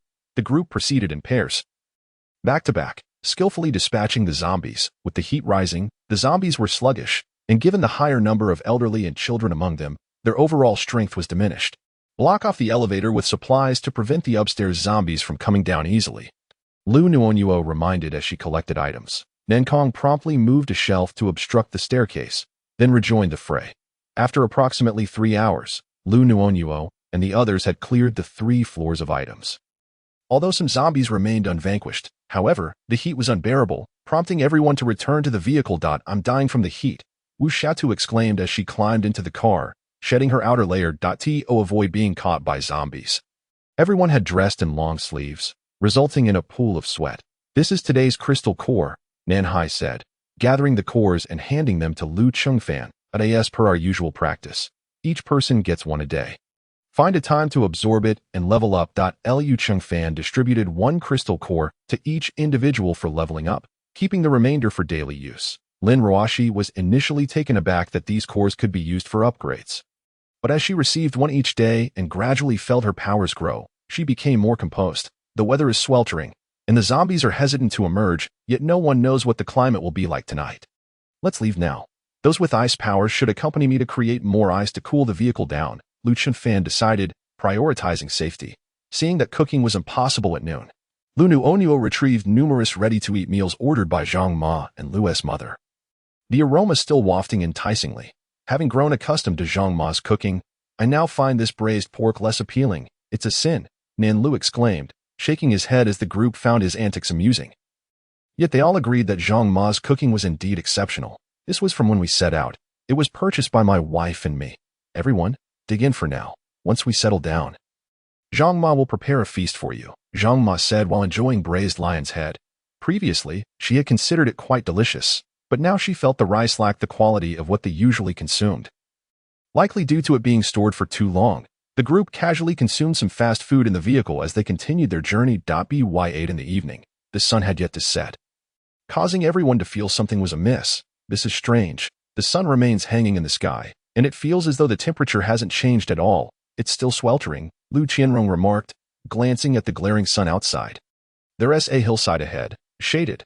Let us stop there. It should be somewhat cooler, Liu Nuonuo suggested, pointing towards the only bit of shade in sight. Chapter 58. Pickled vegetable tofu fish. Upon reaching their destination, Nanhai parked the car. Although the sun had finally set, everyone still felt uncomfortably warm. Zhang Ma, contemplating the idea of preparing pickled fish, decided instead to make some cold noodles. With the heat, the fish are still lively in the ice-cold water. Otherwise, we can start with cold noodles. If anyone desires something else, feel free to speak up. I can prepare it, she inquired, seeking input from the group. Let us go with cold noodles. It's far too hot. Came the unanimous agreement. As everyone was now preoccupied with quenching their thirst, cold noodles seemed the best choice. Zhang Ma was just about to make the cold noodles when snowflakes began to fall outside. Captain, it's suddenly snowing outside. The flakes are big, but they melt upon hitting the ground because the surface is too warm, Nanhai reported after observing the scene. Let us monitor the situation for 10 minutes. Given how it looks, it may eventually settle on the ground.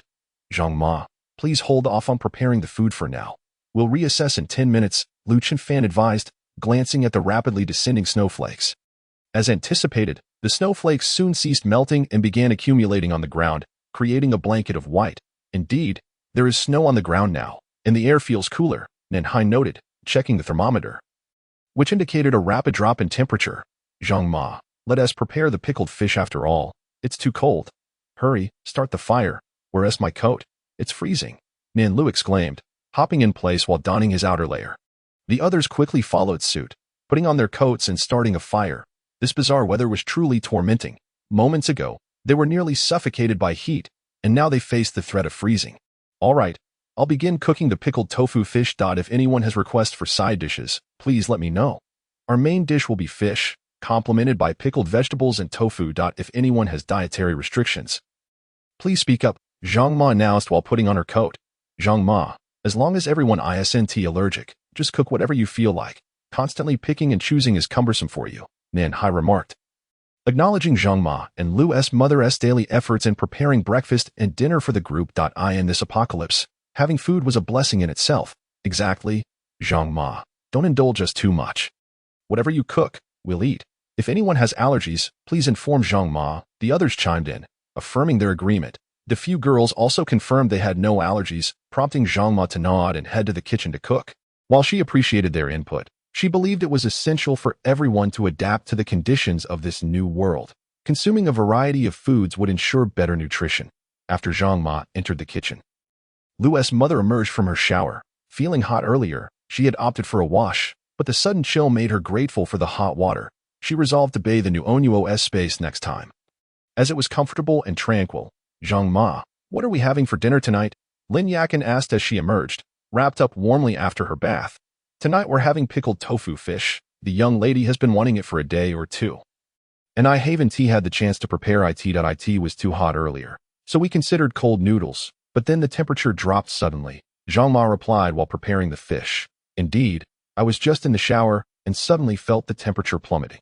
Thank goodness there was hot water. Otherwise, I might have caught a cold, Lin Yakin remarked, commenting on the unpredictable weather. Having pickled fish will be warm and comforting. In this cold weather, it will be nice to enjoy a hot meal, Zhang Ma said, slicing the fish with skill. Lin Yakin watched in admiration as Zhang Ma expertly filleted a fish, appreciating her dexterity. That it was fortunate that Nuonuo and the others had someone like Zhang Ma who had provided them with delightful meals since childhood. I'll wash the pickled vegetables and cut the tofu. It's too cold now, so I'll start a fire, Lin Yakin said, turning on the stove and preparing warm water to wash the vegetables. After about an hour, the outside temperature continued to plummet, and the snowfall intensified, creating a thick layer of snow on the ground. Liu Chengfan organized the group to take turns shoveling the snow while ensuring their safety. After a day of gathering supplies and battling zombies, everyone was nearly exhausted. Everyone, wash up and get ready to eat, he called out as the snow was cleared from outside. The group slumped onto their benches, eagerly awaiting their meal, their hunger palpable. Zhang Ma and Liu's mother soon brought out the pickled fish, the aroma wafting enticingly through the air. Nan Liu and the others were so eager that they barely paused to eat, each grabbing a bowl of soup to drink. Feel free to enjoy. Zhang Ma has prepared an extra pot in the kitchen, filled with plenty of fish. Once everyone has had their fill, we can retrieve more from the kitchen, she reassured them, encouraging the group to eat and drink their fill. Zhang Ma, seated nearby, remarked, look how delicious Nuonuo is enjoying her meal. Indeed, Zhang Ma, it is truly delightful, retaining its original flavor and familiar recipe. Liu Nuonuo responded as he savored a bowl of fish soup. On this frigid day, indulging in a bowl of Zhang Ma's fragrant fish soup was nothing short of bliss. It is indeed more fragrant than before. Zhang Ma. I find myself yearning for sauerkraut fish every day. The fish is rich yet not greasy, while the sauerkraut cuts through the richness, simmered in the fish broth. The tangy and spicy flavors are simply exquisite. Zhang Ma added a hint of millet chili, enhancing the flavor, albeit with a slight spiciness. If everyone enjoys it, feel free to indulge. I shall prepare it for you again in the future, Zhang Ma cheerfully stated, deriving a sense of accomplishment from the appreciation of her culinary creations. In the end, everyone devoured all the fish and finished the broth, each of them with round bellies. Now that we have finished our meal, let us adhere to the usual routine of duty, shoveling snow. If any issues arise, do not hesitate to call, Nanhai instructed the group. Liu Chengfan, positioned at the back, ascended the stairs with Liu Nuonuo, preparing to rest in their space. Liu's parents had already been ushered into their room by Liu Nuonuo, as Liu's father, due to health reasons, was advised not to take on duty for the next couple of days. Mom and Dad, please rest well. We will be stepping out for a while, Liu Nuonuo said as she led her parents inside, then proceeded with Liu Chengfan to the mountains to check on the trees. These branches show no signs of life. I wonder how long it will take for them to bud, Liu Nuonuo observed, gazing at the numerous barren branches. No worries. As long as we remain sincere, there is still hope. At least they have not perished, right? Liu Chengfan reassured her, believing that the trees, though dormant, were not dead and would eventually sprout. Let us hope so. I will water them a bit before we head down. You should rest soon, as you still have duty later, Liu Nuonuo suggested. After tending to the trees, the two descended the mountain. Liu Nuonuo expressed a craving for durian, and Liu Chengfan took her to the durian grove. The durians hung high on the trees, and Liu Nuonuo noticed two figures below, resembling a pair of youthful individuals, which surprised her. When did these two appear in our space? She pondered. Let us approach and see who they are, Liu Nuonuo exclaimed, a tinge of apprehension creeping in, fearing potential issues with their space. Do not rush. Let us first ascertain their identity, Liu Chengfan suggested as he recognized the familiar attire of the two figures ahead. Chapter 59. Spicy Lobster, who are you? Liu Nuonuo inquired, gripping Liu Qingfan's hand tightly. Sister, I am Bei, and this is Nana Adio. We look good today. The girl turned, revealing a fair and rosy face, with crescent-shaped brows and sparkling eyes that resembled spring water. Her voice ringing sweet and clear like a bell. The boy appeared vibrant and full of life. Liu Nuonuo was incredulous. Is this truly Nan, the little boy I once knew? You say you are Bei and Nan? Yes, sister. Look, my clothes haven't changed at all. Sister, don't I look good today? Bei exclaimed, rushing over to hug Liu Nuonuo. You look lovely, but how is it that you have suddenly grown? Liu Nuonuo asked curiously, examining them closely. Indeed, their outfits seemed largely unchanged, merely larger in size. Sister, it has been tens of thousands of years. We can transform into adults. Initially, I thought you preferred children, so I took on a youthful appearance. However, now that I am nurturing new life, I cannot remain in the form of a child, Bei explained, looking nervously at Liu Nuonuo, fearing she might no longer like her dada. I see. You look quite lovely as you are. Let us keep it this way. I appreciate your current form. What assistance do you require? Liu Nuonuo expressed her delight upon seeing Bei. Sister, I do not need help. We nurture life, just as we always have. Only during childbirth do we feel a bit weak, but that is still a way off, Bei clarified. They, as phoenixes, did not experience the same pregnancy symptoms as humans. Their cultivation merely progressed at a slower pace. That is good to know. Nan, you are going to be a father. You must take good care of Bei, Liu Nuonuo said, affectionately patting Nanan's head, only to find she could no longer reach it. Prompting Nan to lower his head. You've grown taller. Sister, I was momentarily unprepared for this change. You are truly growing up now, Liu Nuonuo reflected, gazing at the two youngsters as if they were her own siblings. Just a short while ago, they were so small and adorable. Now they have grown so much, Liu Nuonuo mused, overwhelmed with emotion, despite knowing they might have always been this size. Do not worry, sister. I will take good care of Bei. Sister, brother-in-law, are you here to pick durians? I can help you, Nan inquired, looking at Liu Nuonuo and Liu Qingfan. Yes, your sister has a craving for durians, so we came to take a look. Does Bei want some too? Liu Qingfan asked with curiosity. Bei does want some durians. We will go and check. Sister, you wait here.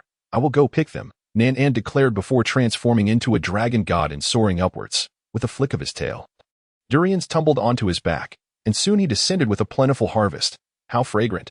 Sister, I only need one. You can take the rest to enjoy, Bei said, her senses tingling with the enticing aroma of the durians.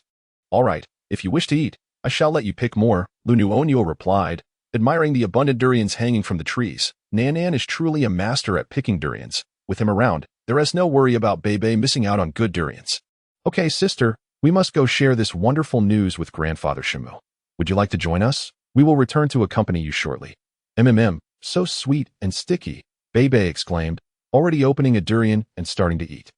You two go ahead. We will take a short rest. We must be cautious as the weather can change drastically outside. Stay safe in the space. I will call if needed, Liu Nuonuo instructed the pair, feeling reassured since Little Rabbit and the others were outside. Okay, sister. Then we will first seek out Grandfather Shimu, Bei responded, clutching her durian as she settled on Nanan's tail, and they flew away in an instant. So many. The scent is truly heavenly, Liu Nuonuo exclaimed, cradling a durian as Liu Qingfan took it from her to open.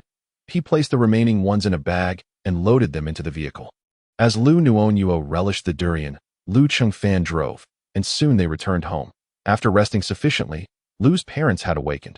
Everyone washed up casually before heading outside. Heavy snow continued to fall, leaving uncertainties about the morrow. Liu mother gazed at the swirling snow, filled with confusion and apprehension about the future. Let us see how it goes. We will clear the snow and continue our journey when the sun shines. Liu father remarked, pondering what else could be done, acknowledging that this situation was a consequence of their own actions. When they must now face. As dawn approached, Liu Nuonuo and the others finally drifted off to sleep. The next morning, they awoke to a strange sight, the sun shining brightly while snow continued to fall. Captain, what a phenomenon. It is both snowing and sunny outside. Some snow has melted upon landing while some remains. And it is even colder out, Nankong reported, having pulled the last shift. Upon seeing Liu Nuonuo and Liu Qingfan descend, he hurried over to inform them. The snowfall is not accumulating too quickly on the ground. Let us refrain from shoveling for now and allow them to come up and warm themselves, Liu Qingfan suggested, having completed his night shift and unable to sleep any longer. Ruashi, Audi, do not shovel. Come up and rest for a while, and bring my tools with you, Nankong called out, having just gone upstairs to retrieve something, leaving his equipment in the snowy expanse, after Zhang Ma completed breakfast. Everyone swiftly finished their meals, eager to gauge the forthcoming weather. If it was favorable, they would proceed. However, the relentless snowfall and blinding sun rendered their vehicle immobile, leaving them with no choice but to wait inside for the snow to subside. As everyone rested, awaiting the snow to melt, they remained vigilant, aware that the heavy snowfall concealed countless dangers. We will maintain our shifts and stay alert to our surroundings, Liu Fan addressed the group. After which Nanhai organized the daytime shifts. For lunch, we will prepare spicy lobster and garlic-flavored dishes, Zhang Ma announced after tidying the dishes. Zhang Ma, take a break. We will handle things for a bit. Warm yourself by the fire. The shrimp are clean and easy to wash, Zhang Ma responded cheerfully, appreciating the kindness shown toward her. After washing the dishes, she joined Lin Yakin to clean the shrimp, with Wu Xiaotu and Huang Xini assisting, and soon they had several large bowls of shrimp ready. These shrimp are enormous. Once cooked, they will undoubtedly taste divine, Wu Xiaotu remarked, recalling how she and Lu Minrue had caught them. All right, I will take over from here. Madam, please take the children outside to warm themselves, Zhang Ma instructed Lin Yakin. I will start the fire for you. Zhang Ma, where's the garlic? I will take it outside to peel for later use, Lin Yakin said, igniting the kitchen's heating stove before gathering the garlic and leading everyone outside. Chapter 60. Must not leave the space. Zhang Ma prepared the spicy lobster, and though the wind and snow outside had lessened slightly, they showed no signs of stopping. The sun had vanished behind the endless expanse of clouds, and snow began to blanket the ground once more. Everyone, it is time to enjoy some lobster. Cindy, please start the fire circle. I will fetch the rice immediately, Liu Fan announced. Zhang Ma presented the lobsters on the table, one basin infused with the fragrance of garlic, and another brimming with a spicy kick, both overflowing with succulent delicacies. She instructed Huang Xini to lift the lid of the stove, then raise the lobsters to the heat, causing them to sizzle delightfully in no time. Zhang Ma brought over bowls of rice. As everyone stood or sat in anticipation, while Lin Yakin clutched her chopsticks, everyone, eat quickly. Once we've finished, we'll continue shoveling snow, Liu Fan announced to the group, having taken a brief respite that morning before the arduous task ahead. All right, let us dig in. It looks incredibly appetizing. As a food blogger, Huang Xini had experienced myriad culinary delights, yet she had never encountered lobsters of such grandeur and aroma before her now, perhaps due to their fatigue from shoveling snow. The group polished off both basins of lobsters in no time, leaving not a grain of rice behind. After the feast, they were left yearning for more, the flavors simply too exquisite to forget. Zhang Ma, your lobsters are absolutely delicious. Please teach me how to prepare them, Huang Xini pleaded, her affection for cooking evident since childhood. Certainly. I'll teach you when the opportunity arises. It's quite simple, Zhang Ma replied with a smile, beginning to clear the tableware. Lu Mu joined her in washing the dishes, while the others resumed their snow-clearing duties, with the exception of Liu Nuonuo, who was aware that her father needed to occupy himself. After approximately an hour of labor, the surrounding snow appeared somewhat more manageable, although the snowfall continued unabated. Let us take a break and reconvene in an hour to assess the situation. Don't forget to gather the tools, Liu Fan called out, urging everyone to tidy up before retreating for a rest. Outside, the biting cold wind and swirling snow rendered their hands and feet numb. Everyone, please hand the tools over to me, Lin Ruonuo instructed, as she took charge of their management, ensuring everything was organized. Once inside the vehicle, the group sought warmth by the fire, while Liu Nuonuo and Liu Fan ascended the stairs, the former expressing her intention to take a nap. Once upstairs, they entered their special space. Given the assistance of Wu Xiaotu and others outside, they felt a sense of security in their retreat. Upon entering the space, Liu Nuonuo and Liu Fan checked on the progress of Shenmu and Pitimio before visiting Nan and Bebe, who were busy harvesting crops. Bebe, how are you managing the harvest?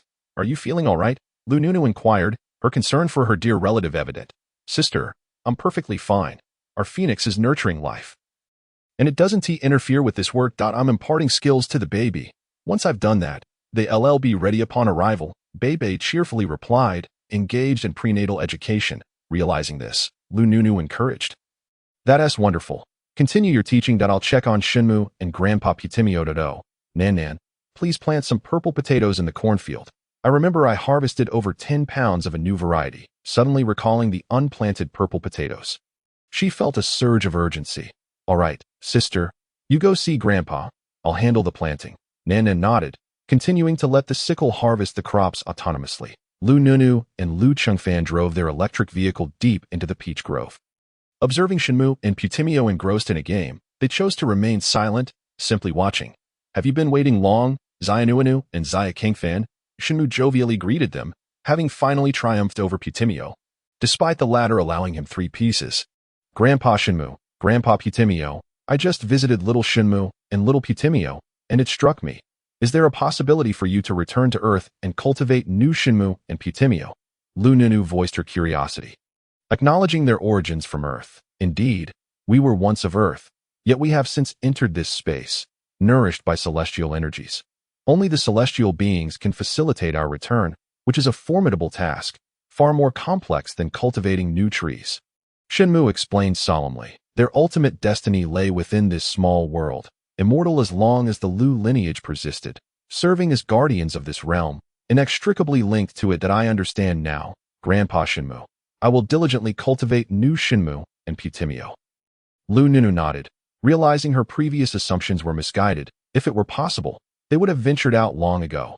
After engaging in several rounds of mobile games with Shenmu, Liu Nuonuo and Liu Chengfan decided to rest for a couple of hours. Preparing to venture out to ensure a good night's sleep, suddenly, Liu Nuonuo recalled that she hadn't checked on the baby for several days and, together with Liu Chengfan, went to see the little one. The baby had been extraordinarily active lately, likely eager to make an appearance. Look, the little one is swimming in my belly, going round and round. What a joyful sight, Liu Nuonuo remarked as she observed the ultrasound machine. Baby, don't swim too much. Come out and let daddy swim with you. Don't tease mommy. Liu Chengfan gently patted her belly, prompting the baby to obediently pause, still performing various movements within. Liu Nuonuo tenderly caressed her belly. Finding the baby irresistibly adorable, looking at Liu Chengfan, she recalled how, in her previous life, she had commented that the baby didn't resemble her at all. It turned out the child was a perfect mirror of Liu Chengfan. After finishing the ultrasound, Liu Nuonuo and Liu Chengfan exited, finding the others engaged in various activities, some napping, others warming by the fire and playing cards, while some were on duty. Despite the looming apocalypse and surrounding dangers, the camaraderie among them remained harmonious. Let us join them for a bit of card play. I saw the baby rubbing its eyes earlier, so it's likely asleep now. Playing cards won't disturb it. Liu Nuonuo suggested with a smile, eager to join the fun. During past New Year celebrations, their family had often played cards with Uncle Zhang and Aunt Zhang, wagering soybeans, 1 soybean equating to 1 yuan. Though it was a modest amount, it had always brought joy to everyone. Hearing the cheerful sounds from the group now reignited her desire to participate. Over the past 5 to 6 years since her last life, she had missed such experiences, yet the thrill of card games was deeply ingrained in her memory, impossible to forget. As they played cards, enjoying themselves thoroughly, the duty-bound Nan Lu called out from the watchroom. Something is approaching, moving at great speed. Something is coming near, moving at tremendous speed. About the size of a 100-pound pig. It's hard to discern what it is. Chapter 61. The mutant rabbits stay vigilant. Something is approaching. Liu Chengfan rushed to the window to observe, noticing a flock of creatures racing toward them. With their white fur blending seamlessly with the snow, their long ears made them nearly invisible unless they were in motion. Everyone, be cautious. Their speed is alarming, Nan Hai warned, watching the previously indistinct figures rapidly close in. Everyone drew their weapons, while Zhang Ma and the others, still engrossed in Liu Nuonuo's card game, dropped their cards in an instant. All assuming defensive postures. In this snowy weather, the approaching creatures could only be rabbits. This was undoubtedly their domain. Previously, the little rabbits had been docile, but their current state of mutation raised concerns about their temperament. Look at those mutant rabbits closing in. I used to raise rabbits, and they were gentle and adorable, Xiao Lina remarked, recalling her past experiences. Mutant rabbits are most ferocious in heavy snow. They tend to hide in the shadows during warmer days, relying on snowy conditions to forage for food. Be cautious. Their teeth are razor-sharp, Liu Nuonuo observed, recalling how agile and fierce rabbits could be in such weather, their cold-resistant bodies being their greatest asset. Captain, let us confront them directly, Nan Hai suggested, asserting that waiting passively for the rabbits to charge was not a viable strategy, especially given their overwhelming numbers. Hold on. Let us open a small gap in the window. I'll send my vines to engage them first. Wearing them out a bit before we make our move, Liu Nuonuo interrupted, recognizing that while they could not outrun the rabbits, they could use her vines to tire them out before any confrontation. Kong, please open the window slightly, Liu Zhiyi instructed Nan Kong, who was positioned near the ventilation area. All right, but big sister, be careful. It's a bit chilly here by the window, Nan Kong replied, cautiously opening the window, which had been specially treated to only allow access with a specific key, kept securely by Nan Kong. Don't worry, just spread out a bit. Zylf, go out and show them your prowess. Liu Nuonuo approached the window, releasing her vines. Upon hearing Liu Nuonuo's command, the vines slithered out through the window, quickly spreading out like a vast net, aiming to ensnare the approaching rabbits. The rabbits, having finally emerged, caught the scent of humans and sensed a feast was near. Eagerly pursuing, only to be met with an unexpected net. There's an ambush ahead. Everyone, spread out to form a rabbit formation, the rabbit leader commanded, immediately dispersing the white rabbits into a defensive formation. As the rabbits scattered, some found gaps to escape the net, while others remained trapped. The rabbits that escaped began gnawing at Liu Nuonuo's vines, only to discover their efforts were futile. These vines are impervious. We must dig. The leader of the great white rabbit promptly commanded the others, and upon hearing the orders, the entire group of rabbits immediately commenced their excavation efforts. It is well known that snowy days are the domain of rabbits. They capitalized on their inherent advantages, crawling low to the ground to begin burrowing in no time. The rabbits had concealed themselves beneath the snow. All the great white rabbits have dug their escape routes. And I fear they may tunnel right under our vehicle, Nanhai remarked anxiously, casting a glance at the now vanished rabbits. The rabbits were already swift by nature, their fur blending seamlessly with the snow. And their burrowing skills added to the challenge. Rabbits tend to lose their sense of direction underground. So everyone, keep a vigilant eye around our vehicle. Nuonuo, please place the vines around the car, should they dare to emerge. Ensnare them immediately. Liu Zhiyi observed how quickly the holes created by the rabbits were soon obscured by the falling snow, his heart yearning for the arrival of the sun. All right, Xiaolu, return and safeguard the vehicle. The rabbits have thick hides. I will prepare some thorns to see what we can achieve. Nuonuo retrieved the vines and arranged them around the car, allowing them to sprout numerous thorns. Even if they couldn't kill many rabbits, they could certainly injure some. The rabbits scurried about below ground, some venturing close to the vehicle, only to have their heads caught by the thorns of the vines. A few were pierced fatally, while others merely sustained superficial wounds and managed to escape. This method proves effective. Nuonuo, can you spread the vine net further in the vicinity? Some rabbits have been injured, and their blood is starkly visible against the snow. We can target them accordingly. Liu Zhiyi remarked as he noted the scattered bloodstains on the snow. Although the impending snowfall would soon cover these traces, a significant amount of blood would aid in discerning the rabbits' locations. With their energy now somewhat depleted, they found themselves with a glimmer of hope that I can manage, but most of my energy is dedicated to the child. I fear I won't last long, Nuonuo replied. Expressing concern over her waning strength as the pregnancy progressed, her nutritional needs intensified, prompting her to conserve energy for the sake of the child. Do not worry. Take a moment to rest. I will venture out to assess the situation. Liu Zhiyi insisted, prioritizing her well-being. It's fine. This task does not drain my strength. It's merely the production of thorns that requires energy, Nuonuo countered, clarifying that the vines were a gift from the ancient tree and did not typically deplete her vigor. Armed with weapons, they followed the blood trail, determined to strike down as many rabbits as possible, mindful of their own safety. All right, everyone, let's descend. The weather is unpredictable. Perhaps this will become the norm, and we must adapt.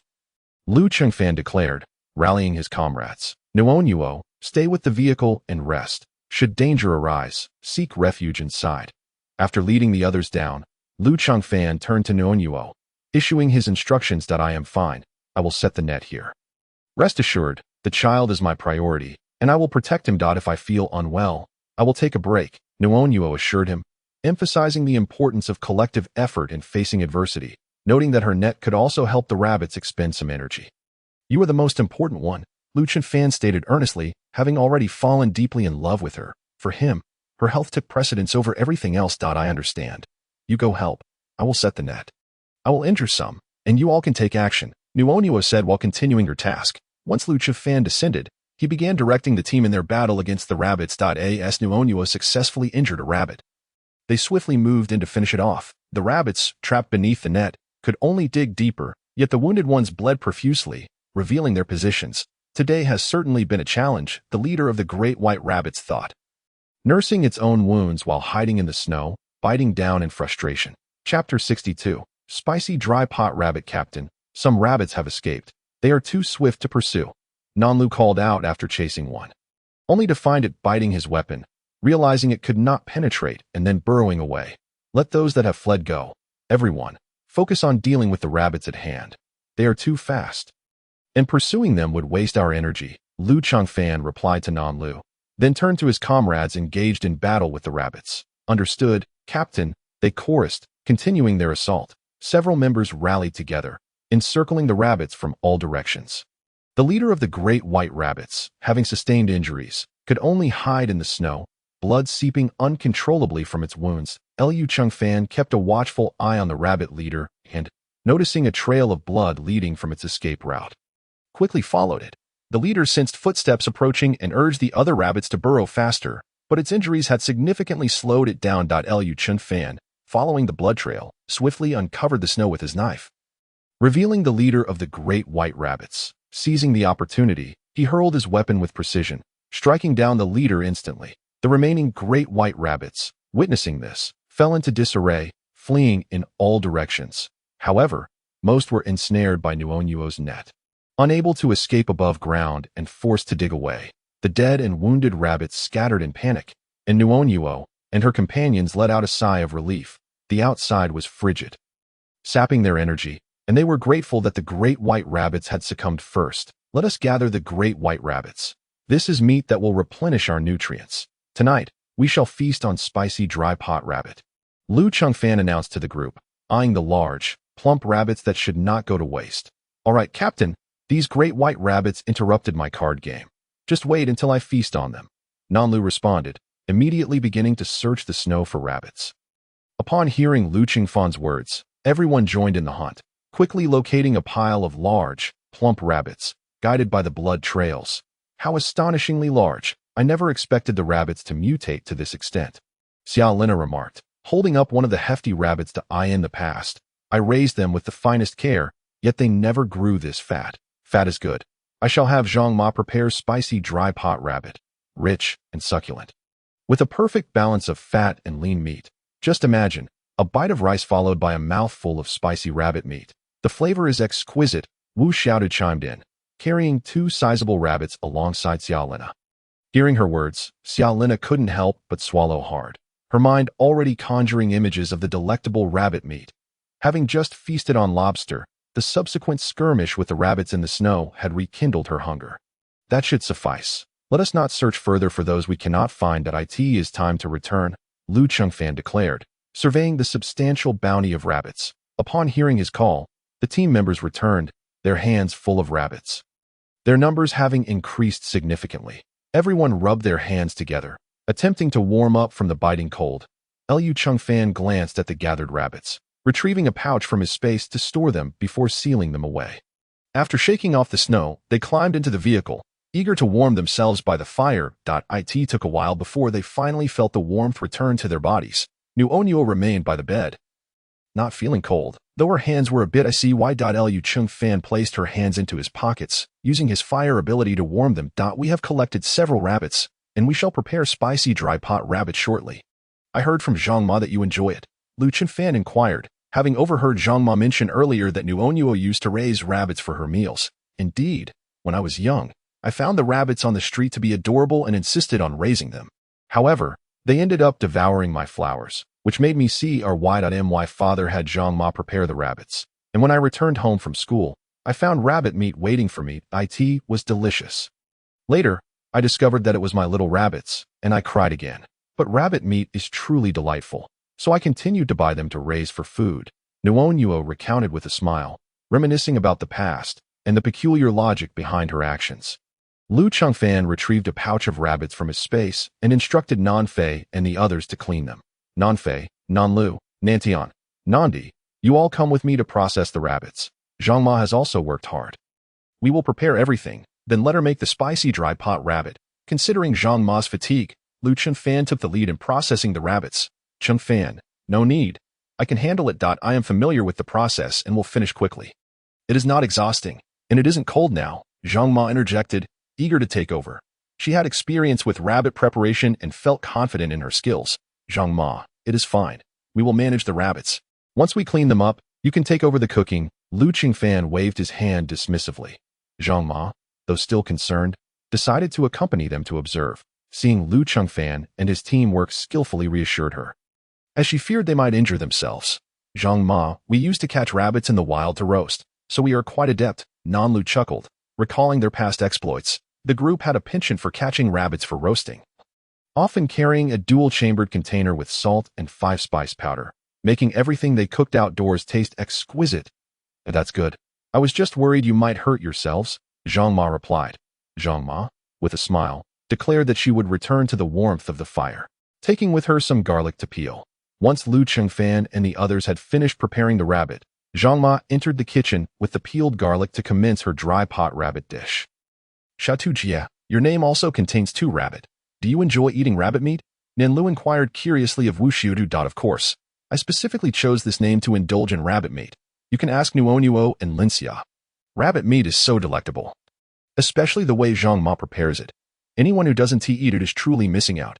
Linxia, tell Xiao Luyalu about my glorious past. Wu Xiaotu replied with a laugh, jesting that she, Wu Xiaotu, would not shy away from any food. In truth, her real name is Wu Qi, which, when paired with Wu Yan, forms the phrase peach and plum do not speak, yet a path is naturally formed.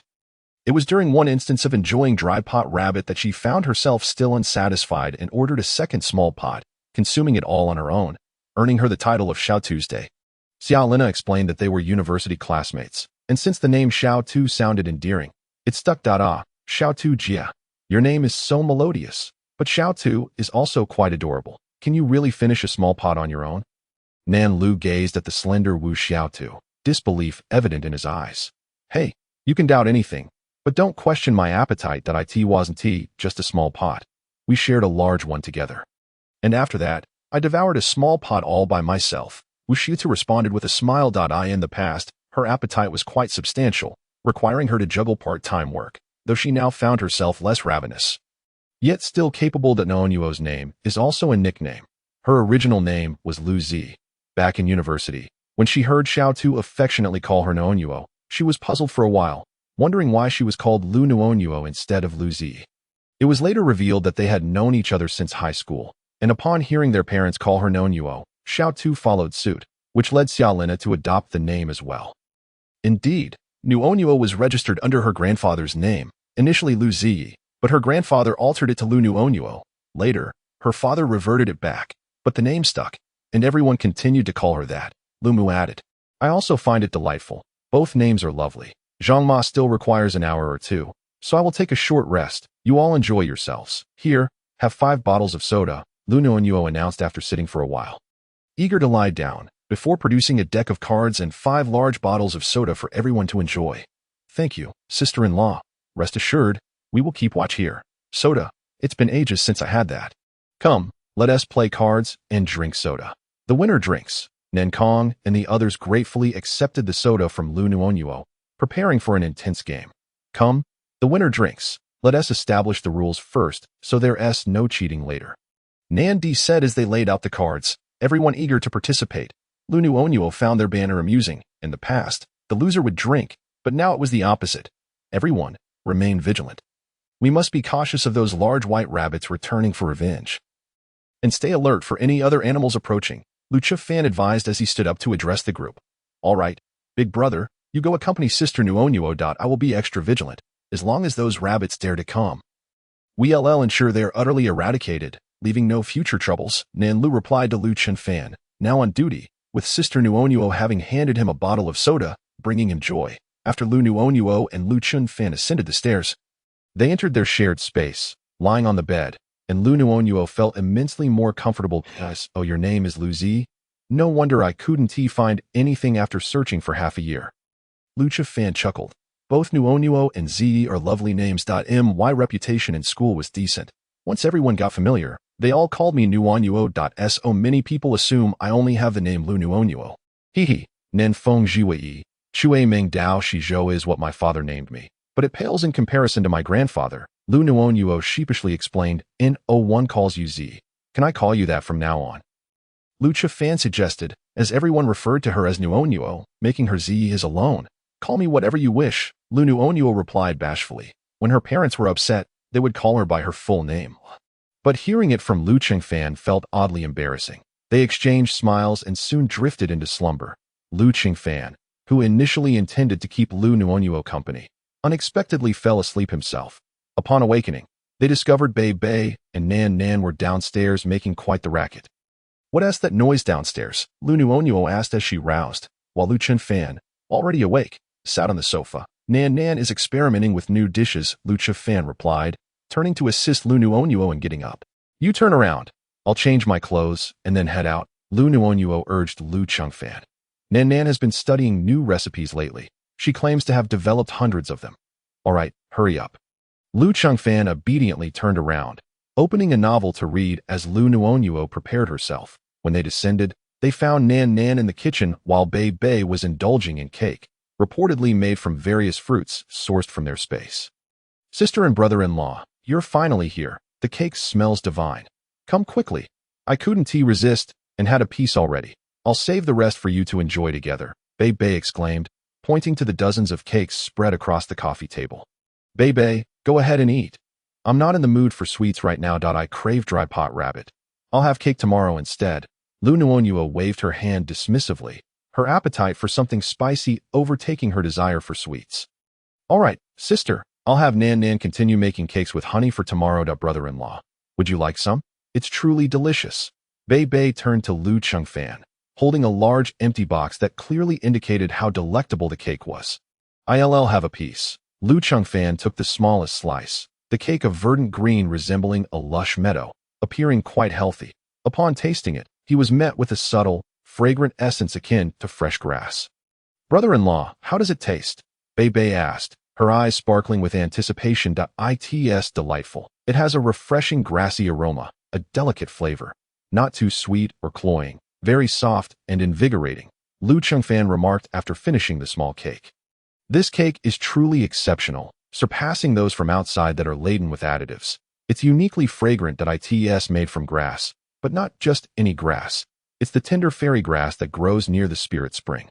It's edible and can be used for cakes, hot pots, salads, or as a dip with spicy sauce. It's all quite aromatic, and it also has restorative and beautifying properties, Bei Bei declared proudly, explaining that it was all made by Nan Nan for her and her sister, promoting beauty and wellness. Liu Nuonuo inhaled the sweet aroma wafting through the air, her thoughts drifting back to the rabbit meat outside.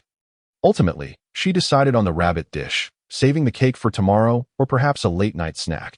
Afterward, the two exited the space together, only to find that Zhang Ma had not yet finished preparing the meal. They wandered over to observe the card game, where everyone was brainstorming ways to win. Let me win just once. I haven't won even once. Got a fortune. Please help the poor, Xiaolin chanted as she shuffled her cards. Finally managing to win once and earning a cup of soda. I'm so full. What if I can't eat the rabbit later? No, I must go out and digest, Nandi declared before stepping outside for a run. After a lap, finding no anomalies, he returned, realizing that while the soda filled him up, it wouldn't last long, and soon he would be ready to eat again. Last, Zhang Ma brought forth the rabbit dish. And everyone feasted, perspiration dotting their brows as they savored every bite. Nan Lu, with his mouth swollen from indulgence, continued to eat, reveling in the spicy, flavorful delight. The next day, as the sun rose, everyone took the opportunity to eat and rest. The weather was unpredictable. When the sun shone, they could take a break, but as soon as it set, heavy snow blanketed the ground, quickly piling up thickly, prompting everyone to shovel the snow again. This weather is truly capricious. When will the snow cease? Wu Xiaodu frowned as she gazed out at the swirling snowflakes. It's uncertain. Perhaps a month, 2 months, or even 3. It could be any duration, Liu Nuonuo responded, recalling how during the apocalypse, there was never a day of pleasant weather, always either freezing cold or scorching heat, snow or blazing sun. Alas, why must it be the apocalypse? At least you all are here with me, Xiaotu sighed. Glancing at Liu Nuonuo, grateful for their presence, she felt reassured that their family remained together. Indeed, we are fortunate to have each other, Liu Nuonuo thought as she looked at Wu Xiu too, relieved that they were all together. Otherwise, what would be the point of starting over? Nuonuo, since the sun is out, we don't need to shovel snow. Let us rest for a bit. We'll need our strength for later, Wu Xiaotu suggested. Squinting at the glaring sunlight, we need to conserve energy for the work ahead. We didn't rest well last night. So let us rejuvenate a bit in this human-eating apocalypse. Every moment of rest increases our chances of survival. All right, Xiaotu, go call your brother over. I'll take you all inside to rest. Let us head to my parents' room. My mom doesn't need to rest. She can keep an eye on the door for us. Liu Nuonuo instructed Wu Xiaotu, knowing that resting in their space would help restore their spirits. Her mother often takes breaks inside, and now with Zhang's mother, they no longer have to shovel snow. Enjoying more restful slumber than before. Let us proceed to the ants' quarters. I shall summon Minrue. Upon hearing Liu Nuonuo's words, Wu Xiaotu immediately brightened, but then recalled the previous encounter with Liu Minrue. Although their interactions now mirrored past ones, an unsettling feeling lingered. Xiaotu, what are you pondering? Hurry and call your brother, Liu Nuonuo urged. She could call him too, but was this an opportunity for Xiaotu and her elder brother to bond and converse? It's nothing. I shall go at once, Wu Xiaotu replied and dashed off to find Liu Minrue. Suddenly, she realized that she could also seek him out, yet the ant's room lay beyond Liu Minrue's vicinity. Turning around, she discovered Nuonuo trailing closely behind, not too far yet close enough to be grinning at her, leading to the realization that she had been ensnared by Nuonuo. Nuonuo, Wu Xiaotu called, and together they moved forward. Shaking Liu Nuonuo's hand, that I always sensed something was different in your demeanor towards my brother, though I couldn't quite grasp it. Now it appears I have begun to understand. Liu Nuonuo feigned a laugh, as if echoing the sentiments of their classmates, declaring that the two of them were like two peas in a pod. Hence Xiaotu's recent comments about her brother seemed rather peculiar. Reflecting on the past, every time Xiaotu visited, her gaze towards her brother appeared somewhat askew. It turned out Xiaotu harbored feelings for him. I do not mention this to Minrue, nor to anyone else. You know my family circumstances. And you are the only one who does not disdain me, treating me as your closest friend. However, I wonder how I could ever be worthy of Minrue. I wish to bury this feeling deep within. Wu Xiaotu confessed, overwhelmed. She had fallen for someone unattainable in this lifetime, thus dared to conceal it within her heart, even from her dearest friend, uncertain if Nuonuo would resent her for keeping such a secret. Xiaotu, you are my best friend. Our friendship transcends family and all else, rooted solely in our affinity for one another. I know your sincerity, and in truth, my brother also harbors feelings for you. Our parents adore you as well. If you two could be together, that would bring me such joy. Liu Nuonuo earnestly conveyed, my secret is safe with you, and should my brother end up with someone else, if that person harbors ill intentions, wouldn't that just be a ticking time bomb? Their friendship had always been devoid of external concerns, and Xiaotu was indeed genuine with her in the previous life. It was just the two of them left. Xiaotu had never abandoned her, and in this life, she would not forsake Xiaotu either. Those who entered her space could never disclose its secrets, yet she knew how to phrase things to soften Xiaotu's heart. Otherwise, Xiaotu, who understood her well, would certainly not change her mind about being with her brother so swiftly. Liu Minrue was family, and so was Xiaotu. If Xiaotu and Minrue were to be together, she could vouch for his character. And likewise, if Minrue were with Xiaotu, she could guarantee Xiaotu's integrity. Their mutual affection rendered them a perfect match. Let Minrue find someone of commendable character, Wu Xiaotu whispered, though she secretly wondered if Liu Minrue truly ended up with someone else. She could hardly believe it. The thought that such a person might harm Xiaotu pained her heart deeply. Your character is the most upright. You decide how to proceed if you don't agree. What shall I do if someone else harms me? Can you genuinely tolerate Minrue being with someone else? Liu Nuonuo, who previously lacked understanding of such feelings, now grasped the essence of love through her relationship with Liu Chunfan. I don't know, Wu Xiaotu hesitated.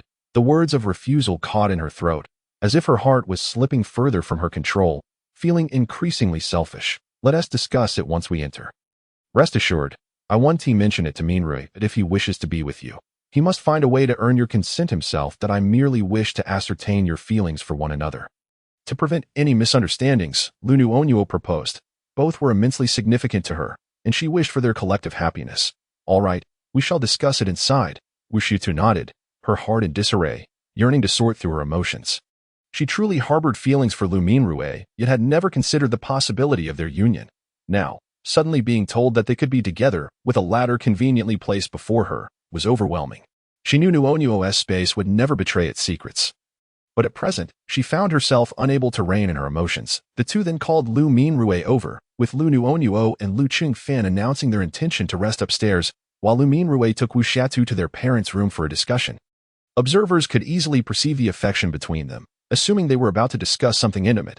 You all should take a moment to rest as well. Those on duty, stay alert to your surroundings. We still need to clear the snow this afternoon, and everyone barely slept last night. Quickly rest a while. Then let us see what the elder brothers are discussing.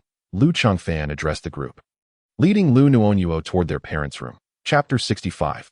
The Wind Rider Squad. Go on, brother. When you hear something, do share the gossip with us. Nanlu called out loudly, prompting laughter from everyone. They assumed Liu Minrue and Wu Xiaodu were about to meet the parents, as Minrue was now considered part of the family.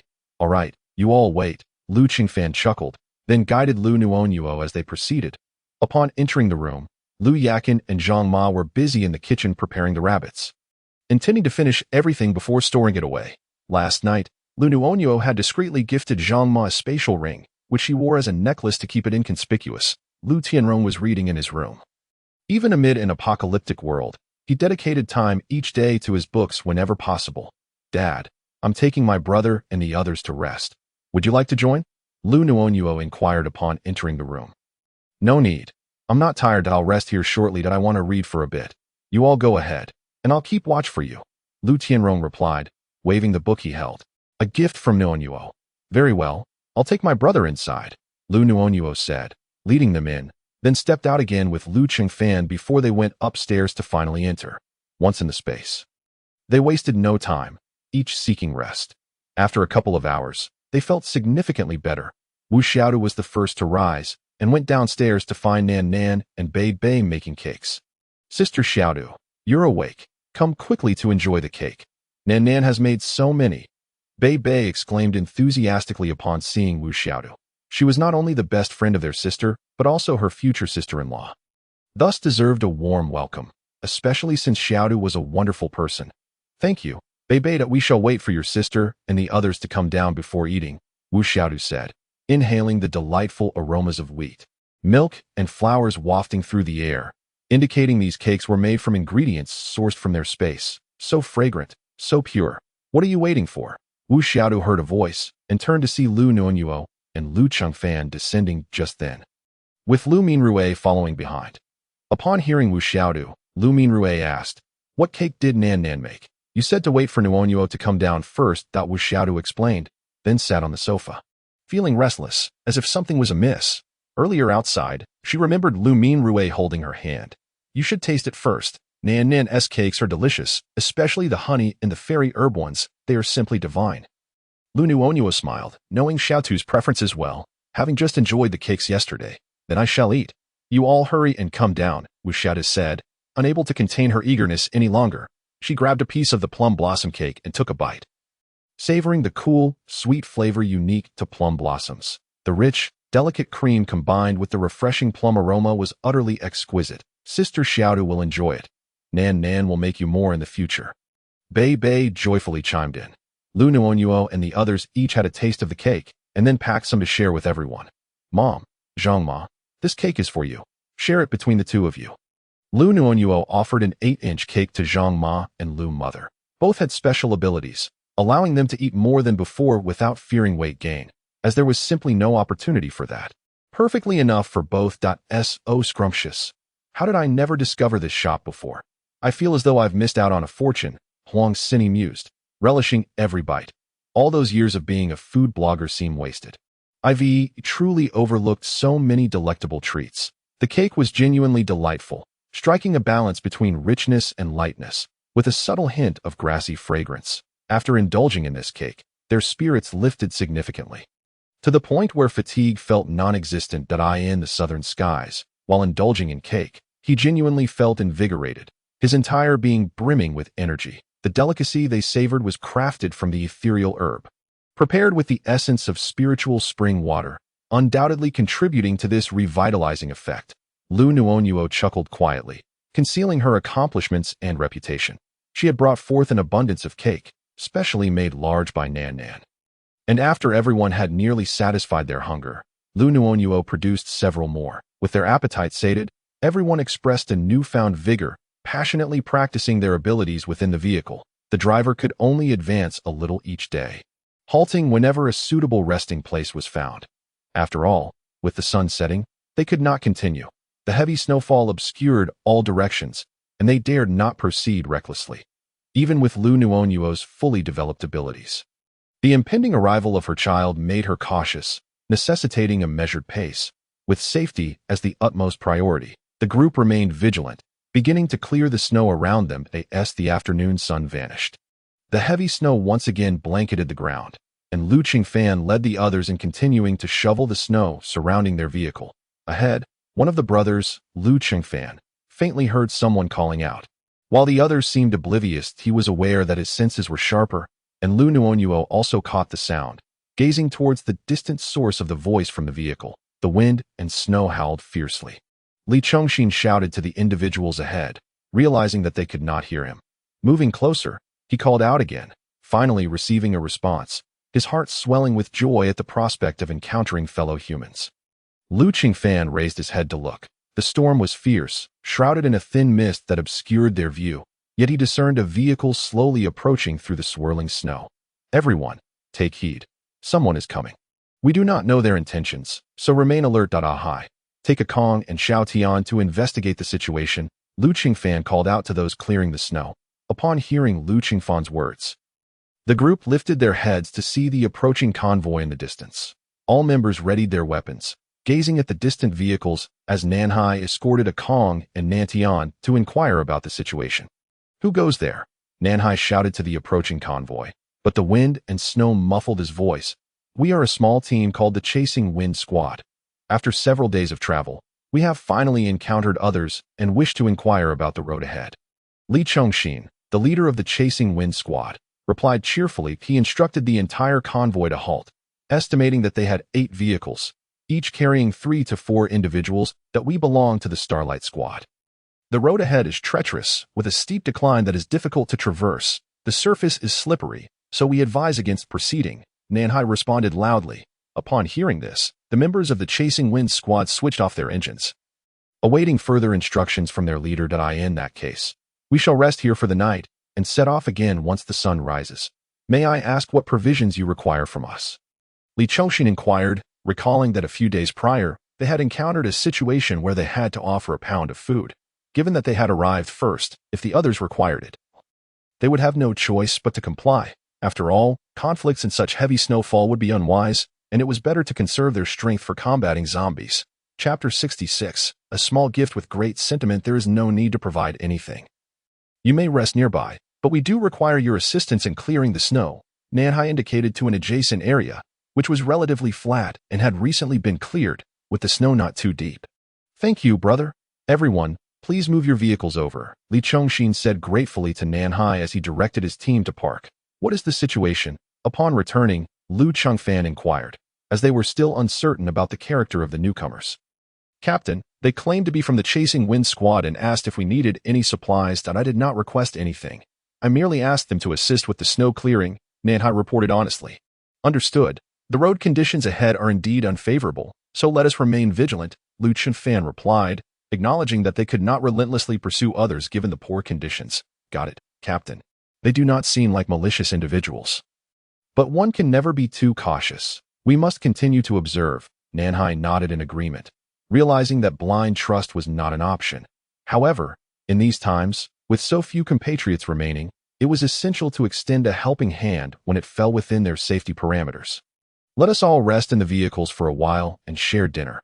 We can discuss snow-clearing arrangements with them later, Liu Qingfan suggested, recognizing that everyone needed a break after the past few exhausting days.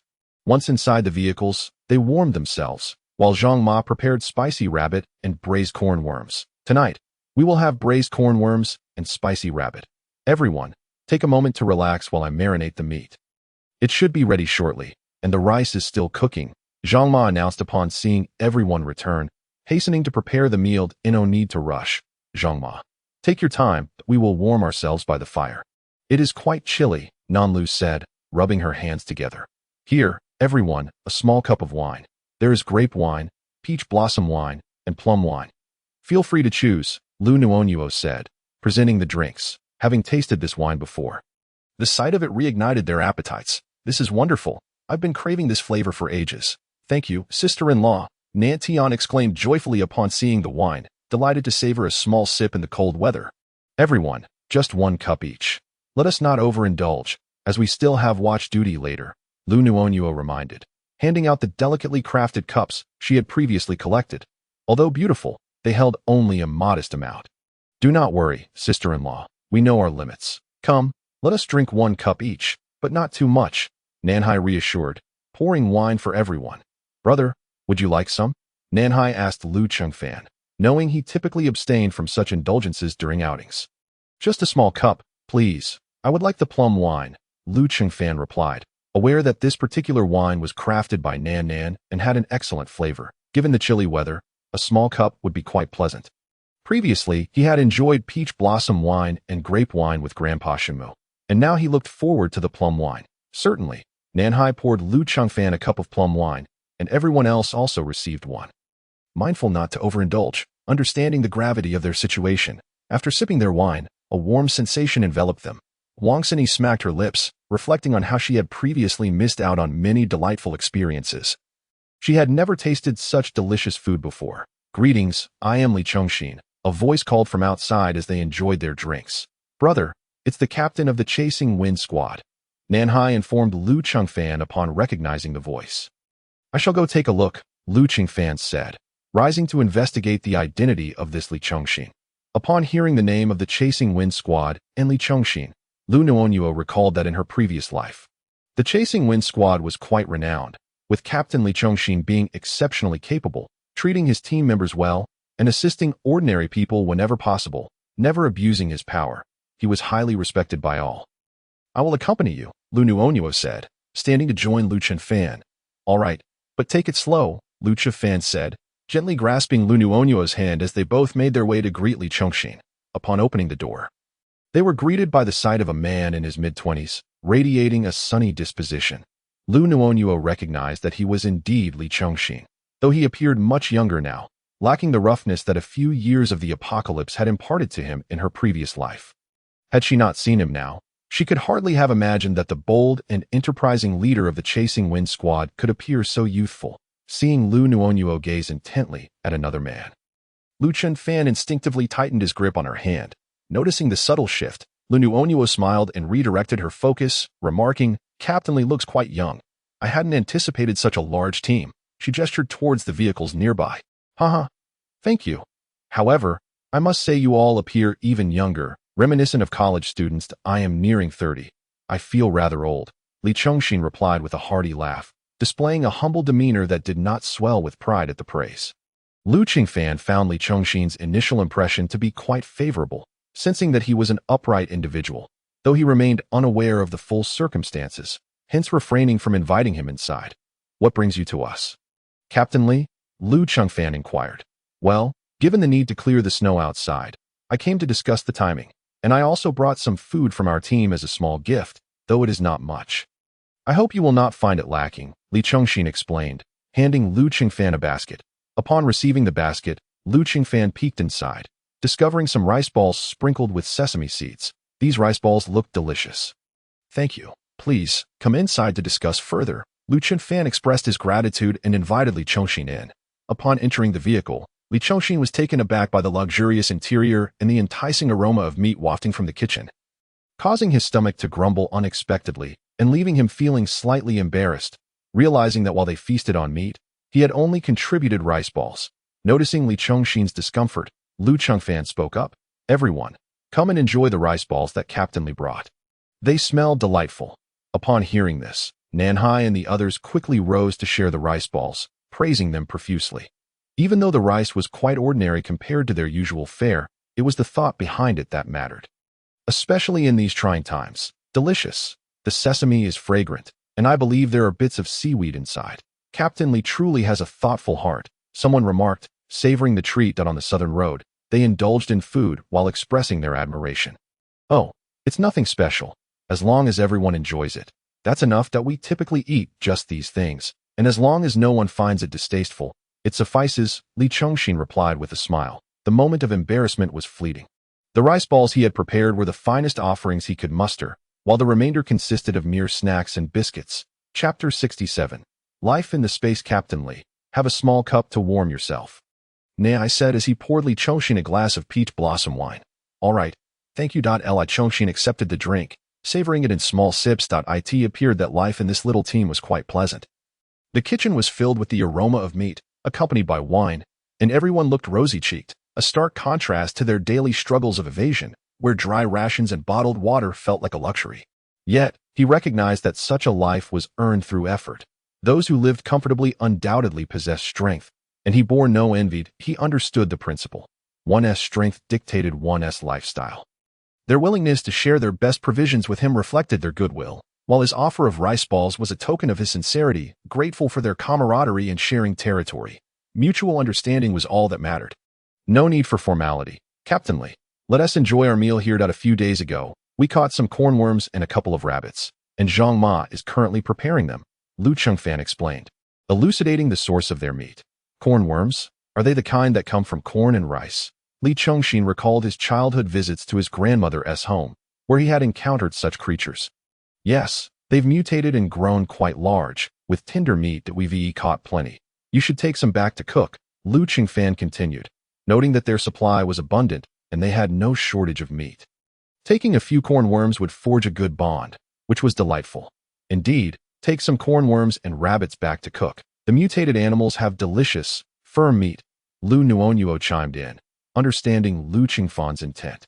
She believed that a bit of meat could help strengthen their bonds, especially in these apocalyptic times where unity and mutual aid were paramount. However, she also felt that self-preservation was essential. They had amassed a significant quantity of cornworms and big white rabbits. Enough that even their small team would take quite a while to consume. Eating them daily would grow tiresome. Thank you. Did you gather this rabbit meat as well? On our way here, we encountered a tiger and some mutated rats, which proved quite troublesome. The tiger managed to escape, and we didn't consider the rats for consumption. One of the brothers tried it, and it was sour. Li Chongxin recounted their encounters with the wildlife. The tiger had been injured and fled. There were about 7 or 8 of them, and they were uncertain of their ability to prevail against the beast. The rats, too, were unappealing, both in taste and appearance. With the heavy snowfall, animals could appear at any moment, so everyone should remain vigilant at night. Are you planning to take the first or second shift, from 10 o'clock tonight until 8 tomorrow morning? We can split the watch into 4-hour intervals, Lu Chengfan suggested, noting that dividing the shifts would make it considerably easier. How about we take the latter shift? The brothers have been on the road today and are somewhat out of sorts. Captain Liu, what do you think? Li Chongxin asked, slightly embarrassed, as they were indeed fatigued and wished for the brothers to rest a bit longer, making the latter shift more conducive to alertness. That works for everyone. Just remember to go out and clear the accumulated snow during your watch. Otherwise, it will cover quickly. Lu Chengfan nodded in agreement, emphasizing that mutual understanding would enhance the efficiency of their duties. Of course, the wine has been consumed, and the fire is lit. I shall take my leave now. Li Chongxin stood to bid farewell. Captain Li, please don't hesitate to eat here. It's not as if we have anything extravagant. Take some rabbit meat back later, Lu Chengfan insisted, having grown fond of Li Chongxin's character and demeanor during their brief conversation. No need. I'll return to my rice balls. The brothers are waiting for me. Enjoy your meal at your leisure, and we shall dine together another time. Li Chongxin waved his hand, preferring to return to his rice balls. Since Captain Li insists on returning, we shall not keep you. Here, take these rabbits and cornworms. They have all been prepared by Zhang Ma. Lu Chengfan handed Li Chongxin a bag of meat. Li Chongxin, recognizing the kindness of their repeated offers, graciously accepted the meat with heartfelt thanks and departed. Contemplating what he might bring next time. Li Chongxin seems quite agreeable. It remains to be seen how his team fares, Nankong commented from the side, having encountered various personalities in their daily lives. For now, Li Chongxin appeared to be commendable in many respects. Let us observe further, Lu Chengfan suggested. Before long, Zhang Ma emerged with the dishes, and the group began their evening meal before settling into their designated watch shifts. Liu Nuonuo and Lu Chifan retreated into their space to prepare beggar's chicken. Grandpa Shenmu, Grandpa Putian, we're going to make beggar's chicken, Liu Nuonuo announced as she and Lu Chifan sought out Shenmu and Putian. Let us go, let us go. I've been craving that taste for so long. Hop in the car, Shenmu exclaimed, pulling Putian along as they boarded the vehicle. Shenmu took the wheel while Liu Nuonuo and the others settled in the back. Shenmu had developed a passion for driving, preferring to ride a motorcycle through the woods rather than flying. Upon arriving at the Lotus Pond, Bebe and Nan Nan were already present, with Nan Nan busy preparing the chicken. The chickens in their space were sourced by Liu Nuonuo from the countryside, boasting black feet and having been fed grains and spiritual spring water, resulting in their large, plump-statured Liu Chengfan gathered some lotus leaves, moistening them with wet clay, and then marinated the chicken with various spices before wrapping it up and placing it in the pit to cook. The beggar's chicken roasted. Shenmu and Putian ventured into the heart of the lotus pond to gather the finest lotus seeds. Nuonuo, this is for you. These are the best lotus seeds from this pond. They are great for beauty and maintaining youth.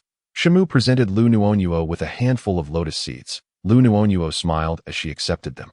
Thank you, Grandpa. Truly, the products from their space were exceptional. The lotus seeds were fragrant and sweet, a delicacy one could never find outside, imbued with the unique aroma of lotus flowers. The beggar's chicken should be ready now. Zhiyi, Grandpa's, please step aside while I retrieve the chicken. Nan Nan, please be careful, Liu Chengfan instructed as he approached the pit. As Liu Chengfan extracted the beggar's chicken, he gently tapped the clay covering, followed by sprinkling some water to dampen the fire. The clay rejoined the earth, restoring its original state.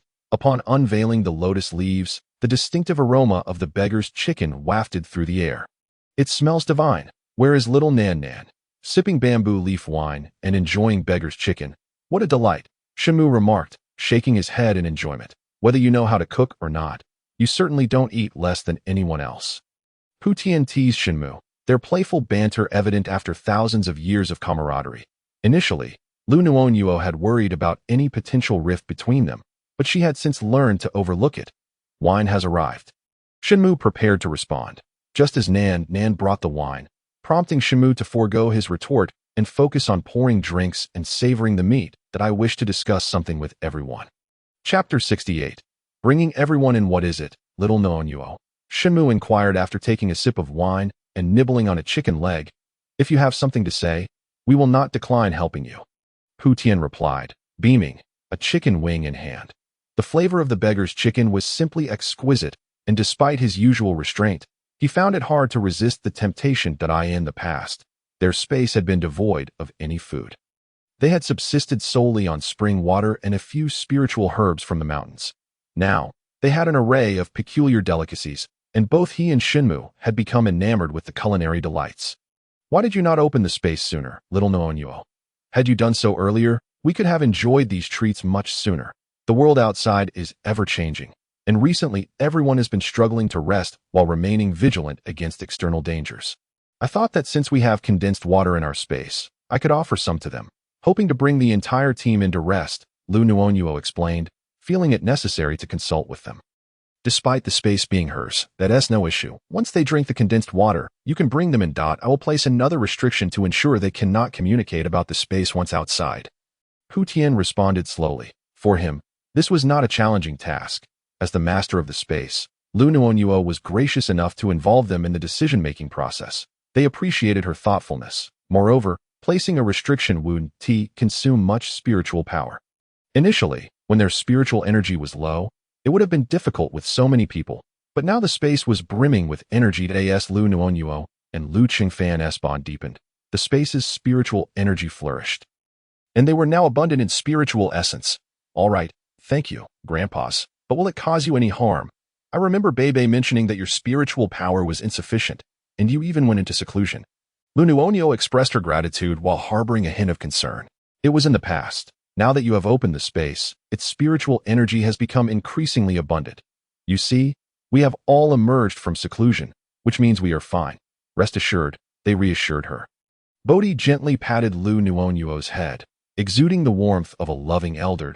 He had come to understand that the fated individuals with blood ties, as the immortal had spoken, were those who, like the immortal, embraced the world with boundless love, harboring all things within their hearts. Every era requires its heroes. The immortal represented the ancient champions, while Nuonuo emerged as the hero of this a world facing the brink of destruction. The presence of young and capable heroes like Nuonuo and Chengfan imbued the earth with hope, When the time called for it, he was willing to lend them a helping hand, smoothing their path ahead. That sounds wonderful. Let us find a time to bring them in, Liu Nuonuo exclaimed joyfully. As long as the spatial spiritual energy is sufficient, it will greatly benefit Grandpa Shenmu and the others in their cultivation. By the way, Bei Bei once mentioned that my heart, along with the children S and Qingfan S, has grown closer, and the spatial spiritual energy has increased. I wonder, does our happiness correlate with the enhancement of the space? Liu Nuonuo suddenly recalled Bei Bei's words, which had only suggested that their hearts were drawing nearer. Indeed, the greater your happiness, the more abundant the spatial spiritual energy becomes. This may well be the immortal's blessing for you. As your happiness flourishes, so too shall the space thrive. Thus, the immortal desires your joy, Bodhi remarked, sharing his perspective, which aligned with the immortal's temperament. That's so? Thank you, ancestral aunt. I shall ensure my happiness, which will in turn enrich the space. Providing endless spiritual energy for Grandpa Bodhi and the others, and rejuvenating the earth for everyone's joy, Liu Nuonuo affirmed in her past life. Perhaps her mindset had led to despair. She had viewed life as devoid of hope, resulting in her unhappiness that ultimately culminated in death. Nuonuo, thank you for considering everyone, but I do not wish for you to take risks. I fear that should the space be exposed, human hearts are unpredictable. Liu Qingfan expressed his concerns, having overheard Liu Nuonuo and Bodhi's conversation. Do not fret, young Qingfan. Our restrictions are not ordinary. They penetrate the soul, ensuring that they shall never reveal the secrets of the space throughout eternity. They will accompany their souls without causing harm, for our energy is pure and righteous, Bodhi explained. Liu Qingfan felt a slight relief upon hearing this. Though the individuals outside were his comrades, he remained apprehensive. Nuonuo and the children were of utmost importance to him. With Grandpa Bodhi's assurance of the soul-deep restrictions that would not harm anyone, he felt somewhat reassured. Since everyone is to enter, I shall keep a watchful eye on them. While my brothers are well-intentioned, anyone who dares to harbor ulterior motives shall not escape my wrath. In this apocalypse, treachery cannot be tolerated. Very well, I appreciate Grandpa Bodhi and Grandpa Shenmu's efforts. If possible, please impose a restriction on me as well, Liu Qingfan earnestly requested, looking at Shenmu and Bodhi with gratitude. The presence of these two elders, along with Nan Nan and Bei Bei, alleviated his burdens. And he felt deeply touched that Nuonuo was willing to include him in this venture. There is no need for that. You are different. You are the father of the child within Nuonuo. Your hearts are already intertwined. Should you ever utter this secret, Nuonuo and the child would sense it first, and you would be immediately erased. Shenmu chuckled, noting Qingfan's concerns about having fewer restrictions. Their bond had already forged a spiritual connection. Should any unfortunate event occur and he reveal the secret of the space, he would be annihilated without Nuonuo needing to lift a finger. That's a relief. Others would face the same fate. Correct? Liu Qingfan asked, feeling elated at the notion that he was unlike the rest. Indeed, should anyone else speak of it, our restrictions would swiftly obliterate them.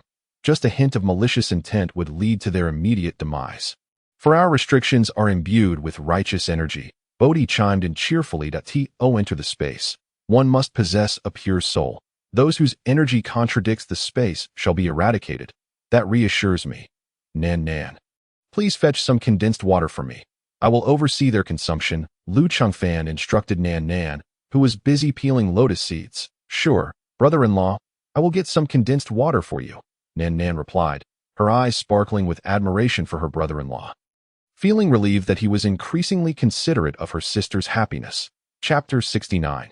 They all entered the location of the condensed water was somewhat distant, and Liu Qingfan, unable to reach it with his current abilities, relied on Nan Nan to retrieve it. After peeling a handful of lotus seeds, she flew over to fetch a large bucket of water, returning shortly thereafter, observing the sizable bucket before him. Liu Qingfan contemplated that each person outside would require at least a bottle. The more they drank, the safer they would be, he mused, anticipating that once the others had their fill, they would be compelled to drink more. Brother-in-law, is this enough? If not, I can fetch more, Nan Nan inquired with a smile. Eager to alleviate any potential hassle, that will suffice.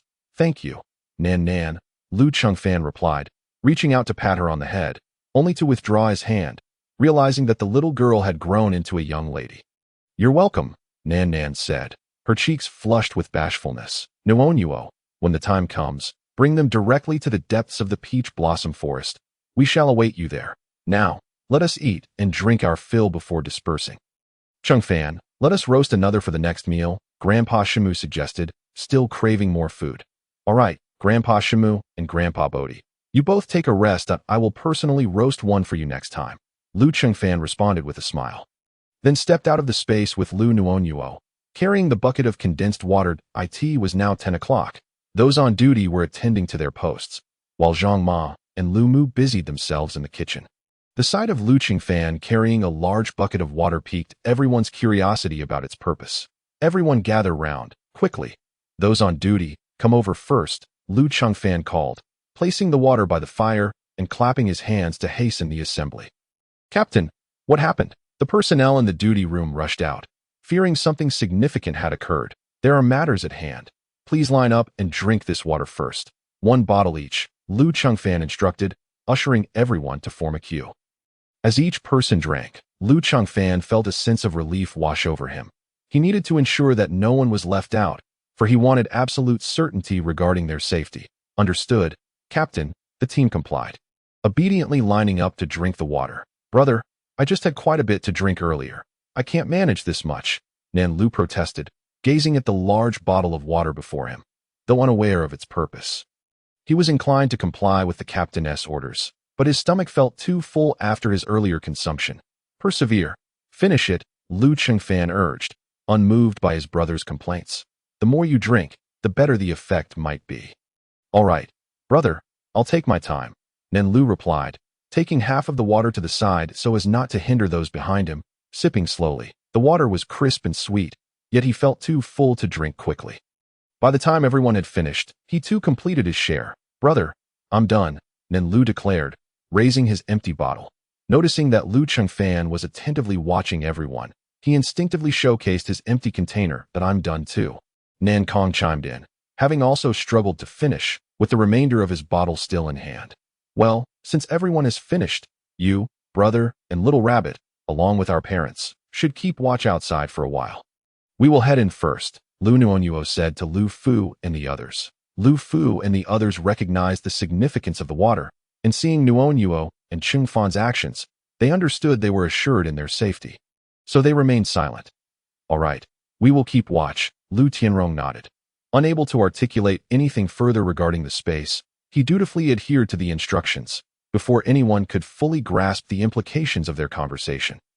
Liu Nuonuo and Liu Chengfan led them into the space. As they realized their surroundings had shifted, they were greeted by lush greenery, vibrant peach blossoms, and the sweet fragrance of fruits. The scene before them was a rarity even before the apocalypse, making it all the more astonishing now. Where is this? It's breathtaking.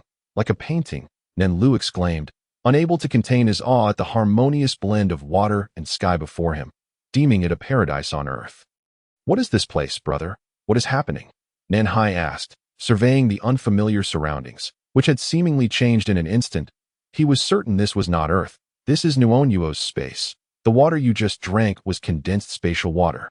Given that everyone has been lacking rest lately, I thought to bring you here to recuperate, ensuring the quality of your sleep. We will also ask the 2 elder gentlemen within to impose a restriction for you all, which I did not mention beforehand, so consider it mandatory. Liu Chengfan addressed the group directly. Space? This is incredible. Big brother, sister-in-law, I adore you both. Nan Di exclaimed, his joy overwhelming as he disregarded the latter part of Chengfan's explanation upon hearing it was a space. Thank you for bringing us here, Nuonuo's sister and big brother. I absolutely love it, Nan Lu declared, collapsing onto the ground in sheer delight. Having just entered, he had felt a twinge of confusion, but upon realizing it was Nuonuo's space, he immediately relaxed. The others echoed their gratitude, expressing their excitement at being welcomed into this sanctuary, eagerly awaiting the imposition of the restrictions. Liu Nuonuo and Liu Chengfan guided everyone toward the peach blossom forest, where they were left in awe at the breathtaking sight of the vast flower forest. It was a spectacle beyond compare, and encountering Bodhi and Shinmu felt akin to meeting celestial beings. Grandfather immortal. As Nan Lu gazed upon the ethereal presence of the 2 elderly gentlemen, he inadvertently exclaimed, "This is Grandfather Shinmu, and this is Grandfather Puta. They have resided in this realm for over 10,000 years." Liu Nuonuo introduced the two venerable figures to everyone, and then proceeded to discuss how to save the Earth. Since they had brought people into this space, it was imperative for them to comprehend the current state of the planet. With collective effort, hope for the Earth would flourish. As she firmly believed in the strength of unity, it turned out that the two seemingly foolish birds were the dragon and phoenix of this realm. Nanlu remarked, "The two birds crashed into each other. I thought it was foolishness, but it was all intentional." "What foolish birds? I am a noble phoenix," huffed Bebe, who happened to overhear Nanlu's words while carrying a cake made by Nan Nan, distributing it to everyone except Nanlu. This cake was originally made by Nan Nan. "I didn't get enough of it the other day. It was simply exquisite." Lin Ruoshi, while savoring the cake, felt increasingly convinced that her initial decision was indeed correct. She had joined a passionate and righteous group, and she was becoming a better version of herself. Ultimately, Shimu and Putua placed a restriction on everyone, which went unnoticed, but upon exiting, they realized they could think about the matters of the space, yet could not articulate them aloud. Simply thinking about voicing them caused discomfort, leading everyone to refrain from doing so. They took turns resting within the space, tending to the small Shinmu and Putua plants. By the latter half of the night, everyone settled down to rest, preparing for their shifts with the neighboring team. In Chapter 70, harvesting wheat in the space. As night deepened, everyone was resting within the space. Uncle Zhang and Lu's father, having rested sufficiently, decided to keep watch outside, allowing others to recuperate before they took their turn to rest. "You all go and rest," I conferred with old Zhang, "and we will take the shift."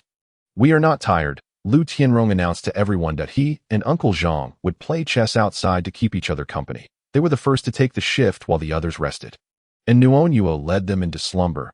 "Having already rested adequately, I will also take a moment to rest. You all go ahead," Lu's mother added, frequently entering the space, thus opting not to join the bustle. Choosing instead to relax outside and tidy up the vehicle. The others were not particularly fatigued. They had enjoyed ample sleep earlier, yet curiosity about the interior lingered, prompting them to wish to familiarize themselves with the surroundings and assist in tending to the fields within. Unbeknownst to them, Bebe and Nan Nan could communicate through thought, and now Lu Qingfan had also begun to harness this ability, albeit limited by distance. Liu Nuonuo had refrained from using her thoughts due to her pregnancy. "Then, parents and Uncle Zhang, you take the first shift, and later you can rest," Lu Qingfan suggested, mindful of the other teams outside. Although the car doors were closed, safety concerns remained. Thus he concurred with Lu's father as proposal. "All right, you all go. Old Zhang and I will play chess. Yakin, you should rest in the room."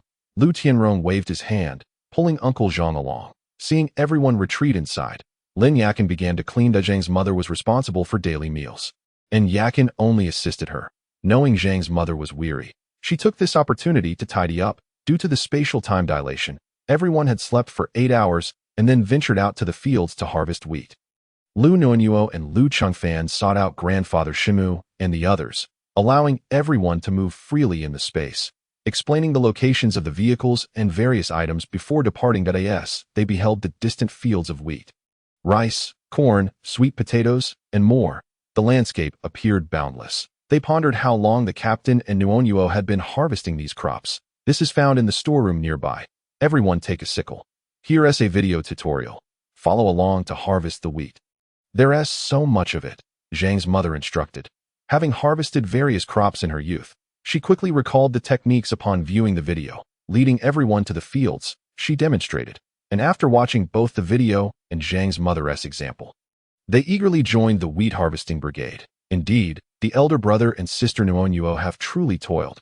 "We feast daily on their bounty." I was wondering why the rice was so fragrant. It turns out it is a product of Sister Nuonuo's space, Nanlu remarked as he worked. However, being inexperienced, he ended up with numerous scratches from the wheat leaves, yet continued to twirl in place. I had been reminiscing about my days as a food blogger. Nothing I've had recently compares to these delicacies. It seems the quality is different. Rice nurtured by spiritual spring water is unlike ordinary rice, but I must have been favored by the heavens in my past life to meet Nuonuo and enjoy such delights. Huang Sini exclaimed, reflecting on her culinary adventures where she had claimed to have tasted cuisines from around the world, yet found every dish made by Zhang's mother infinitely more delectable, even amidst the apocalypse. She felt this was the happiest time of her life, for she had formed many friendships here, no longer feeling isolated. Let us give our all. Every bit we harvest counts. In the future, let Nuonuo bring us back daily. And we shall eventually finish, Zhang's mother encouraged, observing the pace of the others, urging them to take their time and become proficient. Yes, we will come back daily. We shall surely complete the harvest, Wu Xiaodu said, wielding her sickle as sweat streamed down, reflecting the collective dedication of her companions, who did not find the labor burdensome. In this period, possessing food meant hope. Given the extreme weather outside, farming had become untenable. If this continued, in a few years, any edible food would spoil or be consumed, leading to dire consequences. Yet now, with Nuonuo and the space, humanity still had a glimmer of hope. They continued to harvest for nearly 3 hours, feeling as though their hands and feet were no longer their own, and their backs nearly gave out. Farmers are truly remarkable. These tasks are deceptively strenuous, much more exhausting than battling zombies, Nanlu, the youngest, noted. Refusing to indulge in playfulness, he remained alongside his companions, his face marked with small cuts from the wheat leaves, his arms similarly affected. Let us strive to finish this patch before resting. If we cannot travel tomorrow, we can come back to thresh the wheat and make noodles. Zhang's mother motivated the group. Zhang's mother. I have not eaten noodles in ages. I crave zhajiangmian, Nanlu expressed with a hint of longing, recalling his desire for this dish even before the apocalypse, which remained unfulfilled. All right, I will prepare zhajiangmian for you. Just remember to take a break when you are weary, Zhang's mother replied, as she regarded Nanlu with extra care. Being the youngest among them, but it's fine. I can manage. Everyone can too. I am grown now, so I won't tire easily, Nanlu smiled, his innocent grin only deepening Zhang's mother's disdain for humanity's role in the Earth's plight. Keep it up. Wheat can also be made into bread, biscuits, cakes, steamed buns, dumplings, and noodles. I will prepare a variety for you all, Zhang's mother said with a smile. Hearing that their daily meals were all derived from wheat only solidified their resolve for Liu Qingfan to enter daily to harvest and mill the wheat for their sustenance. With renewed vigor, they worked harder, the pain in their hands fading into the background. Driven by the captain's silent sacrifices for their benefit, they could not afford to lag behind. Take it easy. You'll tire yourselves out, Zhang's mother warned, observing the young ones working with seemingly boundless energy. We are fine. We are not tired, they replied, continuing their labor. Meanwhile, Liu Nuonuo and Liu Qingfan, along with grandfather Shimu, ventured to a source of spiritual spring water, where they filled a basin with water and placed the zombie cores into it. The cores appeared more radiant and pure, leaving them curious about the energy contained within. Liu Nuonuo, gazing at the now pristine cores, felt an uncontainable anticipation. Let us take a chance and see, Putawa suggested with a smile, equally eager. In Chapter 71, The Little Shinmu and Putawa, a thought struck Liu Nuonuo. If the cores were more purified, they could nourish the little Shinmu and Putawa. She recalled from her previous life that certain mutated plants had an affinity for cores. One willow tree had amassed numerous cores and eventually became sentient, robbing others of their cores. Thus, she contemplated soaking the cores in spiritual spring water, allowing them to absorb the essence of the space, and then providing this nourishment to the little Shinmu, perhaps accelerating their growth. After all, Shinmu and Putawa were not ordinary trees. Mere watering would not suffice. Multiple methods needed exploration, lest they wait indefinitely for the seeds to sprout. They look quite pure now. Let us put them to the test. Shinmu eagerly suggested. As long as there is a glimmer of hope, they would not relent, regardless of how many experiments it took. Liu Qingfan retrieved the cores from the basin, and Putawa led them to a mountaintop where Liu Qingfan buried the cores. They all watched with bated breath, wishing for a sign of life from Shinmu and Putawa. Yet 10 minutes passed without a hint of movement. Let us dig and see if the cores were absorbed, Liu Nuonuo proposed, believing that if they had been absorbed, there remained a chance. Liu Qingfan excavated the area, discovering no trace of the cores. It was evident they had been digested. The cores have been absorbed, indicating some efficacy. Perhaps it is due to their limited quantity. Our next objective will be to actively seek out zombies, animals, and plants to acquire more cores. Liu Nuonuo spoke up. I recall that the last batch of big white rabbits yielded a great many first-level crystal cores. Let me take a look. I shall use them for Xia Shinmu and Xia Puti, as first-level ones are of little use to us. Liu Qingfan remembered that the crystal cores from those big white rabbits had yet to be utilized, and he was considering trading them in the future. All right, let's retrieve them quickly, he replied. Shimu eagerly added, since we were able to absorb the previous crystal cores, let's see if we can absorb more and observe any changes. Liu Chengfan rummaged through his space to extract a large bag of crystal cores, estimating there were several hundred. All first level, I shall fetch some spiritual spring water. Please wait here, Shinmu said before flying off to find it. Liu Chengfan poured the crystal cores into a basin. In no time, Shimu returned with a large bucket of water. Liu Chengfan poured the crystal cores from the basin into the bucket, and they waited until not a trace of impurity remained in the crystal cores before retrieving them. Typically, after absorbing crystal cores, they would find dust and residue in their hands, remnants of impurities, yet these crystal cores were pure and unblemished. Let us place these crystal cores beneath this sacred tree and the other half beneath the Bodhi tree. For now, let us observe the changes in the two, Liu Nuonuo suggested to Liu Chengfan. That is precisely the intention. Kindly step back a bit, so as not to soil yourself, Liu Chengfan replied. Wielding a small hoe. Moments later, he dug a small pit and deposited the crystal cores within. He then proceeded to the other tree and repeated the process. After completing the task, they began to wait quietly for 10 minutes. After the elapsed time, Liu Chengfan excavated both locations, only to find the crystal cores had vanished completely. Look, something has changed, Liu Nuonuo exclaimed excitedly, pointing at the two trees. The trees had indeed grown slightly taller. Still slender but noticeably higher than before, which was enough to bring joy to everyone, confirming that their efforts were fruitful. This is truly effective. We must strive to collect crystal cores as much as possible. I suspect that higher-level crystal cores will yield even greater benefits, Liu Chengfan conjectured. Observing the transformations before him that as everyone was still exploring, they found his hypothesis plausible. Liu Nuonuo resolved to seek higher-grade crystal cores for experimentation. The successful transformation of the saplings due to the crystal cores prompted everyone to raise their glasses in celebration. Liu Nuonuo enjoyed apple juice, while Liu Chengfan and the others sipped on green plum wine. Ha ha! This is wonderful. We now have a clear direction. Bodhi could not contain his joy, and Liu Nuonuo noted that it was the first time she had seen him so elated, indicating his deep concern for Earth. Indeed, with a clear direction, we can exert our efforts more effectively, Liu Chengfan added. Feeling elated as long as they had a direction, all problems would eventually be resolved. Otherwise, they would remain in a state of confusion and anxiety. But now, with a clear path ahead, hope was within reach. Very well, let us conclude for today. Bodhi, you seem to be quite merry. You've had too much to drink. I shall escort you back to rest. Everyone, please exercise caution outside, Shimu instructed before the group dispersed. Those harvesting wheat continued their diligent work. When Liu Nuonuo and Liu Chengfan arrived, they found some wheat lying flat in the field, with Aunt Zhang and her crew still laboring tirelessly. Liu Nuonuo was astonished by the sight before her. You all are incredibly capable. Have you already harvested so much? She exclaimed. Upon seeing them, Aunt Zhang and the others merely greeted them before continuing their work. Sister Nuonuo, it's fine. We've mastered a few tricks, so it's not as exhausting. You can just sit nearby while we take our time, Nanlu responded, thinking Liu Nuonuo was concerned for their well-being. That's not the case. Everyone, come over and listen to me, Liu Nuonuo clarified, sensing the misunderstanding and summoning everyone. They all gathered around, wielding their sickles, eager to hear her words. Little rabbit, didn't I mention that I can manipulate the contents here with my thoughts? Liu Nuonuo recalled having said it before, but now she was uncertain if she had. She noticed Little Rabbit sweating profusely from the labor. I don't recall you mentioning it. Oh dear, I can't quite remember.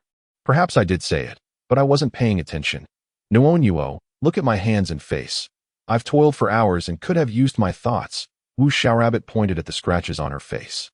Oh my dear Nuonuo, if you possess such a skill, why not reveal it sooner? I am utterly exhausted, she lamented. I can't recall the specifics either. All I know is that Bei Bei and the others can manipulate things. And once I give birth, I will be able to as well, Liu Nuonuo explained.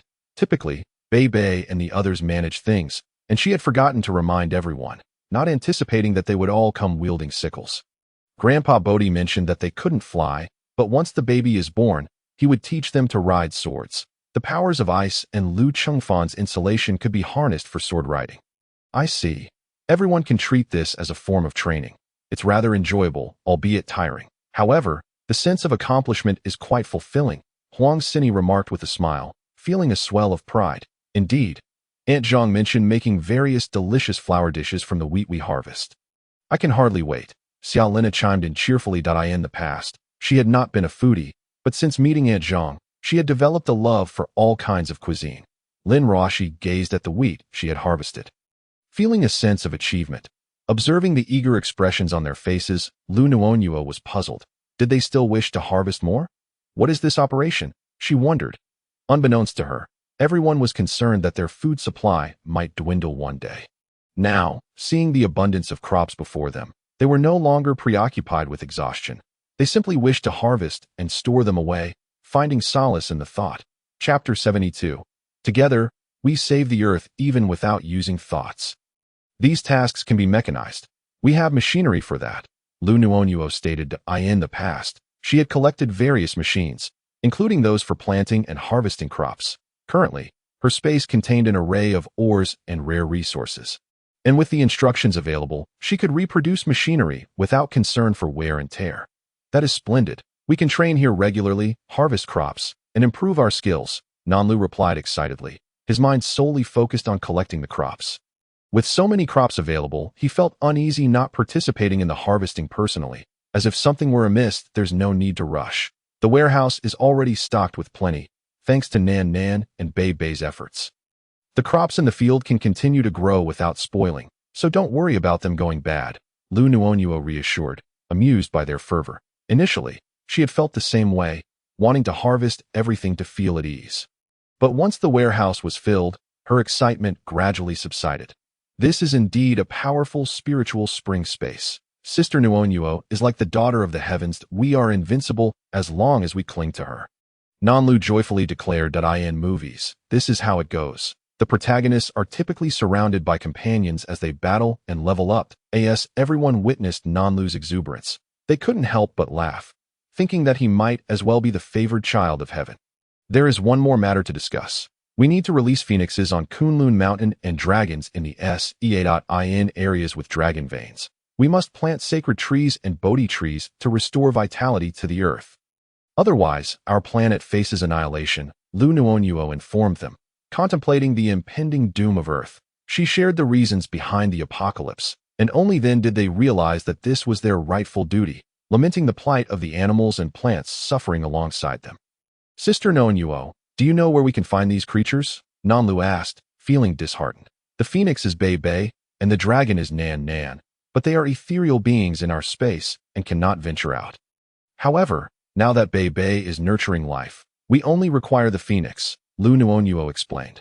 What about the dragon? Nan Hai inquired. You recall that snake from before? It has transformed into a dragon within the vast ocean of our space. Though it has yet to grow its horns, Liu Nuonuo clarified, we only lack the sacred trees and Bodhi trees, which exist solely in ancient trees, unseen by anyone. Ninkong expressed his concerns, anxious that they had never encountered such beings. The sacred trees and Bodhi trees are planted on the mountain, but they require a substantial amount of crystal cores for nourishment. Lu Chengfan gestured toward the mountainside. Everyone looked up to see the verdant foliage above, and knowing that sacred trees and Bodhi trees resided there eased their worries. Thus, our next task is to unite in saving the earth. Actively collecting crystal cores, as the responsibility of restoring our planet falls upon our generation, Liu Nuonuo proclaimed. Upon hearing her words, everyone fell into contemplation, realizing that their goal was no longer merely survival, but also the salvation of Earth. Let's take a break. From now on, we must strive to gather crystal cores to nourish the sacred trees and Bodhi trees, Lu Chengfan said, observing the fatigue etched on their faces, after laboring for an extended period. They were indeed weary and decided to rest for a while before exiting the space. Upon emerging, they still felt as though they were in a dream. They had truly visited a realm akin to paradise. Yet the urgency to save their Earth weighed heavily on their hearts. We must endeavor to gather as many crystal cores as possible, Nanhai stated, observing the solemnity among the group. Indeed, as long as we work together, the Earth will surely be safe. Others joined in the chorus, and no longer fearful of encountering zombies. Everyone now sought to find them and collect crystal cores, perceiving the zombies as nothing more than a juicy prize. This dreadful weather, with the incessant snowfall, left them wondering when it would cease, hindering their attempts to venture out and hunt zombies. Wu Xiaotu gazed out at the heavy snow. The sun began to rise. Yet the snowfall showed no signs of abating, leaving them uncertain as to when it might finally stop. "Come quickly and enjoy the porridge made from the freshly harvested wheat," she called out, referring to the newly cut grain. Just moments ago, Liu Nuonuo found a flour mill for Zhang Ma, and the wheat from the space was already dry without needing to be sun-dried, allowing Zhang Ma to prepare the porridge. As Zhang Ma brought out the porridge, the air filled with the fragrant aroma of fresh wheat, making everyone eager to taste the porridge made from their own harvested grain. The fragrance was delightful, a refreshing scent of wheat that transported them back to their childhood. Xiao Lena took a spoonful of porridge and felt as if she were at the heart of the earth. "There are some side dishes. Wait for me to fetch them." Zhang Ma remembered that she had preserved some pickled vegetables from her space, gifts from Nuonuo, and hurried to the kitchen to bring out a dish. "Zhang Ma, why does this pickled vegetable smell so good? It's so crispy, simply marvelous," Huang Xini exclaimed after tasting it. "This pickled vegetable was brought out by Nuonuo, not made by me," Zhang Ma replied with a smile. "These were made by Bei Bei and Nan Nan. If everyone enjoys them, please have as much as you like," Liu Nuonuo explained. Bei Bei and Nan Nan had prepared a variety of pickled vegetables in the space, and Liu Nuonuo had taken some for Zhang Ma to ease her cooking. "Hello, I am Li Chongxi and is it convenient for me to come in?" They heard Li Chongxin's voice calling from outside while they were eating porridge. "I'll go open the door," Zhang Ma said, setting down her bowl and rushing to the entrance. "Come in and have some porridge. We are currently enjoying it," Zhang Ma warmly invited. "Come quickly, have some porridge." Liu Chengfan called out to Li Chongxin. "Thank you. These are pickled vegetables collected by our space abilities users, brought for you that we will have some later, along with some small stones from the zombies." Li Chongxin replied with a smile. In fact, they did not have breakfast and only ate 2 meals a day to conserve food. Having acquired rabbit and cornworm meat yesterday, he brought some pickled vegetables today, mainly because they had little else of quality. "Please eat a bit," Zhang Ma said, already handing a bowl of porridge to Li Chongxin. As soon as Li Chongxin stepped inside, he was greeted by the delicious aroma. His stomach already grumbling with hunger, he glanced at the porridge and then at everyone, before taking the bowl and starting to eat. "This is incredibly fragrant. I've never tasted porridge this delightful," he remarked, enjoying the porridge along with the pickled vegetables he had brought, which paled in comparison. "Thank you, I accidentally ate too much," Li Chongxin said, feeling a bit embarrassed. He had consumed 6 bowls of porridge, and his bowl of pickled vegetables was also emptied. "No worries. We have plenty left in the pot. Take some back for your comrades. We cannot eat anymore," Liu Qingfan said, observing that the pot still contained a substantial amount. No need. My brothers will manage on their own." Li Chongxin quickly waved his hand, asserting that he would suffice with his own portion. "There's still plenty. We can't finish it, and it wouldn't be good to waste it." "You should take it," Liu Nuonuo added. Seeing Li Chongxin enjoying the meal so heartily and consuming so many bowls, everyone realized that their usual fare must not have been very satisfying. Encouraged by the group, Nanhai eventually helped serve the porridge, additionally providing some pickled vegetables. "Captain Li, we've arrived. Please have someone come to take it inside, that I must return now," Nanhai said as he delivered the food to the doorstep. He still had to go back and harvest wheat, rice, and corn, keeping himself busy. "Captain Nan, do come in and sit for a while," Li Chongxin invited as they reached the entrance of the Changfeng team. They had brought food and helped carry it over, and he felt it only right to extend hospitality. "No. Thank you, Captain Li. Perhaps we can chat another time. These days, I would like to rest while the sun is out," Nanhai replied, waving his hand. Li Chongxin, understanding the weariness of everyone, did not insist further. "Brothers, this porridge was sent over by the Starlight team. Please enjoy it," Nanhai announced as he delivered the porridge. "It smells wonderful. This is the aroma of wheat, yet even more fragrant than usual," the members of the Changfeng team exclaimed joyfully as they savored the porridge. With only 2 meals a day and the need to travel, they were ecstatic to have breakfast, fostering a deeper fondness for the Starlight team. "Captain, why does this pickled vegetable taste so delightful? The ones we sent earlier didn't seem to have this flavor," one of the team members remarked. They had previously tasted the pickled vegetables and found them tolerable, but not exceptional. This new batch was genuinely delicious. All of these were sent by the Starlight team. "We only provided a few crystal cores and some pickled vegetables, and they responded with this abundance of food," Li Chongxin noted, Recognizing their generosity, he recalled the first time they had been allowed to rest without charge. Realizing that the Starlight team was not ordinary. Crystal cores, are you referring to those small stones? A member from the Chungfeng team inquired. Yes, the Starlight team mentioned that those are zombie crystal cores, which can be used to enhance our abilities, making them quite valuable. If we have extras, we can trade them for goods, Li Chongxin explained. They did not take advantage of them. Instead, they had shared the purpose of the crystal cores, prompting him to consider supplying them with more in the future, noting their enthusiasm for them. Earlier, everyone had taught him how to identify and utilize the crystal cores, and he was now well versed. The team still had several crystal cores, and he planned to experiment with them soon. Captain, we still have some crystal cores that let's use them and see if they are effective. If they are, we can gather more and share them with you. Keeping some for our own upgrades, a team member suggested. They had known one another since their university basketball days and later worked in the same city, occasionally gathering for games or drinks. During the apocalypse, Li Chongxin had led them to safety, strengthening their camaraderie and trust in him. All right, everyone, please finish your meal quickly. Once done, we will conduct our experiment, Li Chongxin urged. He had tested one crystal core next door, a level 1 core, which had shown some efficacy. After finishing their porridge, the team gathered all the crystal cores they had, with Li Chongxin instructing them on how to identify and classify them, followed by the absorption process. Each member retrieved their respective crystal cores and began following the captain's guidance. Before long, they stood rejuvenated, having fully absorbed the crystal cores. Captain, it truly works. My abilities have upgraded. One member exclaimed joyfully, jumping up in excitement. Captain, I have upgraded too. More members followed suit, their spirits soaring with the news of their enhanced abilities, while their levels were still low, allowing for rapid upgrades. They understood that as they advanced, it would become increasingly challenging. Li Chongxin encouraged them. I hope everyone maintains this optimistic mindset and doesn't lose their essence in the fight against the apocalypse. Our goal is to strive for crystal cores. Rest assured, Captain, we will all work diligently, the team members affirmed. Over at Liu Nuonuo's side, as the snowfall lessened slightly, they decided to take a brief rest before heading to the space for a break. Nuonuo, fetch the machinery. Today we shall harvest the rice, Liu Mu said, gazing at the golden rice fields in the space, each stalk bending under the weight of the grain, her joy evident. All right, Nan, could you help find the machinery for me? Liu Nuonuo asked, knowing that Nan could navigate quickly with her mind. Okay, sister, please wait a moment, Nan replied before quickly retrieving the machinery and returning shortly. Mother, the machinery has arrived, Nan announced.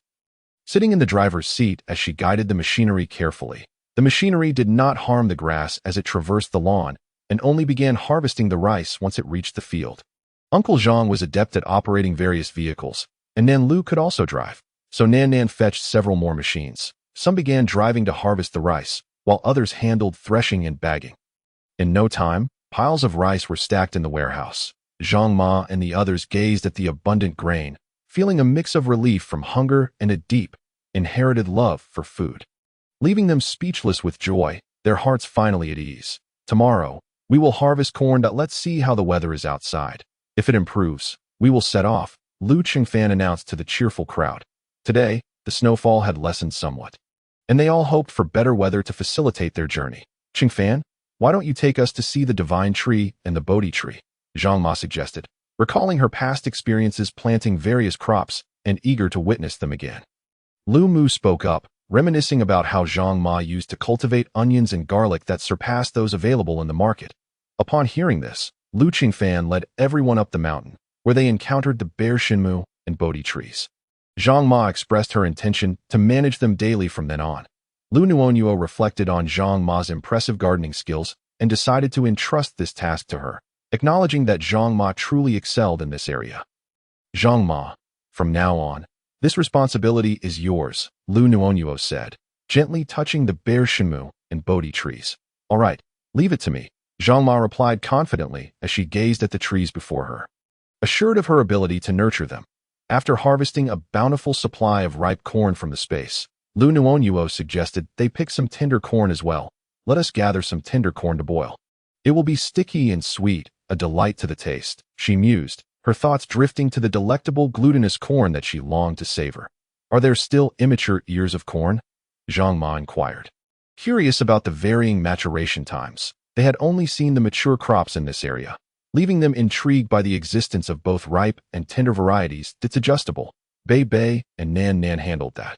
The other patch has been maintained in its state that we also have wheat, which is delightful when roasted, Liu Nuonuo explained, recalling the exquisite flavor of the wheat she had previously roasted with Liu Qingfan and Wu Xiaodu.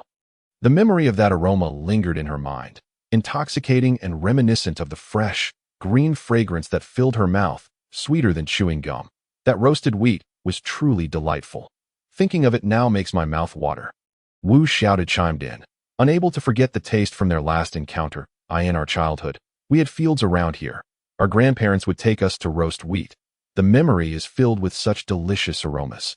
But as we grew up and moved away for education and work, it became merely a flavor of the past, Xiaolina remarked, reflecting on the happiest times spent with her grandparents. Indeed, those moments with our grandparents were the most joyful. She continued, their recollections of home evoked images of spring blossoms, gentle summer breezes, and autumnal leaves, with the only decorations left during the homecoming being red and white lanterns. Then let us hasten to roast some wheat, Nan Lu suggested. Lacking parents or relatives, they could never fully grasp the warmth and bittersweet nostalgia that Xiaolina felt, yet they too yearned to experience the taste of wheat, to connect with the flavors of their ancestors. Their happiness began with their arrival at the Liu household, which provided them warmth, nourishment, and care. Let us go.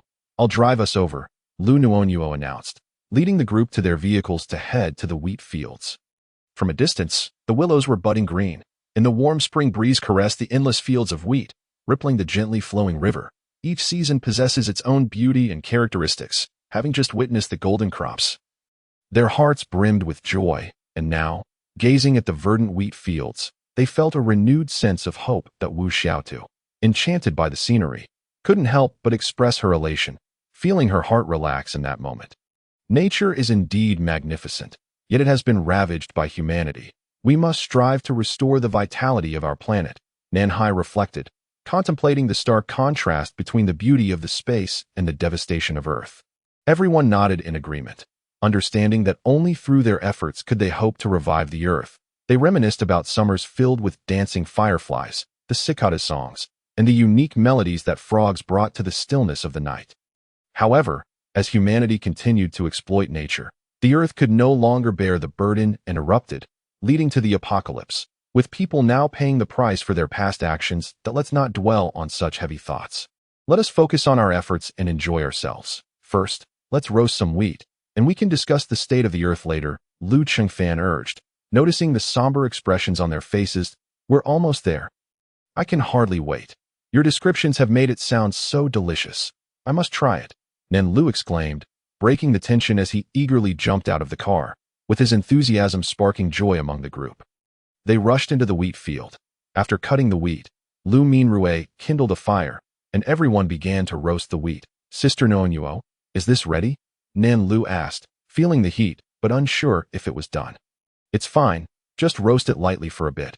Observe how it turns golden brown, and then it's ready, Liu Minrue demonstrated, showing him his roasted wheat. Oh great. Minrue, how do we eat it? Nan Lu inquired, having grown up in the city and lacking experience with such things.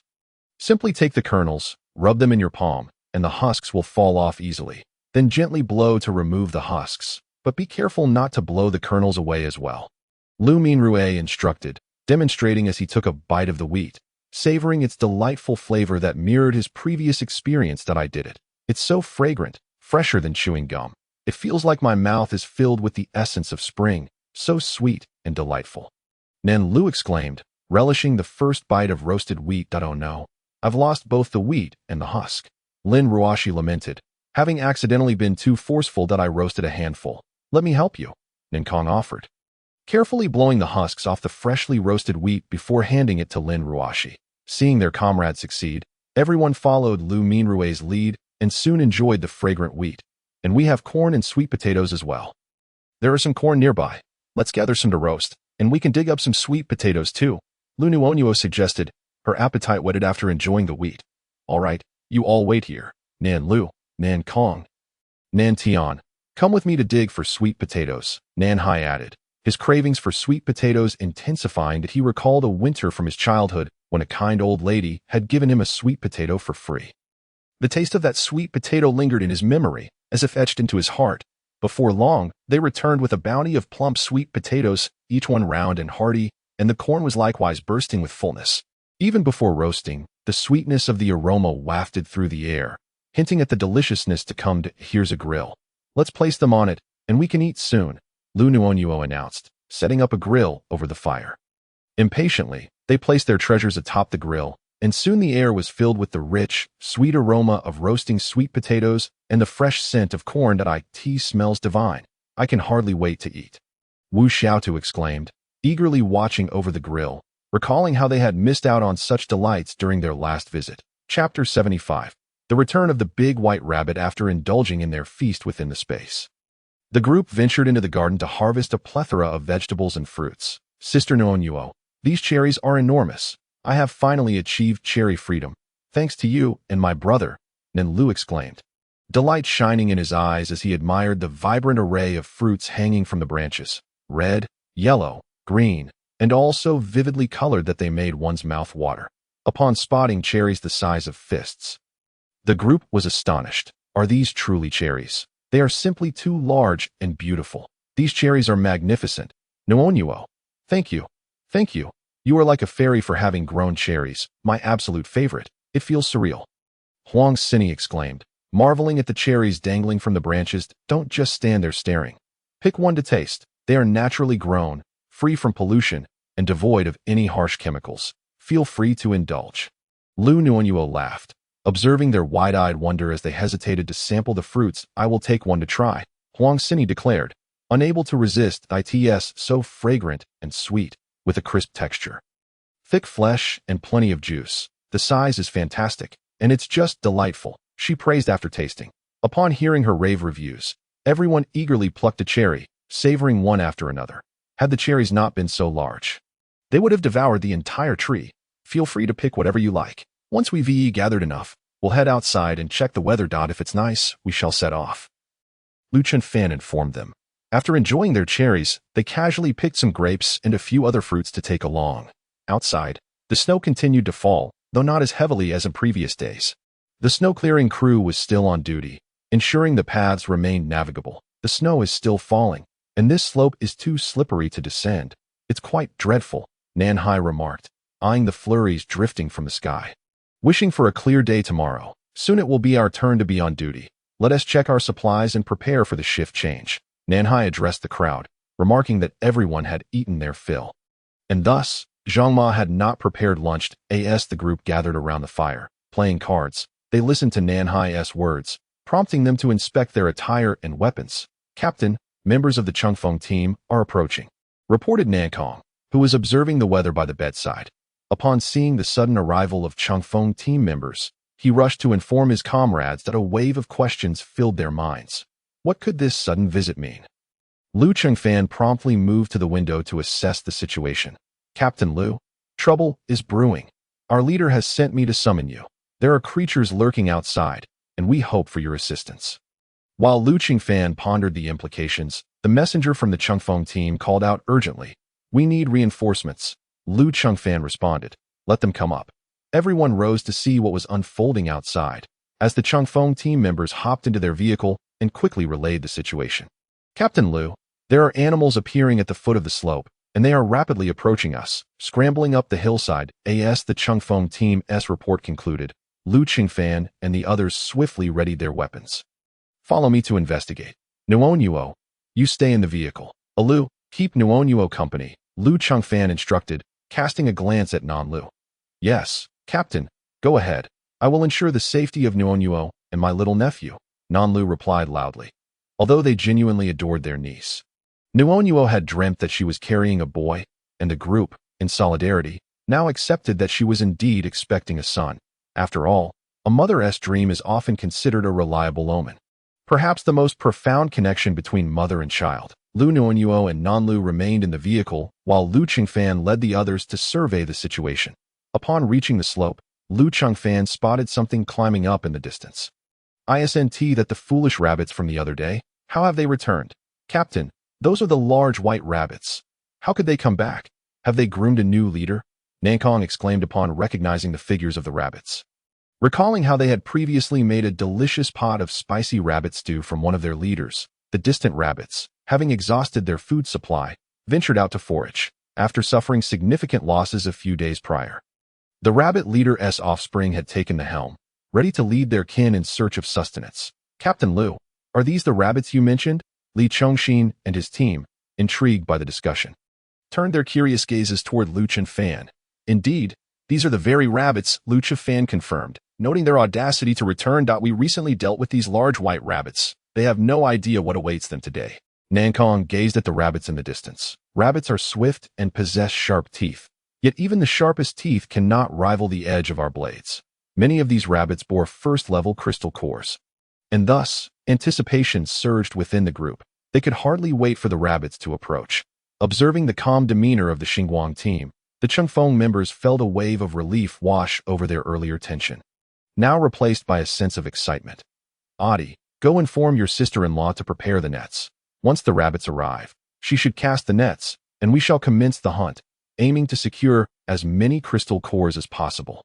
Liu Qingfan instructed, keeping his eyes fixed on the advancing rabbits. South D dashed off to find Liu Nuonuo, clearly communicating the plan before seeking cover. Liu Qingfan and the others also concealed themselves, awaiting the moment the rabbits revealed themselves, ready to strike decisively. Unbeknownst to the foolish rabbits, their new leader led the group confidently up the slope, convinced that the numerous vehicles parked there signified a bountiful food source waiting to be discovered.